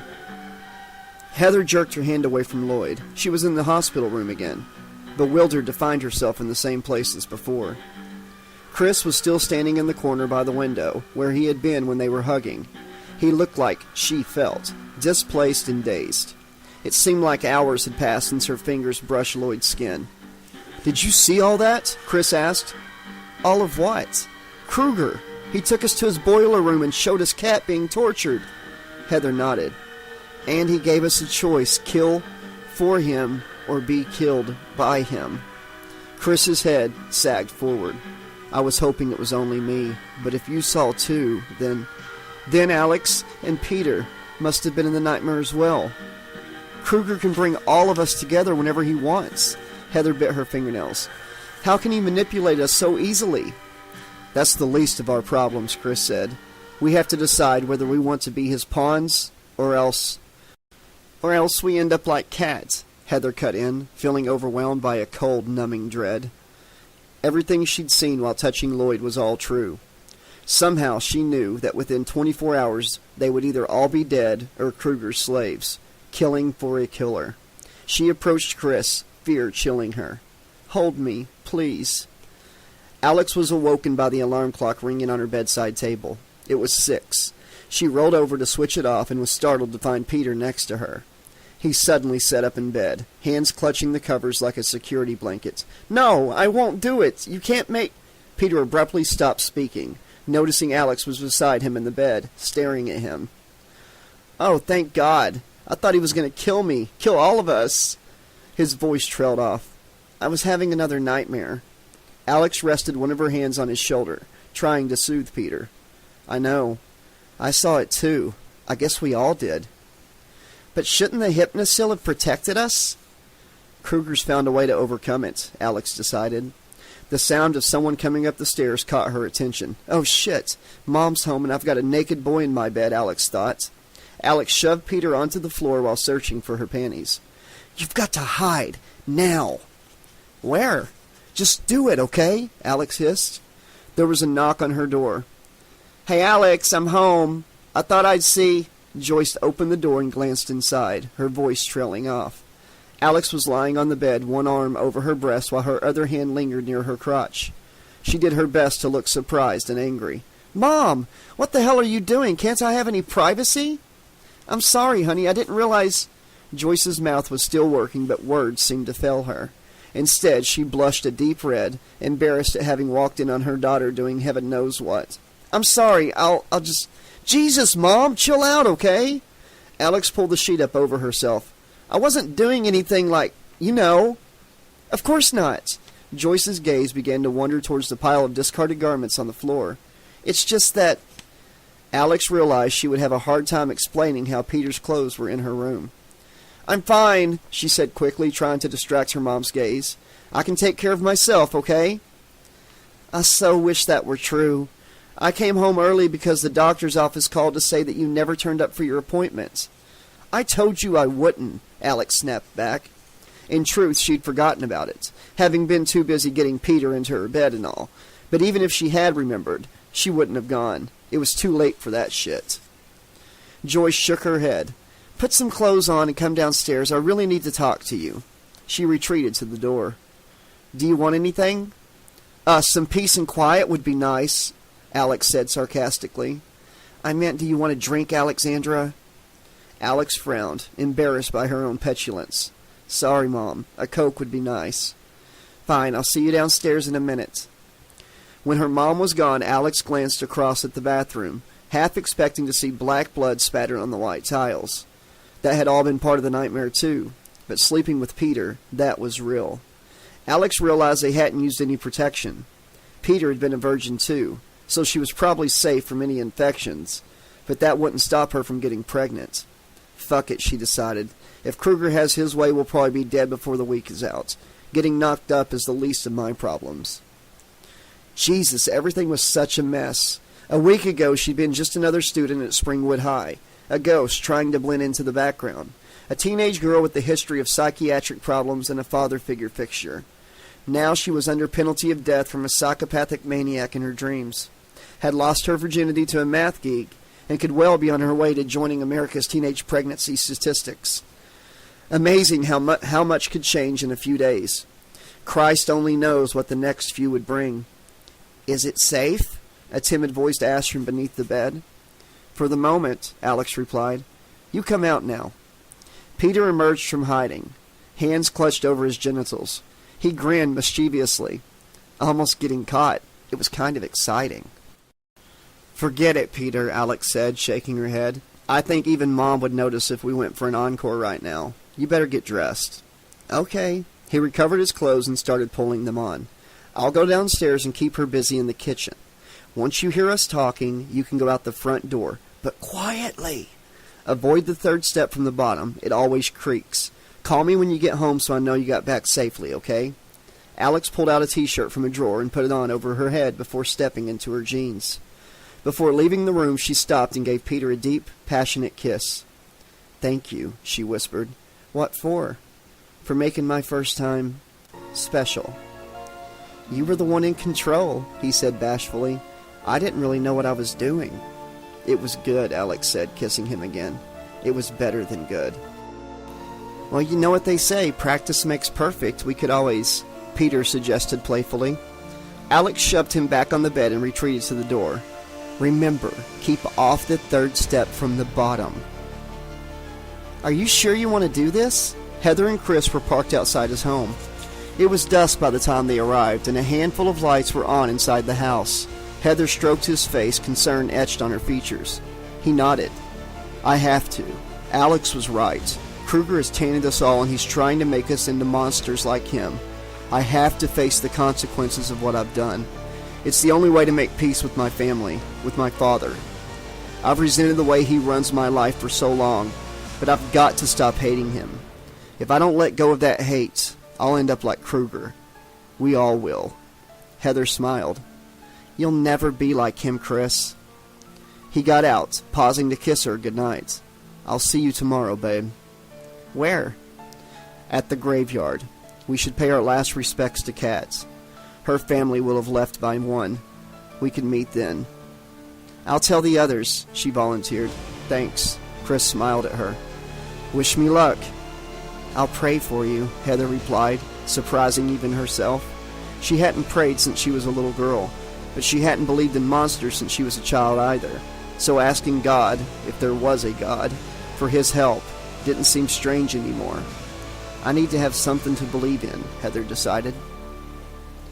Alex found her mom talking with a stranger in the kitchen. He was tall and middle-aged, brown hair thinning above an intelligent face. The man was dressed in a dark blue suit, and a doctor's bag was resting by his legs. This didn't look good, Alex decided. This didn't look good at all. "Who's this?" she demanded. Alex, this is Dr. Taubman, Joyce replied. Since you missed your appointment with him today, I asked if he'd make a home visit. You brought a shrink here? I'm not a shrink, Taubman began, smiling at Alex benignly. While I do maintain a psychiatric practice here in Springwood, I'm actually a specialist in the field of adolescent and juvenile alienation. So you're a shrink that likes to play with children, Alex sneered. Terrific. There's a name for people like you. Alexandra, Joyce snapped. There is no need to be abusive. Dr. Taubman has kindly given up his evening to talk with you. He didn't come here to be insulted or attacked. Then he came to the wrong house. Alex could hear Peter creeping down the stairs behind her and kept her voice raised, hoping it would cover his departure. I don't need another egghead telling me I suffer from alienation. I'm a teenager, for fuck's sake. That's what we do. Your concerns are understandable, Alexandra, Taubman began. Bite me, Alex spat back. She heard the front door click shut. Look, I know you both mean well, but this isn't going to solve anything, okay? How do you know? If you don't give it a chance, Taubman persisted. Please, honey, Joyce said, desperation evident in her voice. For me? Will you do it for me? Alex sighed. Okay, where do you want me? Taubman smiled. On the couch is traditional. She rolled her eyes. Great, now he's a comedian too. Alex, her mom warned. Yeah, I know, give him a chance. She stalked into the lounge and threw herself on the couch. Taubman and Joyce followed her in. Will this do? The psychiatrist nodded. He removed a notepad and pen from his bags. Now, Miss Corwin, could you dim the lights for us? And it's for the best if you take the phone off the hook. We don't wish to be disturbed. Bit late for that, isn't it? Alex joked as she watched him prepare for their session. And what do we have for contestant number 1, Dr. Taubman? Ink blots, word association, memory regression? He smiled thinly. Hypnosis, actually. Tell me, are you on any medication? Hypnosil, for all the good it's doing. Hypnosil? Joyce asked. It's a dream suppressant, Taubman said. Interesting. Still, it shouldn't interfere with the procedure, Alexandra. If you'd please, I'd like you to relax. My name's Alex, she protested. Fine. He switched on a pin light and shone the beam into her eyes. Alex, if you'd like to relax, empty your head of all thoughts and listen to the sound of my voice. Let my words soothe you. Let them push you away and push away all your cares and worries and concerns. Let yourself go. Let everything go. Let your imagination roam freely. Now, imagine yourself afloat on an ocean. Alex could feel her eyelids getting heavier. She wanted to stay awake, to make a nonsense of his supposed expertise. But sheer exhaustion was getting the better of her. It had been too long since she'd slept properly, without dreams, without nightmares, without fear or terror of what she'd find when she opened her eyes again. The darkness washed over her, around her, warm like an embrace, comforting and familiar. Peter closed the back door at his house and smiled. Being with Alex, it was everything he'd ever imagined and more. The way she'd touched him, guided him, let him be inside her. Just thinking about it was getting him excited again. Then Peter remembered the nightmare that had followed and his smile faded. He thought about Kruger's gloating, the shame of pissing himself in front of the others. It was only a nightmare, but they'd seen it. They'd all witnessed it. They all witnessed his humiliation. He never wanted that to happen again. Where the fuck have you been? A voice slurred from a corner in the kitchen. Peter looked around the breakfast counter and found his father on the floor, clutching a bottle of Jim Beam in one hand, a revolver in the other. Dad, are you okay? Do I look okay to you? What's going on? Where'd you get the gun? Didn't know I had this, did you? Kept it a secret all these years. Peter's father pulled a box of ammunition from the breast pocket of his shirt and tipped the contents out on the kitchen floor. He began loading bullets into the revolver, his fingers fumbling with each round before shoving them into place. How long have you been drinking this time? Peter asked, his eyes noticing the remains of an empty Jim Beam bottle shattered against a nearby wall. Long enough, his father slurred. Why, you want some? No, Dad, I'm fine, Peter said, trying to humor him. Good, 'cause I ain't sharing my drink with no sissy boy. What did you call me? Peter's father sneered. You heard. How can you say that? I'm your son. You ain't no son of mine. Mr. O'Mahony finished loading the revolver and then took another swig from the bottle. Looking down your nose at me? Thinking you're better than you are? You don't know the half of it, boy. You should be down on your knees, thanking me for taking in your slut of a mother.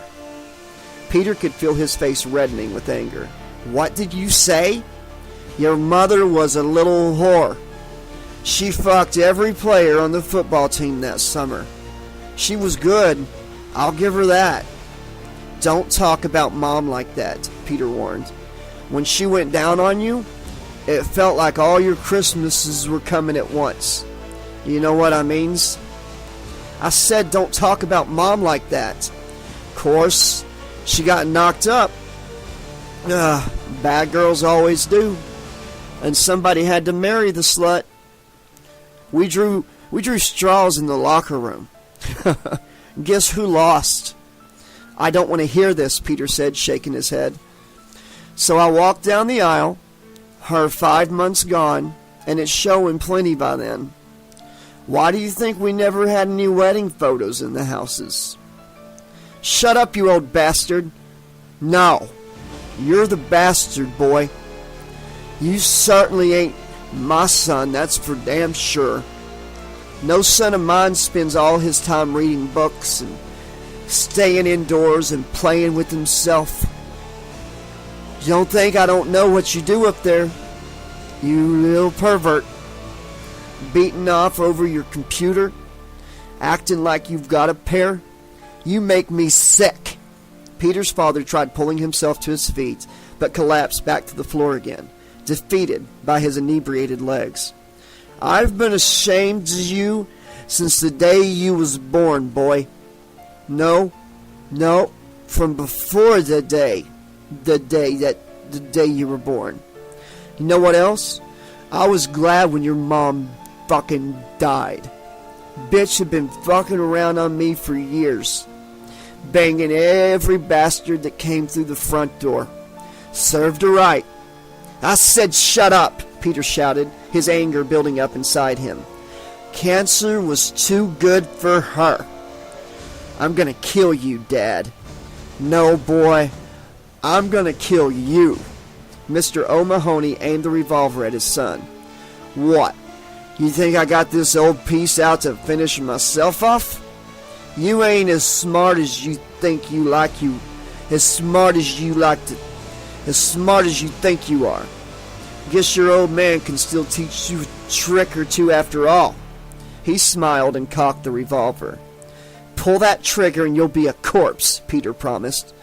All I ever wanted was respect from you, his father said. I didn't care if you loved me. I didn't care if you hated me either. I just wanted your respect, and you couldn't even give me that. It's difficult to respect someone who beats you up every night, Peter said. You can only hate them, and God knows I've always hated you. Well, the feeling's mutual, his father replied, finger tightening around the trigger. Goodbye, nope. Goodbye, boy. But before he could fire the gun, its barrel began moving sideways. What the fuck? Peter was holding a hand out towards the revolver, controlling its movement despite being on the other side of the kitchen from his dad. I won't let you hurt me again, he hissed. My wrist, you're hurting my wrist, his father protested. The hand holding the gun was twisting in the air, curling slowly around so the barrel was aimed at him instead of his son. I don't understand. How are you do? If anyone's going to eat a bullet tonight, it's going to be you, Peter said. He pushed his hand forward through the air and the gun mimicked the action, moving closer to Mr. O'Mahony's head until the muzzle was pressing against the drunk's forehead. Lower, Peter commanded, and the barrel slid down his dad's sweating face, past the eyes and nose until it reached the mouth. Open. Mr. O'Mahony's lips parted involuntarily.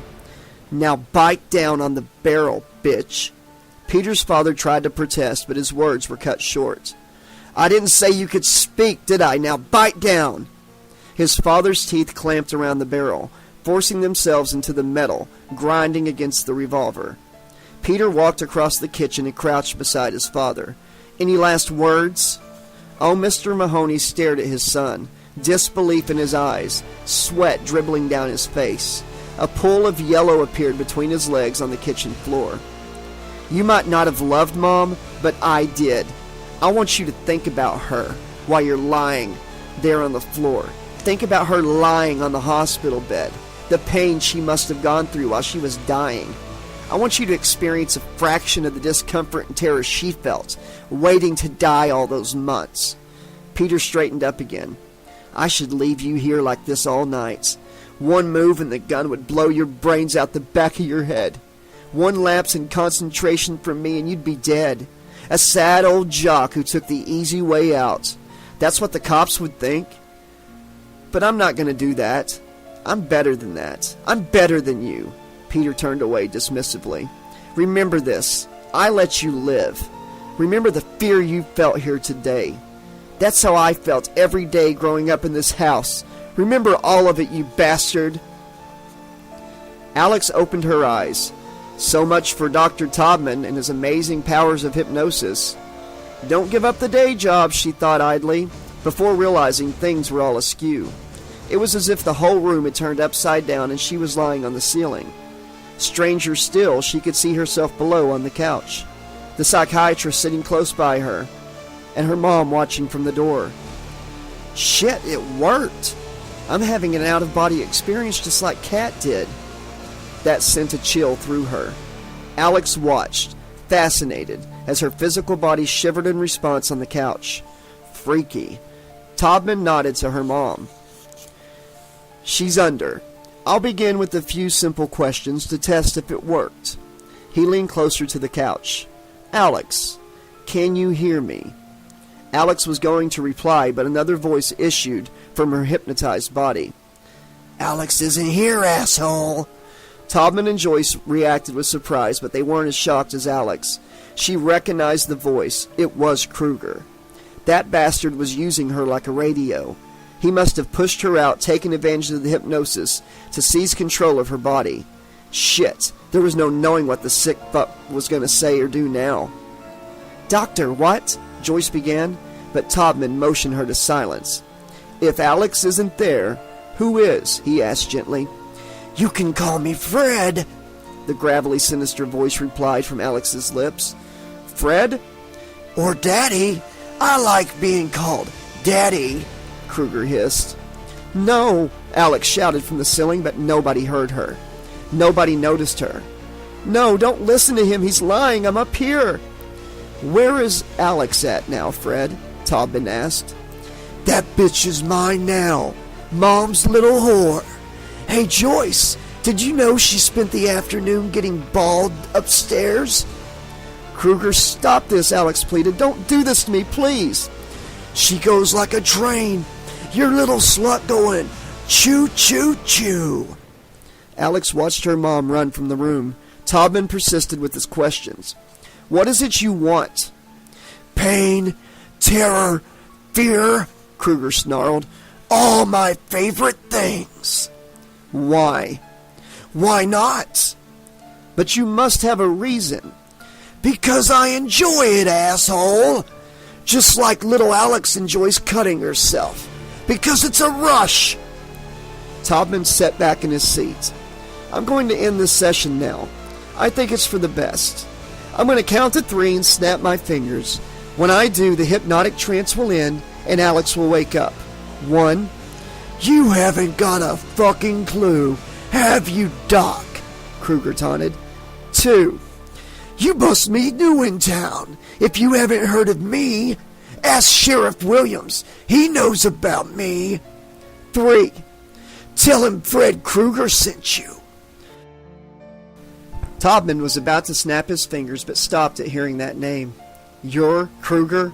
In the flesh. From the ceiling, Alex watched as one of her hands rose from the couch, grabbing Todman's left wrist. "What are you doing?" the psychiatrist protested. "You can't!" Alex's other hand took a hold of Todman's pinky and yanked it sharply backwards, so the little finger touched the back of his hand. The bones snapping like twigs, Todman screamed in agony. Alex watched as her body laughed at the psychiatrist's pain. "You said you wanted to snap your fingers, Doc, so I was just giving you a helping hand. Catch you later, fucker." Alex felt herself being sucked back down to her body. She sat up as her mom returned to the room, brought back by the psychiatrist's cry of pain. Todman was rocking in his seat, nursing his broken finger, staring in disbelief at Alex. "What happened?" Joyce asked in a panic. "It wasn't me, I swear," Alex tried to explain. "It was Kruger. When Todman hypnotized me, Kruger took over my body." "Sweet Jesus," Joyce gasped, looking at her daughter as if she was staring at a stranger. "Dr. Todman, are you all right?" He shook his head, the color draining from his face. "No, I've never... your daughter, she..." He gave up trying to explain, preferring to concentrate on the pain from his ruptured finger. I'll call you an ambulance," Joyce decided, retreating to the hallway. Alex moved closer to Todman, talking to him quietly. "Please, Doc, you've got to believe me. I didn't hurt you. It was Kruger," she hissed urgently. "Stay away from me, young lady," was his only reply. A moment later, Joyce returned. "It'll be here in just a few minutes." Todman stood up and approached her. "Mrs. Corwin, could I have a few words with you in the kitchen, please?" "Of course." Joyce moved aside to let him pass, all the while watching her daughter. "Alexandra, stay in here while I look after Dr. Todman, all right?" Alex nodded numbly. She could feel her mom's fear like a fist of ice. Alex waited until her mom and Todman had gone into the kitchen before creeping into the hall, straining to hear their hushed voices. "I don't know how to say this without sounding overly dramatic, Mrs. Corwin, but I believe your daughter is, seriously disturbed. Alex is certainly delusional. She exhibits symptoms consistent with multiple personality disorder and displays severe sociopathic tendencies." "I don't understand. How could this have happened, and why now?" "You say she's been treated for self-harming in the past?" "Yes, but that stopped a year ago. I watch her very carefully, and there have been no obvious symptoms of it restarting until a few days ago. I found bloody sheets in her room, and she started skipping class. Principal Shea suspended her from school, and now I don't know where she goes or who she really is." Alex could hear her mom gently sobbing. Todman didn't speak again until the tears had subsided. "I know this isn't easy to hear, but Mrs. Corwin, I believe Alexandra is a danger both to herself and to others. You can see what she did to me, snapping my finger, as you or I would snap the wishbone from a Thanksgiving turkey. I don't want you getting hurt like I did, or worse. What do you suggest?" Here it comes, Alex thought. Rubber room for Mrs. Corwin. "I've only been in Springwood a few months, but I know there is an excellent care facility for disturbed teenagers at Weston Hills. It's dealt with causes like Alex, providing a safe environment where unhappy youths can get better, bit by bit." "I don't know," Joyce whispered. "Don't do it," Alex urged. "It's for her own good," Todman said. "Please don't do it." "I need to think about this too. I need to sleep on it," Joyce decided eventually. The wail of an approaching siren signaled the ambulance's arrival. Alex hurried back to the couch and waited while her mom escorted the injured psychiatrist outside. Once Todman was gone, Joyce came nervously into the room. "How do you feel?" she asked from the door as if afraid to come closer. "I'm fine," Alex said. "How's the shrink?" "Several broken bones, ruptured tendons. His hand's a mess. Mom, whatever he said, you know he's wrong, don't you?" I'm not sure. I'm not sure of anything anymore," Joyce admitted. "You know what these psychiatrists are like. They're always looking for the worst. Maybe..." Alex stood up, shoving her hands in the back pockets of her jeans. "I'm exhausted. I'm going to bed, okay?" Joyce nodded, deep in thought. Alex gave her a kiss on the way out of the room. trying not to notice how her mom flinched away from the show of affection. Heather found her mom slumped over a bottle of gin in the kitchen. She debated trying to wake her, but decided not to bother. God knows her mom wouldn't thank her for the effort. Instead, Heather went upstairs and brushed her teeth, getting ready for bed. The tune from an old nursery rhyme jangled around inside her head. Try as she might, the words would not come, lingering beyond reach at the edge of her mind. Heather went to her bedroom and changed into an old pair of pajamas. She always put them on when she wasn't feeling well, when colds or flu or cramps got the better of her. After brushing her long blonde hair 100 strokes with the left hand, another 100 with the right, she knelt beside the bed and looked up at a crucifix fixed to the wall. It felt strange, like being a child again, kneeling down to ask God for help. But they needed all the help they could get, and if the Almighty felt like joining in, so much the better. Now all she needed was a prayer. Heather smiled as a memory of one she used to recite long ago returned. Closing her eyes, she began to whisper, "Now I lay me down to sleep." Another verse entered her thoughts, the words for the nursery rhyme tune coming unhidden into her mind. 1, 2, Freddy's coming for you. I pray the Lord my soul to keep. 3, 4, better lock your door. If I should die before I wake. 5, 6, grab a crucifix. I pray the Lord my soul to take. 7, 8, better stay up late. Heather shuddered and reached for the bottle of Hypnosil by her bed, popped 2 pills into her mouth, and dry swallowed them both. 9, 10, never sleep again. She knelt on the bed and took the crucifix from its mounting on the wall. Clutching the cross to her chest, she got beneath the covers and closed her eyes. Let me have one night of sleep without nightmares, she prayed. Just one. It was late when Sheriff Williams arrived at Springwood General's emergency room. He'd been on his way home when the call came through. Some shrink called Todman was at the hospital and wanted to talk about an FK scenario. Dispatch knew better than to broadcast Kruger's name out loud, especially to the sheriff. Hell, it was Williams who had forbidden anyone from saying that bastard's name in the station house. The sheriff arrived as Todman was leaving, the psychiatrist his left hand encased in plaster. Been in the wars, Doc? This was done by a teenage girl in a state of hypnosis. She started speaking in a man's voice, making all sorts of threats and abusive comments. Then she nearly tore my little finger off. You want to lodge a complaint against her? No, Todman said wearily. This girl, she claimed she was being possessed by the spirit of a man called Fred Crew. Don't say the name, Williams warned, his genial manner gone in a moment. Don't even think it. The psychiatrist nodded. When I first arrived in Springwood, I was taken on a tour of Weston Hills. One of the doctors there explained a little of the history of such cases to me, how the teenagers of this town have been affected. And what was the girl's name? Corwin? Alex Corwin? Yes. How did you... That doesn't matter, the sheriff said, sighing heavily. Where is she now? Still at home with her mother. I advised Mrs. Corwin that Alex should be committed to Weston Hills, but she wants time to think it over. I should have acted sooner, Williams muttered.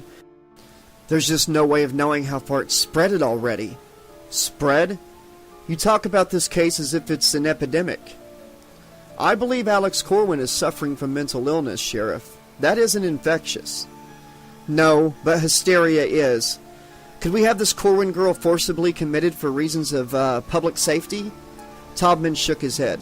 Not without her mother's permission. This is America, Sheriff, not a police state. She isn't exactly a terrorist. That's exactly what she is. Williams waved away Todman's objections. I'm not saying she hijacks planes or blows up buildings, but Alex Corwin is spreading fear through this town, creating terror even if she doesn't realize it yet. We've got to find a way to contain her. Stop this before it goes any further. Don't you understand? How? The sheriff activated his radio. This is Williams. I want round-the-clock surveillance on 1428 Elm Street, starting immediately. I don't care who you have to pull in from off-duty. Do it. If a teenage girl tries to leave that house, she must be stopped. They can tell her she's under house arrest. Hell, they can tell her whatever they like, but she must not be let out of that place. Got it? Satisfied with the response he got, Williams turned back to Topman. You need a lift, Doc? The psychiatrist nodded. I guess I do. My car's still parked on Elm Street.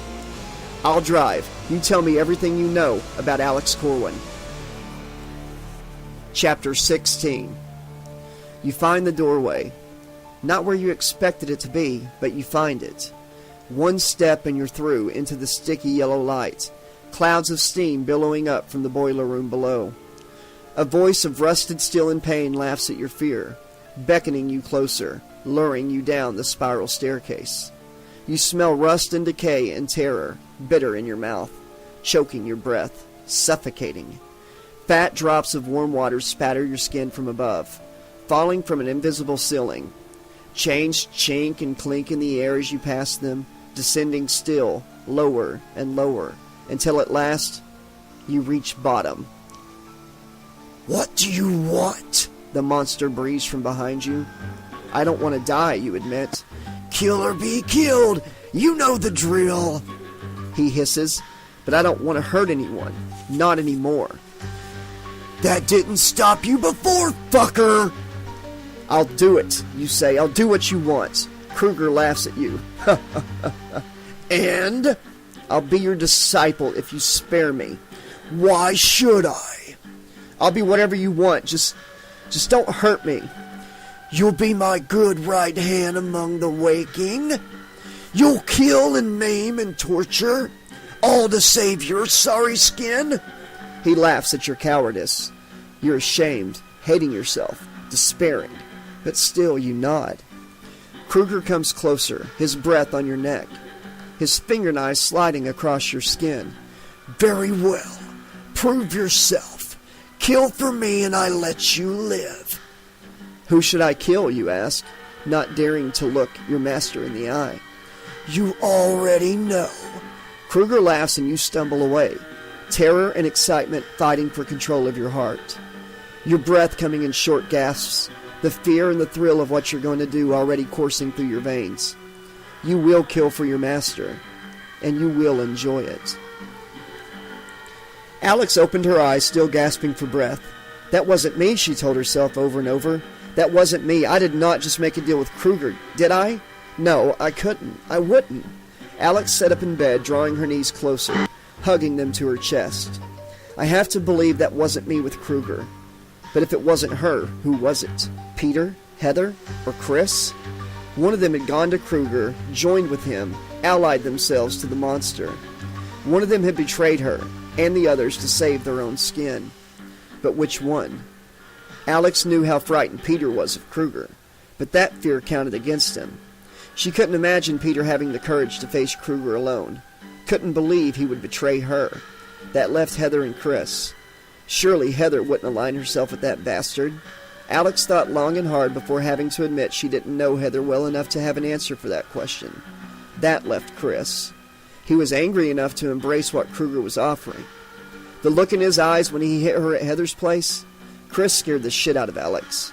There was a reckless fury inside him, a burning rage waiting for the chance to escape. She could imagine Chris killing for Kruger and enjoying the experience, enjoying the power of taking somebody else's life. It very well could be Chris. Or it could be me, Alex admitted. Watching from the ceiling as her physical self attacked that shrink was very brutal. The way she had snapped his fingers backwards, it was just chilling. Yes, Kruger had been controlling her body. At least that was how it seemed at the time. How do I know that wasn't me pretending to be Kruger? How do I know all of this isn't some kind of displacement mental activity, a massive self-delusion? How can I be sure that I'm not creating the Kruger persona to excuse myself from taking responsibility for my own actions? How do I know that wasn't me in the vision, making a deal with the devil? Alex looked at the cuts on her arm that appeared when she'd first been sliced by Kruger's blades in one of her nightmares. How do I know I didn't do that to myself, like my mom thinks? The truth was Alex didn't know. She couldn't know. Maybe Todman was right. Maybe she was suffering from whatever shit he'd been saying to her mom. Maybe she was wigging out big time. Let's face it, Alex told herself. I'd be the last one to know. She smiled. Sitting in bed and holding a conversation in my head probably wasn't a good sign either, she decided. Fuck this shit, she announced to the empty bedroom and got up yawning. Rain battered the window, trying to get inside. Alex wandered over to the glass and peered out into the downpour. Why did it always rain for funerals? She remembered standing under an umbrella when the last of her grandparents were buried, years ago. The mud had squelched over the sides of her shiny new shoes, bought specially for the occasion. Her mom had scolded her afterwards and then burst into tears. Yeah, funerals were always guaranteed to be a laugh riot, right? Cats would be no different. Movement on the street caught her eye. A police car stopped across the road from the house, taking position behind another patrol vehicle. The two drivers got out and talked to each other in the rain, both glancing across at Alex's home several times.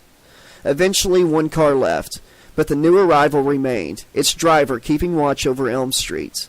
No, not Elm Street, Alex realized. He's watching our house. My house. What the hell was going on? The phone rang, taking her away from the window.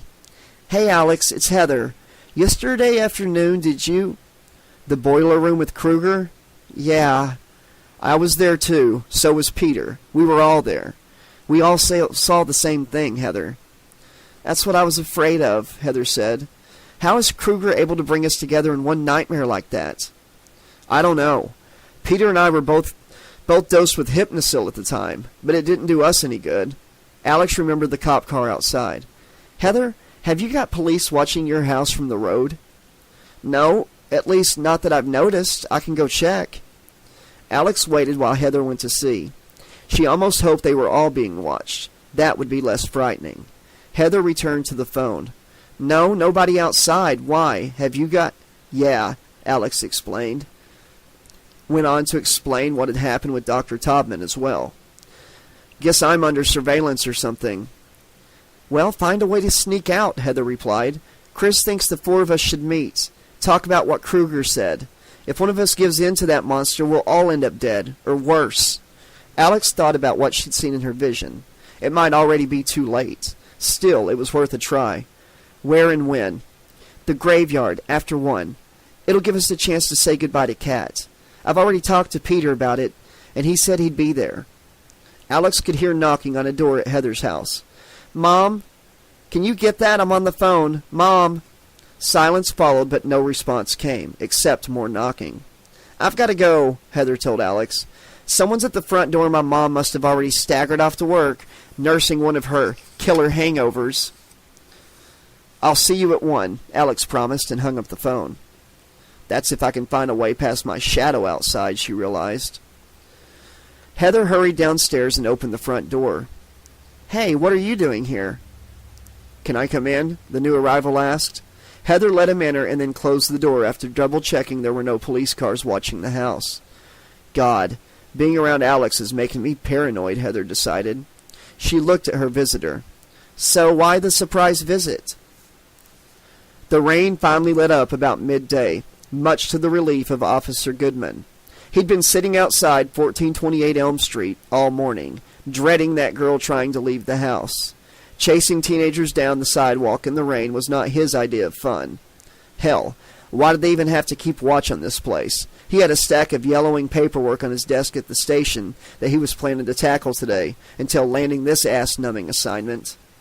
The older cops spent most days bitching about their hemorrhoids. I'll be an expert myself if something doesn't happen here soon, Goodman decided. Dispatch to Goodman, come in. This is Goodman. What is it, Lois? Got an emergency call. Can you respond? You know I'm watching the Corwin girl's house. Give it to someone else. This call is from the girl's house, Goodman. She says there's an intruder coming in through a basement window at the back. Can you see anything? Shit. He twisted around his seat, but nothing was obvious. No, I'll have to go check it out. Better send another car here. Goodman out. The police officer eased himself out of the driver's seat, adjusting his holster, cuffs, and nightstick to more comfortable positions on his belt, and began jogging across the road to the house. Looking back on it later, Goodman realized he should have been waited for backup to arrive before investigating. But an emergency was an emergency, even if the person under attack was also under surveillance, right? Wrong. Not when it's a diversion. At least that's what Sheriff Williams shouted at him later. Peter and Chris were already at the graveyard gates when Alex arrived. She hadn't been sure what to wear. It was a funeral, after all, but eventually opted for black jeans and a dark top. The others were also somberly dressed, out of respect for Kat. The hearse and family car went in about a half an hour ago, Peter told Alex. They should be coming out again any minute. This is probably them, Chris said, ushering the others away from the gates.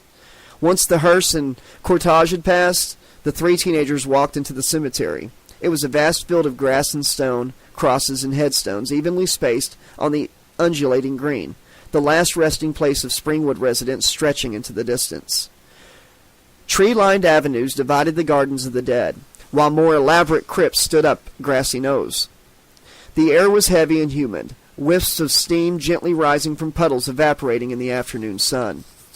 Alex could smell the crisp, tangy scent of freshly cut lawn. Imagine having the job of keeping everything neat, coming to work each day in a field of memorials and weeping relatives. When I go, it's crematorium time for me. Dead girl, lightly toasted. Better that than slowly rotting into worm food, a box full of maggots as your last repose. Chris paused to talk with one of the ground staff who pointed along a road to the right before moving on. He says today's burials are all on the eastern section. They'll still be filling in Kat's grave, so it should be obvious. Shouldn't we wait for Heather? Alex asked. Chris shrugged. Yeah, I guess so. The three of them sat down on the curb, watching the cemetery staff going about their jobs, tending to the graves and flower beds and trees. After a minute, Peter cleared his throat, the silence seemingly too much for him. I never used to think about dying, you know. Before last week, I liked to kid myself that I was immortal, and that dying was something that happened to old people, but now... You think about it all the time, Chris said. Peter nodded. Don't you now? Kruger ain't going to get the better of me, Chris vowed. He's just another bully, like Johnston. Tell that to Kat, Alex said flatly, or Lloyd. See if they agree with you. I'm saying what I think, okay? Chris snapped. You got a problem with me expressing my opinion? This is a free country, isn't it? Long as you don't fall asleep, she observed. Once you start dreaming, you're in Kruger's domain. Even the bravest person could give in to him. Chris stood up, looming over her. What are you accusing me of? Nothing.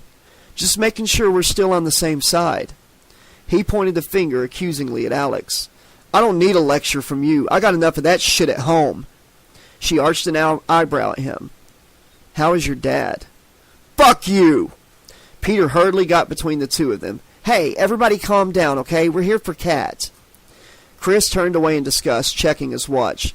It's long gone 1. I say we find Kat's grave, get this over with. Heather can catch up with us later. Now you're making sense, Alex agreed, leading the way east through the gardens of stone. Peter and Chris followed her, Chris still muttering under his breath. Alex could feel waves of anger and hatred surging from him, violence bubbling below the surface. It was a murderous rage, but did that make him a murderer? Someone willing to kill to save themselves? It took 5 minutes to reach Kat's grave. As they approached 2 gravediggers, they saw that they were rolling up a green carpet from around the edges of the freshly filled grave. They confirmed Kat was buried there. Walker K. Yeah, this is her. But you missed the service. It was an hour ago, the senior worker said before leaving with his colleague. Sorry. There was no headstone at the grave yet, of course, but Alex could feel Kat's presence, mournfully lingering in the air. She knelt beside the grave and rested her hands in the dirt, digging her fingers into the soil. I wonder what Kat would say if she was here, Pete murmured. I'm dying for a cigarette or something like that, probably, Alex suggested with a smile. Chris crouched beside her. You can sometimes sense what people are feeling, right? Can you do the same with dead people? Chris nodded. I don't know, Alex said, but I'll try. She closed her eyes and reached deeper into the soil, exploring, searching for emotions amidst the dirt. No, there's nothing here anymore. It's... Her voice trailed away, her face scrunching with concentration. I've got her. Oh God, she's in pain, terrible pain. Kruger still has her. He's hurting her, toying with her. What else? Chris asked. I don't...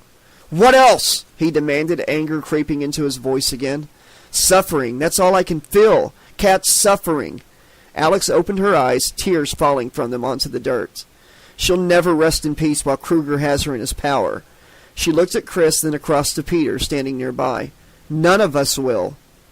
Fight him, Chris replied. We can't hope to beat him individually, but if we work together, maybe we can. Maybe we will. Shouldn't we go get the cops for help? Peter persisted. And tell them what, Peter? Alex said. They already know about Kruger, and they've done nothing to stop him or to help us. Jesus, they virtually put me under house arrest. You think asking them to nicely help us will make any difference? What about our parents? Mom's already decided I'm losing it, Peter. The only question is how long before she sends me to Weston Hills. Alex stood up, moving closer to him. Maybe we should ask your old man for help. Do you honestly think he'd come rushing to our aid? Peter shook his head. My family's scared to be near me, Chris admitted. They think I'm going to burn them like I burnt my dad's hands. So that's where his anger was coming from, Alex realized. At least some of it. She could also recognize shame among Chris's storm of emotions, buried deep inside the rage, fueling it, driving it. Heather's mom would rather drown herself in gin than face reality, Chris added, let alone face what we're up against. Peter shook his head sadly. So we're on our own. We have each other, Chris maintained. 4 of us against Kruger? That's got to be fighting odds at least, right? I hope you're right, Alex thought, but kept her doubts to herself. If we want to beat this bastard, we'll have to do it ourselves. But how? Peter was close to tears, his eyes dwelling on Kat's graves. Chris folded his arms. The fucker gave us those abilities. Maybe we can use them against him. Alex shook her head. He'd have thought of that, wouldn't he? Maybe not. He figured we'd cave in straight away, but we haven't, Chris replied. I say we fight back. It's better than waiting for him to take us out one by one. Better to die fighting than on our knees. You're right, Alex admitted. It's got to be worth a try. Peter? The other youth took off his glasses and wiped the moisture from his eyes. All right, I'm in too. That just leaves Heather, Alex said. Chris looked back to the graveyard's gates, but Heather was still not in view. She should have been here by now. I haven't seen her at all today. Which one of you talked to her last? Me, I think, Alex offered. She called this morning, said she'd already talked to Peter about meeting here. You don't think that she's... Peter's voice trailed off. That he's... Chris shook his head. No way. I'd know. I'm sure of it. I thought I would too, Alex added. But we can't be sure. If Kruger's found a way to overcome the hypnosil, who knows what else he can do? Oh shit, Chris whispered. Heather. The 3 of them started running.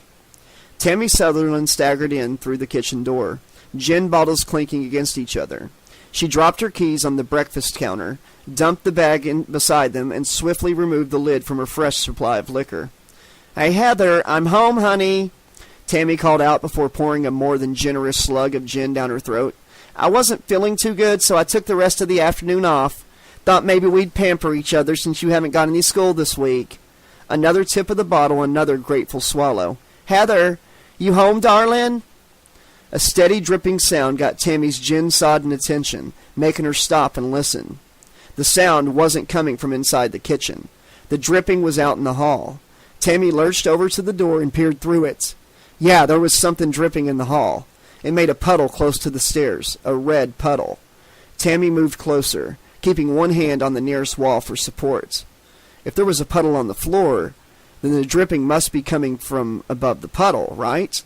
She looked up and frowned. Why was there a big red stain on the ceiling? As she got nearer, one of the drips fell from the edge of the stain onto her face.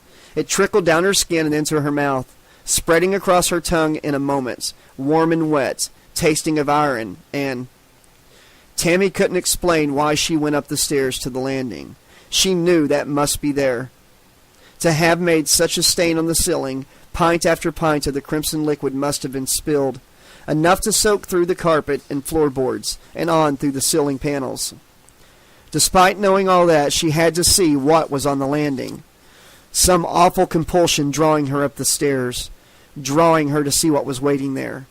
So she went, and she saw, and she screamed. Alex, Peter, and Chris arrived at Heather's house to find her mom collapsed on the front steps, her hands covered in blood, her mouth moving soundlessly. Chris ran inside, crying in anguish at what he found in the hallway. Alex heard him sprint up the stairs, then another cry, this time much longer. A howl of pure rage and misery, like some wounded animal. She and Peter exchanged a look, already suspecting what Chris had found. "Call the police," Alex urged Peter. "You better ask for an ambulance, too." "I don't think Heather will need it," he said sadly. "For her mom," Alex said before going inside. The hallway was awash with blood, at least 2 sets of shoe prints visible on the crimson-soaked carpet. She steeled herself and started up the stairs. A trail of smeared blood was visible on the wall, probably from Heather's mom. Chris had collapsed on the landing, his eyes staring glassily at what was left of Heather. Alex turned to follow his gaze and gasped, a stream of bile rising from her gut. She ran into the bathroom and puked all over the floor, retching again and again. Only when she was sure her stomach was empty did Alex dare come back out. Heather's corpse was naked, not just of clothes, but also of skin. Every square inch had been flailed from her body. The fragments of ripped skin stuck to the walls, the floor, even to the ceiling in places. What was left of Heather glistened wetly, surrounded by a pool of congealing blood. Her torso had been gutted, organs savagely cut out and ripped apart before being thrown aside, discarded like so much confetti. Above her body a message was smeared on the wall and read, 3 down, 3 to go. Alex knew that for certain that Kruger's disciple had done this. It was the price of acceptance set by that monster. A life for a life. And Heather was the victim. Peter came up the stairs, careful not to step in the bloody footprints of those who had been there before him. "Is she—" "Yes," Alex said. "I've called the police and an ambulance. They'll be here soon. We should go if we don't want to spend another night at the station." Peter made sure not to look at the source of all the blood, keeping his gaze fixed on Alex. He pointed at Chris. "Is he all right?" "Shock, I guess. He hasn't said anything yet." Alex knelt beside Chris, gently shaking his shoulder. "We've got to go now. There's nothing more we can do here. Heather's gone." He blinked and saw her, perhaps for the first time since Alex came up the stairs. "We can't leave her like that," Chris said. "We have to. The police are going to be swarming all over this place in a few minutes. We've got to get out of here." "Alex is right," Peter added. "There's nothing more we can do for Heather, Chris." Chris blinked again, noticing Peter. "Yes, there is. We can kill Kruger. We can make sure she rests in peace away from that sick fuck." "You're welcome to try," another voice interjected. "But I doubt you little shits have got the balls for the job." Alex felt cold shivers of fear running through her body.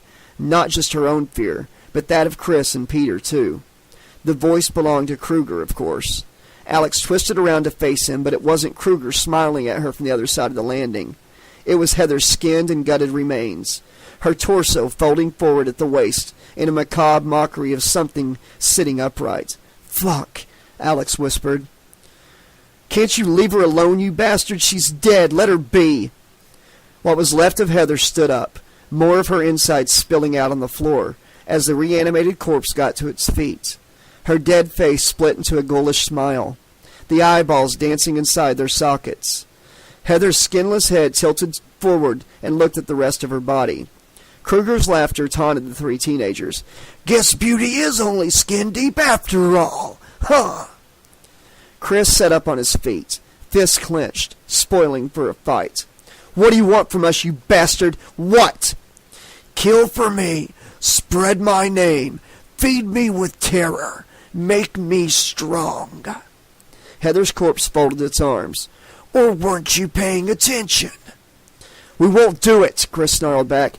"We won't be your fucking puppets." "Are you sure about that? I'll make it worth your while." The bloody body began touching itself, stroking and caressing what was left of its torso, mimicking the movements of someone making love. "Oh, Chris, you're so strong and powerful.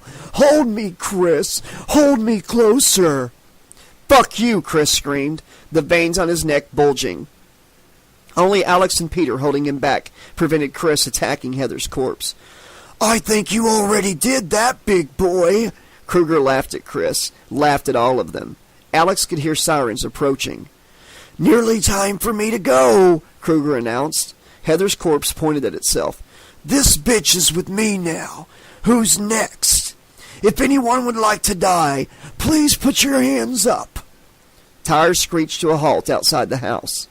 Alex could hear car doors opening and then slamming shut again, and men shouting to each other in the streets. The cops had arrived. No doubt Heather's blood-stained mom on the front steps was giving them a moment of pause.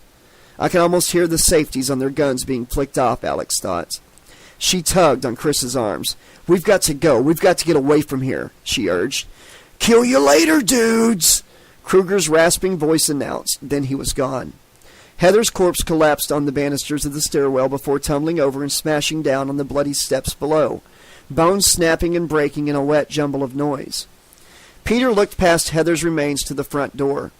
The cops are right outside. We can't risk going down the stairs, guys. Alex glanced around the doorways leading off the landing. Chris, you know this place better than us. Is there any way out of here from upstairs? Heather's bedroom is at the back of the house, he replied numbly, still staring at the pool of blood where his girlfriend had died. There's an old climbing frame running down the wall beneath her window. Her dad used to grow prize-winning roses. Alex and Peter bundled Chris into Heather's bedroom. Peter opened the window and leaned out. It looked safe for the moment. He climbed through the gap and down the frame, followed by Chris and then Alex. They could hear the police moving through the house, each new discovery punctuated by blasphemy and retching. Once the three were on the ground, they ran to the back fence. Alex was last to climb the high wooden wall, pausing to look back at the house. Officer Goodman was at the back door, shouting and pointing at them, reaching for his service pistol. Alex hit the ground running on the other side of the fence. Joyce had spent the morning trying to work and failing, her head full of worries about Alex. Dr. Taubman was well regarded in his field, but she still couldn't bring herself to believe his diagnosis. I know my daughter, Joyce thought. She has had her problems, but she was getting better. I can't accept that she's gotten so ill so fast. It doesn't make sense. After sifting listlessly through her salad at lunch, Joyce asked for the afternoon off. I'll go home and see how Alex is doing, she thought to herself. Maybe talk some sense into her, or at least see for myself whether Taubman is right. I can't give up on her, not yet. Alex is all I've got left. It had taken Joyce another hour to clear her desk so she could leave early in good conscience. Driving back to Elm Street, a growing sense of dread gnawed at her empty stomach, churning inside her. Something bad was happening. She could feel it. Joyce turned into Elm Street and braked. The road was closed off, and a half-dozen police cars blocked her way, while men in uniform sealed the street with black and yellow striped tape.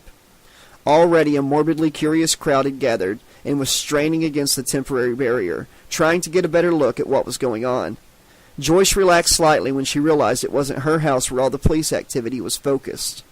But there was no easy way of getting past the police, so she parked and walked over for a closer look. A woman about her age was being treated in the back of an ambulance, hands covered in blood, her face a blank mask, eyes staring sightlessly into the distance.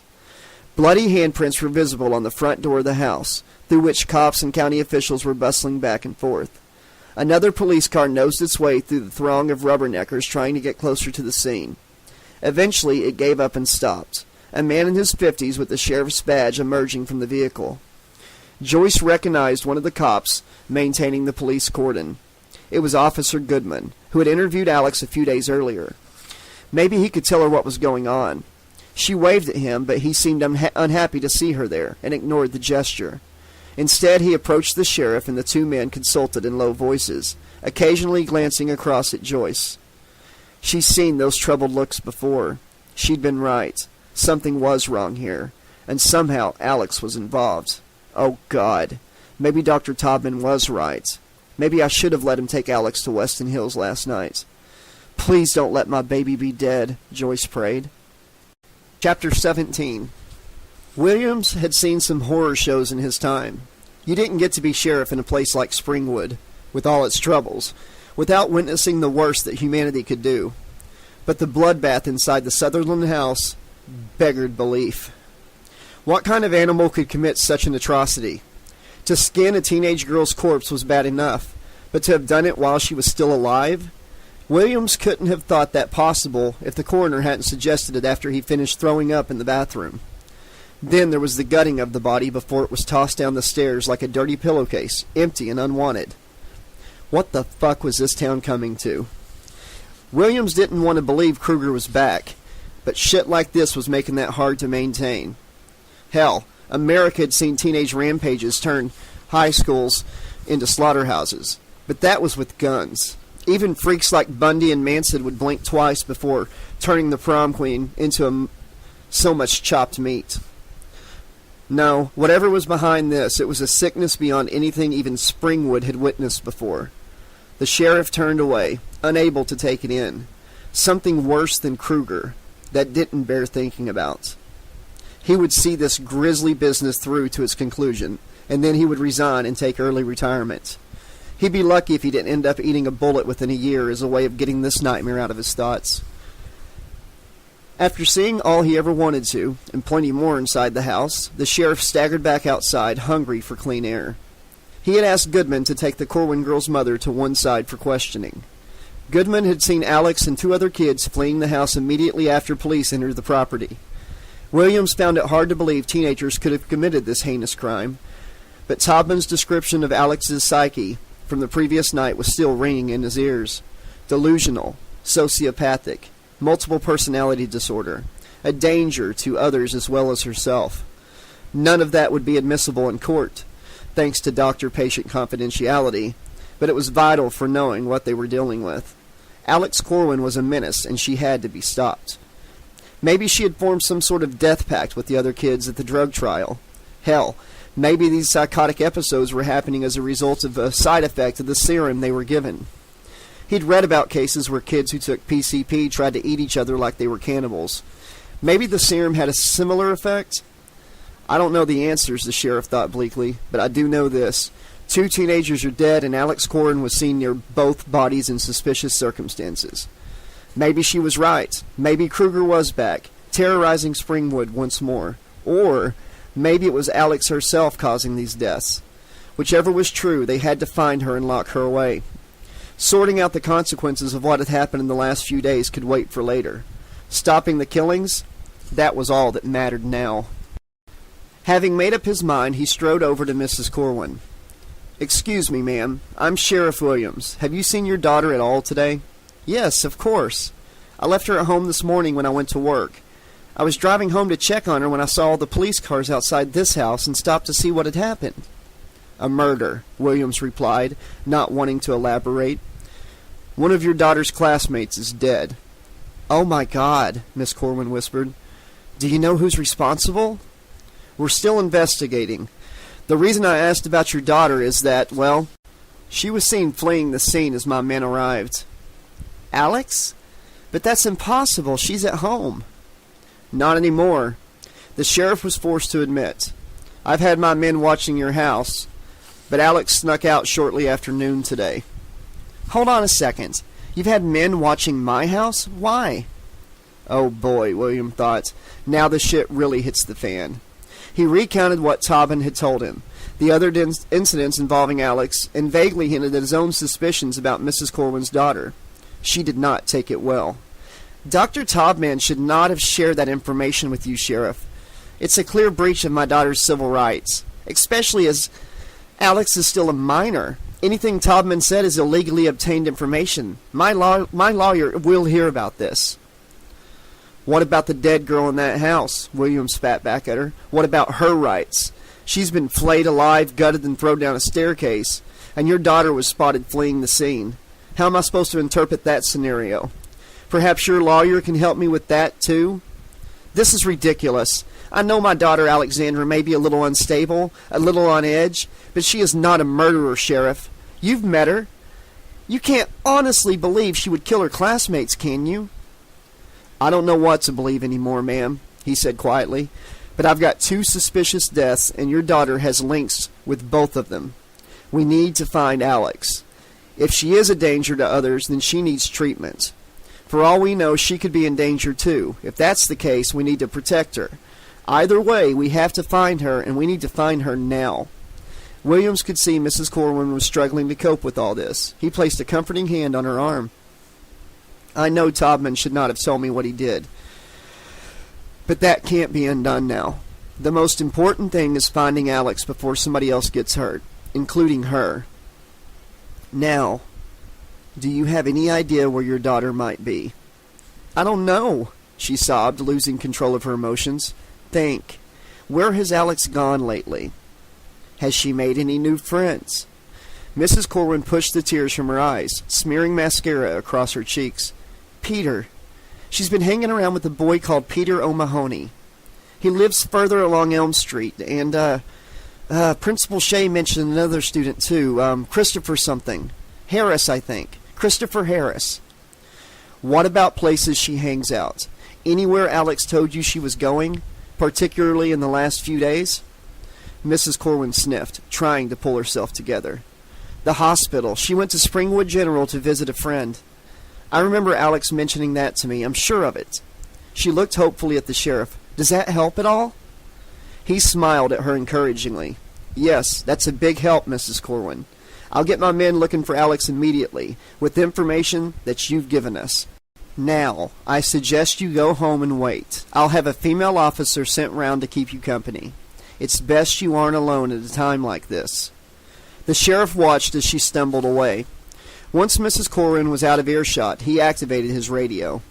Lois, this is the sheriff. I need you to find home addresses for 2 students at Springwood High. One Peter O'Mahony and one Christopher Harris. At least one of them lives on Elm Street. Send a car over to the hospital. Have it look for Alex Corwin. Goodman should be able to supply a description of what the girl is wearing. And also have a female officer go to 1428 Elm Street to keep Mrs. Corwin company. You've got all that? Over. Stop! Alex was out of breath. Her side was hurting like hell, and running in combat boots was murder. She slowed down and then stopped completely, unable and unwilling to go any further for the moment.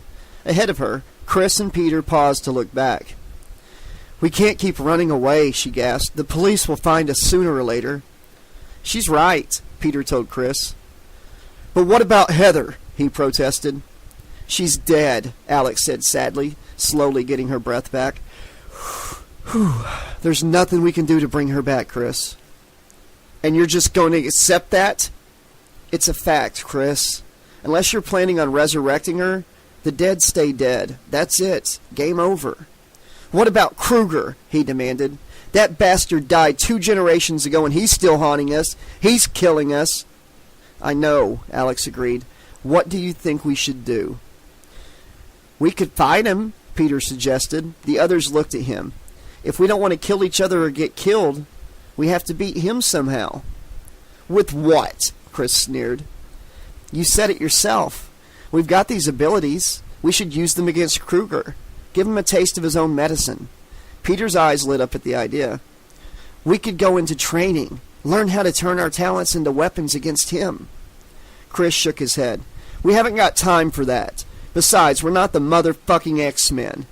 What's next, uniforms and shit? Peter's face fell. It was only an idea. You're both right, Alex decided. We've got to try to fight Kruger, but we haven't got time to prepare. We need to figure out a way to beat him. A police siren wailed in the distance, cutting through their words. Alex looked around guiltily. We need to hide someplace the cops won't find us. Peter smiled. The hospital's Zen Garden. Nobody goes there except you, Alex. Good enough, she agreed. Chris? Let's go. Chris was already off and running, Peter following his lead. Alex took a deep breath and went after them. It was Goodman who smelled it first, a hungry scent that gnawed at your stomach, making your mouth water involuntarily. In his opinion, there was nothing better than the smell of roasting meat. As a boy, he'd dutifully gone to church every Sunday, putting up with the stiff-collared shirt and ugly plaid tie, knowing what was waiting ahead. A roast lunch at his grandma's house with all the trimmings. Oftentimes, she'd cook a side of beef and one of pork as well, keeping aside some crackling for her favorite grandson. The roasted potatoes would be heaped on his plate like a mountain, along with butter beans and zucchini and enough gravy to drown it all. God, thinking about it was making him hungry. but his grandma was dead and gone, along with their Sunday lunches. Probably just as well. Otherwise, he'd be over 200 pounds by now. The smell of roasted meat seeped from the front door of the Harris house. It was a modest property compared to most of the homes along Elm Street, but neatly kept all the same. With everyone still at the Sutherland place, Goodman had been ordered to visit both the Harris and O'Mahony homes as part of the search for Alex and her friends. The Harris place was closer, so it came first. Goodman pressed the doorbell again, having gotten no response the first time. He was all too aware of Officer Malone beside him, waiting impatiently and examining the chipped varnish on her nails. They had been partnered after the fiasco at that damn girl's house earlier in the day. "If you can't be trusted to use your brains, I'll have to put someone in the car with you who's got some," the sheriff had shouted. Goodman didn't mind. Malone was kind of cute, if a little dumpy. I wonder if she's seeing anyone. "What's that smell?" Malone asked, sniffing the air. "Roasting meat."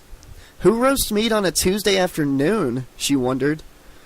Good point," Goodman conceded. After still getting no response from the doorbell, he peered through the windows into the hallway. There was a shape lying on the carpet, tendrils of smoke drifting lazily upwards from it. No, not a shape, but a person.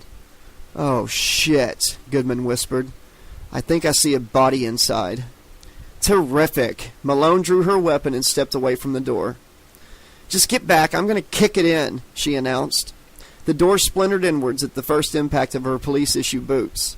Another kick and it swung aside. Smoke billowed out, briefly clouding the hallway from view.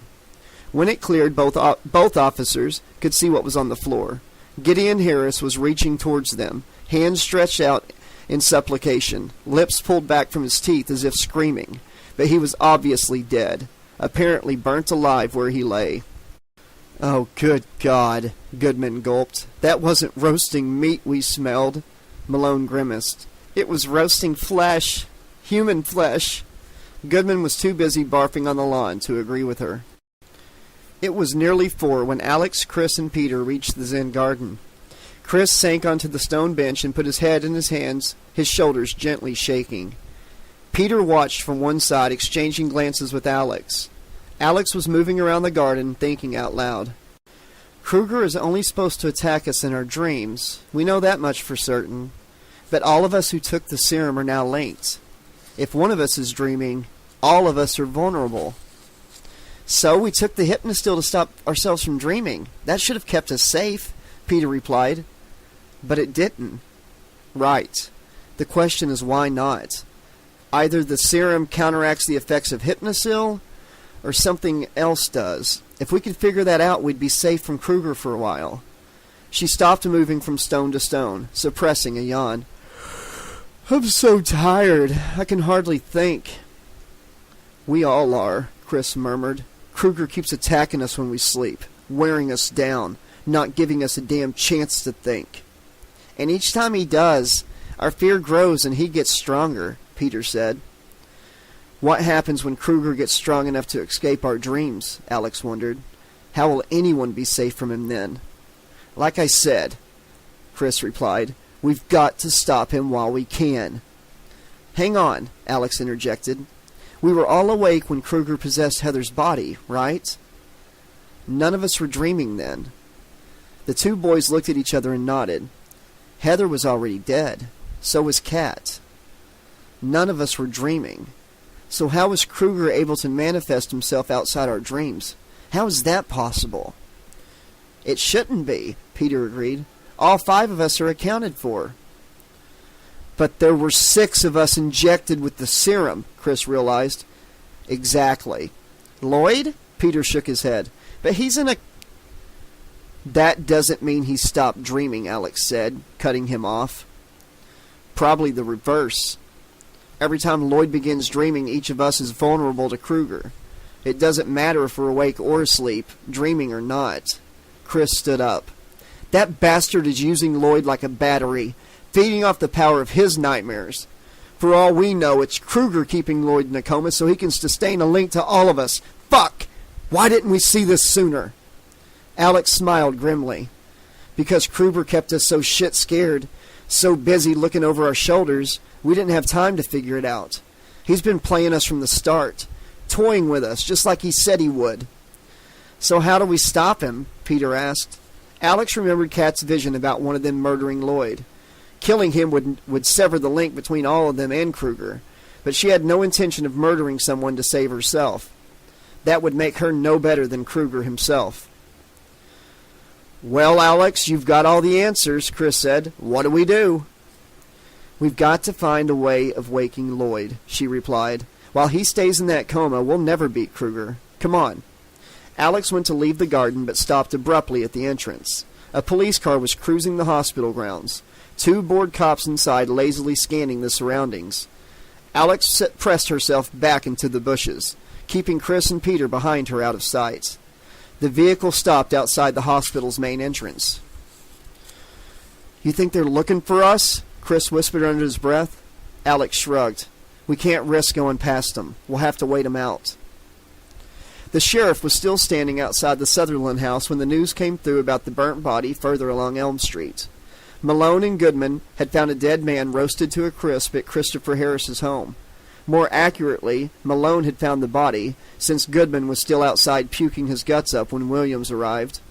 The sheriff tried to get some answers from Goodman without success.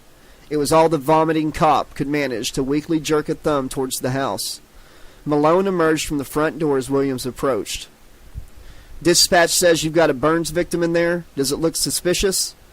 The matter-of-fact female cop stepped aside so the sheriff could see the charred remains in the hallway. Goodman spotted the one through the window, so I kicked in the door. Once inside, I realized Mr. Crispy wasn't the only thing stinking the place out. We've got 2 more victims upstairs, both of them well done. 3 of a kind, you might say. Williams had to admire Malone's resolve. Most Springwood cops were like Goodman, weak-assed, weak-minded waste of space, busy, marking time until retirement. Malone had transferred in from Cincinnati, and there wasn't much that fazed her. Nothing useful left on their faces, and I haven't checked for ID yet, she continued, but I'd guess and say this one is the father, Gideon Harris. Upstairs you've got what looks like his wife. She's in the bedroom, fried alive on the mattress, and their young daughter.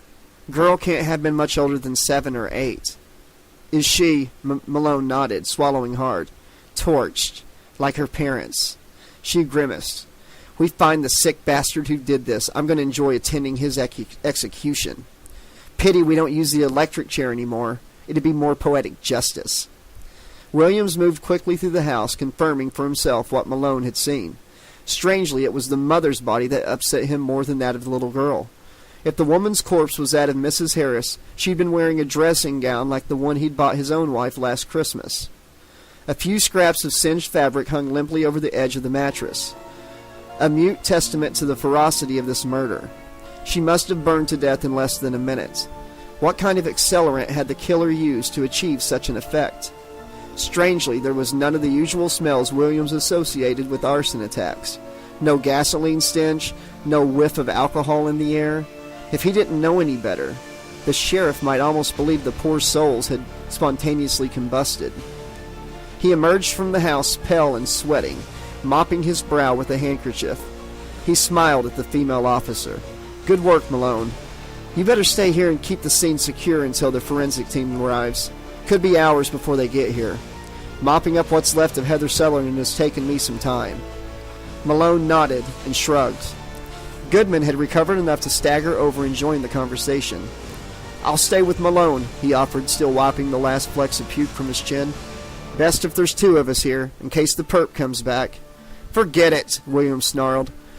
Malone can handle herself until another car arrives, and I doubt our perp is returning. You came here first, right? Goodman nodded. So nobody's been to the O'Mahony place yet? I guess not, Sheriff. You guess not? Williams activated his radio. Dispatch. Put me through to the officer with Mrs. Corwin. Within a minute, the sheriff confirmed everything was fine at 1428 Elm Street. He marched towards his car. Goodman, you're with me. Where are we going? To do your job. Seems the only way I can trust you is if I come too. Alex and the others could hear the police car's radio crackling from their hiding place. From this distance, most of the messages were a haze of static and background noise, while the two cops in the car slumped in their seats. But a direct call roused the pair. "Sheriff wants you on Elm Street. Triple homicide. Officer on the scene. Needs backup until the coroner arrives. Get over there now," the voice said. "A triple homicide?" Chris glanced at the others, bewildered. "I don't understand. I thought only Heather was dead." "Shh!" Alex hissed.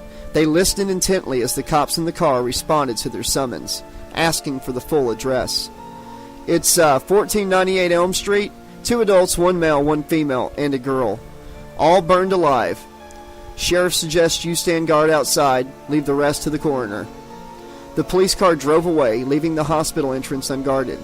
Peter started towards the main door, but neither Alex nor Chris moved. "That address, 1498, Alex said to Chris. "That's your place." "They're dead," he whispered. "Somebody murdered my family." "Burned them alive," Alex added. "What happened, Chris?" He took a few moments to react to her question. "What? Why'd you do it?" Chris laughed hollowly. "I don't believe this. You think I burned my own family to death? Are you out of your fucking mind?" Alex took a step back from him. "We all saw what you can do. What happens when you get angry. That's what Kruger wanted you to do. Let all that rage inside you escape so it burned and burned and burned. I can understand why you'd hurt your father, but why your mother and your little sister? What did they ever do to you, Chris?" His face was a mask of shock. He looked from Alex to Peter and then back again. "You can't think. You can't believe. I'd never hurt my mom or Marion. I loved them." "Loved them. Past tense. You say that like you've known they were dead for a while," Peter observed. Chris shook his head, his eyes brimming with tears. "How can you say these things to me? My family is dead and you're accusing me of killing them? This is fucking crazy. I didn't do it. You hear me? I didn't do it." "You made a deal with Kruger," Alex said softly, keeping her distance from Chris while edging closer to Peter. "I saw it in one of my dreams. You said you'd kill for him if it would save you. This was the price you had to pay, to become his disciple. I saw it all, Chris." He shook his head, seemingly unable to grasp what she was saying. "You saw me? But I wouldn't do that."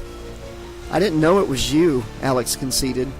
"But I knew it was one of us. Who else would have a reason to kill your family, Chris? Me? Peter? You heard what the police radio said. They were all burned alive. You must have done it." "But I don't. I couldn't have." "Kruger could have been controlling you when it happened," Peter said kindly. "He used you to hurt them. You probably weren't even aware that was happening when they died. It must have been like you were sleepwalking or something."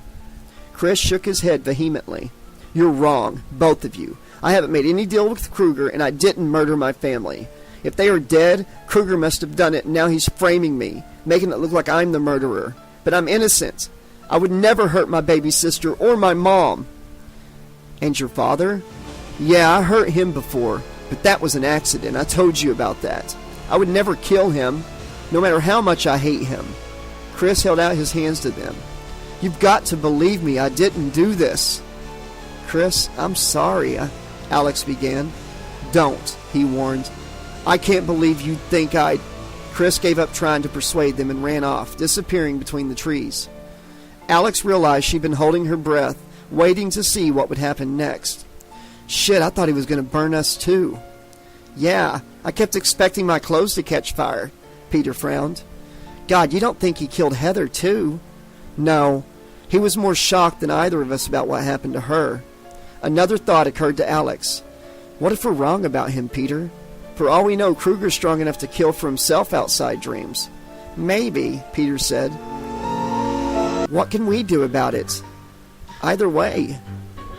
Get Lloyd out of his coma like we planned. That'll take away one of Kruger's weapons against us." She shook hold of Peter's left hand and led him to the hospital entrance, eager to get inside. Roy yawned and stretched, determined to stay awake. Once visiting hours were over for the afternoon, the burns unit fell quiet as the grave. Several patients had been released yesterday, and none of the children's beds were occupied for the first time in more than a month. Roy was glad of that. He hated seeing young patients brought in with burns. They faced years of treatment and skin grafts to repair damage done in a moment, usually one of carelessness. But he was often as sad to see them leave. Despite their injuries, kids brought a life and vitality to the place adult burns victims seldom did. Take the patient in the last room on the left. Lloyd didn't have any burns, but Roy had seen enough of that ravaged face to know the patient would never be the life and soul of the party ever again. If Lloyd ever came out of his coma, that was. So it was with some surprise Roy noted the blinking red light indicating that the call button had been activated in Lloyd's room.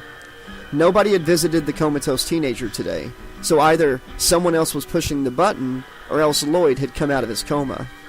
Roy hurried along the corridor to the last door on the left and walked inside. "So, feeling better, buddy?" But Lloyd was exactly as he'd been when Roy last checked in on him an hour earlier. There was nobody else in the room either. Then who pushed the call button? Roy stuck his head back out into the corridor. "Is anyone out there?" No reply. Maybe it was a problem with the button itself. These things sometimes went on the fritz. Roy approached the bed and leaned over the patient to get a better look. "Excuse me, Lloyd?" he muttered, pressing his head against the wall to see if something was amiss with the button. "You're excused, you fat fuck." Roy jumped backward, startled by the snarling, sneering voice. He searched the room but still couldn't see anyone else present. "I'm over here, loser." The orderly jumped again and then smiled with relief. It was Lloyd after all. The voice had come from Lloyd. "Jesus, you scared the shit out of me, man." "Well, I was wondering what the stench was." "Hey, Lloyd, there's no need to be abusive," Roy warned. "Why the fuck not?" "I know you're just woken up from a coma, but that's no excuse for being rude, okay?" "Come here and say that, blimp boy." Roy scowled. He'd only known Lloyd a few moments, and already he was hating this guy. Maybe I should get a transfer to another unit. I don't like the idea of looking after this asshole for the next few months. Roy stepped closer to the bed. "I said there's no call for you to be abusive, Lloyd." "We'll see about that." One of the patient's hands emerged from beneath the sheet. The overweight orderly thought it strange his patient was wearing an old leather glove. And stranger still, there were 4 knives protruding from the ends of its fingers. Then the blades were slicing his throat, and Roy didn't have much time left for any more thinking. He staggered back across the room and into the door, a spray of crimson misting the air, great gouts of blood spurting from between his fingers. Roy gasped and tried to call for help, but all he could hear was the wet flapping of his windpipe, air whistling in and out of the slices cut through it. His legs gave way and Roy slumped to the floor, urine and blood poiling around him. One cut to the carotid artery in the neck, and you could bleed to death in less than 30 seconds. Roy remembered that from his medical training. His carotid had been severed 4 times. Does that mean I'll die 4 times as fast? Kruger pulled back the sheet and arose from the bed, his phantom form solidifying as it escaped Lloyd's body. He brushed down the dirty red and green striped sweater before adjusting the angle of his battered brown fedora. Kruger wiped the blood off his finger knives onto his jeans, adding a fresh stain to the others. He smiled, cruel lips curling upward slightly. "It's good to be back." Kruger glanced over his shoulder at Lloyd, the comatose teenager still lying in the hospital bed. "Thanks for the ride, kid. Keep up the good work." Laughing to himself, Kruger strode to the door and tried to pull it open, but Roy's corpse was slumped against it, blocking the exit. Kruger walked through the wall instead, fading like a wraith, then becoming solid again in the corridor. He sniffed the air and grinned hungrily. "Smells like teen spirit. Time for a little hide and seek." Alex and Peter hurried through the hospital's labyrinth-like corridors. They rounded a corner to find the burns unit's double doors standing wide open. Alex paused, uncertainty clouding her face. "Last time I came here, I got buzzed in by an orderly. He said the hospital had tightened security after a baby was snatched last year." "So?" Alex pointed at the open doors. "Does that look secure to you?" "No, but that's not our problem, is it?" "Yes, it is," she insisted. "He's already here." "Who? Chris? He left." "Kruger." Peter glanced uncertainly at the doors again. "How can you tell?" "I can feel him. Like someone scratching the back of my mind," she said, shuddering at the sensation. "He's close. He's really close." Peter pulled her arm, dragging her closer to the burns unit. Then the sooner we get inside and wake Lloyd, the better, right? I don't know. It feels different this time. Alex, come on. Peter let go of her and marched through the open doors. He turned around and folded his arms. See? Nothing to worry about. I guess. Reluctantly, she followed him into the burns unit hallway. No sooner had Alex stepped through the double doors than they slammed shut behind her. Deadbolts and electronic locks clicking into place. Fuck, I knew it, she cursed. It's a trap. Kruger's setting a trap for us. Peter tried to undo the locks, but they stayed shut, the doors resisting all his efforts to move them. Alex punched the switch to open them, but it did not respond. Peter fetched a chair from one side of the corridor and smashed it against the reinforced glass door panels, again and again until he was out of breath. They cracked, but they did not shatter. It's no use, he conceded. We can't get out this way. I'll get the orderly, Alex decided. She ran to Roy's office, but it was empty. A newspaper chain cut into a line of children holding hands was draped across the desk. Roy's scissors lying beside it. He's not in there, she said, emerging from the office. He must be with one of the patients. The two teenagers hurried along the corridor, checking the rooms.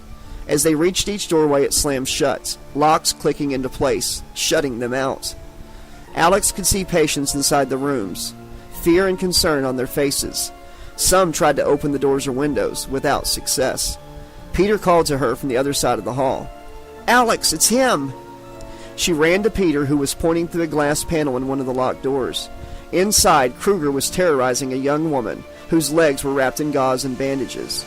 She was trying to escape through a window, but Kruger had one of her ankles in his left hand, while the four blades of his gloved hand sliced into her thighs, cutting and slashing, blood splashing the clean white floor. Alex tried to shut out the woman's screams, but they echoed in her head. The woman's fear like knives in Alex's mind. It was almost a relief when the woman died, a red pool spreading outwards from her twitching corpse. You bastard! Peter howled at Kruger through the door. You want to kill someone? Why don't you come after us? Good idea, the monster replied and strode towards them. Kruger laughed as he shimmered through the wall before solidifying once more in the corridor with them. You were saying? He licked the dead patient's blood from each of his finger knives and turned, not flinching when the blade sliced through his tongue. So much for the appetizer.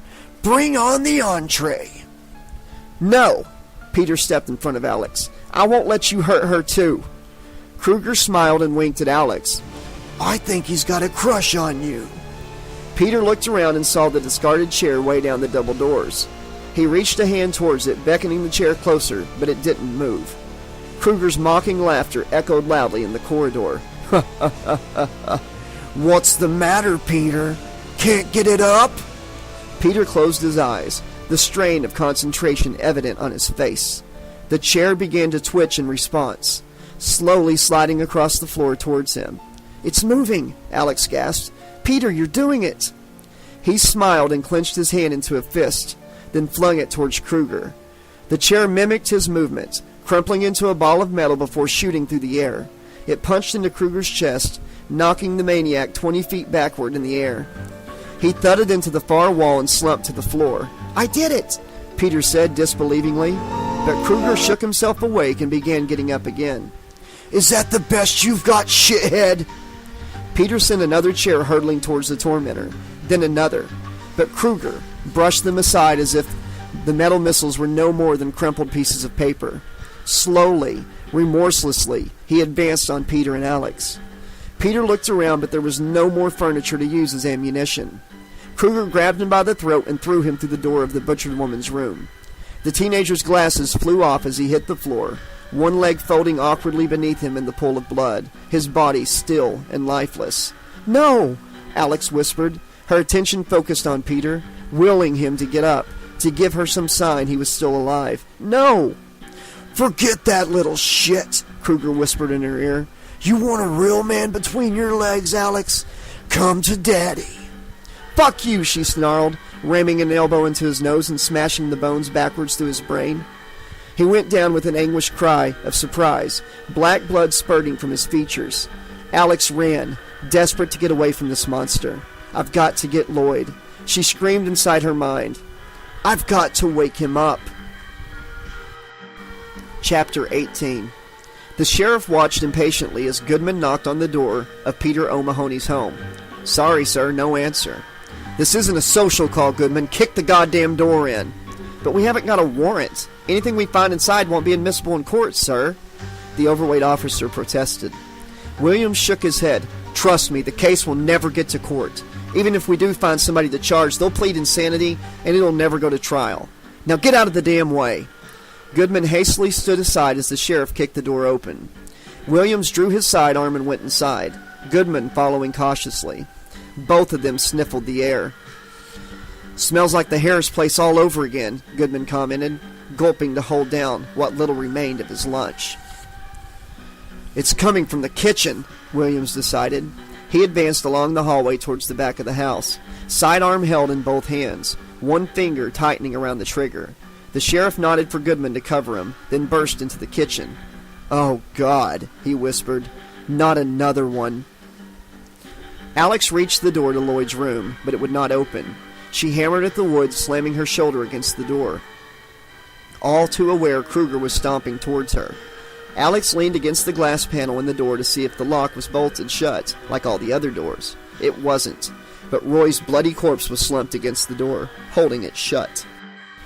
"That fat fuck got in my way," Kruger snarled as he got closer. "Now he's getting in yours. How ironic." Alex threw herself against the door and succeeded in moving it an inch. Another shove and the gap became half a foot, enough to squeeze an arm inside. She tugged at Roy's shoulder, pulling him to one side. That relieved the pressure against the door, making it easier to move. She glanced back into the hallway to see how close Kruger was, and ducked instinctively as his blade sliced into the door where her head had been moments before. Alex forced herself through the gap and then pushed the door shut again, all too aware of Kruger's fingerknives protruding through the wood. His sickly, scar-ridden features pressed against the glass panel, glaring at her. "This won't stop me, bitch. I don't need my glove to kill you." Alex ran to Lloyd's bedside. He was still in a coma. No evidence of life beyond the bleeping of the life support machines. How do I wake someone from a coma, Alex wondered. What if it kills him? The outcome would be the same whatever the effect of her intervention, she thought. Kruger would lose his power source, his bridge to the world beyond dreams. She reached for the comatose teenager but was stopped by a crusty, rough-skinned hand closing around her throat. Kruger's glove might still be stuck in the door, but its owner was now standing right behind her. "I can kill you with my bare hands," he hissed, his tongue slipping out from behind thin, cruel lips to lick the side of Alex's face. "I prefer to use my finger knives, but if you want, I can do this way, up close and personal." Alex felt his other hand creeping past her stomach, sliding inside her jeans, fingers reaching further down. "Leave her alone, Kruger!" a voice shouted from the window. Alex saw Chris climbing in, his face filled with rage. "Another whelp that needs to be taught a lesson," Kruger whispered in Alex's ear. "You think he's got the hot for you too, bitch?" "I said leave her alone, you motherless bastard!" Chris held out his hands and they burst into flame, fires dancing around each fist. "Or else I'll burn you alive like the people of Elm Street burnt you before." "I gave you that power," Kruger said. "You think I'm afraid of it?" "We'll see," Chris vowed. He pulled back one hand. "Alex, get down!" She dropped to the floor as Chris flung his blazing fist forward. Flames engulfed Kruger, throwing him backward, smashing him through the wall and out into the corridor. The dirty red and green sweater caught fire, but it was the smell of burning skin that choked Alex's nostrils. Kruger's startled screams filled the air, the sound of a tortured soul burning alive. Chris strode around the bed and crouched beside Alex. "Are you okay?" She nodded weakly. "I had to come back," he said.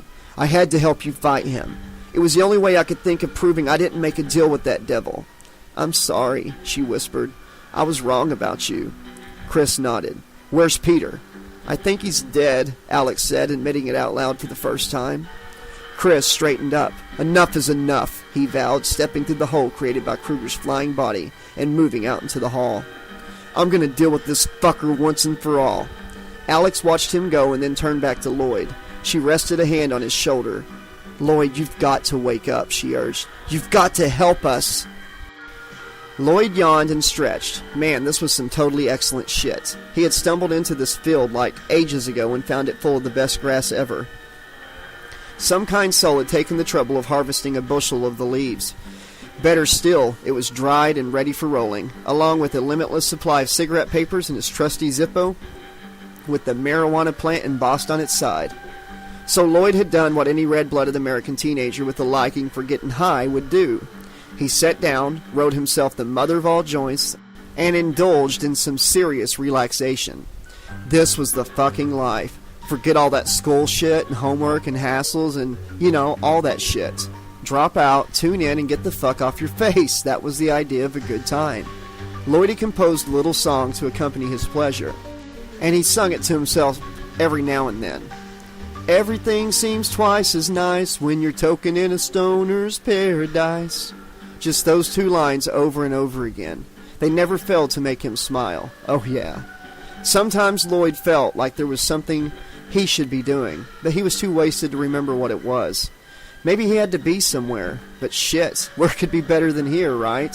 Fucking A. Still, the little voice in the back of his head kept nagging at him. You've got to help us. The sheriff crouched beside the charred body on the kitchen floor. Its clothes had been burnt away, the skin and flesh blackened beyond recognition. But the corpse was obviously Mel. William studied what was left of the face. They were going to need dental records to confirm the identity of this poor bastard, but it looked like Peter O'Mahony was minus a father.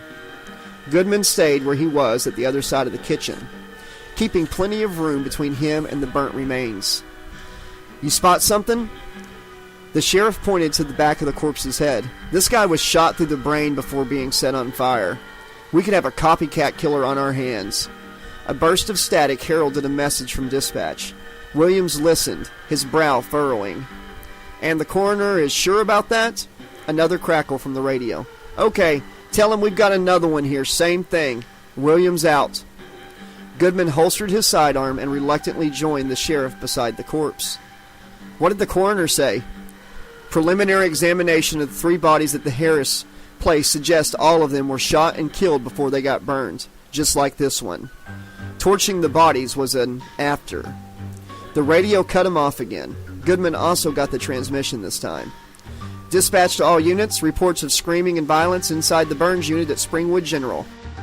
Hospital security unable to gain access. Possible hostage situation. All available units, please respond. That sounds bad, Goodman observed. What do you think is going on? But the sheriff was already running from the kitchen. Chris could see burning footprints on the floor leading away from the annex entrance. The far end of the corridor was dark with no windows or lights, the only illumination provided by the dying flames on the floor. As Chris walked past them, shards of glass broke beneath his shoes. All the light fittings had been smashed. You can't hide, Kruger, Chris snarled. You try to turn us into monsters like you, but we're better than that. Are you sure? The monster hissed from the shadows. We won't kill for you. We won't do your dirty work. Chris stopped, flexing his fists so the flames reignited. We're learning how to use the powers you gave us, but we won't be your fucking puppets. I only need to turn one of you. One was enough. But you failed. You killed Kat and Heather and Peter. But Alex and me, we didn't give in. We beat you. Chris drew back his fist, ready to burn the bastard again. We'll always beat you. Kruger stepped out of the shadows. Give it your best shot, he replied. Chris threw flames at the murderous maniac, surrounding Kruger in scorching, searing heat, urging the fire to burn hotter than the sun. The monster screamed in pain, howling in agony as it collapsed to the floor. Kruger's cries turned to sobbing, pathetic whimpers for pity. Chris almost felt sorry for him until the sobbing changed again. The figure in the flames stood up, laughing at Chris. Guess I'm not as flammable as I used to be. Kruger chuckled. This bastard's not for burning, but you are. He pointed and a finger of flame spat across the corridor, engulfing the angry teenager. Chris screamed in agony, his high-pitched cries the sound of pain and terror combined. Kruger laughed as Chris fell to his knees, burning alive. Somebody order a basketball player? Well done? Chris could no longer scream, having breathed the flames down into his throat and lungs. He twisted on the floor, trying to put out the flames by rolling over and over, but still they burned him. The sound of 4 blades clanging together halted his movements. He turned to face the person wearing the glove with its quartet of finger knives, expecting to see Kruger's gloating face one last time. For a brief moment, Chris looked surprised. You? Then the blade stabbed deep into his chest, piercing his heart. Alex was shaking Lloyd by the shoulders, slapping his face as hard as she dared, anything to bring him back to consciousness. But the life support machine's readings stayed stubbornly unchanged. She heard a sound from the corridor. It was like a bowling ball approaching, as if it were rolling along an aisle. Alex glanced through the hole in the wall and saw Chris's head pass by, flames still licking at its surprised features as it rolled onwards. He's hot stuff! Kruger's voice quipped from out of view. The monster's gloved hand appeared at the edge of the hole, its bloody blades grasping the wall, wrapping around the jagged perimeter. Alex edged away around the bed, putting it between herself and Kruger. But I guess he won't be scoring anytime soon! Lloyd, Alex whispered, this is our last chance. It's just you and me now. That's where you're wrong, Kruger replied. The figure from the corridor stepped into view, but it wasn't Kruger wearing the glove. It was Peter. Your boyfriend's still in the game, too. Lloyd sat up in the field of weed. Damn it. It was clouding over. What happened to his summer days, man? All this good shit going to waste with nobody to help me smoke it? Lloyd shook his head. Maybe he should get going. Nah, let's have one more joint. What harm could it do, right? Williams abandoned his car outside the hospital and ran inside, drawing his sidearm. Behind him, half a dozen more police vehicles arrived, all summoned from the crime scenes on Elm Street. On his way there, the sheriff had cursed himself for not personally following up Mrs. Corwin's suggestion that Alex might have come to the hospital. They had known the boy who ripped off his own face, Lloyd Reeves, was in the Burns unit here. Williams felt in his gut they'd find Alex Corwin in the boy's room. But why was the annex sealed off? Who was holding the other patients hostage? Alex had kept saying Kruger was involved, but the sheriff hadn't wanted to believe that. What if she was right? He stormed into the reception area, closely followed by 20 uniformed cops, all armed and ready for trouble. Which way to the Burns unit? The head of the hospital security stepped forward, introducing himself as Nathan Briggs and volunteering to show the way. Have you pulled back all your men like I ordered? Sheriff Williams barked as they ran. Yes. We're watching the entrance from a safe distance. Nobody's gone in or out since we called you. How many patients are in there? 15, Briggs said. When we couldn't get through the security doors, I sent men to look in the windows. They reported at least one fatality. A patient called Stephanie Rudge. Looked like she was attacked by someone with a handful of knives. The other patients are trapped in the rooms. The windows are sealed shut, and so are the doors. We tried breaking in, but... But what? The windows won't break. I know, it sounds stupid, but we can't smash the glass. No matter how hard we try, it's almost unnatural. Almost supernatural, the sheriff thought to himself. Briggs slowed as they approached a darkened area. Ahead, 2 nervous-looking men from hospital security were peering around a corner. The Burns unit is the next left. All lights have gone out in the hallway and we haven't seen anything moving. Williams paused and waited for the rest of his men to arrive, giving himself a chance to catch his breath. Good. All hospital security staff should go back to the reception area. If we need any help, we'll call you. Briggs nodded. Once his men were out of earshot, Briggs leaned closer to the sheriff. I did get a glimpse of someone moving in there. He had knives instead of fingers. I thought you should know what you're up against. Thanks, Williams said. Once Briggs was gone, the sheriff looked around the corner at the double doors. The corridor beyond was almost pitch black. The reinforced glass door panels were cracked, but they didn't look like they would give away anytime soon. They were going to need another way in. It was on the ground floor, so there wasn't any easy underground access available to them. Williams looked up at the ceiling tiles. Somebody get me a chair. Peter? Alex stared at her lover, unable to grasp what she was seeing. I thought you were dead. I had to punish him for trying to challenge my authority, Kruger replied, speaking through the boy's body. He's forgot. We made a deal. No, he would never. Her words trailed off uncertainly. Wouldn't he? Kruger laughed at Alex's confusion. Don't you remember, bitch? You were there. I let you witness the whole pretty thing. I thought that was Chris. So the cliché's true. Love is blind. Aw. Peter stepped through the hole and into Lloyd's room, his right hand flexing the glove, twitching the finger knives. Drops of blood fell from each of the blades, staining Peter's jeans. This little shit was so scared, he was willing to do anything to save his ass. I don't believe you, Alex said. He didn't kill Kat, of course. That was all my work. But with Heather, Peter was more than an equal partner in that piece of butchery. He's quite adept with a knife, given the chance. No wonder you've got such a soft spot for him, Alex. You're lying. Are you sure? Kruger chuckled softly. Getting him to kill his father was all too easy. But murdering the Harris family, that proved a little more difficult. He couldn't take all three at once, so I made him shoot them first, and then torch the lot. Why? You would have figured out who betrayed you sooner or later, but I wanted to keep you guessing, give myself time to grow stronger. Peter's lips opened and closed in time with Kruger's words, like a full-sized human puppet, operated by invisible strings, by an invisible master. He held up the 4 blades, each edge a glistening crimson. It gave me time to get rid of Chris as well. That leaves the 2 of us, and you and I, Alex, we're old friends.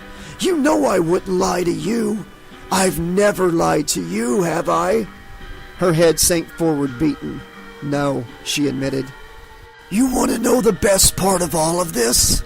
Alex didn't reply. You inviting Peter into bed while I was lurking inside him. Taking me in your hands, letting me touch you down there. Peter licked his lips in a grotesque parody of passion. You were so sweet, like cherry pie. I think I'd like another slice, Alex. She shook her head. You stay away from me. You know you want it too. You want me to hurt you, bitch. You want me to cut you, the same way you like cutting yourself. I don't do that anymore, Alex insisted. Peter beckoned her closer with the finger knives. Come to Daddy, Alex. I said stay away from me, you bastard, she screamed. That's no way to talk to your boyfriend, Kruger said, chiding her. Not when we've been so intimate with each other. I can't believe I gave myself to a creep like you. Peter played his part perfectly. The timid virgin, too scared to take the initiative. Kruger laughed. He began imitating Peter's voice. I wasn't sure if this was another nightmare. Whether it was real. Whether you were real. What a crock of shit. And you fell for it. You spread your legs like the whore you are. God, I feel sick, Alex murmured. But you'll always be Daddy's little girl. Kruger's voice continued. Peter held out his arms as if waiting to be embraced. Come and give Daddy a hug. Don't make me do this, she pleaded. If you want to kill me, just get it over with. Who said anything about killing you? You're going to be my very special little girl from now on. Dead or alive, Alex, you'll always be mine. Peter advanced towards her, hands reaching out, the 4 blades hungry to cut her. Peter, I know you're still in there somewhere, Alex said quietly. You've got to help me fight Kruger, Alex said. Peter's gone, bitch. Fight him, Peter. You don't have to give in. Get ready for Freddy. Peter lunged at Alex, finger knives slicing through the air. She jumped sideways, the blades tearing through the fabric of her top, but not her skin. Yet. Peter moved another step closer, jamming Alex against the life support machines clustered around Lloyd's bed. That's it. Fight back. I always prefer it when I have to take my bitches by force. Alex grabbed one of the monitor screens and threw it at Peter, catching him full in the chest and sending him staggering backwards. That gave her enough time to scramble over Lloyd and escape through the hole in the wall, out into the corridor. She ran towards the double doors, but they still refused to open. Alex hammered her fist against the cracked glass. Help me, for the love of God! Somebody help me! A nervous cop emerged from the shadow outside the Burns unit, trembling hands clutching his sidearm. Alex recognized him. It was the same officer who'd ignored her when she first tried to tell someone about Kruger. What was his name? Goodfellow? Goodwin? Officer Goodman, you've got to open these doors. You've got to let me out. I can't, he shouted back. Sheriff's orders. Nobody's allowed in or out. Fuck your orders, Alex screamed in frustration. There's a maniac in here with me. He's already killed 2 people, and he's going to kill me next. Goodman shrugged helplessly and retreated back into the shadows. Alex slammed her fist against the doors. Come back here and help me, you fucking coward. Looks like it's just you and me, Kruger's voice announced. Alex spun round but couldn't see him or Peter in the darkened corridor. I need a weapon, she thought quickly. I need a way to hurt Kruger, to defend myself. She ran into Roy's office. The long-bladed scissors were still resting on the desk. Alex grabbed them with both hands. She could hear someone creeping along the corridor towards the office. Come out, little bitch. Daddy wants to play. Williams was first to climb into the ventilation shaft, his movements hampered by the bulky Kevlar vest. The sheriff never asked one of his officers to do something he wasn't willing to do himself. Lead by example and you'll earn people's respect. That was his policy. Didn't stop him being scared, but it was something to cling on to in situations like this. The crawl space was like a horizontal metal chimney, scarcely 2 foot by 2 foot. Get stuck in here and you need cutting equipment to get out again. He could feel the anxiety of childhood claustrophobia creeping up his spine. Concentrate on the job in hand, he told himself, and began crawling. It was only a dozen yards to the burns unit entrance, with another 10 feet to the first ventilation grating. Reach that and they should be able to pop the vent and drop down inside. A sudden squawk of static from the radio startled him. William's head sprang upward, slamming into the metal roof of the ventilation shaft, with a dull thud. Shit! He clawed a hand towards his radio. Hellfire, Goodman, I said maintain radio silence unless the situation at ground level changed, the sheriff hissed. Has it? Sorry, sir, but the Corwin girl came to the double doors. She wanted me to let her out. Said there was a maniac in there with her. Claimed there'd been 2 murders so far and she'd be the next victim. Where is she now? Let me speak to her. I can't. She ran back along the corridor into the dark. Good work, Goodman, Williams snarled sarcastically. Thank you, sir. Don't call me again. The sheriff switched off his radio before calling to the men behind him. Okay, let's move on. The cops resumed their awkward crawl along the ventilation shaft. Alex waited until the approaching footsteps were almost outside the office. She dropped into a crouching position by the door, the scissors clutched in her hand ready to attack. When the silhouette of her tormentor stepped into view, she stabbed the scissors into his stomach with all her strength, twisting the blades savagely before pulling them out. Peter staggered back from the doorway, disbelief on his face. Bloody hands held over the jagged wound in his stomach. Alex, you stabbed me, he whispered before collapsing to the floor. She looked at him and realized Kruger's glove was gone from his hand. That bastard had tricked her again, sent Peter to find her knowing she would attack him. Peter! She gasped, scrambling out into the corridor. Alex crouched beside him, the scissors still clenched in her right hand. I didn't know it was you. I thought Kruger was inside you. He was, Peter said weakly, his face drained of color. I tried to fight him, but he was too strong and I was so scared. So scared, Alex. His eyes rolled back into his head. Alex leaned over him, pressing her lips to his forehead. It's okay, she said quietly. Everything's going to be okay now. Peter didn't reply. His breathing grew shallower until only the faintest gasp of air was being drawn into his lips. Beneath him, a pool of blood spread slowly outward. Then he stopped breathing altogether and was gone. Alex let her tears fall on him, not caring any more about fighting Kruger, or being brave, or even about the future. None of that mattered now. In Lloyd's room, Kruger was standing over the bed, his gloved hand caressing the teenager's bandaged face. I won't be needing you much longer, Kruger said. Soon I'll have a replacement ready. The finger knife stretched across the bed and began slicing through the cables connecting Lloyd to his life support machines. One by one, the monitors fell silent, their screens going blank. Kruger leaned close to the dying youth. See you in hell, fucker. Suddenly it was pitch dark in the field, like there was a total eclipse of the sun. Lloyd abandoned his latest joint and stood up. What the fuck was going on? Couldn't a man have a smoke in peace? Man, this sucked. He stomped off across the field, looking for someone to complain to. Up ahead, Lloyd could make out a building in the darkness, its shell lit up from within by queasy yellow steam. Maybe whoever's in there knows what's going on. Alex was still grieving for Peter when she heard sheet metal flexing nearby. She looked up and was startled to see a familiar face watching her from a ventilation grating in the ceiling. "Sheriff Williams, what are you doing?" He motioned her to be quieter, holding a finger to his lips. "What's happening in there?" he hissed. She moved closer to the grill. "It's Kruger. He's found a way of escaping from our dreams. He's here in the Burns unit."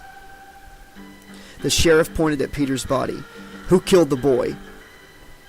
Alex realized she was still holding the bloody scissors. "I thought he was Kruger," she admitted. "Kruger was possessing him. He used Peter to kill Heather and Chris's family." "So you killed Peter?" "I didn't realize Kruger had let him go," she insisted. "Stay where you are," Williams said. "We're coming in." "No," Alex replied. "I've got Kruger trapped in here with me. If you come in, he'll escape again. I've got to face him. I've got to confront him."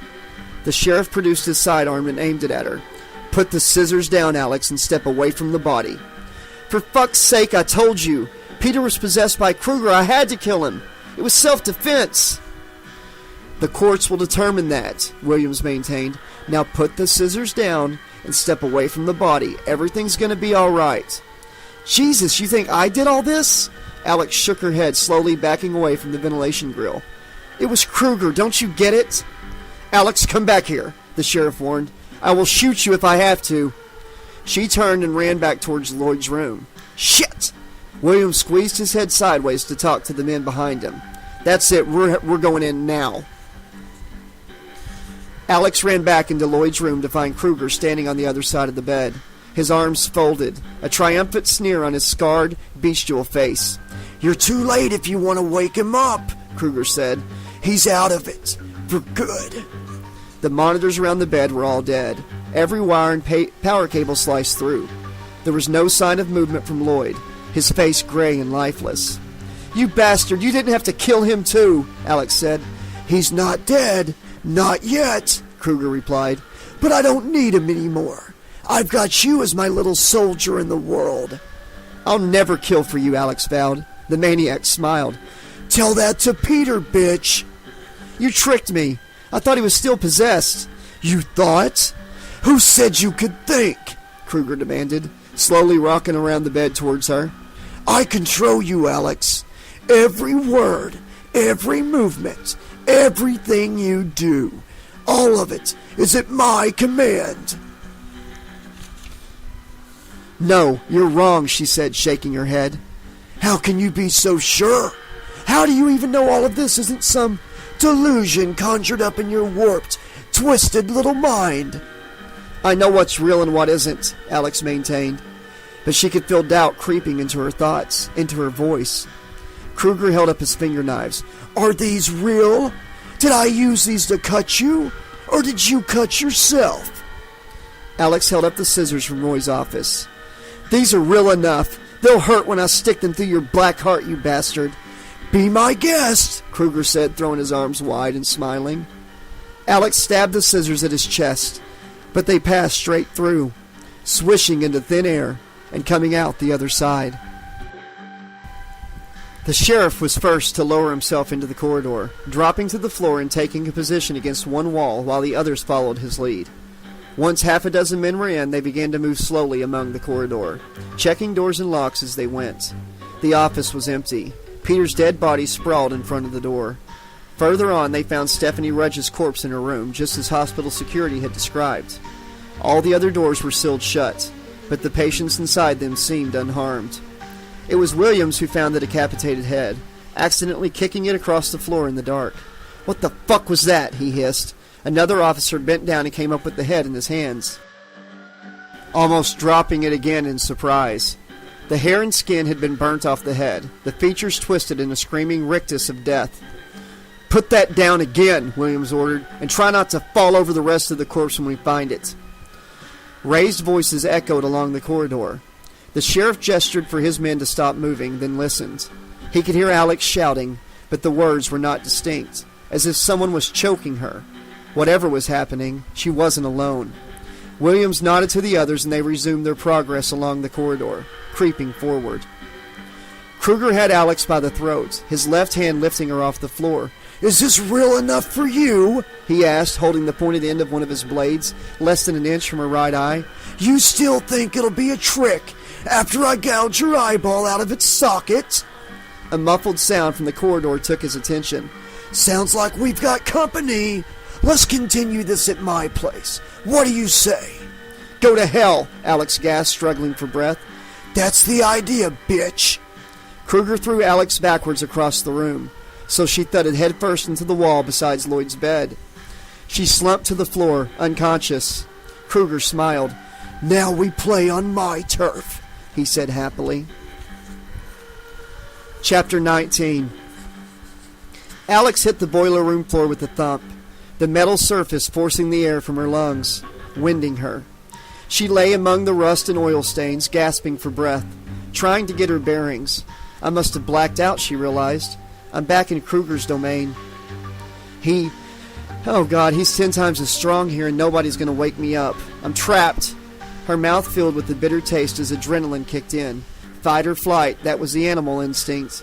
Well, if I can't run, I'll have to fight. Alex knew she needed a weapon. Her hands were empty. She must have dropped the scissors when she hit the wall. She glanced around the boiler room, but could not see anything useful through the creeping clouds of steam. Queasy yellow lighting blending everything together. The ear-piercing sound of metal scraping across metal cut through her nerves like a knife. He was close and getting closer. Alex could feel his excitement, his breath coming in quick gasps, the black blood coursing through his veins. Shit! Why had she gotten such a useless power from the experimental serum? Chris could throw fucking fire. Peter had been able to send objects flying across a room. What did I end up with? Feeling what others did? Sharing their emotions? Fat lot of use that was, Alex told herself. Then she said to herself, I need to stop whining. If that's what you've got to use it. If I can feel what Kruger feels, maybe I can figure out what he's planning to do next. And I can use that knowledge against him. You're welcome to try, he sneered from behind her, but I wouldn't count on it. Kruger lunged at Alex with his fingernails, stabbing at her. She threw herself sideways, scrambling through a narrow gap between two large metal cylinders. Ahead was a staircase, leading further down into the neglected industrial complex. Behind her, the monster was laughing. Hide and seek! Two can play that game! He vanished. A Kruger-shaped hole left behind in the steam clouds. Before that, too, was gone. Lloyd wandered through the building, but couldn't find anyone else. The place appeared to be an abandoned steelworks. All the machinery rusted to hell. There was nobody here, he decided. But if that was the case, where was the light I saw earlier? Lloyd noticed a doorway hidden away in a corner, steam drifting out of it. In the Burns unit, Williams was silently cursing his men for making so much noise. The voices in the room ahead had fallen silent a few seconds ago. Since then, nothing. The sheriff held his sidearm out, ready to fire at whatever he found, and stepped in front of the hole in the wall. Through the gap, he could see a male patient on a bed, not much more than a teenager. All the wires and power cables nearby had been severed, probably by those scissors Williams had seen Alex holding earlier. There was no sign of the girl, or of anybody else. The sheriff stepped in through the hole, checking the corners, keeping a close watch for sudden movement. But none came. Alex had disappeared. Shit! Williams relaxed and called his men forward. Fan out, and begin searching this place properly. 2 by 2, one room at a time. Look in every corner. I want every shadow checked twice. That girl must be here somewhere. Find her. Alex turned back from the staircase, deciding to search for a weapon instead. She wasn't going to play Kruger's games anymore. A long glint of metal on the floor caught her eye, a hollow pole almost as tall as her. One end was formed into a shovel, the other finished in a sharp spike. Maybe it had been some kind of stoking device? Whatever, it was a weapon and one she could lift. What's the matter? Don't you want to play? Kruger's voice goaded her from out of sight, snaking into her thoughts. Come out and face me. I'm not afraid of you anymore. You should be, he replied. You should fear me most of all. Why? You're a phantom, a ghost that doesn't even know when it's dead. You're only strong because we give you that strength. You're nothing without us. As long as there are children on Elm Street, I will always be strong. I am eternal, like fear itself. I can never be beaten. You died once, you can die again, Alex promised.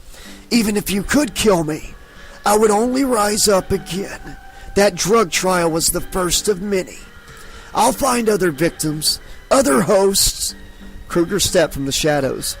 Don't make the mistake of thinking you're unique, bitch. I've had plenty of whores like you in my time. Yeah? Alex stabbed at Kruger with her weapon, plunging the spiked end up through his neck and out the back of his skull, knocking the fedora from his head.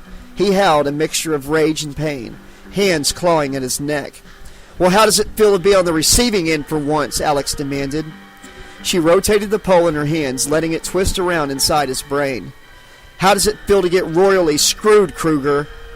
He grabbed the section of pole in front of him with both hands and began swinging it from side to side, smashing Alex against the wall to her left, then across and into a metal handrail on her right. She cried in pain and let go, crumpling to the rusty floor. Kruger leaned backwards and began removing the spike from his head, pulling it out a few inches at a time, retracting it until the end came free of his neck, wet with black blood. He examined the weapon that had been skewing him before tossing it aside. You should be more careful, he said snidely. You could have put someone's eye out with that. Kruger marched across the boiler room and grabbed a hold of Alex, lifting her off the floor with his gloved hand. The blades hooked into her top, tearing at her fabric, threatening to cut through it altogether and stab into her body. Kruger drew Alex's face close to his, spittle flecking his lips as he hissed into her mouth. Give Daddy a kiss, sweetheart. Then his mouth was clamped over hers, his fetid breath invading her lungs, his rasping serpent of a tongue pushing between her lips, exploring her mouth, probing every crevice. Kruger pulled his face away from Alex and smiled broadly, revealing the blackened stumps of his rotting, decayed teeth. And they say the age of romance is dead. Alex coughed twice, then spat the contents of her mouth into his face. Fuck you, asshole, she muttered. Kruger shook his head sidely from side to side. I guess they were right. He began slapping her in the face with his left hand, first with the palm, then with the back of his hand, over and over, blow upon blow. Each one harder than the last, more savage, more brutal. Alex lost count and knew only that she was being beaten to death by this bastard. She could feel darkness closing in around her. No, no, no, Kruger bellowed, shaking her awake. You don't get away from me that easily, slut. I've got you forever. Remember. Besides, I've got a little secret I want to share. Lloyd was walking down a spiral staircase into the billowing cloud of steam when he heard the voices. One of them he recognized from somewhere. It was a girl's voice. Somebody he'd met at school, perhaps. Yeah. What was her name again? Annie? Eileen? No. It was Alex. That was it. Alex. What was she doing down here? The other voice was a man, deep and rasping, half metal, half gravel. Lloyd had heard this guy before as well, but couldn't remember from where. He reached the bottom of the staircase. The voices were a lot closer now. They were arguing, the man threatening Alex, taunting her. Lloyd didn't know if he wanted to get involved in this. It sounded like a bad scene. Then recalled where he had heard the male voice before. A flash of realization washed over Lloyd, shocking him from his daze. I remember, he whispered. That bastard who took my face. It's him. Another memory jump cut into his head. He was lying on a bed as the monster stood over him, cutting through the life support systems. I won't be needing you much longer. Soon I'll have a replacement ready. I'm dying, Lloyd realized. All those days he'd spent shit-faced in that field, he'd really been lying on a hospital bed, out of his head on sedatives. The maniac attacking Alex condemned me to death. Kruger switched hands so his left kept a hold of Alex, while the gloved hand explored her body. The blade slid across her skin, stroking, caressing, almost tender in their movements, if not for the implied threat of the razor-sharp edges. I've got a replacement for Lloyd ready. Someone who will give me permanent access to the dreams of children everywhere. I'll never work for you, Kruger, Alex vowed, peering at him through swollen eyelids. Her face was already bruising badly from the beating he had given her. Keep me here forever, torture me all you want, but I'll never give in. I believe you, he said. I had someone else in mind. You'll never guess who it is. Before he could say any more, a berserk scream echoed around the boiler room, and a shape threw itself at Kruger. Alex fell to the floor, released from the maniac's grasp. She looked up to see someone clinging to Kruger's back, arms wrapped around the monster's head and neck, trying to throttle him. A familiar face appeared over Kruger's shoulder, smiling down at her. Lloyd? Alex, you've got to get out of here, he shouted. Kruger slashed his blades across Lloyd's arm, slicing through skin and flesh, cutting deep into the bone, bringing a scream of pain from his attacker. Get off me, you little shit! Kruger snarled, hacking at Lloyd, twisting round and round, trying to shake him off. But Lloyd clung on tenaciously, still calling to Alex between cries of pain. This fucker's been lying to you.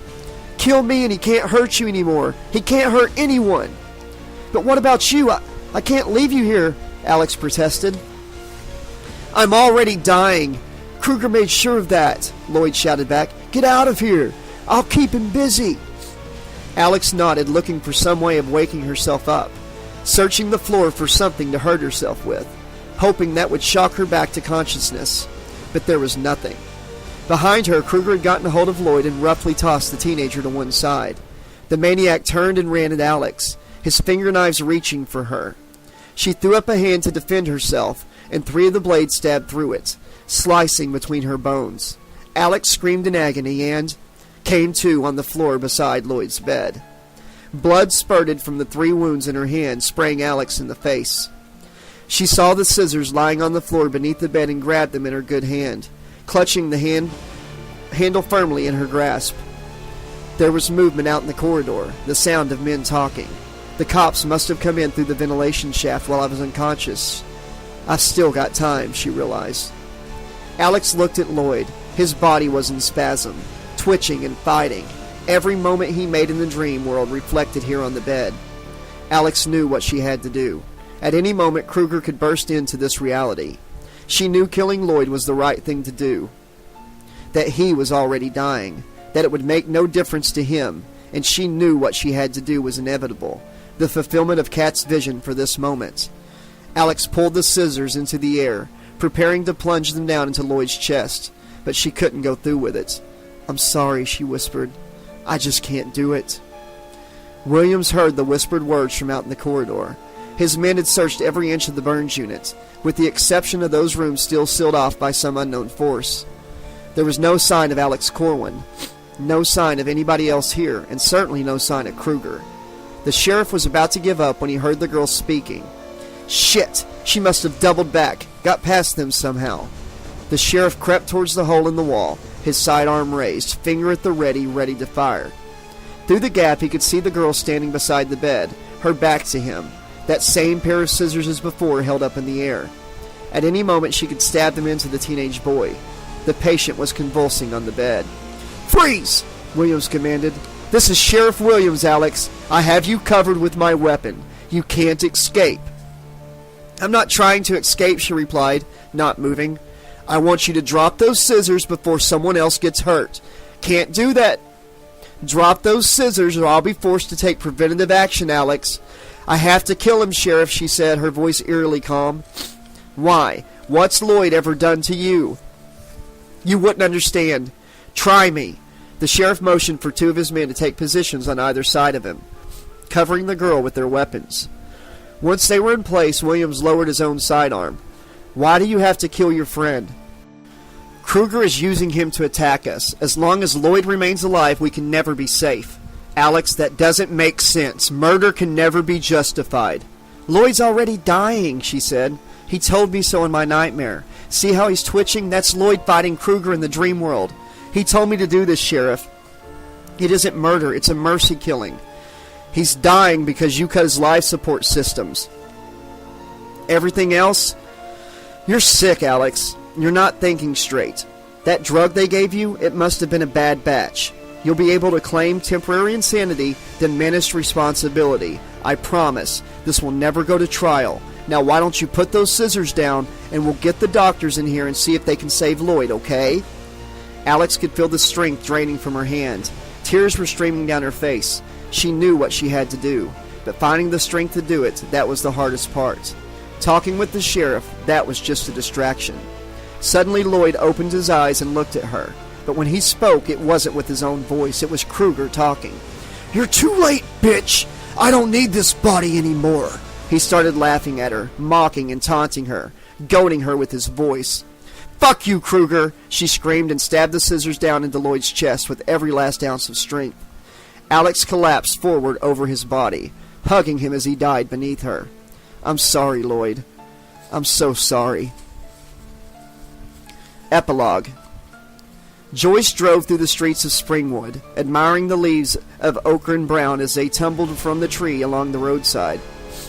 Autumn had come with surprising swiftness this year, cold winds blasting across Lake Erie from the Canadian border. Soon it would be winter and the town would be fighting through snow and sleet and ice. Life went on, the seasons replacing one another as they always had. If you didn't know any better, you would think that this was a typical American town, no different from any other. Joyce turned her car into the long tree-lined avenue, with which she was becoming so familiar. Hard to believe it was 5 months since the events of that terrible week. Since her world had fallen apart in an orgy of violence and death. 5 months since Alex was arrested and charged with the murders of 8 people, most of them her classmates from school. The resultant news media feeding frenzy had broken over this town like a storm, with camera crews and reporters flying in from around the world to get their own piece of the story. How did a teenage girl become such a cold-blooded killer? Why did she choose such outlandish methods of slaying her victims? And what did these brutal murders have to say about the state of American society? At least Joyce had been spared the horror of reliving it all in court during the long months of a trial. A team of psychiatrists had examined Alex and concluded she was clinically insane, putting any prospect of a trial beyond question. Instead, Joyce's little girl had been committed to spend the rest of her natural life incarcerated at psychiatric institutions, preferably those with maximum security quarters. So once a week, Joyce made her way up the long drive to Weston Hills, the hospital where Alex was being kept now. She didn't know how much longer she could face making the journey. Alex hadn't said a word since being arrested in the Burns unit at Springwood General, moments after killing her final victim. There had been questions about the conduct of the police. Why hadn't they acted sooner to stop her? Why was the teen terror, as the tabloids like to call her, allowed to claim one last life? Sheriff Williams had been forced to resign for not stopping Alex when he'd had the chance. Joyce almost wished he or his men had pulled the trigger and killed her. At least Alex would have been out of her misery then. At least I wouldn't have to come here and see what is left of my daughter. She thought all this while parking her car. It was being repossessed tomorrow. Joyce had lost her job. Nobody wanted to employ the single mother of a mass murderer.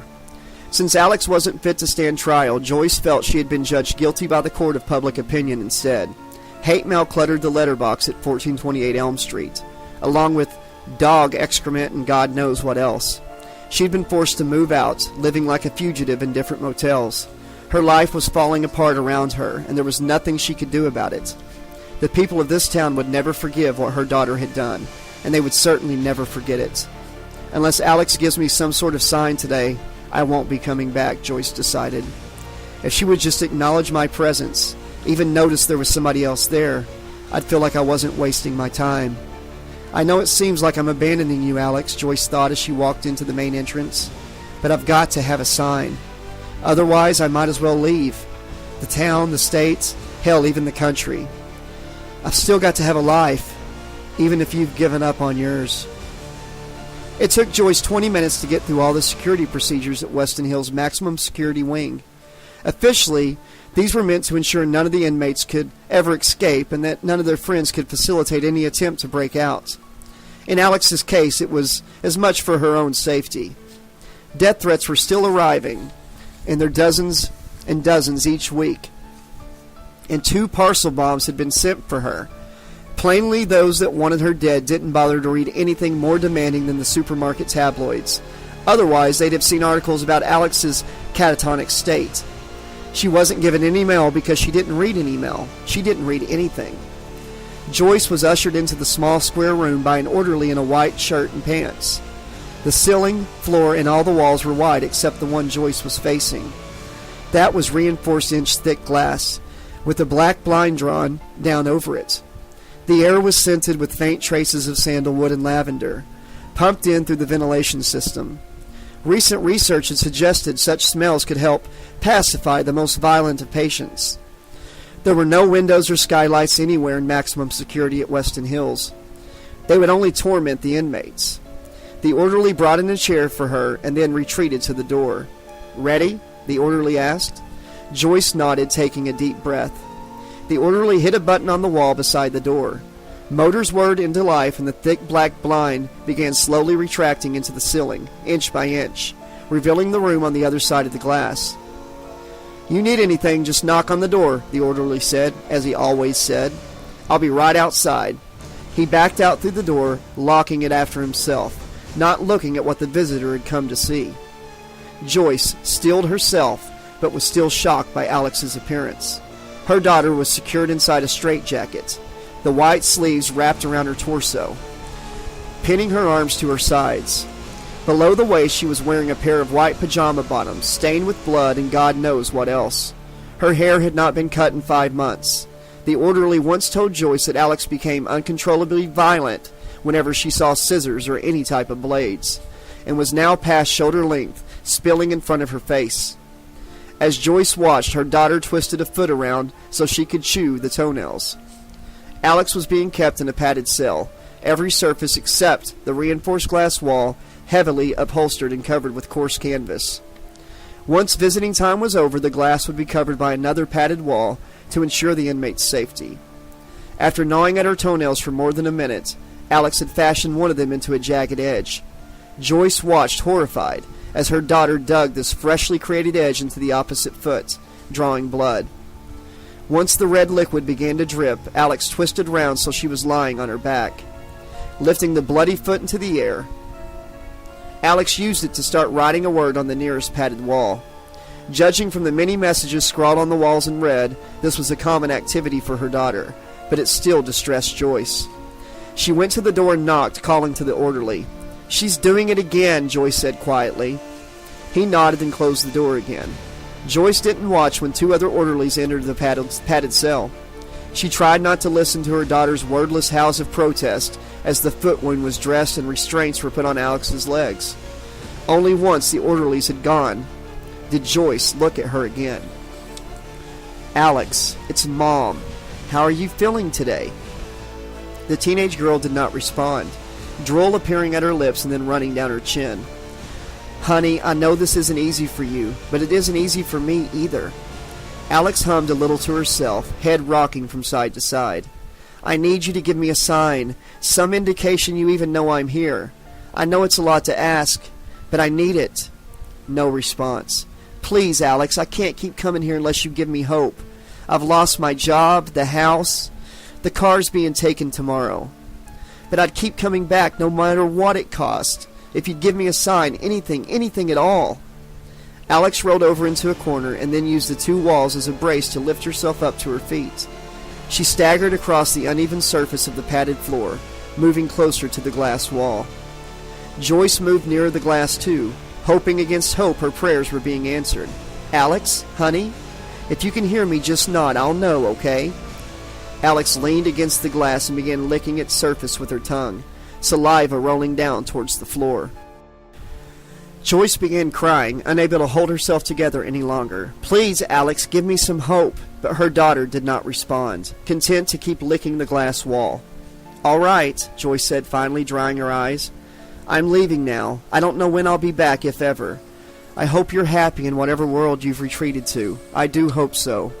She knocked on the door and the orderly let her out. Joyce didn't look back. A few minutes later, the orderly returned to collect the chair. He paused and looked at the young woman pressing her face against the glass partition. The swell of her pregnancy was becoming obvious, even through the straitjacket. The news she was carrying a baby emerged during pre-sentencing psychiatric testing, and had added one more layer of scandal and intrigue to this infamous case. Nobody knew who the father was, Mrs. Corwin insisting her daughter was still a virgin despite medical evidence to the contrary. How's my favorite bitch feeling today? He whispered to her, evil eyes glinting with pleasure, the kindly face slipping for a moment to reveal another set of features. I told you I had a replacement ready for that loser Lloyd. I hope our child isn't hurting you too much with his kicking and clawing. He's a feisty little fucker, isn't he? Takes after his old man. Still, only a few months to go. He laughed at her and then let himself out of the visitor's room.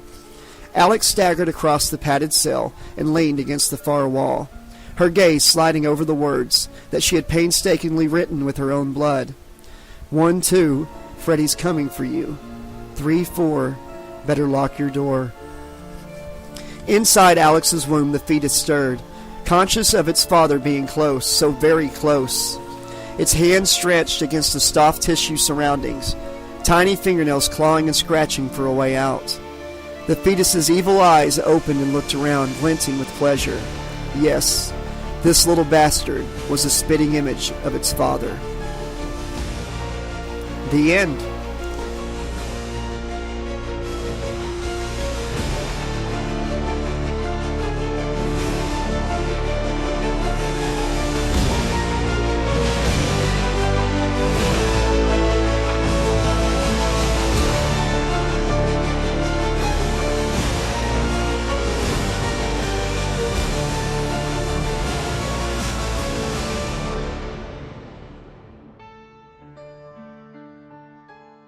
Okay, this has been the conclusion of A Nightmare on Elm Street: Suffer the Children, an original novel by David Bishop. I hope everybody's enjoyed it. It's been a pretty good story. My review of it would be, it was really enjoyable. It was a real good Freddy story. I think the writer had the source material down pat. I just couldn't wait to read this again every day. That's why I couldn't wait till tomorrow to finish it. I had to finish it today. Hey, this is the 80s slasher librarian, Josh LaRue. I hope you enjoyed the complete audiobook of Suffer the Children. I went ahead and kept my original in-book review in there from back whenever I actually uploaded these chapters of this book a few at a time every day, because, it was more fresh on my mind then than it is now, so I stand by that review. Though after reading a few more of the Freddy books, I gotta say that this one is not my favorite, but I have all the Black Flame Freddy books on my channel, so check them out. I think you'll enjoy them. And this has been your friendly neighborhood 80s slasher librarian saying, signing off. See you next time. Be seen in your dreams. When I want you in my arms, when I want you, and all your charms. Whenever I want you, all I have to do is dream, dream, dream, dream. When I feel blue in the night and I need you to hold me tight. Whenever I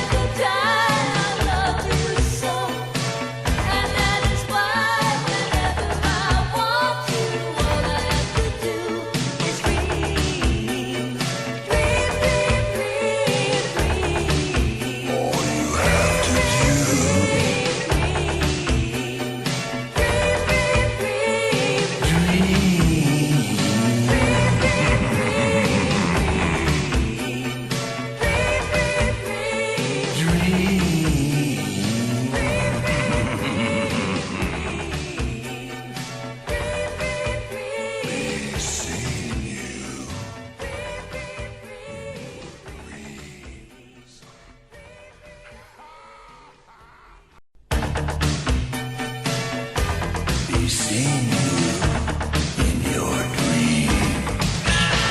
When I want you in my arms, when I want you, and all your charms. Whenever I want you, all I have to do is dream, dream, dream, dream.